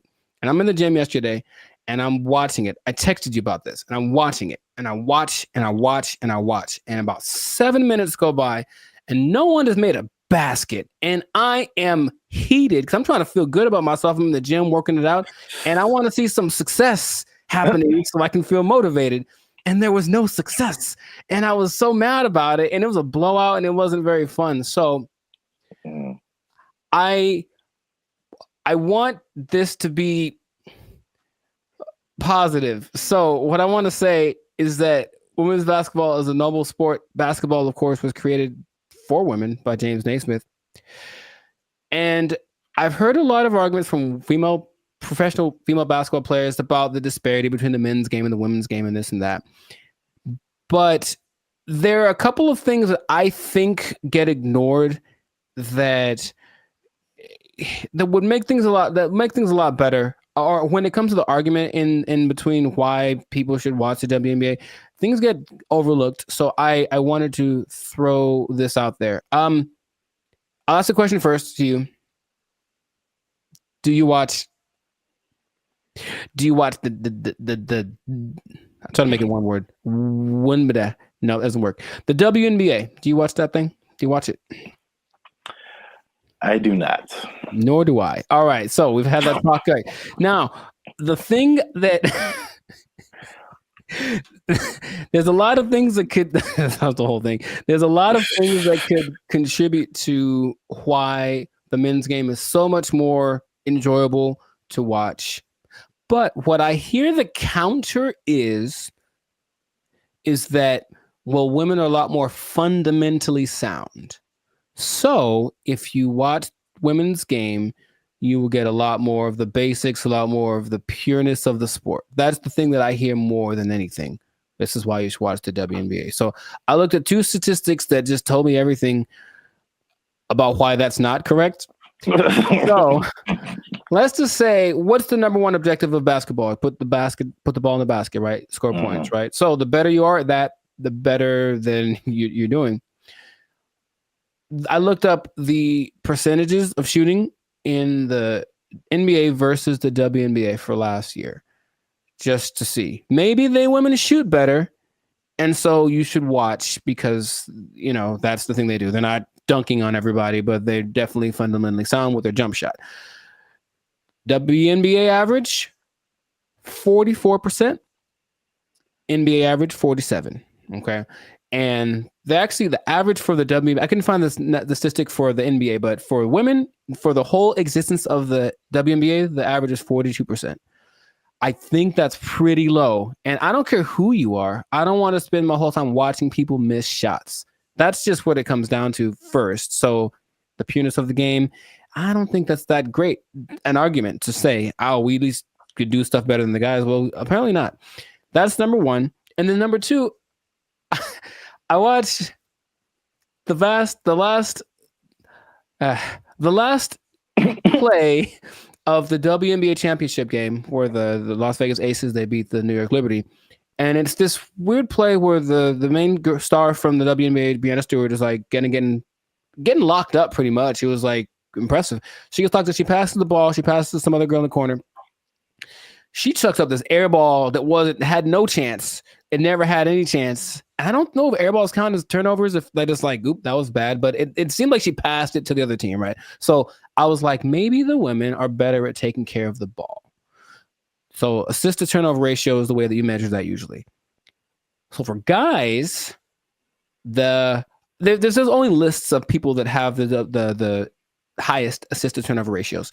In the men's game, I saw someone right now in the league has a 26-1 assist to turnover ratio. Wow. Mike Conley. I mean, it's not going to last. The season just started, but 26-1. Chris Paul's like at 9. There's a bunch of people but it usually gets to like the best people who have like 4, 5-1, whatever, 6-1. The highest in the WNBA last year was 3-1. That's the best one. And it's like, so when I've watched a lot of women's basketball, I've seen a lot of turnovers, a lot of mistakes, a lot of this and that, and it just looks sloppy. So I don't see why that's the argument for why the women's game is better than the men's game. Now, have you thought, for example, because you don't watch it, and I don't either, what would you want to watch? What could change about the WNBA that would make you want to watch it? Well, we've talked about this before. Right. And I had 2 ideas. Although the second idea, I'm kind of maybe backing down on. Okay. But the first idea for sure is lowering the rim. So that more people can dunk. I think the basketball dunk is one of the most exciting plays that, whether you're a basketball fan or not, like just to see someone do that is just one of the most exciting plays in basketball. Mm-hmm. And it rarely happens in the WNBA. Right. And like even for the NBA, if you see a fundamentally sound team, it's usually a boring team. like I wouldn't want to watch the Warriors unless Steph Curry was shooting from the parking lot. Mm-hmm. Like that made it like, just so much better than just a bunch of guys shooting jump shots. Like you want to see somebody do something extraordinary, whether it be shooting from the parking lot or just like dunking on somebody's head and ending their life. Just like those are where the highlights. Acceptable, yes, those are where the highlights come in. So that's number one. Okay. And then number 2, which will be sexist or whatever, I don't care. Mm-hmm. But I think it's no secret that women have a certain sexuality factor that attracts men. Mm-hmm. And if you gave me a choice between a women's basketball game and a volleyball game, I'm watching the volleyball game every time. Yes. They're great athletes, but the outfits are also great. And like, I'm going to pay a lot more attention just as a man. Like, yeah, I know it sounds bad, but that's human nature, the world we live in. Yeah, sure. Marketing, like, I like not beach volleyball. I've been talked off that ledge. That's too far. I don't want to see people running around in bikinis. I told you there's a league in New York that's like that, and it's not great. It's not something about it. It's too much. It's just kind of no. It's not like the volleyball outfit or like what they wear when they do track. That's very. I think that would be a very appealing outfit to get more viewers to watch the WNBA. Gabby Thomas. Anyways, hey man, we live, man. We live. No, I'm just having. Me too. I'm trying to be alive. Like, yo, Gabby, what's up? For real though. But I am. The most people that watch the WNBA are men. So yes, that would go along. Like, women do not like WNBA at all. If they like the WNBA, it's because they play basketball. Well, that's weird too, because Mm-hmm. I didn't think that was the case. 70%. I believe it's 70%. Wow, so that's really fan weird. base. The clicks on the WNBA website, all that's men. Mm-hmm. So they're already supporting it. And then, of course, the financial support comes from the NBA. I digress. But that's just, yeah. So the things that you mentioned would help. Sexualizing things. I think women like to look cute too, some of them. So I don't think it'd be like the most degrading thing. Maybe they have options like with tennis. You know, they could wear something. They have like little options for the outfit. I'm sure it'd have to be uniform for the team or for the sport. But I'm sure there could be an agreement because I wouldn't mind some more. I was gonna. How do I say it? Just accentuate some parts of the female figure. That's what I think would be cool. But that's the thing that I think is least likely to happen. I don't think they're gonna want to do that. I do agree with the hoop thing. That's the thing that makes, because here's what I'm thinking. I'm watching this game yesterday, and like it's like watching like little kids. You ever see little kids like shoot a basketball? They put the ball way up here and then they chuck it up because they don't have the strength to get it up there. I'm not saying they can't. Like, of course they can, especially Sabrina Ionescu made something crazy in the 3-point contest this year. So they can shoot for sure, but in general, they are shorter and less athletic and less strong than the men. I know the basketball is a little smaller for the women, but the hoop is the same height. So I have a solution that I don't think anyone's explained in this way. Okay. The average height for NBA players is 6'6". The average height for WNBA players is 6 feet, which is pretty tall for women, but in relationship to the same height of the rim is 10 feet. That means that for men, the hoop is 58% taller than them. But for women, the hoop is 71% taller than them. So to split the difference, I said, what would happen if the hoop was also 58% higher for the women? And if that was the case, it seems a little bit on the low side, but if that was the case, the hoop would be 9 feet 2 inches. Yeah. And to me, that makes a lot of sense because the people that are, the girls that are tall, 6'5", 6'6", they'd be dunking like Shaq, like we want to see. And then some girls with some springs would be getting some Westbrook action happening. And I think that'd be great. Now, would they have to learn how to adjust to shooting lower? Yes, they would. But I believe there's a women's basketball. I think it's called, oh gosh, I forget the name of it. But there's a women's basketball-esque sport where there's no backboard and no one can dribble. It's a weird in Australia. And the reason about this, you can see if they could jump, they're not allowed to jump. But if they're allowed to jump, they'd be able to actually. So weird. It's what is it called? It's got a. Anyways, they could dunk on that hoop if they were allowed to run and jump. If the hoop for the WNBA was that height, the game would be a lot more interesting. I think the percentages would go up because you just see these women. A lot of women's form is kind of like chucking the ball as hard as they can because that's how they have to generate the energy to get the ball high enough. So that's my solution, but that's the rationale behind it. We want to make things equal. So the height of the hoop is the same ratio compared to the height of the players. Yeah. I think that would work. I don't think they're into it. Of course, every play, they have to change it everywhere. Every hoop would have to be, adjusted and whatever. But which would you rather? Make an adjustment to the game a little bit? Well, that's kind of significant, honestly. Lowering it to that's kind of significant. Or continuing to not make any money because to this day, the WNBA has not made a penny.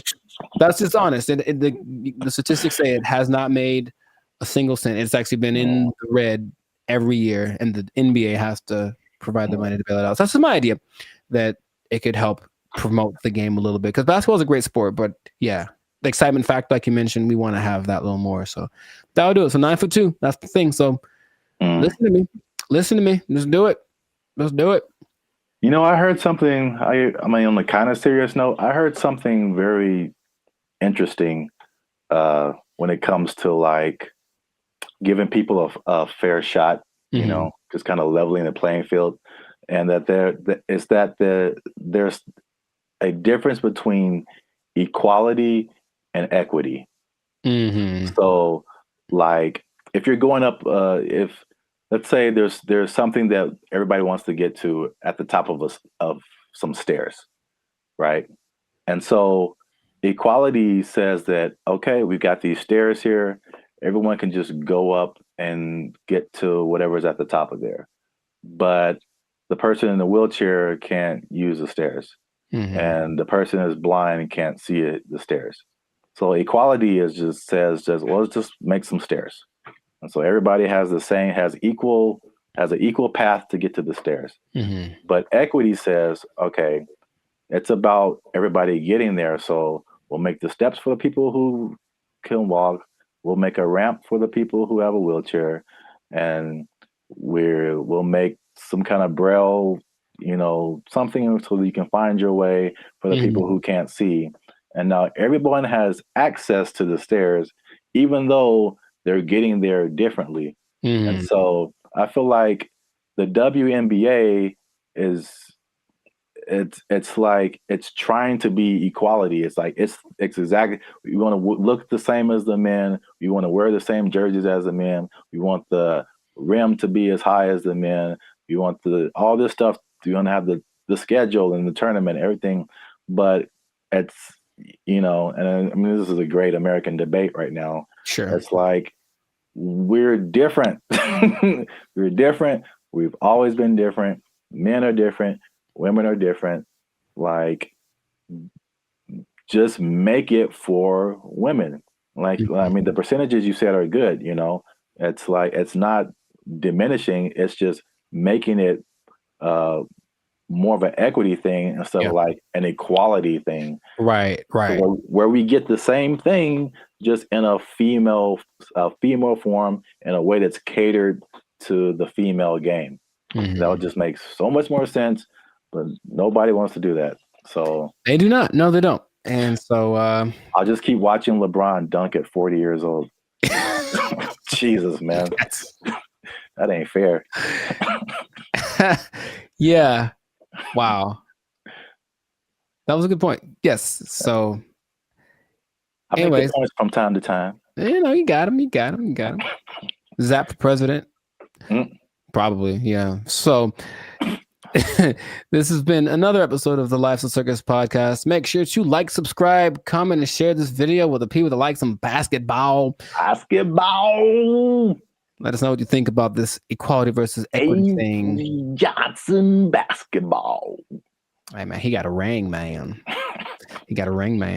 Yeah, let us know what you think, how to make this thing a little more fun to watch, because the WNBA deserves people to have people watching it. It really does. They work really hard. In fact, random point. One of the most famous female players of all time, Diana Taurasi, I went to high school with her.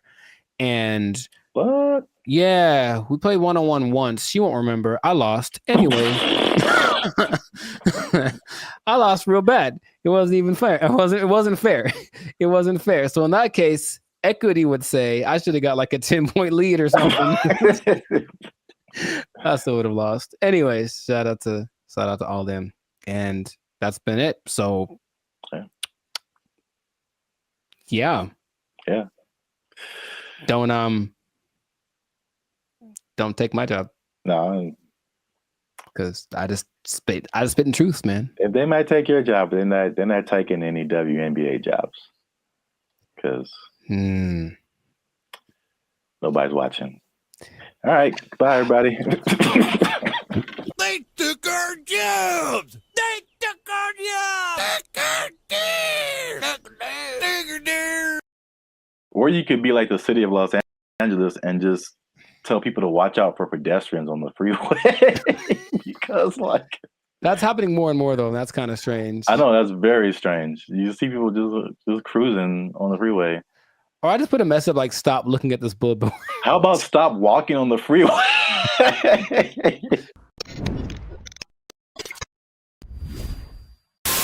Yo, what's up guys? I'm Zap and this is Jericho.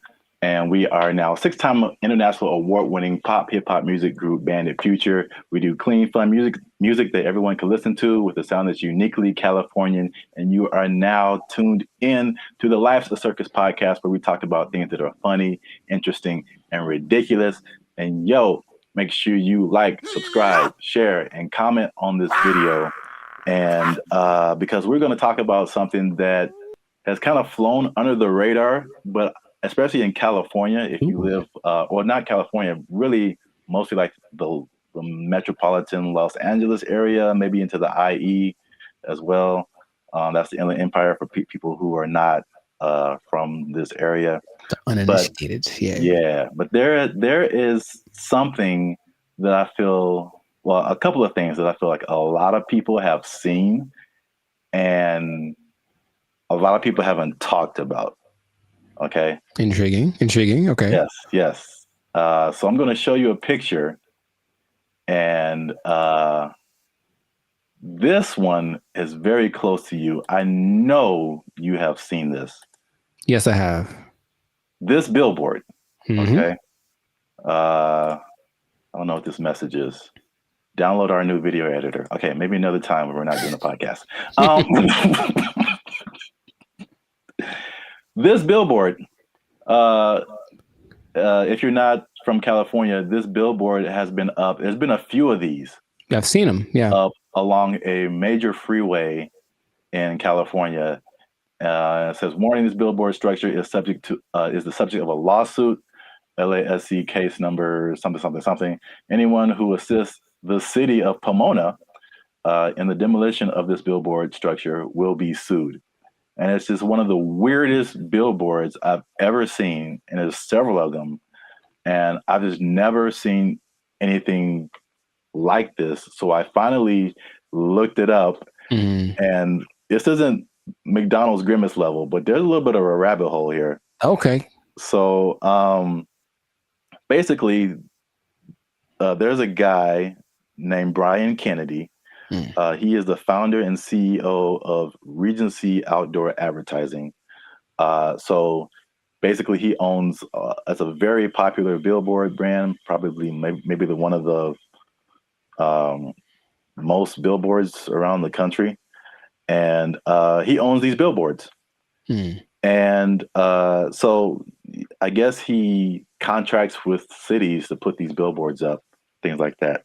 So in 1993, oh baby, going back. Yeah, this story is very old. 1993, he had an agreement with the city to put up 10 billboards for 10 years with a 10-year extension.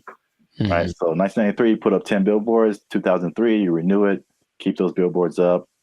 Stuff like that. You renew every 10 years. Okay. After the 1993 agreement, the city, the voters backed something called Proposition L, which prohibited the city for putting up any more billboards without voter approval. Okay. So when they came in, at the renewal period and were like, "Yo, take your billboards down," he was like, "No." Like, we had an agreement before this Proposition L thing even happened. I see.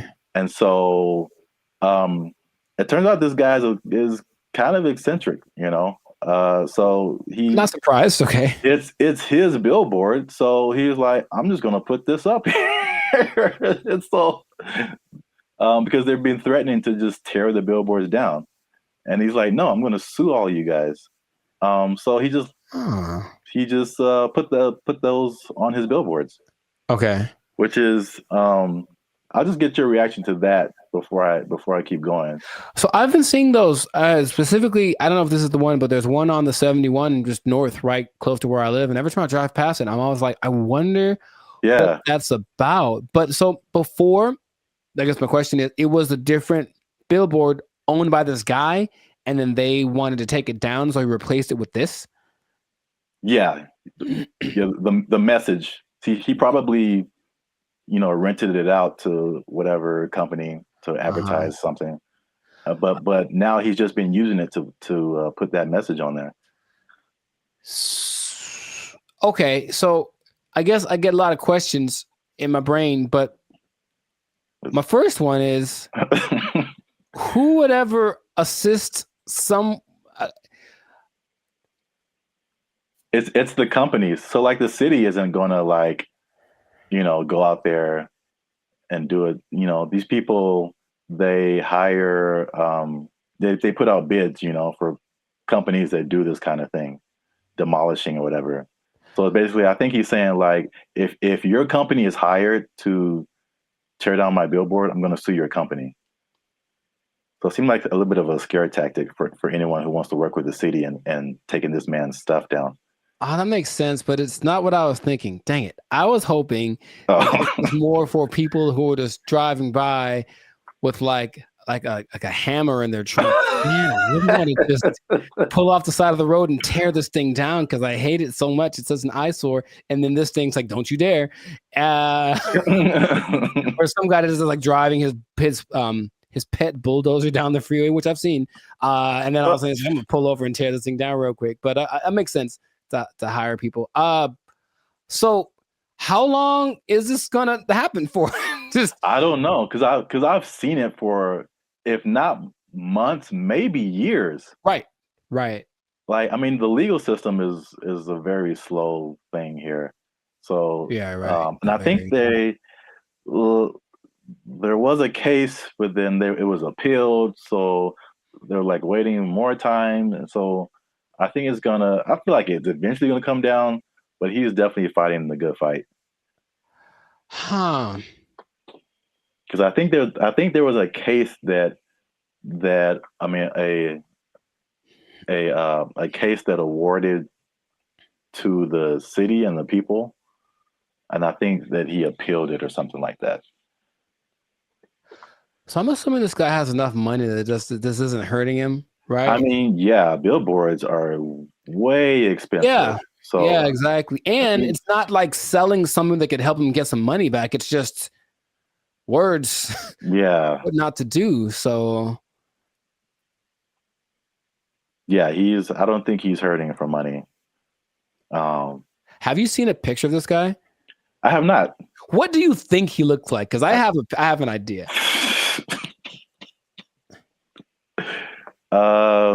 Besides, I think he's an old rich white guy with a bad haircut. Okay. I feel like that's always how it goes down. I have in my head like this cross between Gary Busey and Gilbert Gottfried. I don't know why. This is kind of weird, and he kind of talks like Gilbert Gottfried. I just want that to be true. Old rich white guy with a bad haircut. That sounds like Gary Busey or Gilbert Gottfried. Yeah. That's what I want this to be. So we got to do a part 2 so I can see if I was right. Because if he looks nothing like that, I'll be disappointed. Like that's just the truth. I'm looking at him now. He looks well. This is also very good. I mean, very fitting. He looks like a character from The Sopranos. Oh, nice. So he looks like someone who would do this. Got it. He doesn't have a bad haircut, but old rich white guy for sure.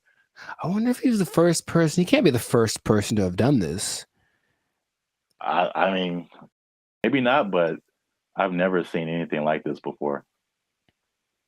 But we run out of time. So before we end this, there's a part 2 to this. Okay. Which is it was a totally different scenario, but I was somehow kind of shocked that it was the same person. Okay. So we're going to leave Pomona and go more towards the LA area. LA. And then see if you've seen this billboard. Yes, I have. So it's the same guy. Oh my God. So you see the big Regency. Yes. Under it. And I wasn't even thinking about these 2 stories. Now this one is like 2 blocks from my house, and apparently now it's changed recently. So I don't know why he took it down or even put it up, But he put up 15 of these around. Oh, he dude's got money, dude. Jeez. Yeah. They're his billboards. I mean, he can put up whatever he wants, I guess. Yeah. He's just losing money from other people who would pay to be up there, but it's his billboard. He put up 15 of these around Los Angeles. Turns out that he's a big USC donor. Sounds okay. Okay, sure. And yeah, he just said, Reggie Bush needs his Heisman. I'm gonna put this up. So, if I had a question, I know you asked like, what did he look like and all that kind of stuff. My question is like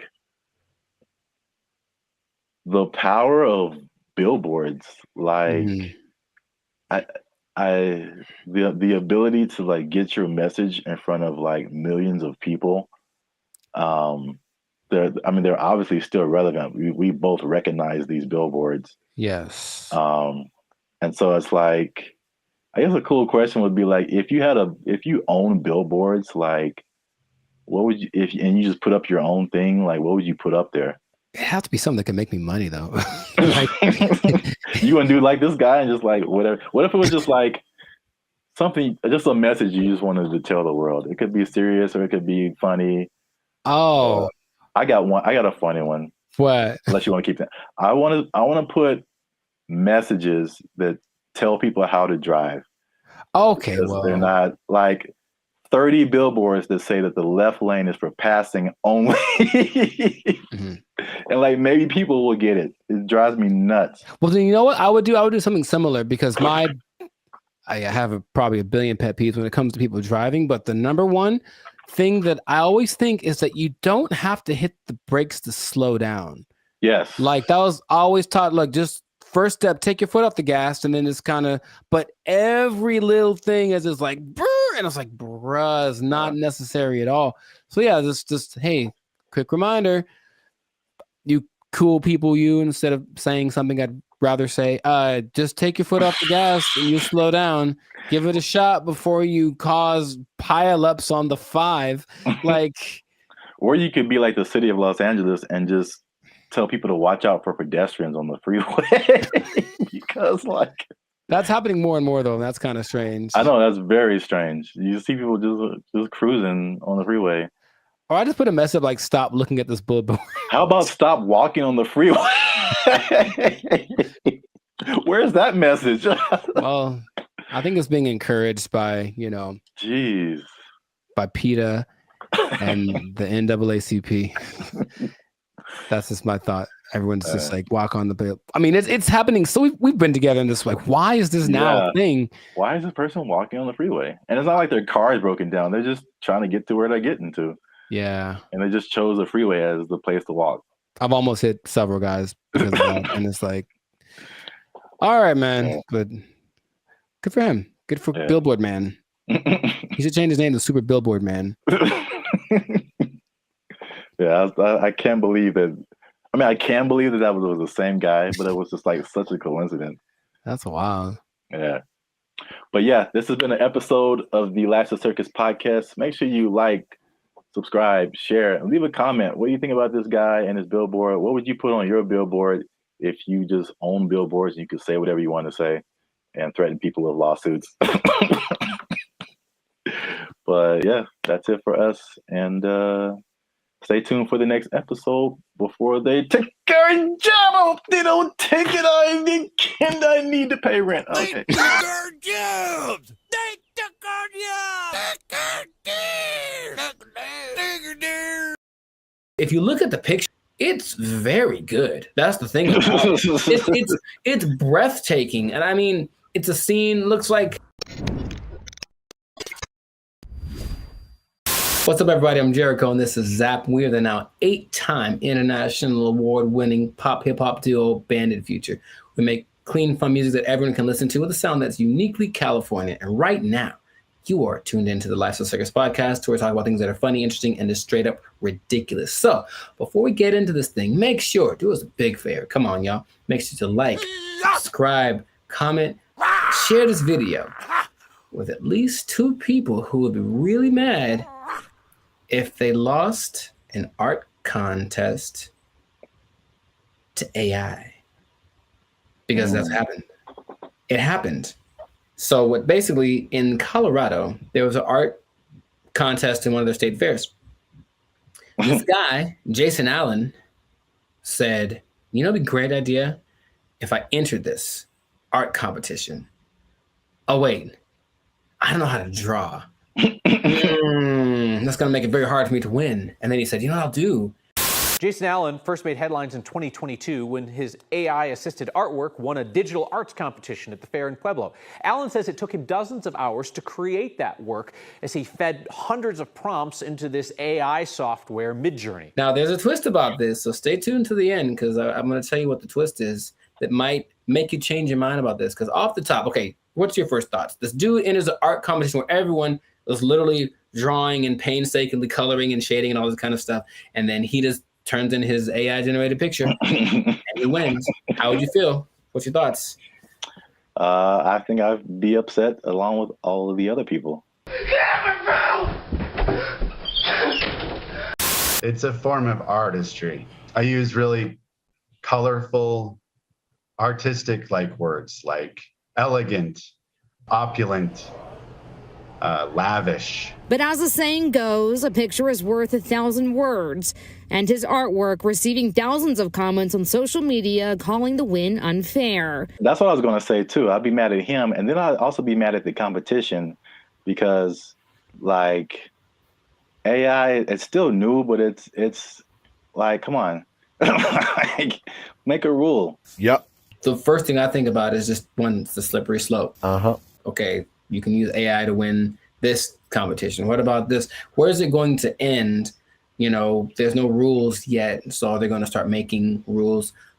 The person who got third place was like, okay, well, she's being kind of sarcastic. So like, well, who gets the prize?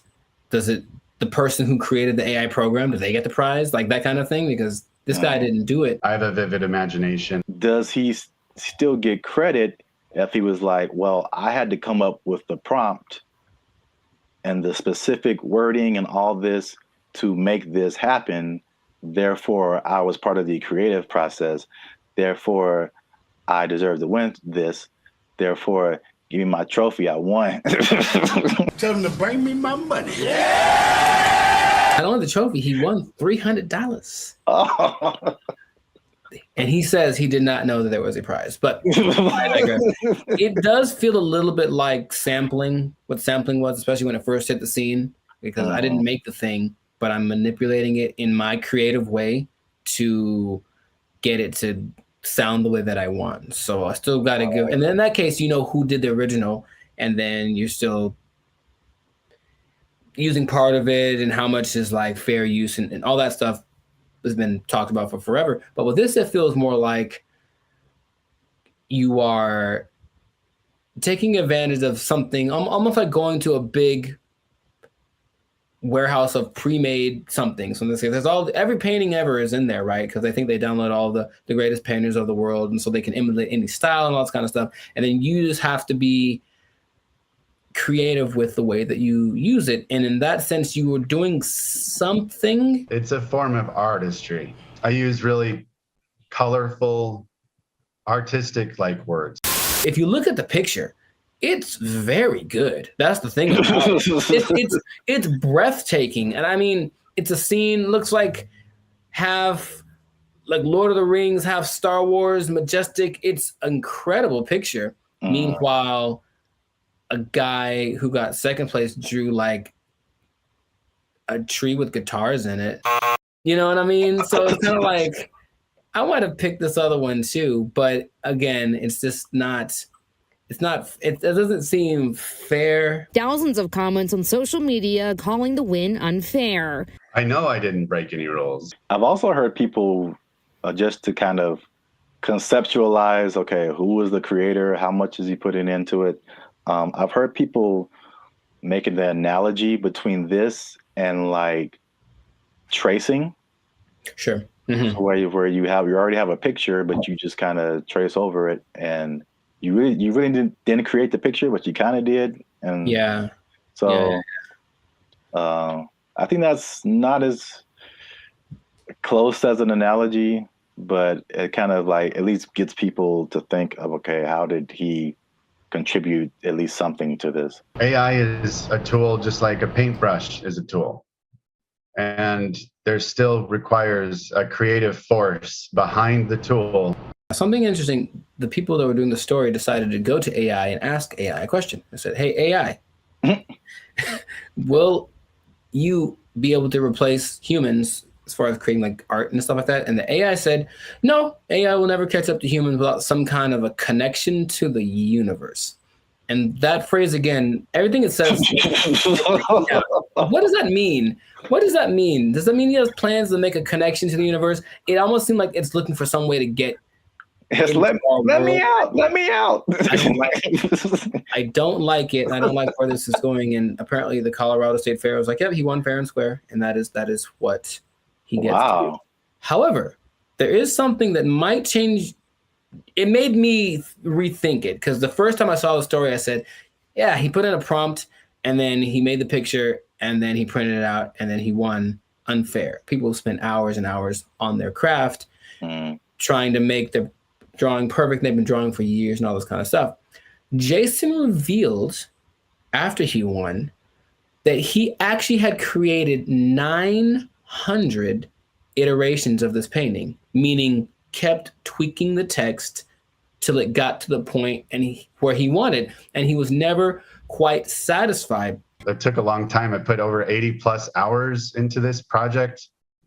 I've generated 900 plus images of this particular prompt. And in that sense, I go, well, he didn't just type 2 seconds and then let it go and that was it. He put in work. And so then again, it's like, what kind of, to me, there's some merit in that. I still would say it's a little unfair, but he did work and he said he basically turned it in almost like a product. He turned it in because he didn't have more time, but he still wanted to make it better. So his judgment was what ended up being the final result. I think this one's better. And it's not like he went with the latest one. I think he did the 900 and then picked one, like maybe like 600. That one was the best one. So he still used his human perception to create something that was he deemed worthy to enter into the contest. And then people agreed with him.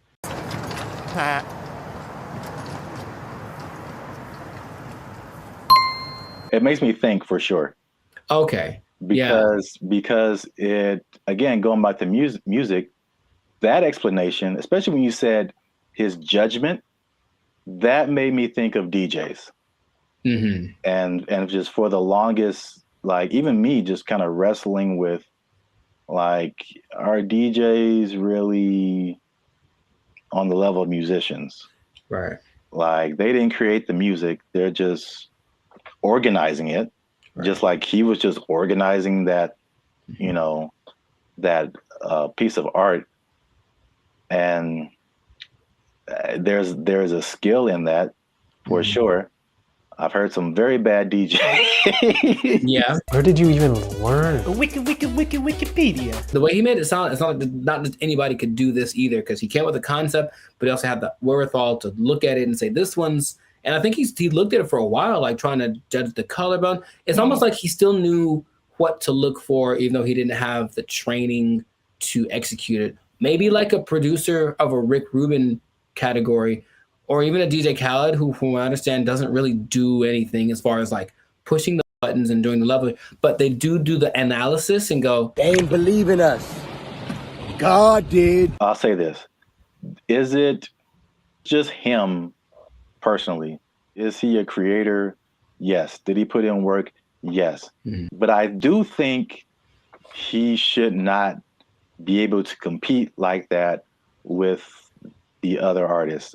Mm-hmm. And I think there should be either a separate contest or a separate category that is just for AI art. And I think that will, because it's two different, they're both a level of artistry, but it's two different types. Mm-hmm. That is hard to judge together. Again, the DJ example. I don't do song requests. I know, because you can't. What? It's a battle of the bands, and you have a DJ in the battle of the bands. That doesn't make sense. Mm-hmm. Or you have a scratching like contest and you put a band in there. Sure. It doesn't make sense. There's just two different things.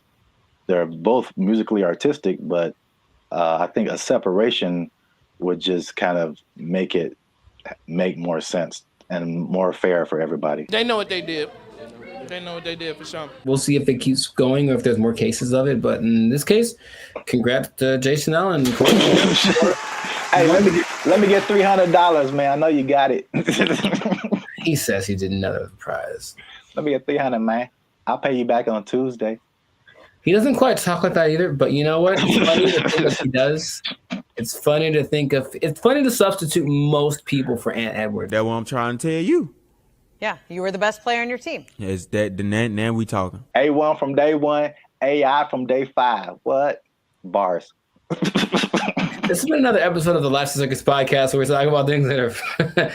Anyways, make sure to like, subscribe, comment, share this video with two people who have been unjustly defeated by AI in some kind of competition. And just keep your eye out because AI is coming for us and we got to be ready for it. We got to be ready. I can paint that, Mike. I can paint it. Ugly eye painting. We'll catch y'all in the next episode. Ugly eye painting. I can do that. They took our jobs! They took our jobs! Crime is next level in San Francisco. It is Next stupid. level. Next It level. is stupid. People are parking their cars and leaving their windows rolled down And the their trunk's hatch open. is open. Yeah. Because they don't want to get smashed. It doesn't matter what time of day, and it doesn't matter who's around. Doesn't matter who's around. No one's stopping anybody from doing anything. It's crazy. Last year I had a break-in and they took like $100. But to replace the window, it cost like $200. So I was like, man, I wish they would have just took the $100 and then just left my window.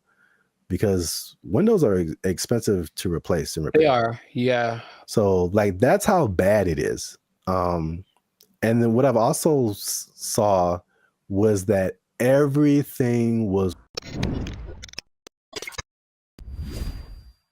What's up, everybody? I'm Zap, and this is Jericho, and you are now tuned into the Life's a Circus podcast, where we talk about everything that's funny, interesting, and ridiculous. And you want to stay for this episode because we're talking about something that's really ridiculous, something that I recently saw in person myself, and I can confirm it. Ooh, talking about San Francisco, man. Ew, it's going down. It's not in a good way. All right, not the young jock way. It's going down, bro. So make sure you stick to the end because there's at least 5 reasons that I can point out for this. And as usual, come on now, over 400 videos, over I think 200, almost 250,000 watch hours. Come on, we've been putting in work, boy. Your boy's been putting in work. All right, we need your support. Hit that subscribe button. All right, that helps us to grow, helps our channel to continue to do more videos. Hit that like button. That lets the YouTube algorithm know that there's more people should see this video, and we're gonna start promoting it now. Because let me take the glasses off. Let me take the glasses off. Talk to the people. Can I talk right into the camera, man? Talk to the people. I'm gonna be honest with y'all. We have almost 2,500 subscribers, and we have 1 member right now. That sounds like a 2,500 to 1 ratio. And God bless her heart. I'm gonna send her something really soon. But she's been a member. She has been our lone faithful member for a whole year now. Here's her 1-year anniversary. I'm not gonna say her name, but you know her. Her screen name is Reigning Goddess. Thank you. But shout out to her. Thanks, Queen. Well, we need I'm gonna put the goal out there. 10 members, man. 10 members. Easy to do. All you have to do is after you subscribe, you'll see a join button at the bottom of the videos. All right, hit that join button. Memberships as low as $3.99. $3.99, man. That's not even a tank of gas. You can help your boys out with the tank of gas. All right. It's not even a tank of gas. That's I said I wasn't gonna go Marvin Sapp, man. I might have the ushers lock the doors, man. If y'all ain't supporting your boys. I said close them doors. Ushers, close the doors. Close the doors. So yeah, San Francisco. I could just say don't go there and then end the video, but we could talk about something. Yeah. I was recently there a couple of weeks ago, and it's bad, man. Okay, let's rewind the tape. We've hinted at something that we've never really fully talked about on this channel, and that was our trip to San Francisco. Sure. It was like what, a couple of years ago? It's like a repressed memory by now. I don't like to bring And it up. I will publicly take the L on that one. That was a good part my fault, because this is what happened. We were looking for hotels. I'm like, man, this hotel is really cheap. I'm like, we're gonna save a lot of money. And then we got there and we found out why. It was, Yes, go on. dude, is by far the worst hotel I've ever been in. Like, I still feel bad to this day for putting you in that situation. That's okay. Just don't let it happen again. We won't let it happen again, Mr. Becky, okay? Okay, that's fine. What was happening, you ask? Yeah, I'm glad you. All the things. Yes, all the bad things were happening all at once, and it was a lot to take in. You care to share any? Okay, look, I didn't sleep under saw? the mattress. Okay, that's one. I did not sleep under the mattress because I was afraid of catching all of it. Or under the sheets. Oh well, I didn't want to do either one. I didn't want to touch them. I was hoping I could find a way to like just float above it, like a vampire or something. But under the sheets, like it had cigarette holes on it. I'm sure there was a stain on there. I was like, someone died in here for sure. Ugh. I'm sure there were interactions of drugs going on all throughout the night. Somebody tried to come in our room. Someone tried to jiggle the I door handle. vividly remember that. Or like, so we were just chilling, and then someone banged on the door really, really hard, and we just looked at each other, and you were like, "Don't open the door." For the love of God, don't open that door. A problem if you open the door. Someone, so it was just such a, and then I walked outside late at night because I wanted food. That was a mistake. Yep. And so I'm walking around, there's human feces everywhere. Brother, ugh. And then there was just this like scene where you round a corner, because you see it in movies, and I round the corner and it's like all of a sudden there's just all of these people just drugged out in this one area. But it's like almost like they're moving in slow motion, because like I got there and it's kind of like, oh no. Yeah, zombie. Kind of a zombie apocalypse kind of vibe. And they looked at me and it's like, well, they were going to chase me. And if it was one of those movies with the fast zombies, which is still terrifying, like zombies are supposed to be slow. I don't know who invented fast zombies, but you know, I just had to get out of there. So it was such a bad time. Such a bad time, and everyone that lives there is like, yeah, we know. French fry when you pizza, you're gonna have a bad time. Yeah, I was recently there, and I mean, compare it to LA, because I think I have a good perspective. Because you see a lot of stuff on the news, and they're like, you know, California is this, and Hollywood, like all of California isn't Hollywood. All of California isn't San Francisco. These are like the biggest cities, you know. But it's like sometimes, and you see news from other places, and they like sensationalize stuff. Yeah. They do not do that with San Francisco, bro. It's crazy. And it's coming from someone who's lived in like the heart of downtown LA for years. Patrolling and trying to catch me riding dirty. I feel like LA is more concentrated. Like you have Skid Row where like it all goes down. And then every once in a while you on a corner, you'll see somebody here and there.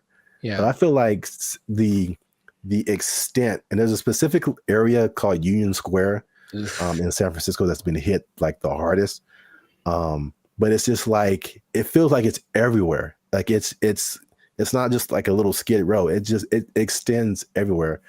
So I mean, we've obviously mentioned the drugs. That's the homelessness and the drug epidemic, which is like, most of it's mental health and addiction issues. So it's made public spaces unsafe, difficult to manage. And this has been kind of further fueled by the high rents in the city. And then their approach to it is like this, what they call a harm reduction over enforcement. What? So it's just call it stupid. Just call it stupid. Because remember you did the video about what country was that who kind of had an open drug policy? Portugal did it, and it worked for them. But they had we will let them kind of do what they want, but also give them lots of resources so that they can fix it. And clinics and all that kind of stuff, they can get clean. So it's kind of like they had a method to their madness. And this one's kind of like, I remember watching a video about they're interviewing people in San Francisco, like, what can we do about this? And it's like, they think the big problem is that approach. They're just kind of giving away needles and stuff like that. Just like, here, just make sure your needles are clean. It's like, well, they're going to just take advantage of it. And it's not working. If the goal is to fix it. Now, the question is, are they trying to fix it? It doesn't seem like it's a good policy at all. Yeah.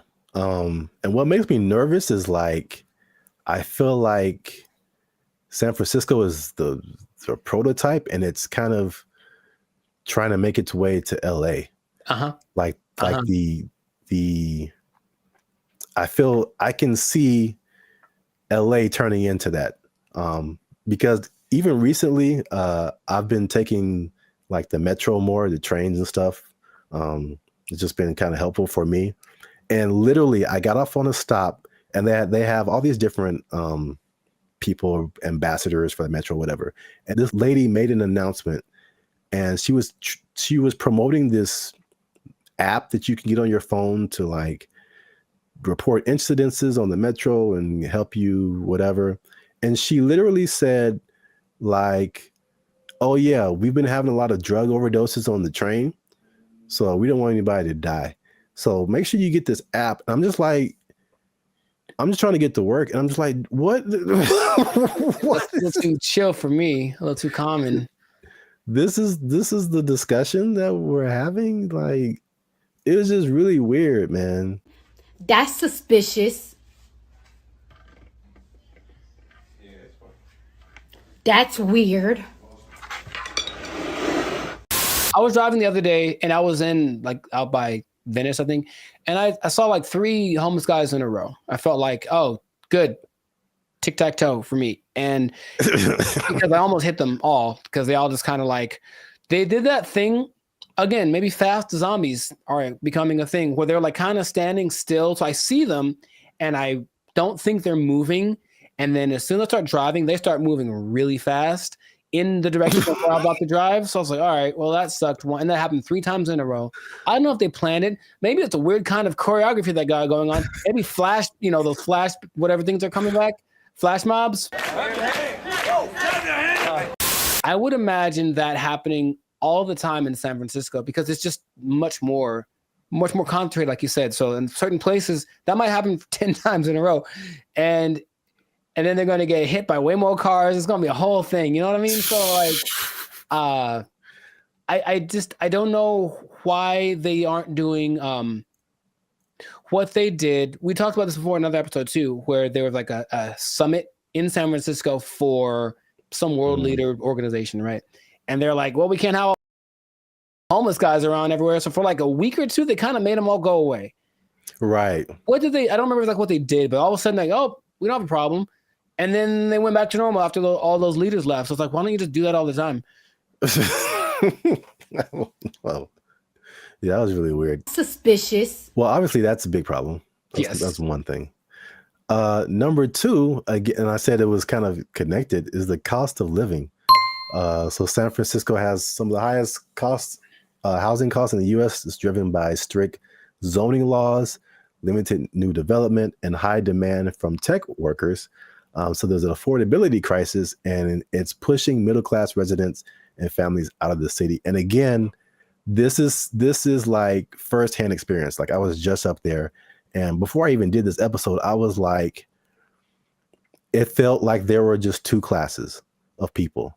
You were either really, really rich, like you worked at a tech company, at Google, or Salesforce or something, and you just like got all the monies, or you were either on the street or about to be on the street. Like that, like there felt like there was no middle class. You either had money or you didn't. Life in San Francisco. Check this out. Here go a Rolls Royce, what, a $300,000-$400,000 car, and over here you got people shooting up doing drugs on the street. And the people that weren't like homeless or drugged out, it felt like that. You know, people say that San Francisco has a New York vibe. It felt like that. Like everybody was hustling to just like get by.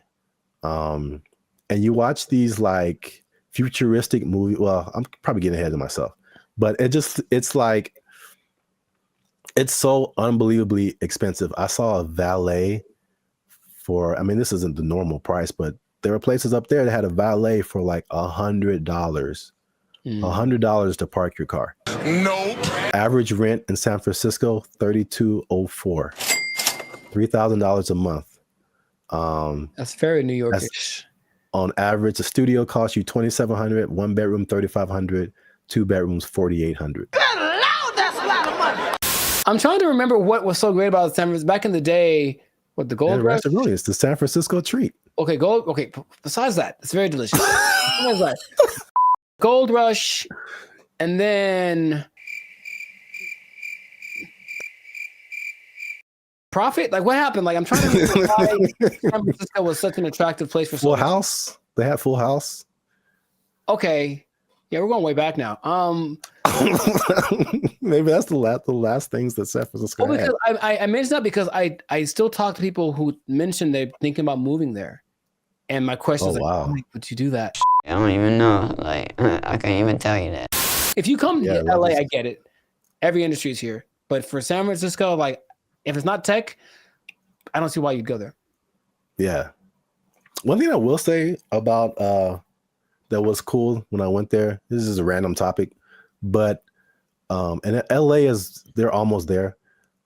I got off the plane and I could get right onto the train. Like the metro system goes into the airport. So you can just hop off the plane, get on the train, and go right into the city. I thought that was pretty cool. LA, you can almost do that, but it's still, they haven't finished the track yet.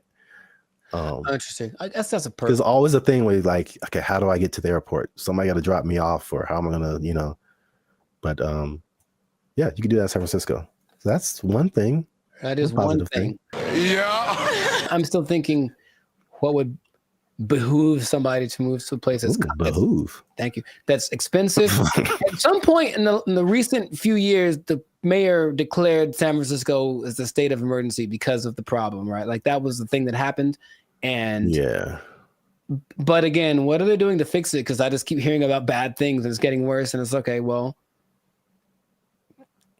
do something. Like, it just feels like they're like, yep, that's how it is. So come on down and get some money, I suppose. But wait, there's more. Oh God.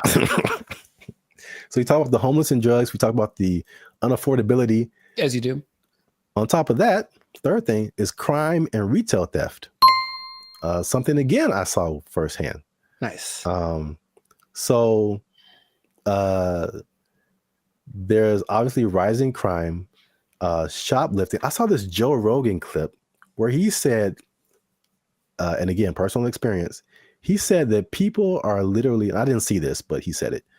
People are leaving their windows in their cars rolled down and their trunks open. Crime is next level in San Francisco. It is Next stupid. level. Next level. It is stupid. People are parking their cars and leaving their windows rolled down and their trunks hatches open. Yeah. Because they don't want to get smashed. It doesn't matter what time of day, and it doesn't matter who's around. Doesn't matter who's around. No one's stopping anybody from doing anything. It's crazy.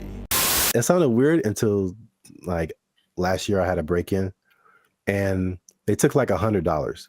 But to replace the window, it cost like $200. So I was like, man, I wish they would have just took the $100 and then just left my window, because windows are expensive to replace and repair. They are, yeah. So like that's how bad it is.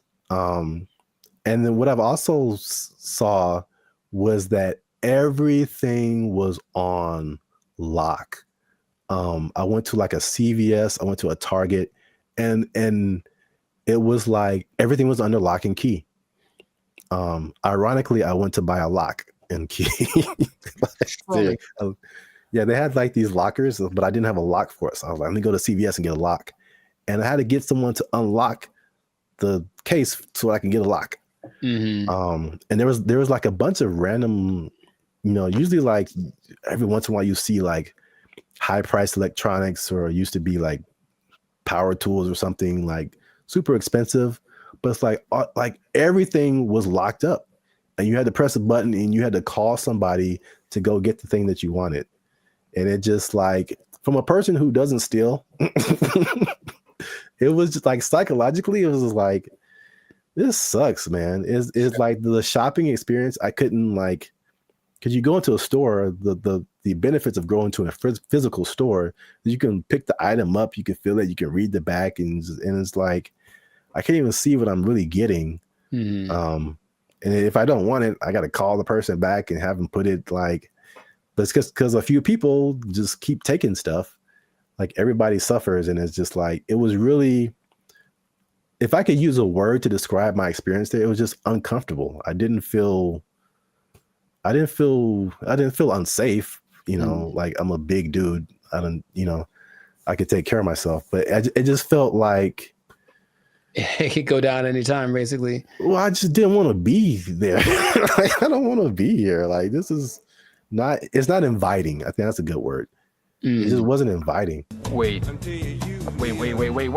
Since 2019, 47% of businesses in that Union Square area have left. Yeah, that makes a lot of sense. I think all of them leave to turn into like a park, or call it hobo land. Make it like that. Remember during the pandemic, no one talks about this, but during the pandemic, there was one time in Seattle that just said this part of like, Seattle. It was like, you know what? It's ours. So F the police and everything. And they just like kind of took it for like months. Like, it was kind of their area. And it's like a long. Yeah, I remember that. Yeah. Remember that? They should just do that and let it go, and then maybe burn it. I don't know. But let it, count your losses and just let it go.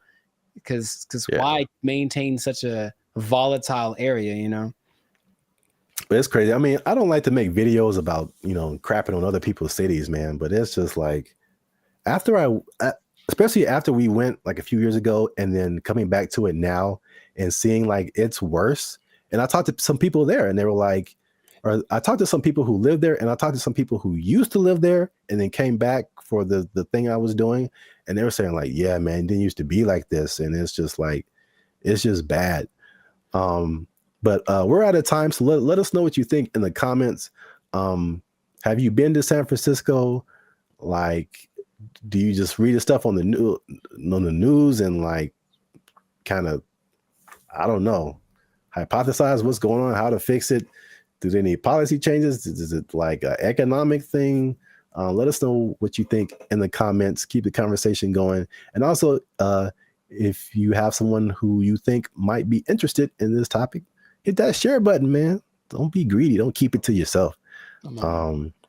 And look, man, 47% of businesses, you know what that means, Jericho? That it's not enough. Is that what? 47% of businesses closing down and moving out of San Francisco? That's heavy. That's a big number. Square? That's a big number. You know what that means? I think I do. That means that a lot of people lost their jobs. Nobody working there because they're doing fentanyl in the bathroom. I don't know what's going on.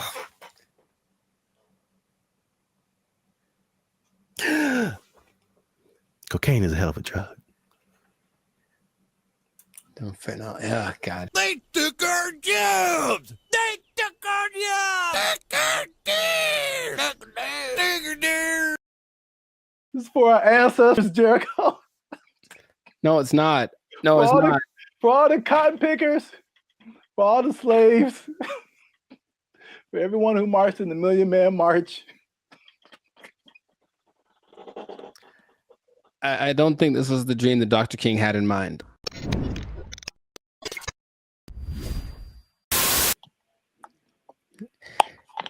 You should have done that when it was recorded. Like, I would have been so surprised because now I'm used to it.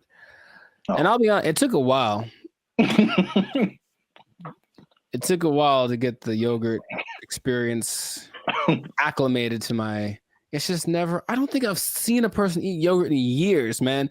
I'm serious. What? Yeah, I don't hang around yogurt eaters. Like, not like there'll be yogurt on the side if you go to a Mediterranean place or something, but not yogurt just in a isolated incident. In an isolated incident, someone ate yogurt today. Gold is up 10 points.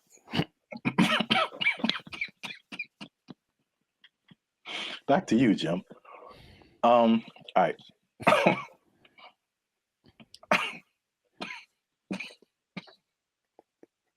Let him use you. Won't he do it? Won't he do it? Yogurt.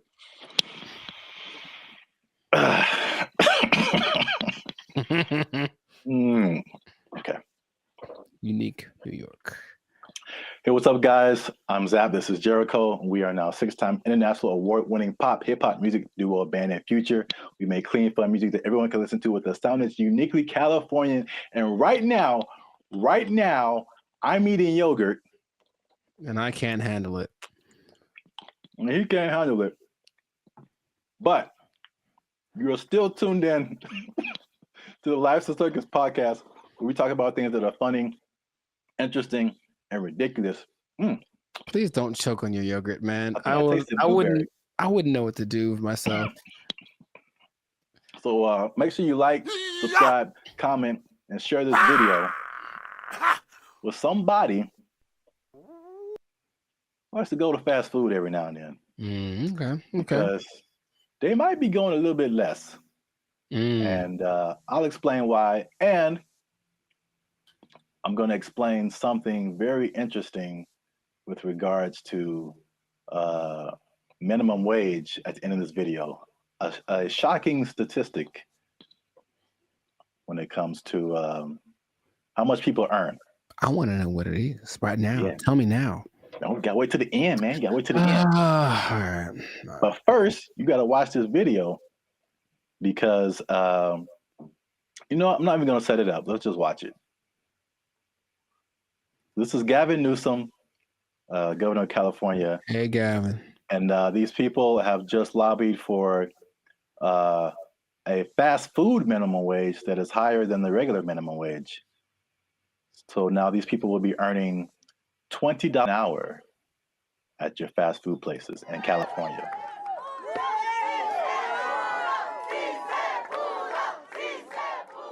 Boy, these were some tough mountains. This wasn't easy. 100+ hours in the last few months negotiating this referendum off the ballot. Oh, that yeah, was a tectonic plate that had to be moved. Wait for it. That lady had a lot more to say. This is for my ancestors.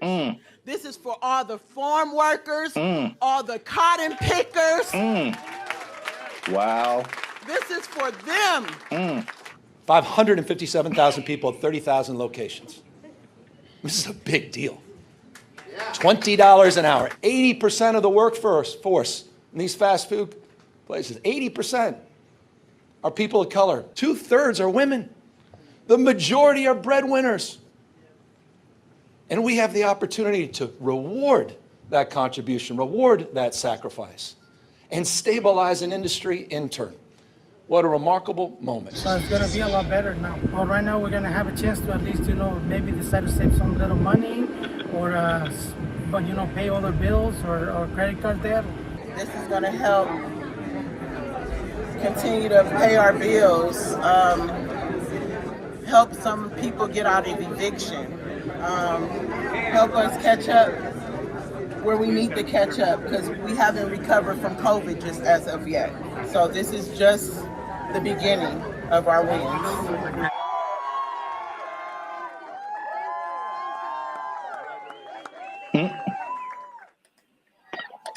So yeah. I didn't expect her. You gotta understand, Jericho. She's dressed like a toy you find in a Happy Meal. I didn't appreciate that. I didn't appreciate that at all. Look, I didn't like that at all. I didn't like that at all. And she came out of nowhere, bro. This is for our ancestors, Jericho. No, it's not. No, it's not. For all the cotton pickers, for all the slaves, for everyone who marched in the Million Man March. I don't think this was the dream that Dr. King had in mind. I really don't. They worked hard. They fought so that we can make $4 above minimum wage. All right, so while you have your moment, I think that's okay in a way. I definitely know, I don't think I know that $4 more an hour is not going to help you not get evicted. Maybe if you make good financial choices. See, here's the thing that people lose in the thing, you know, all jokes aside, even though it was ridiculous. She was unnecessary to that video. I don't know why they picked her. I don't know why they picked her. I just didn't see the point. But it doesn't, you know, it doesn't matter how much money you make or don't, right? It's just about how you work with it and how much you keep. So I know people that work fast food that do very well because they're just smart and they budget and they're frugal. And I know people that make a lot of money that are basically broke, you know what I mean? So yeah, there's that. But and are those real statistics? I suppose someone says, oh, there this percentage of minorities and women, sure. So it's a step in the right direction, yeah. But as we've mentioned before, it could just mean that a Big Mac's going to be $10 next week. So, you know, that's kind of why I brought it up. It's I mean, it's not only to see what you think about it. I mean, it's going to be interesting to see what happens because food prices alone right now are through the roof. Man, I saw like a bundle of grapes for like $6 a pound. Yeah, you told me. Like I bought like a few berries, and it was like $20 for like just to start off with. Like food is crazy. Fast food is also way expensive. Like I remember there was a time where you could give someone $10, like, and they could get a combo at someplace. Like now, it's like a challenge to have a meal for under $10. It really is. Yeah, like maybe you can get 15 to 20. Yeah, you can get an item. You can get a burger or something for $7, but a whole. Yeah. So it's going to be interesting to see if you kind of got lost in my laughing at that lady. That was deserved. That was deserved. She feels. I feel like she makes a lot of bad decisions. That's just my honest opinion. I've never met her. Maybe she's wonderful. I hope she's doing well. I hope she sees this video and she likes Bandit Future. But I think her presence was a bit distracting to the whole experience. But yeah, so this is a very weird situation that I haven't really heard of because basically the government is involved. Right. They created this like separate task force for like fast food worker wages, which I haven't really heard of before. With like it's not the government setting it, but the government is like an intermediary in this. And I mean, are fast food workers specifically unionized? I don't think so. There was a couple in the more educational videos that I passed over to play this one. Oh, good choice. No, trust me. Good choice. Good choice. There was a talk about some different unions, but it isn't like a fast food worker union. It's some kind of, I think it's a service worker union. Okay, So that makes sense. I think that's fast food is maybe under that umbrella, but it includes a lot of different services. But yeah, so it's the government involvement. It just makes it kind of weird, and then also it's like, you know, I mean, fast food has been minimum wage for like as long as I can remember. So to go above that, they were saying that this is like a 30% increase. Um, so it will be interesting to see if there's a 30% increase in prices. Right, because the logic says, where is it coming from? Where is the 30%? You can't make money out of nothing. I mean, the government tries, but you can't make money out of nothing. So if you raise one thing, something else is gonna be affected. Yeah. I made maybe I'll put a link to it. This was a year or two ago. I was walking by KFC and it was a small combo for like $18 for a small. And then the what was I gonna say? The like if a sandwich is like $6 now, you add 30% to it, and now it's like $8 just for the sandwich. Right. Plus tax. So I mean the $10 combo is gonna be like a $10 sandwich pretty soon. That's just too much. In my opinion. Maybe because again, that's just one way of, balancing your budget, I guess, is to charge more. I mean, they could do the other thing, which doesn't really help people.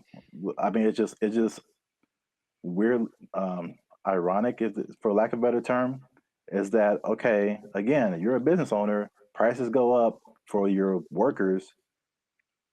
We're either going to have less workers, somebody's going to get fired, right, or more automation. So again, less workers or less hours. Nobody gets overtime. Something has to like compensate.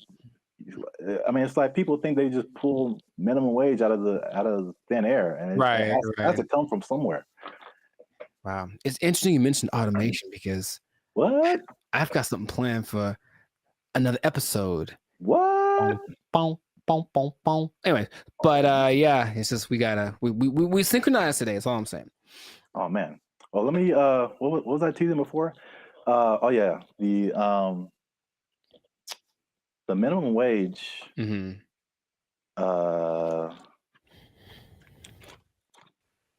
Oh, this teaser is for something else. Whoops. Oh, maybe I can come up with another one. It's kind of anticlimactic, but I appreciate the tease. You have an interesting fact about minimum wage that you get to the people? No, I do not. Well, that's been another episode of Life Service Podcast.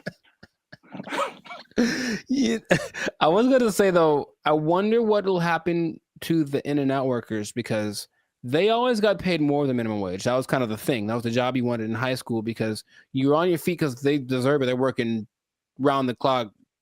And I wonder if they're going to get more than the higher price than, more than the $20 now. Huh. It's kind of like they operated like every fast food job was minimum wage except for In-N-Out. Even Chick-fil-A? I believe Chick-fil-A is also minimum wage. You just have to be a good-hearted person because those people, even if I don't like the food, they're very nice people. Very nice people working at Chick-fil-A. Yes. Well, I'll give this nugget. Maybe people don't know about this. If you ever want to own a Chick-fil-A, you have to start at the bottom and like work there for minimum wage. So there you go. I gave them something. You can't just walk. You just can't just walk in a no matter how much money you have, you got to start at the bottom. So let's say I just barge in. I'm like, I'm LeBron James. I still got to work the shakes and fries. LeBron James got to be peeling those fries back there, man. Oh man, that's crazy. All right, I'll tell him. Yeah. He asked me to ask, so I'll tell him. Yeah. All right. Well then, that was cool. Can you tell him a few other things about the Lakers that I have opinions on? LeBron James is the greatest. I'm LeBron James. I'm LeBron James. They're gonna go as far as Anthony Davis's knees can take them, which might be a second round exit this year. We'll see. Man, we got way off topic. All right. I know, but make sure to like, subscribe, comment, and share this video. Like maybe probably the first 80% of it before we ran off the rails. Yeah. And we'll see you on the next episode, unless they take a job, unless they take it. Minimum wage on LeBron. They took our jobs! They took our jobs! Dump, but it stayed on its feet. That was crazy. Okay. I guess I'll just save all the comments for the.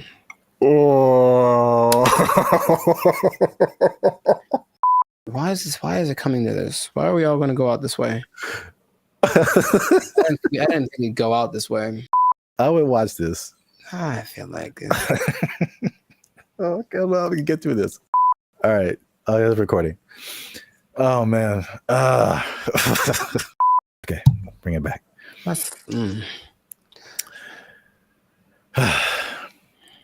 What's up, everybody? I'm Zap. That's Jericho, and this is Bandit Future. And I found this on the internet, man.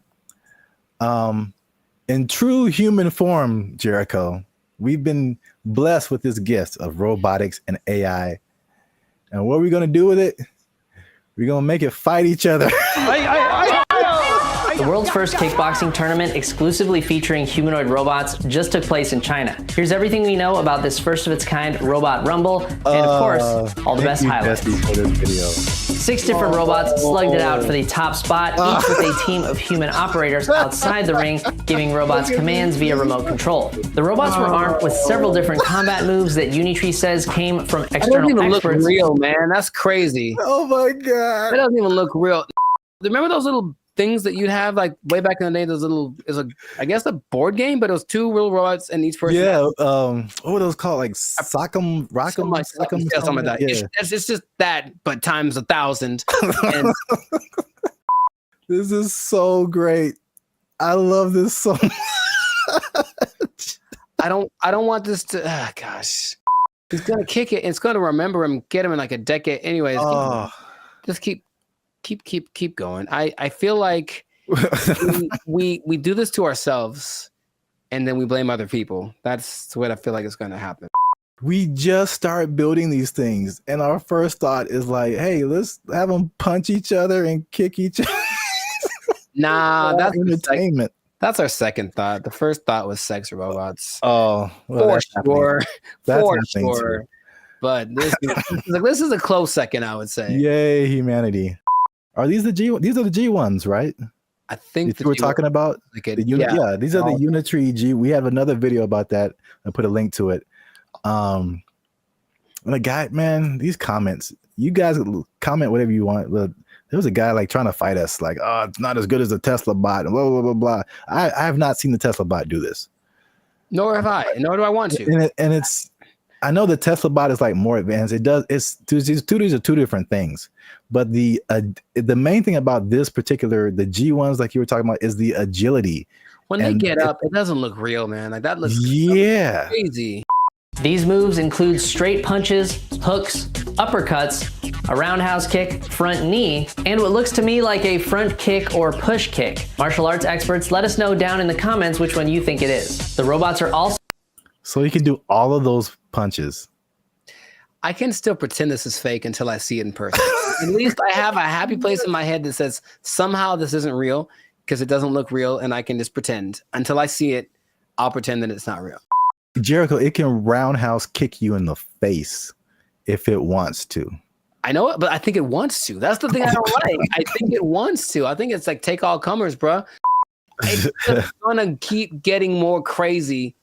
This is already crazy. Yeah. Let's watch some more. Able to pivot and move around, as well as stand up from a fall. In the opening way match, it gets was back blue up. versus purple, with the other robots standing in the corners of the ring, cheering on the robot-on-robot carnage. While it's humans calling the shots from the sidelines, the robots themselves must maintain their balance while taking punches and performing kicks and knees that sometimes force them onto one leg. Unitree says this was achieved by a combination of sensors in the robot, which feed it information on its body position, as well as AI reinforcement learning performed in simulation. It's impressive. What was that? It's impressive, those little steps that they take to get their balance back. Yeah. That's gotta be really hard to replicate. The next round saw the black-clad robot named AI Strategist facing off against the robot in pink, known as the Silk Artisan. While it took these robots a second to find each other on the battlefield, eventually they locked in, resulting in one of the most devastating clashes of the entire event. AI Strategist took the first fall when a kick threw it off balance, but it was back on its feet and taunting its opponent in no time. In the next round, the Silk Artisan got its leg caught on the AI Strategist, causing it to stumble, but it stayed on its feet. That was crazy because check it out, for a human, that's a torn ACL right there. You see that? And it was just like hated it, and then just kept moving. That's so Wait a minute. That was in no time. In the next round, the Silk Artisan got its leg caught on the AI Strategist, causing it to stumble. But it stayed on its feet. Both sides landed some good. That's wild. In the next round, Black delivered a devastating knee to Pink, but it wasn't enough to keep the Silk Artisan down. The face-off came to a brutal conclusion when Pink went for a right hook as Black went for the knee, throwing the Silk Artisan off balance and sending its legs all over the place in a finisher that looks like it belongs in a Mortal Kombat video game. AI Strategist celebrated the devastating blow by falling face first over the Silk Artisan in a nail-biting conclusion to a thrilling match. In the penultimate bout, Power Core Guardian in green went punch for punch with Armored Mulan in red. The fight began with a clash of kicks. Robots traded blows back and forth. Green took the first fall when a kick went wrong, but it was back on its feet. They're all the in same no size. They're both the same size. And I guarantee what's going to start to make these more interesting is the modifications, or what, I guess whatever within the parameters of the rules. They can have bigger legs or smaller, whatever it is to kind of make them a little bit different, but that's when it's going to get kind of crazy. The final round saw AI Strategist facing off against Power Core Guardian. Once again, we saw the robots get stuck together and need to be separated. Green took the first fall while attempting to knee the robot in black, but came back strong, seeming totally unmoved by what appeared to be a powerful kick from AI Strategist. For this, I feel like it's going to be more similar to like MMA or boxing, where like they're the same weight and size, and then but you can train them to, because right now it looks like they have like, I don't know, 6-7 moves that they can do. Yeah. But what if you train it to like where it has, you know, all these different combinations? It's like a video game, a live action. I just want to know if those controllers are the same as like Street Fighter, like down, down, up, up, roundhouse, like something. And then I hope so. AI Strategist took home the top prize at the China Media Group World Robot Tournament, Mecha Combat Arena. The G1 humanoid robot comes in several different models, and whoa, what's that? That's a little bit extra. Like they're not doing that. The intro? No, just right there. That robot that just did like this World Robot Tournament, Mecha Combat Arena. Yeah. The G1 humanoid robot comes in several different models, I don't like and that. for this competition. Yeah, man, it's getting real. These guys, oh my goodness, they can't jump. Seems not yet, not great, but they'll be able to. Yeah, I don't think I've seen any of them jump.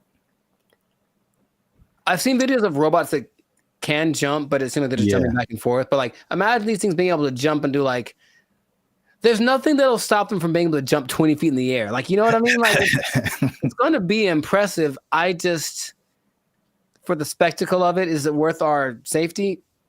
Is it? Internet? Is it? I mean, well, if someone just programs a bunch, like 10 of these to just come to your house. Yeah, man. That's going to be a problem. Yeah. Can't take all. For now, yay, look, it's fun. Yeah. Let us know what you think in the comments. The first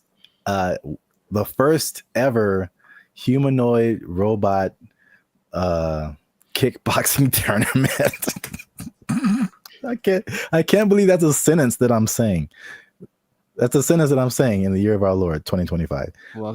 Share this video with anyone you think might find it interesting.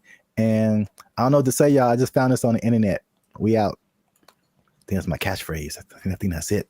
I see you. I see you. I don't know what to tell you. I just found it on the internet. Everything, you know, I've been able to text you or call somebody or search the internet. Like, it all works. That's the good. The bad, Okay. Let's talk about it. let me just say this. What's up, everybody? I'm Zap, and this is Jericho, and we are the now 6-time international award-winning pop hip-hop music duo band in Future. We do clean, fun music that everyone can listen to with a sound that's uniquely Californian. And right now, you are tuned into the Life's a Circus podcast, where we talk about everything that's funny, interesting, and ridiculous. But wait, need you to help us out, support our channel, because YouTube pays our bills. Not really, but hopefully in the future. Look. Yep. I don't know your life. I got to check in and saving and checking. Things are complicated. I need you to subscribe. What I'm trying to say is I need you to subscribe. I got kids to feed, man. Y'all ain't been subscribing. I need you to subscribe, man. I didn't know you had kids. Subscribe, like, share, comment. Because this is actually a very helpful video. Ooh, helpful. Because there's a thing happening and I tried it out and I'm going to let you know how it goes. So there's a thing called Helium Mobile. It's a phone service that I switched to. And not only was it half as much as my original phone plan, but it also makes me money. If you stay to the end of the video, I'm going to tell you how much money I've made with Helium Mobile in the past 2 months of trying it out. All right, so Helium Mobile. I think I told you about this when I first started doing it. Because so backstory is I had my phone was not, what was it? I could receive text messages, but I couldn't send text messages. So and I had T-Mobile at the time, and I was literally on the phone with T-Mobile customer service for like 2 to 3 hours, like trying anything and everything possible. So I don't know if it was the phone. I don't know if it was T-Mobile. I actually like T-Mobile. I have nothing like against them personally, but I was just like, well, this is the perfect opportunity for me to try this thing I've been hearing about, which is Helium Mobile. Now, Helium Mobile is in the cryptocurrency world. So that's something that I've been kind of looking into for the past few years now. And so I'm kind of in that world. I kind of know how it all works. So it might be foreign for people who have only been on like major carriers like T-Mobile or Verizon or something. But Helium Mobile is, the parent company is called Nova Labs. And they started what I think is the first kind of crypto-centered, crypto-based cell phone service. And so they did a trial of this in Miami. And the results were interesting. The service worked, but they were giving the phone service for $5 a month. And the people who liked it thought it was cool, but what they found out was that, like, with it being $5 a month and it being crypto related, people would be like, I don't know. Like, but like psychologically, that's so interesting. Because it doesn't cost enough, so like that's kind of weird. Yeah, it didn't cost enough, and I was like, I wish that wasn't the case because I would love to pay $5 for my phone bill. So they bumped it up to $20, which is comparable with like I would say second tier phone services. You know, not the major ones, but like the Mint Mobiles and the Cricket Wireless, like that kind of stuff. They have services for like $20 a month, $25 a month. So once they finished the Miami test, they went to like I think it's everywhere now, or at least nationwide in the US. So just off of that beginning, I think I mentioned it to you. You may have been skeptical. What do you think about transferring from your existing phone service to this new like crypto phone service that pretty much just started this year. I think two things happen to do. One is the idea of just leaving something that you're used to. I honestly think a lot of people fall in that category. Like, well, what I'm paying doesn't suck. It's not bad. So I don't want to change. Like, that's all. It's like, I already found my thing that works, so I don't need a new thing, even if it's better. But also, there's the lack of confidence from a new thing. That's all. So you have a service, like I've had AT&T since forever, right? So honestly, thinking about it, my brain goes, but what if it doesn't, you've been going to this place the whole time and it works just fine. Why go try something else? What if that doesn't work? So I think there is that doubt there. And honestly, the third thing disassociating with crypto, which is the new thing, it's like, what does that mean? How does that work? There's a lot of questions that surge as opposed to having I have a phone service, AT&T, they do phones, boom, got it. Yeah. I mean, that's the crypto part, especially because it's gotten better, but it's still very much the wild, wild west. Right. Like there's all kind of stuff going on. And if you're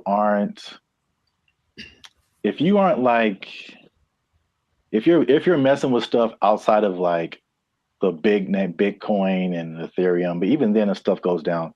But like all this other, the thing is like Bitcoin dominates the news, but there are like thousands and thousands and thousands of other coins. And there's so much going on outside of Bitcoin. Like it's insane the amount of stuff that's going on, the amount of projects and different things that people putting together. But yeah, it's kind of scary. And I mean, I honestly wouldn't recommend it for someone who, one, is not computer or tech savvy, and two, hasn't really been into crypto a whole lot. Because I also had another experience. So Helium is like a Bitcoin. It has its own. There's a Helium, what they call a token. Bitcoin's a token. Helium has its own token, but then there's Helium Mobile that had its own token. Okay. So Helium Mobile came after like this original Helium, where a lot of people made money during a whole different kind of mining helium. I don't want to get too technical, but I just want to say that like the Helium provided these mining devices, which were expensive, several $100s or sometimes into the thousands. And you would make money by mining helium, which was great when helium, the price was really high. But when it dropped, you were like, now you were making, people were making thousands of dollars like a month, like in this like heyday period. And it dropped to like pennies. So that was like a few years ago. And that's something that I tried, and I spent like $500 on a device, and it was like making me a little bit of money. And now it makes me like 10 cents a month or something, maybe. Like it just like plummeted. But that's the crypto world. The prices, it's like the stock market on like acid. It's just nuts. I mean, you're rich one day and broke the next day, but I digress. So anyway, because I'm crazy, I tried out Helium Mobile. It's not bad. All right. So at least for me. So my original bill was like $50 a month, unlimited. And then you know how they have like unlimited and then it like throttles after a certain gigabytes, whatever. So I had the same thing with Helium Mobile. My original one's throttled after 50 gigabytes. This one throttles after 30. So I only paid $20 a month plus tax. So it's 21 something.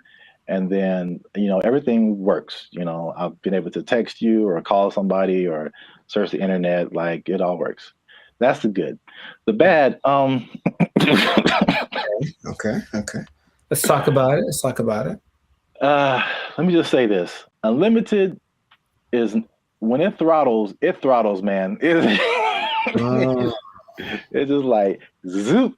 Like you are once you hit that cap, like you pretty much need to use another phone because your data is just so incredibly slow.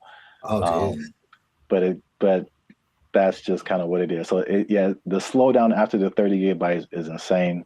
The app that you have to download to use it constantly crashes. You open it and there's a blank screen. You have to open it again or maybe restart your phone.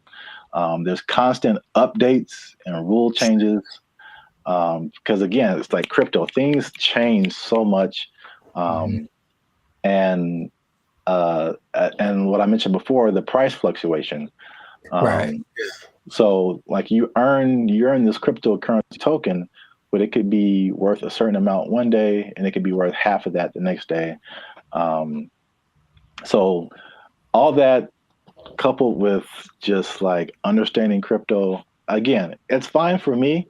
I'm cool with it, especially when I tell you how much money I've earned and saved. But it's not just like cut and dry, set it and forget it. I don't think it's for most people, at least not right now. Gotcha. So to pay off the teaser. Okay.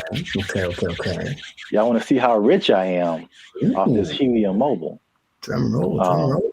And again, just to explain that, you earn Helium tokens. This is another thing that just people might be like, okay. Yeah. You earn Helium tokens by sharing location data, and the Helium uses that location data to understand where they need coverage to expand the network. And they promise, as always, never to sell your data to any third parties. So there's that. I'll let you do with that what you will. Lies and slander. So currently, again, there seems to be a trend in crypto where, like, if you get on something first very early, you seem to make the most money, and then it just kind of like it just kind of settles there. So in terms of Helium tokens, when I first started, I think I was earning like 700-800 Helium tokens a day. Current price of Helium or Helium Mobile tokens. Current price of Helium Mobile is like 0.003 cents. Okay. So basically like a Spotify stream. Gotcha.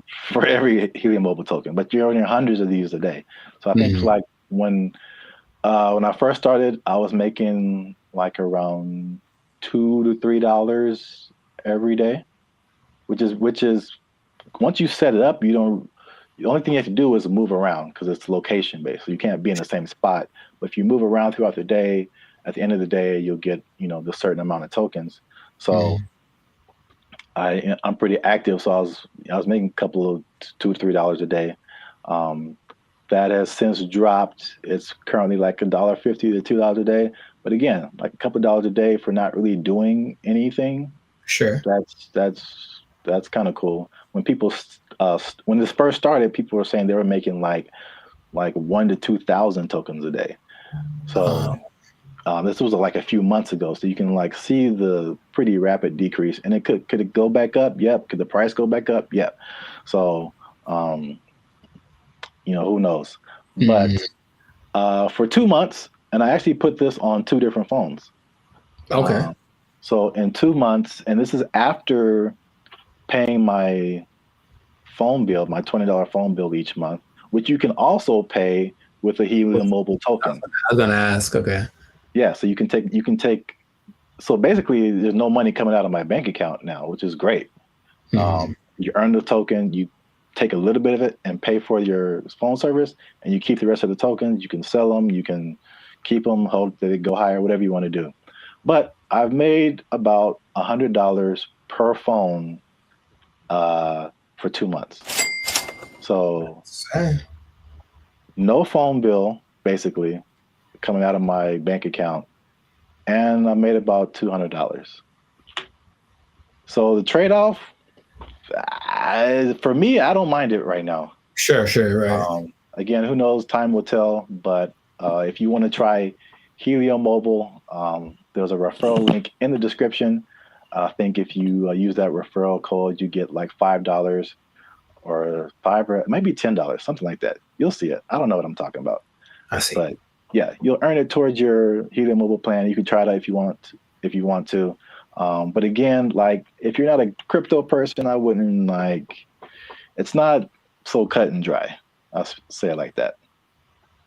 So try that at your own risk. Now, after hearing my story, you think that you would want to try Helium Mobile?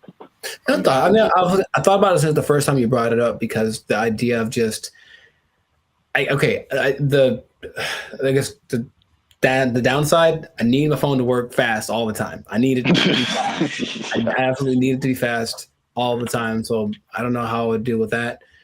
I use it a lot, but just the idea of my bill's probably $100. You know, if I'm paying $100 and you're making $100, like that seems more fun than making part. Yeah. So consider. Yeah, we'll see. Let us know what you think in the comments. Do you want to try it? Do you think it's crazy? Are you scared to leave your phone service? Is crypto still too wild for you to mess around with? Let us know. This has been another episode of the Life's a Circus podcast. Again, subscribe, share. You know what it is. Maybe if you get enough Helium Mobile, you won't have to work anymore, and you'll never be in danger of losing your job. You never be in danger of losing your job because you got so much Helium Mobile tokens. Oh, it's only worth a Spotify stream right now. They took our jobs! They took our jobs! The matchmaker, the AI does the matchmaking, and then from there you take it on. Okay, how do you feel about that? Would you try that? You said you try anything. Would you try that? Oh, this is so stupid. You don't like it at all? Stupid. What's going on, everybody? I'm Jericho, and this is Zap, and you are now tuned into the Life's a Circus podcast, where we talk about things that are funny, interesting, and ridiculous. And fellas, you're going to want to hear this, because we're talking about dating apps, but not just any. Dating apps that use AI to do the dirty work for you. It's supposed to be easier. Let's talk about it. We'll find out if that's true or not. I already hear some skepticism in Zap's voice. But before we do that, make sure to like this video. Please make sure to subscribe to the channel so that we can have more people that have the Bandit Future Life's a Circus experience. And if you really want to take it up a notch, you can hit that join button and become a BFF, a true member. And we have memberships for as low as $3.99. So check that out, and we're going to get right into this. So wait a minute. I have an announcement. Tell me now. I almost forgot. Oh. Get the confetti cannons ready. Oh, I wasn't prepared for this, but okay. They'll be in the editing. Oh wow. Okay. They're going to come out of my hands? They'll make this harder for me. Like Iron Man style, dude. That'd be so sick. All right, I didn't say that. We don't do that here. Shout out to Turnaround Publications, which has now become a member of the Bandit Future YouTube channel. Oh. Hated it. Does it sound bad if I say at this point I'll try anything? Is that? It sounds like most people's feelings about it. It's really interesting. Why not? Let's have a robot just pick the person for me at this point. Now listen to me very carefully. So y'all need to stay to the end, because AI is also doing something that's so much like what we normally do anyway that it might actually work for us, okay? But stay to the end to find that out. Yes, go on. I did a bunch of research on this, and there's 2 apps that I want to tell you about that feature this AI assisted thing, okay? One is Volar, and the is is called Iris. So I'm talking about Volar first, because Volar has this interesting concept. Okay, so what happens is you create an AI avatar, and then the avatar. I'm out. Hated it. Hold on, check me out. The avatar basically learns your personality traits and whatever, and it kind of creates something that kind of looks like you. And then your first date, so it does the swiping part for you. And then your first date isn't between you and the person, it's actually between your avatars. And then depending on how it goes, wait, hear me out, you're judging already. Depending on how it goes, then you can actually talk to the person because the avatars have confirmed that you're compatible. Doesn't that sound amazing? Nope.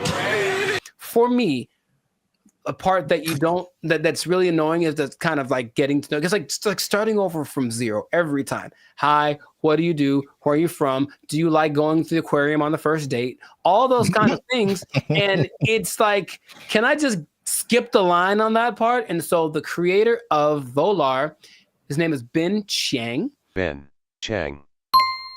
And he said, because the first date is between the AI versions of you, it gets rid of the getting to know you phase. And then after that, you still get to talk to human because 72% of people still want that human connection because they feel like the connection is missing. So the matchmaker, the AI does the matchmaking, and then from there you take it on. Okay. How do you feel about that? Would you try that?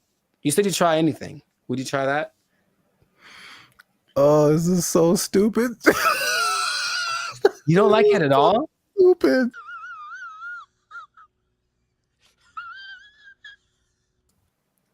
Ben Chang, he did this for you. He did it for you. This is so stuck in. Hold on, here's more. But wait, there's more. Okay, so Jessica Giles is a writer from 5280.com. I think that's in Colorado.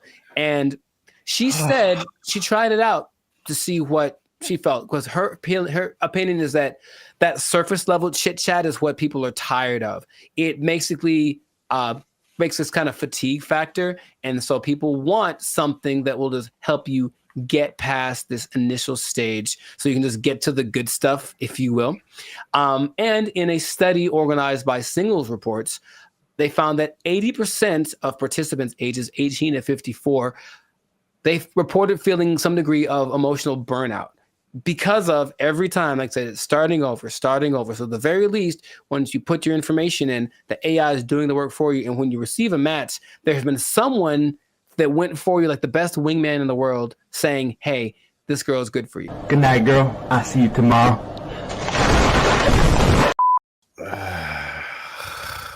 You don't like it? I mean, he did it for you. Who is he? Jesus Christ? He's like he died on the cross or something. No, he's Ben Chang. Jesus Christ!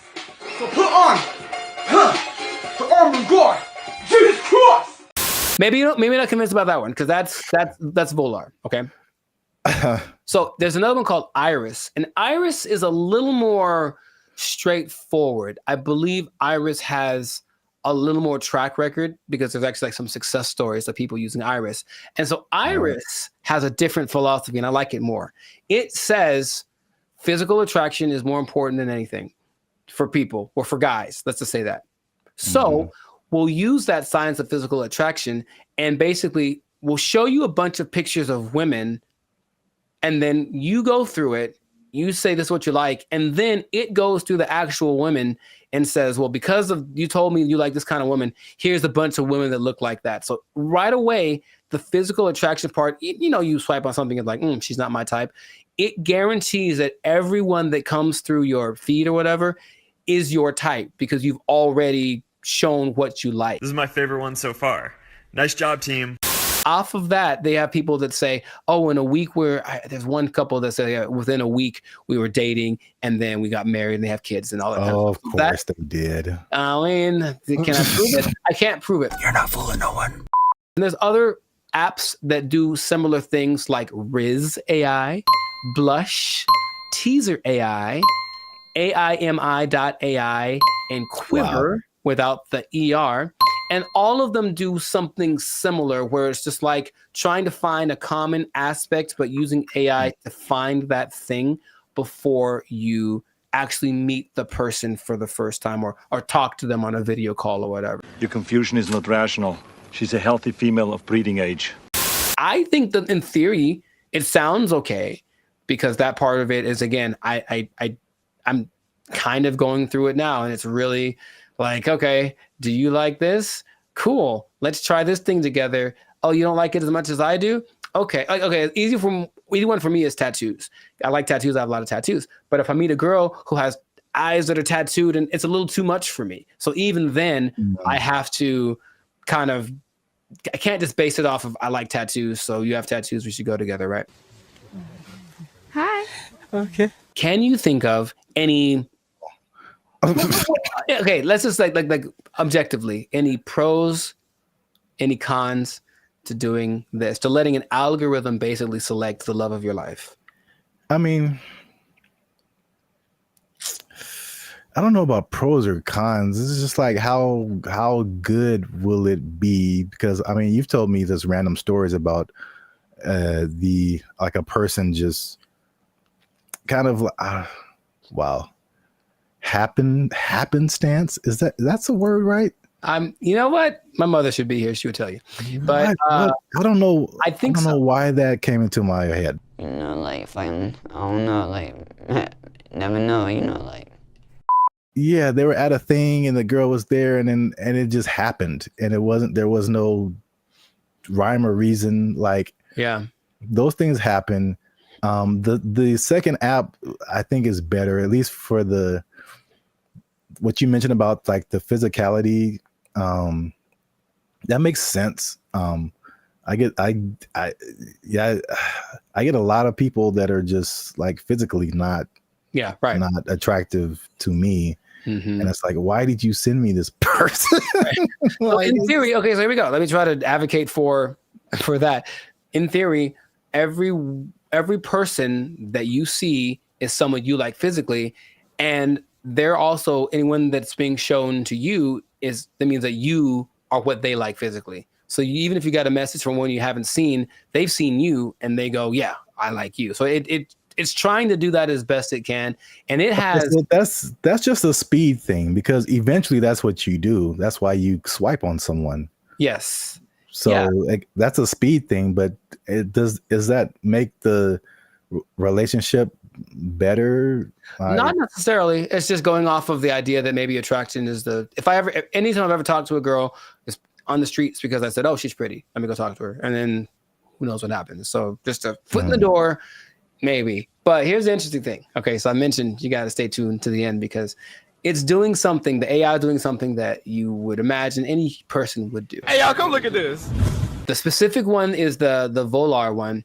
And so it can create unique and interesting personas based on like what you put into it.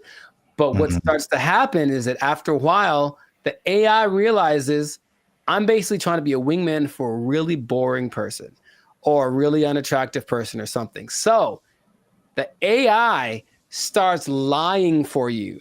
And in your profile, it will fabricate information or even make your avatar look more attractive than you actually are. I'm here to tell you right now, we don't care. Let me tell you we don't care. You might get someone who you think is, some girl posted a picture of a guy, he looks good, and then she found an actual full size picture of him, and he was a little person, and she's not into that. So she, I guess she said nope. She canceled their date or whatever.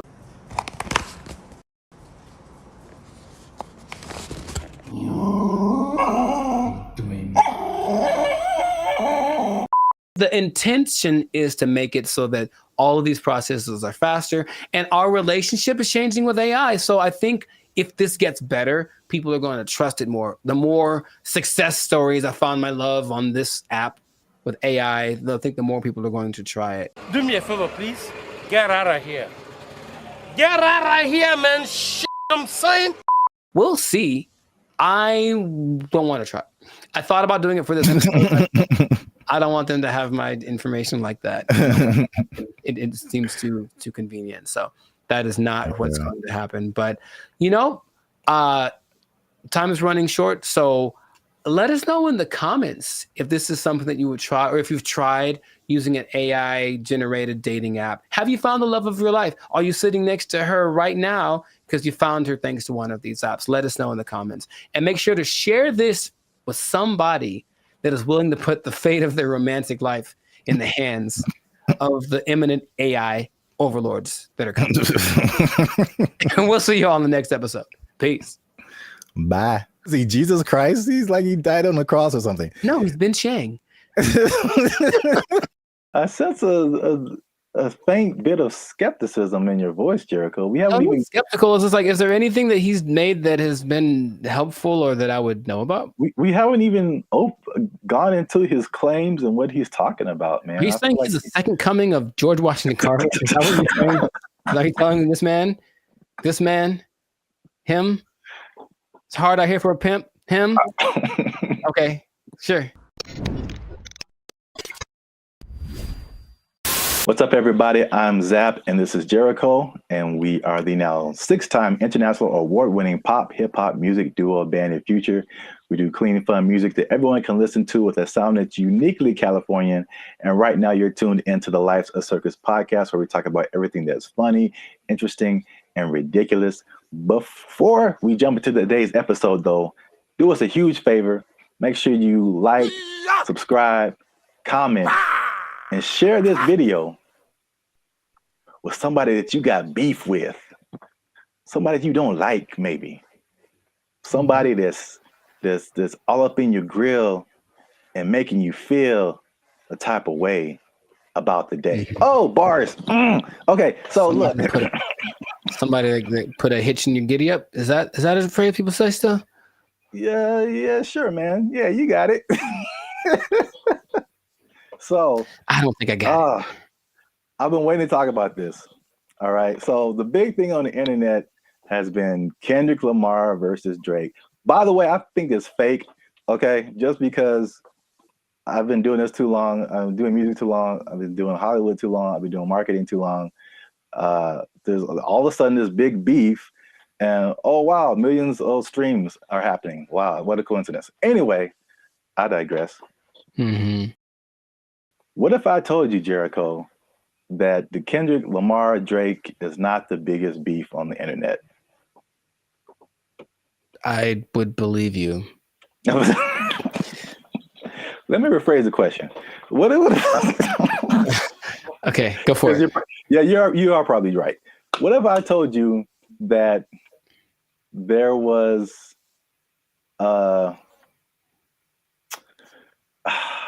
there was a better beef that I don't think has ever happened before? Better beef. Sounds like an Arby's commercial. Okay. I'd be curious to know what that would be then. Hopefully it's between... Never mind. Okay, go for it.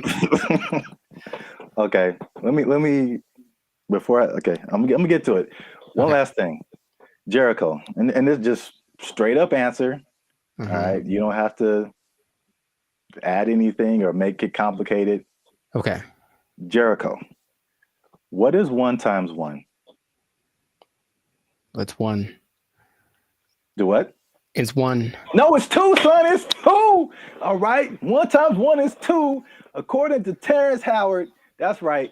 Terrence Howard is rewriting. I know what you're talking about. That's the dumbest thing I ever heard. All right. He went on for a long time about this. He thought about this. Wait a minute. What was his explanation? Like you can't time something by something to get the same something, right? That was his argument. 1 is 2, son. I'm gonna make a shirt. 1 times 1 is 2. Team Terrence, what's up? I don't think he's had work in a while, man. He's just trying to be relevant. Like, seriously, that's crazy. But go for it. I mean, math needs innovation. Let's just start that. Birds aren't real, and 1 times 1 is 2. Whatever. What revelatory information do you have about this gentleman and his theory? So for people who don't know, Terrence Howard recently went on the Joe Rogan podcast, which I guess I kind of realized, but I kind of didn't, that his thing goes for like 2 and 3 hours. Yeah. Like, we talked for 15 minutes and it's hard, man. It's hard. But they have a lot to talk about. And then of course the people that has on, they usually have had a lot of things they've done. So there's a lot to explore. Yeah, yeah. And I only when I watch it, I only see clips of it that people made. So I'm thinking, oh, that was the podcast, and it just then I see the whole thing, and it's like 3 hours. I'm like, who Yeah, I wonder watches? who watches the whole thing. I would Yeah, never watch a 3 hour podcast, but that's intense. yeah. But anyway, yeah, Terrence Howard went on there, and it gave me Cat Williams vibes, like that level of like, well, this just came out of left field. It's just like shocking. But he was talking about things, uh, complex theories, scientific thoughts, things about the nature and universe, matter and energy, mathematics, and just like all this stuff that has nothing to do with acting. And there was a lot of I definitely didn't watch the whole thing, so don't use this as a video to like sum up everything. But I didn't know that he was even into all this stuff. Seems So like a smart guy. yeah, but I mean, there's smart, and then there's like talking about the theory of relativity smart. Like that's just He's like like Jalen Brown smart. rewriting mathematical equations, and I'm just like, all right, cool. We got to have a But couple black geniuses, him and Jalen Brown and Kanye. Well, anyway, hashtag too soon. So Howard holds 97 patents. Do you know that? no, that Yeah. sounds like something that he would tell people at a party. I sense a faint bit of skepticism in your voice, Jericho. We haven't I'm even skeptical. It's just like, is there anything that he's made that has been helpful or that I would know about? we haven't even gone into his claims and what he's talking about, man. Are you I saying feel he's the second coming of George Washington Carver? Is that what you're saying? Are you telling this man, him? It's hard out here for a pimp. Him? Okay, sure.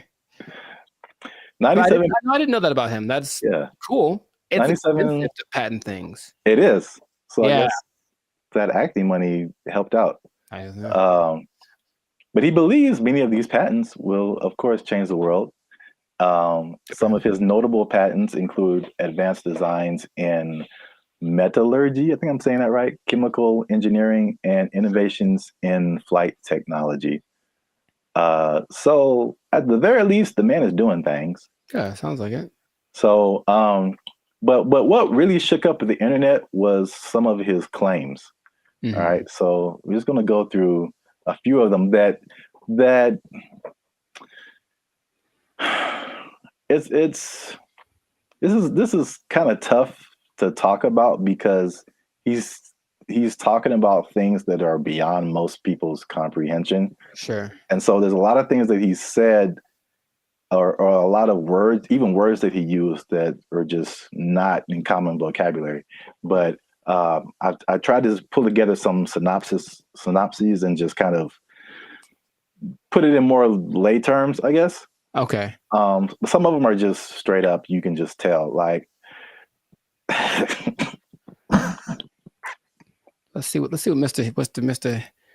Hustle and Flow's got. I don't know if you saw this part of the podcast, but his first claim is that prenatal memories are real, which most people don't think are, but he debates it, and some other people have debated it. But he said he remembers being inside of his mother's womb. Don't make me laugh. He described detailed memories, such as seeing his hand in utero, and he said he remembers being circumcised as well. I feel like that there's some truth to that, and without having ever studied it, just because it's one of the questions I ask a lot of people when I meet them and I want to break the ice. I ask people what their first memory is. It's just a curious thing because like it feels like literally at some point our brain just started hit record. So I don't know if with the 8 billion of us that there are, if some of us aren't capable of remembering that kind of stuff. I guess my question is like, okay, so then what does that mean? Is there something that leads to? Because that's what would interest me. If that means, oh, that means we can turn on the access point of the brain. Blah, blah. If that's not, if it's just something to talk about, then I'm like, okay, that's cool, I suppose. Well, I don't think any of his stuff is just stuff to talk about. I think from the overall thing that I got, and then we go into more of his claims, but it's just what I thought was interesting was just the way he sees the world, especially as a creative. It's just a different.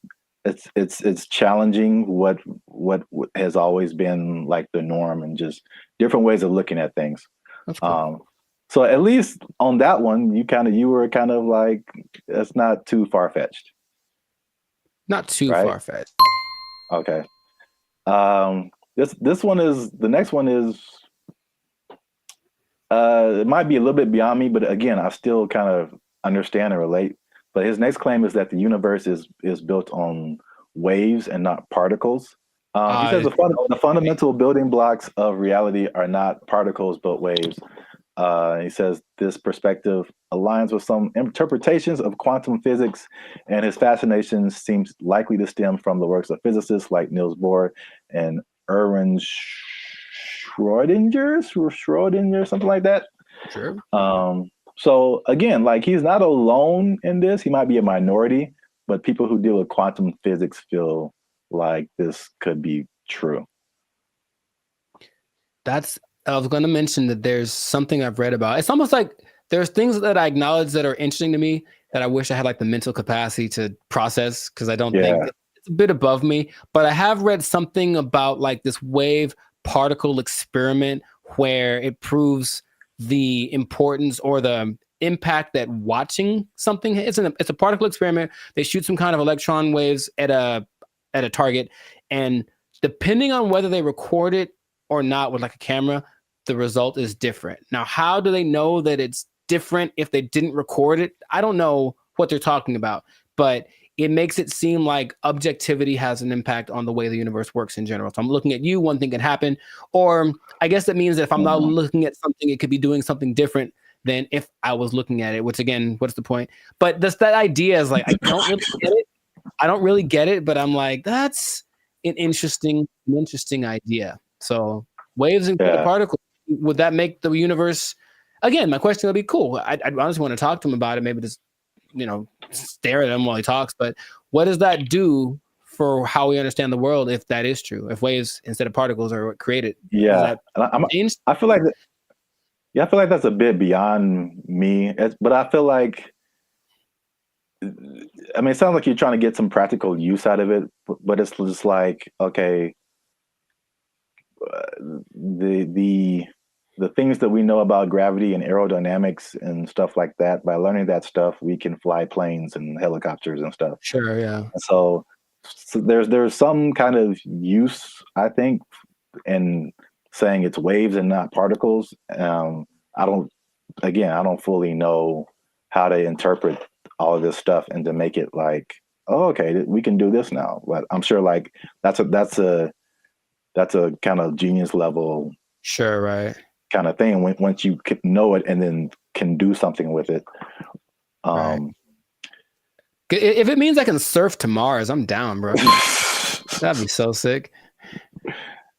Yeah, they'll just hit your knees with waves and not particles, and that'll heal them. I'm down for that also. Does anyone out there have answers for knees? Your boy's going through it right now, so yeah, let us know.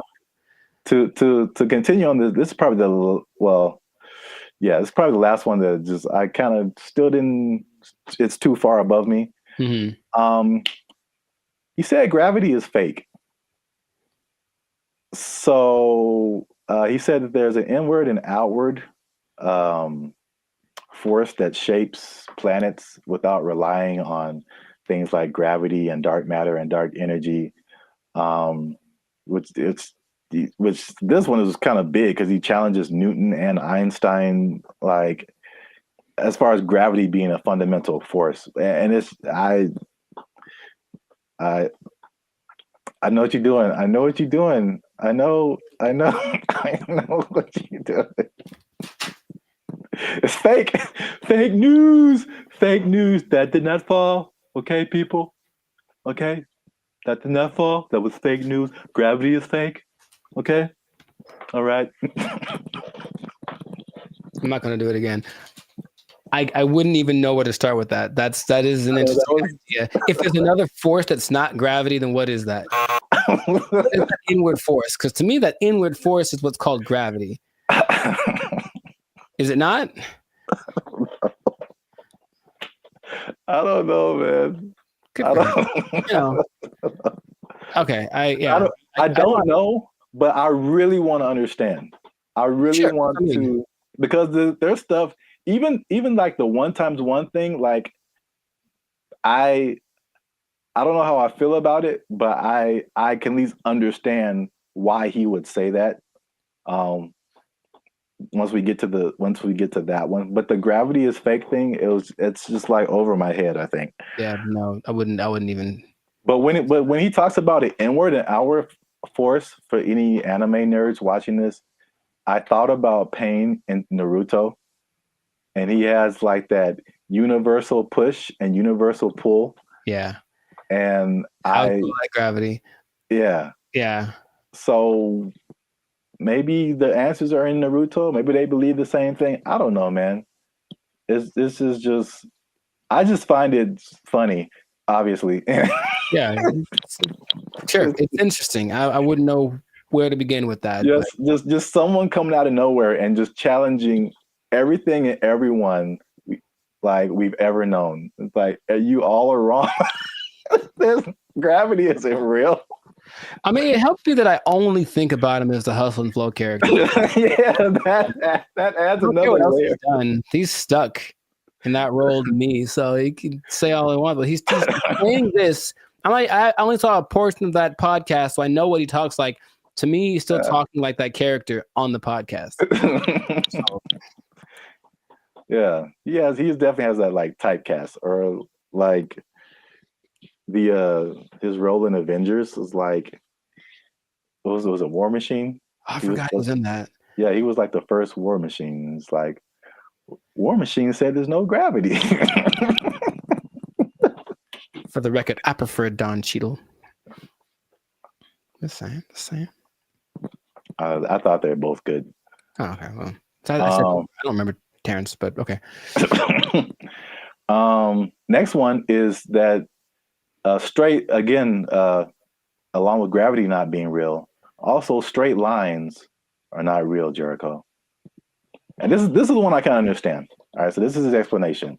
He said, when you view something from the correct perspective, or you view a straight line from the correct perspective, you'll see that it's not straight.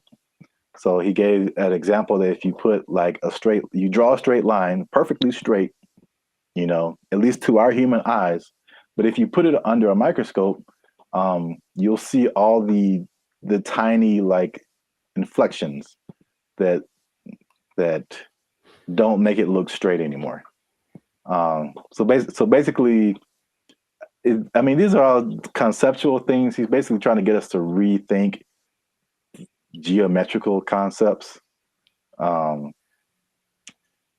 why I don't know how that applies to that. Yeah, that I would say. How does that help us? Terrence, how does this help us specifically? I don't think it does. Look straight to me. It works for me. I'm gonna accept. I'm gonna take into consideration two of his ideas, and then for me, gravity and straight lines are pretty much going hand in hand. I will go find a straight line and drop it to celebrate my acceptance of straight lines and gravity. So we're 2 and 2. Yeah. So you can kind of see where he's coming from with the prenatal. I like the idea of not him trying to be controversial, just saying, hey, think about stuff. We are told things from an early age, and most people, for everything they've been told, that's just how it is.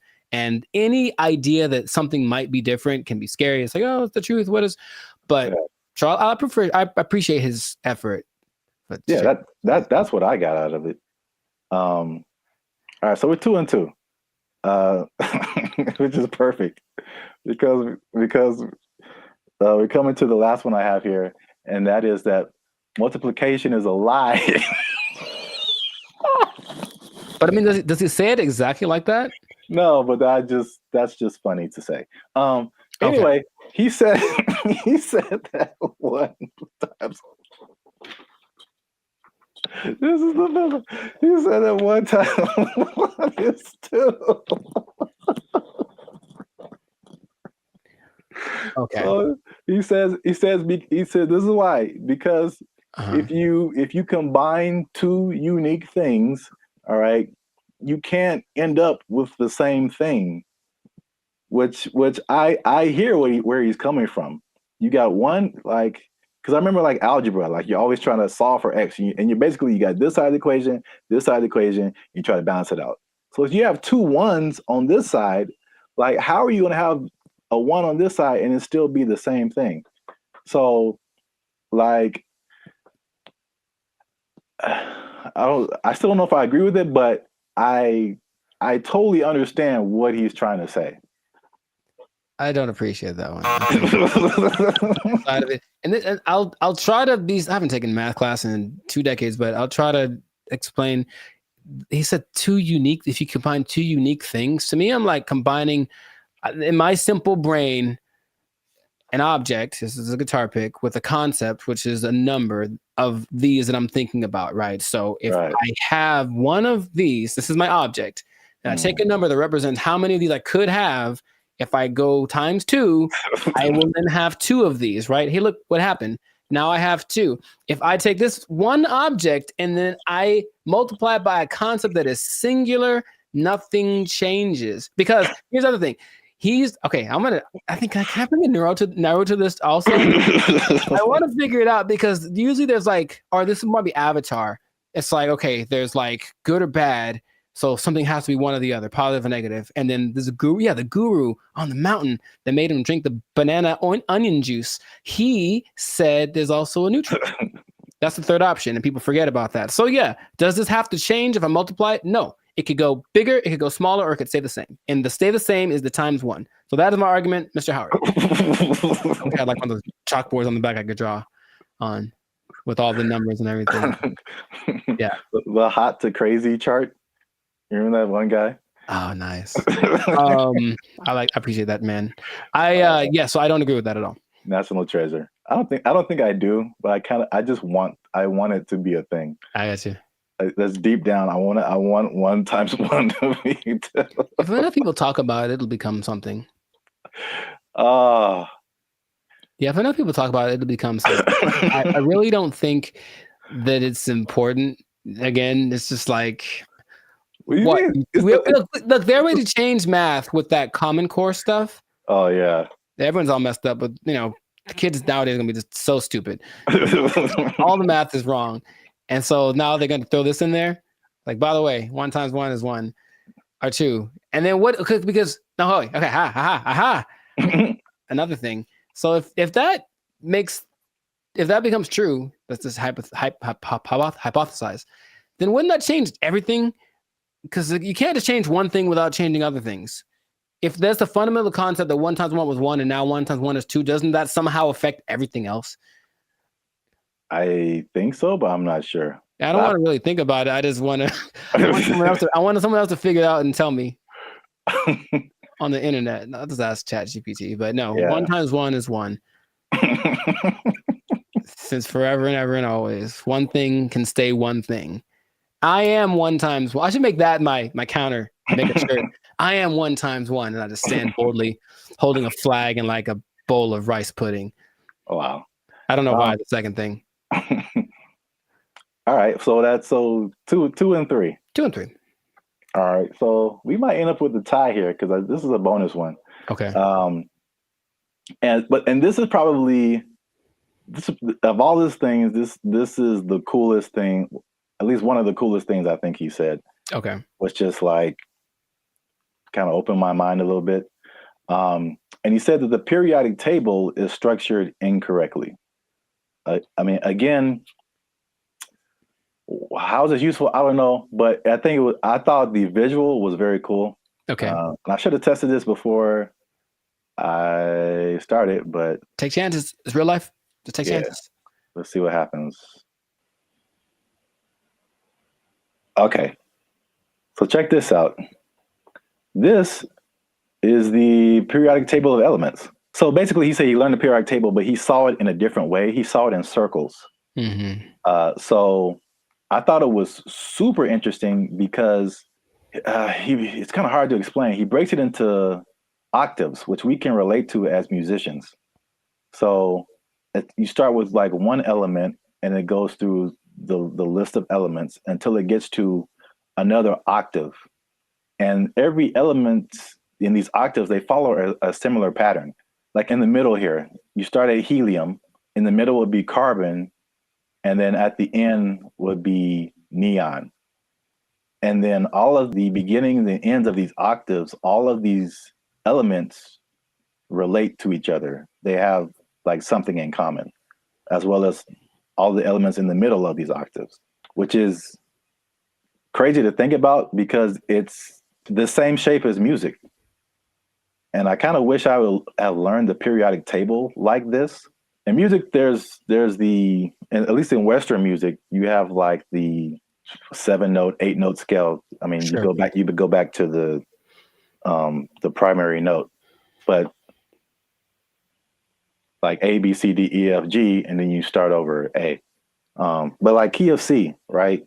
Helium would be C, you D, E, F. Like where you get to carbon would be like 4th or 5th. And then you go back up, 6th, 7th, 8th would be neon. It's crazy. I don't understand what he's saying, but I understand it from a musical perspective. That all of these elements between helium and carbon are passing tones to where you get to carbon, which is like a perfect 4th, perfect 5th. And then nitrogen, oxygen, these are all passing tones until you get to neon. And all of these elements relate to each other based on their positioning here. It kind of gives me vibes more of, or the way I'm trying to process my mind is more like the harmonic series. Yeah. Only in the sense that stuff's getting like kind of bigger as it goes higher or lower. Yes, it's the same thing. I mean, it's and that's what he's trying to say. Basically, it's like everything is interconnected. And so he even gave these. This is getting like super nerdy, but every note has a like a measurement to it, basically a measurement of vibration that we measure in hertz. So, the 100 hertz, there's 400 hertz, there's 800 hertz.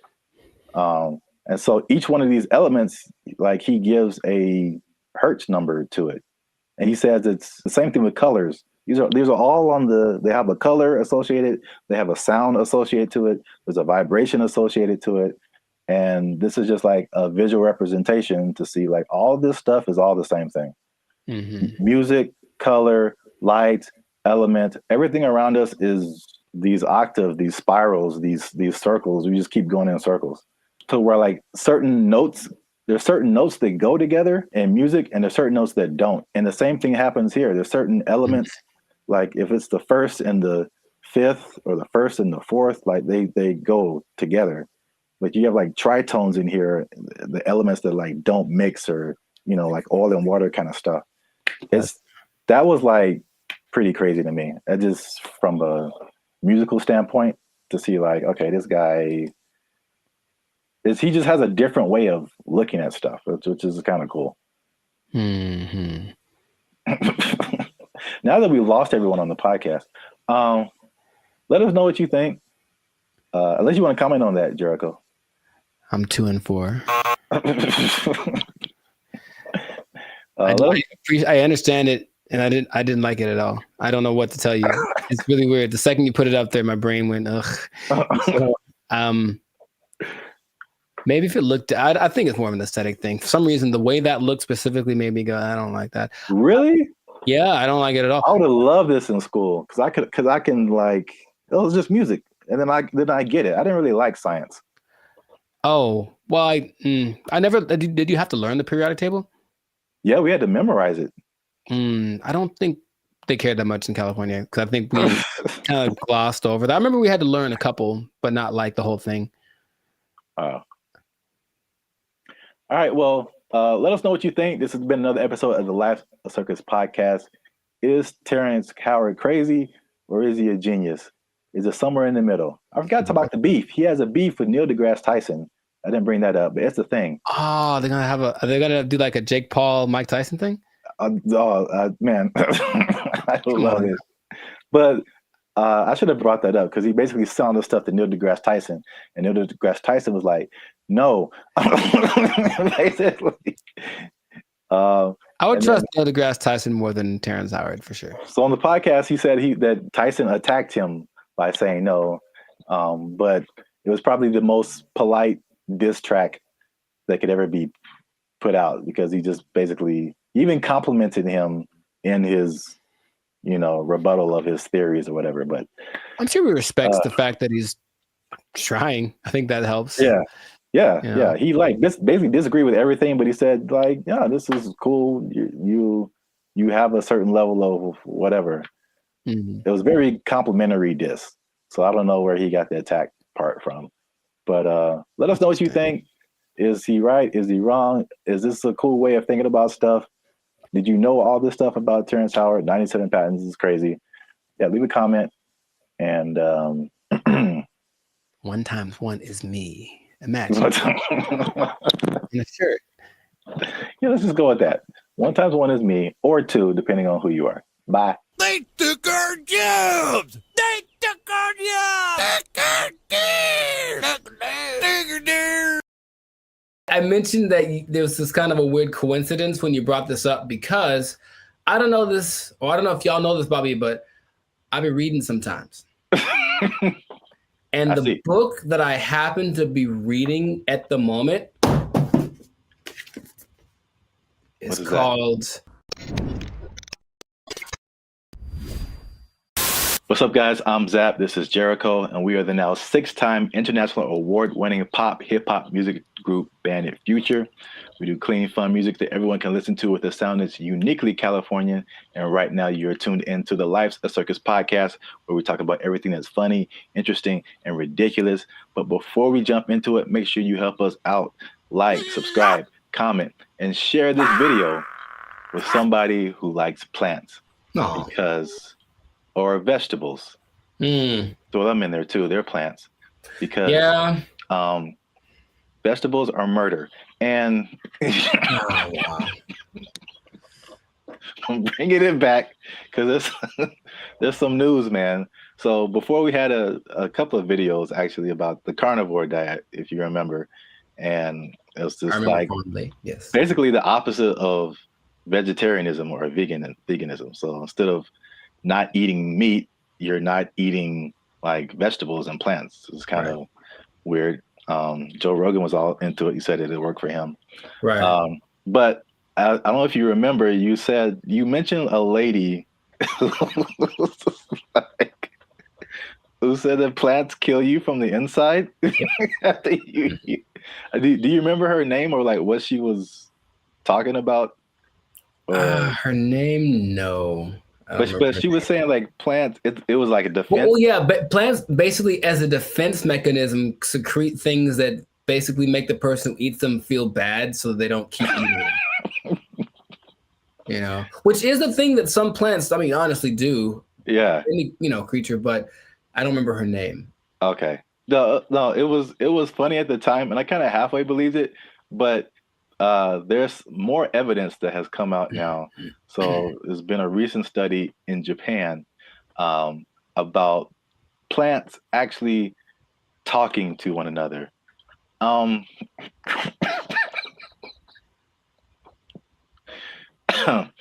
Jericho, do you think plants can talk to each other? Yes. Okay.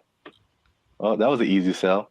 But here's the thing. I mentioned that there was this kind of a weird coincidence when you brought this up because I don't know this, or I don't know if y'all know this, Bobby, but I've been reading sometimes.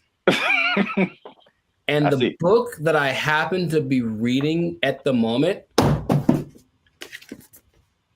is called The Secret Life of Trees. And it actually is all about plants and their communication. I mean, kind of the evolution and why they're important to the planet and all that kind of stuff. But it does mention how they talk to each other, warning people warning each other of threats. The bugs are over there. Don't do that. The sun is over here. Lean this way. Like, they've done studies about that says that they do talk. So I believe it based off of one book that I've read halfway through. That is pretty crazy because that's kind of what they did in the study in Japan. Like, they already knew that, but now they used some kind of fluorescent light to kind of see a visual representation of the plants communicating. And they said the same thing, that plants, that even though it's not like, because some people are like, oh, plants have feelings, and that's kind of different. like they don't get sad or happy, or I don't think, so they just kind of do things. But you disagree because it's in your book. The thing. In Japan, because I like to say it that way, because there's one anime I saw forever ago that said it like that, Japan. So I like it. But yeah, in Japan, they've also done studies that show that plants have feelings, in the sense that the words that, okay, let's just go way back. I guess maybe words have power in general to make the, create the universe, literally. If you say nice things to plants, that grow better. They feel it, like they do. That's their result. And so if you go to Japan, which I recommend that y'all do, and you try the fruit, you're eating fruit one that's really expensive, but it's really good. And part of it is because they actually care for it. Like, they cultivate it, they talk to it, they massage it, they do all that stuff because they really believe that the plants feel, oh, I feel good, I'll grow better. And I can't say they're wrong. I mean, yeah, I guess feelings in terms of like emotions, like feeling is like kind of sensory. They can sense stuff, but like some people take it to the extent of like, this plant is happy or this plant is angry, or I don't know how far that goes. Because there's this lady who's PhD. She says he can have emotions because they don't have a nervous system like we do. So they can't, like, you know what I'm saying? Like those kind of feelings. I get you. I mean, I don't think plants get into depression or nothing like that, but I don't know. I haven't read the whole book. Maybe in a week I'll be like, guess what? Break the news. I read the whole thing, and it said at the end, plants have feelings, period. So. All right. Well, just to piggyback off of that. So what they also found in this this Japanese study is that they released something called volatile organic compounds. So it kind of explains more of this defense mechanism or the communication. So this is what they said. It's kind of in line with what you kind of just said earlier, is that, okay, so a plant, a caterpillar or a beetle or something just starts munching on the plant. And the plant's like, ow. This isn't fun. This is bad. And so they release these volatile organic compounds, and it's like a warning signal. It's kind of like the same thing as like a perfume, like what you would smell, or you've gone by a plant and it smells kind of minty or something like that. Yeah. And so they release this stuff, and it's kind of like a signal, and it signifies the things they eat bugs. And it's just like, hey, come eat the bugs because they're eating me, and make it stop. no joke. Yeah. And so like birds and all kind of other animals are like, ooh, bugs. And they like take the bugs away from the plants. And the plants is like, I got them. And so which is like a crazy layer of the universe that I had no idea was happening. Like entire defense mechanisms. And all those relationships between like bugs and plants, which the book talks about. And I've always thought about, like, I don't know how that starts, but a lot of them feel so perfect. The plant does this for the bug does this for the plant, and it has to be something to it. It's like, because they talk about insects, bugs, animals, maybe trees having instincts, but I think there's some level of thinking or communication in there. I figure there has to be something that says, hey, if you do this for me, I'll do, like, it's not just random. So I feel like there is something to that. It's just weird to think about, you know? Yeah, and it's even to the extent of like a bug is attacking a plant, and then he releases that stuff, and then like all the other homie plants are like, yeah, and they start helping each other out and releasing all that stuff and trying to like get the bugs away. And another version of that is like the concept of nicotine, which is found in a lot of plants. Mm-hmm. And that's like that goes back to what I was saying earlier, or what you were saying earlier, that lady said that they release like the nicotine. That's like another defense mechanism to where like they killing you from the inside. Y'all stop eating plants. They gangsters out here. You think it's a nice flower and it's trying to murk you. I'm saying plants are nice. They got flowers. They have I can't remember any parts of the stamen. Maybe they have parts. Okay, that sounds right. Yeah, sure. Stamen, bark, right? Like 7th grade, maybe 7th grade botany class or whatever. They got rings. You can tell how old they are. That's cool. You know what I mean? But yeah. So the moral of the story is plants are a gangster and crazy. So don't mess with them. Eat chicken. Plants have feelings. Yeah, let's put that on his shirt. They'll get that VOC on you. That what do you call it? Volatile VOC. Organic compound. Yeah. VOC, son. Yeah, VOCs represent. Gang. If you see VOC spray painted on a redwood, don't near it. Yeah. But that's it. That's been another episode of the Life's a Circus podcast. Make sure you like, subscribe, comment, share this video. Let us know if you've been ganged up on by a plant or if you've seen a plant talking, because people will think you're strange, but we might believe you. Feed me, Seymour. They took our jobs. They took our jobs. All I'm saying is this is a sign. Let's not put them in control. Let's not make them faster. Let's not make them responsible for more people at one time. Let's not make it so they can fly. Let's not do any of that stuff. Let's kill it now. Let's kill it now.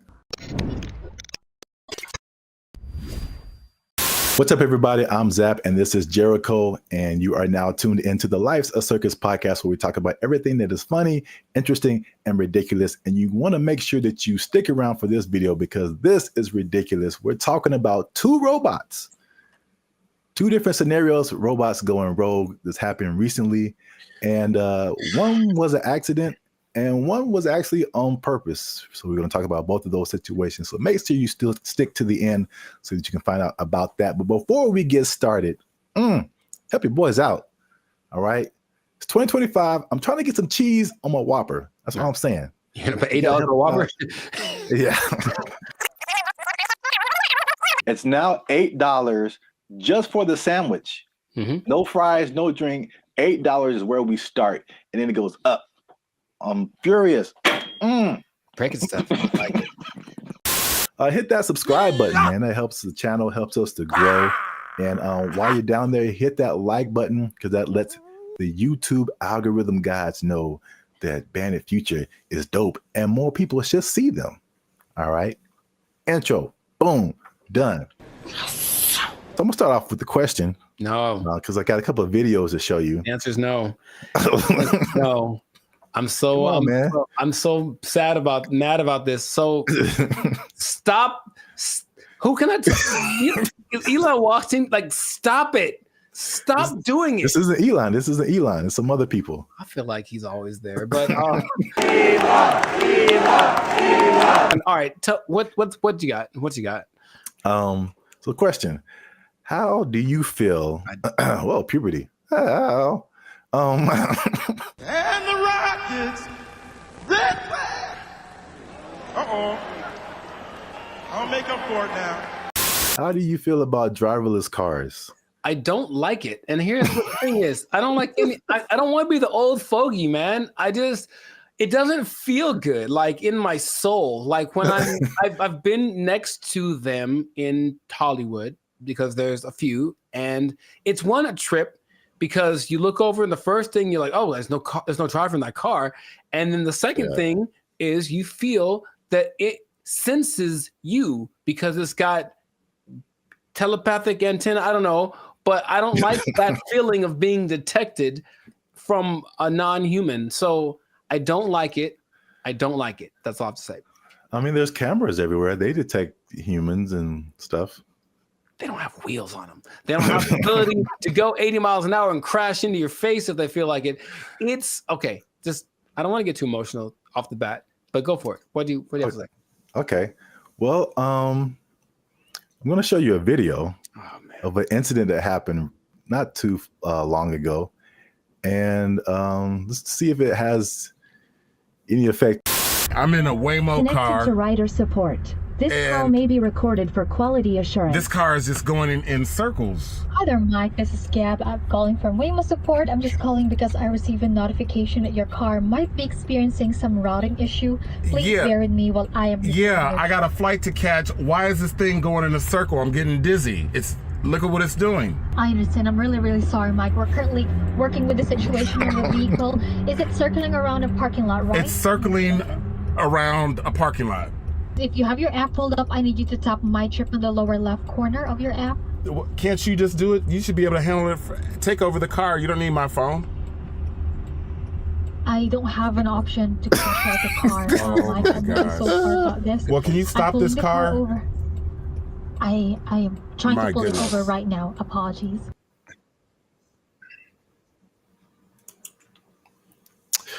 Yeah, man. So here's the thing.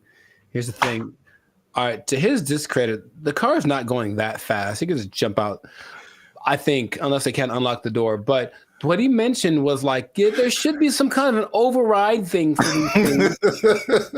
Sorry, it on the fritz. Let's hit the button so it calms down real quick. Like, they should be able to do that. And if they can't, I'm not getting in that car. But also, I'm not getting in that car. Did you see how weird that was? I thought for a second, and here's the thing, for a split second, I thought it was the car talking to the guy, like, hey, I got it, shut up. And that would have been worse. What would you like to hear? What the hell was that? I realized that he was just, at the mercy of this car that, and you know what's weird about this? Everything repeats. I remember this actually being, honestly, a faulty, not a default, but it was a problem that certain cars had back in the 80s. I don't know why I remember this, but I remember seeing like a car going around this roundabout and it wouldn't stop and they couldn't turn it off. Wow. A defect. It was like a defect. So, I mean, maybe cars like to go in circles. I don't know. Yeah, I got a flight to catch. Why is this thing going in a circle? I'm getting dizzy. All I'm saying is this is a sign. Let's not put them in control. Let's not make them faster. Let's not make them responsible for more people at one time. Let's not make it so they can fly. Let's not do any of that stuff. Let's kill it now. Let's kill it now. That's easy. It's very damageable now. I'll be back. I don't want to see this happening to more people. And I feel like it's going to happen to more people. Okay, your points are valid. Thank you. I'm trying to stay calm. So let's I just want to break down what exactly happened. So the guy in the car, his name is Michael Johns, who ironically works in tech. So he was inside of one of these Waymo cars, which I'm seeing more and more now. Yep. This was in Phoenix, and the car the car did 8 circles in the parking lot. Oh wow, this is fantastic. It did 8 circles. As you can see in the video, he said he was getting dizzy, and probably the same thing that jumped out at me was like, the lady literally said, "I don't have an option to control the car." Right, and that's the problem. That's a big problem. That's such a big problem. This thing has been out for years. It blows my mind that they can't control the car. Like if something like this happens. Right. Trust me. They said a software update is what fixed the car, which is like, I don't like that either. I don't like that either. That I know. sound... I mean, because like a software update on my computer or my phone, it's fine. Like a software update on my car made it do this. No, man. You know, my computer does sometimes. Hey, y'all, come look at this. Sometimes my computer, okay, Team Apple, but sometimes it just literally goes like, and turns off. Literally, it sighs and gives up the ghost. And I'm like, well, that's already inconvenient. But if it was like a vehicle carrying people with responsible for their lives and it did that, sorry. And then I got a tragedy. I know you have a burning question. Has this happened before? And the answer is yes. So, this is crazy. In 2021, the car was confused by puddles on the street. So it didn't really recognize what puddles were. Okay. And it was braking for no reason, basically, while people were inside the car. In 2024, they experienced several recalls, February 2024, when two vehicles hit the same truck.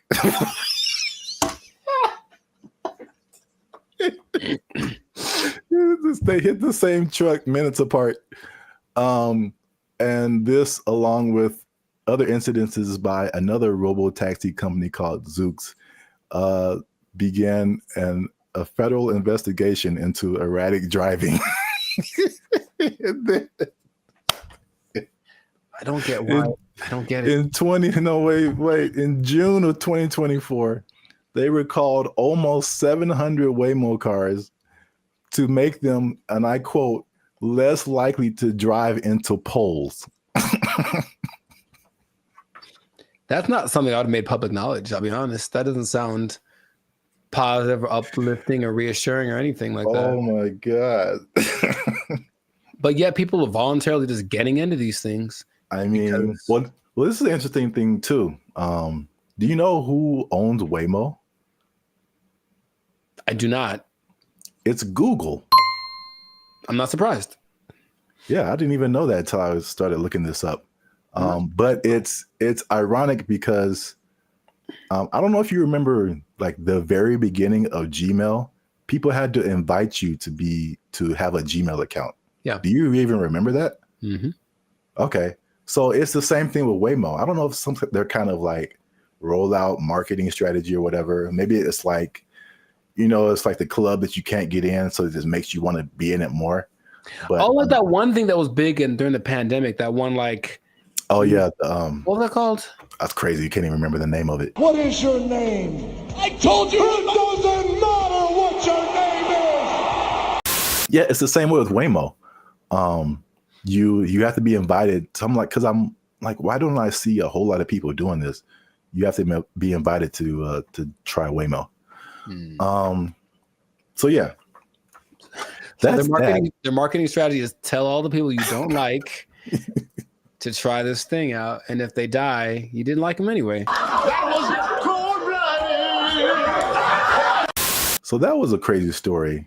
Well, I thought it was a crazy story until I saw this. No, don't. Apparently in China. I'm just gonna drink my water and be peaceful. That's what I'm trying to live like over here. Just a water drinking peaceful human. Apparently in China, a small AI robot attempted to kidnap several larger robots, and it was successful. So that's a little robot on the ground there. Yeah. It's talking to a couple of the larger robots. And then I'll go through the whole conversation after the video finishes. Okay.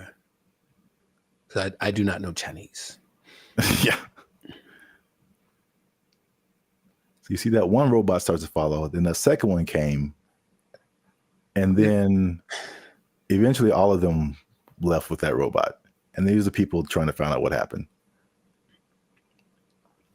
So this little AI robot is called BrandBee.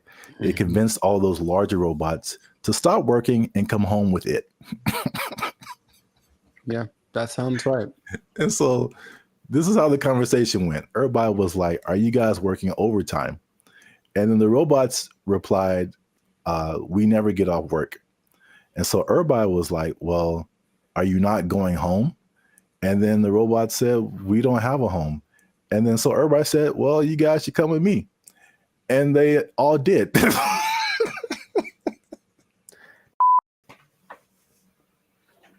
I don't have any more water to drink and be peaceful. I can't be peaceful anymore. That's I have to. So crazy. It's not.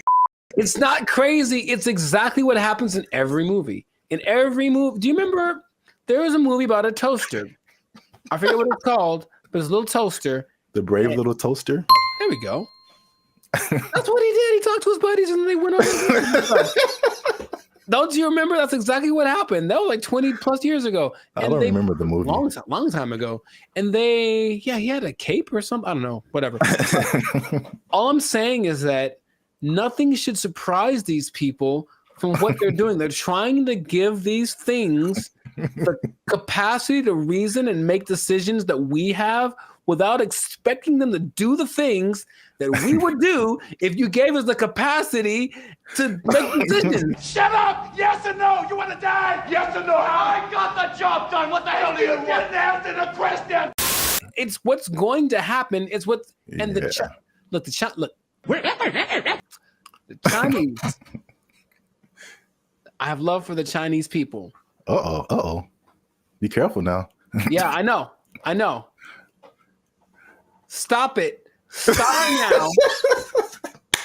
Stop eating that shit. You know how it tastes. I've seen videos that are because they have like the ones that have the arms and legs that are crazy. They can walk around. They have the ones that can dance. They have this big ball thing that can roll and basically is like a police attack vehicle on steroids that doesn't matter about terrain or heat. It's resistant to attacks. All this stuff. They're making all these things. They have them now. Wow. And what do you think is going to happen when one of those decides, hey, are you guys working right now? Come on with me. Or let's go blow up some stuff because we got guns, right? It's fun to shoot guns at the stuff we're supposed to. What if we shoot guns at stuff we're not supposed to? Oh, let's find out. And then they go and do it. And then we have a tragedy. And then I got a tragedy. And then everyone blames, I don't know who to blame. Elon Musk. Well, he seems to be the guy to blame for most things right now. I would agree. But the thing is, do you not see it as clearly as I do? To the people that develop these technologies, that's what's going to happen all the time. Your Uber is going to take you home, and then halfway it's going to be like, oh, you know what? I have other things to do, and just take you off to the desert to meet up with its group of friends. So the thing is, you didn't really have to explain that, you can kind of get it's kind of like a Mr. Bean thing, just with like little gestures and whatever. It kind of like had like a nod thing going on, and then you just take it, and then it. Yeah. I could. Well, here's the caveat to this second video. Okay. The Waymo car was an accident. This second video, well, first of all, it went viral on social media. Sure. So I mean, apparently, with AI and all kinds of things now, you're like, did this really happen? So the person who posted the original video and the company that built the robots, or companies, actually two companies, they verified that the video was accurate. That's the thing that happened. Mm-hmm. But the caveat to that is that they planned that. So basically, it's two different companies, the company that makes the little robot and the company that made the bigger robots. And the little robot company was like, hey, can we test out our robot on your robots to see if it can make it do stuff? Mm-hmm. And it did. So I think, as funny as that is, I think they are aware that stuff like that can happen. So they are testing it. I don't think they are. That's the thing. It feels like as much as they say that, I don't care what you say. What are you doing? And in this case, they're doing things that tell me the contrary of what. Well, they're testing out the capabilities of these things. So, I mean, eventually it's going to be like, okay, let's program it to not do this. Start kidnapping people. That's one of my mission parameters. So yeah, fun times. This has been another episode of the Lives of Circus podcast. I don't like it. If you like this episode, make sure you hit that like button. That helps us out. And don't keep it to yourself. Don't be greedy now. Share this with at least 2 people that you think might find this interesting. And because the robots, man, they're coming, man. You need to hold on to everything you got. I mean, they're here. Hide your wives, hide your kids. So y'all need to hide your kids, hide your wife. Hold on to your job. Hold on to your job, because you're going to need a little job. And the robots going to take it over. They're going to kidnap everybody out. They took our jobs! They took our jobs! Took our deer! Took our deer!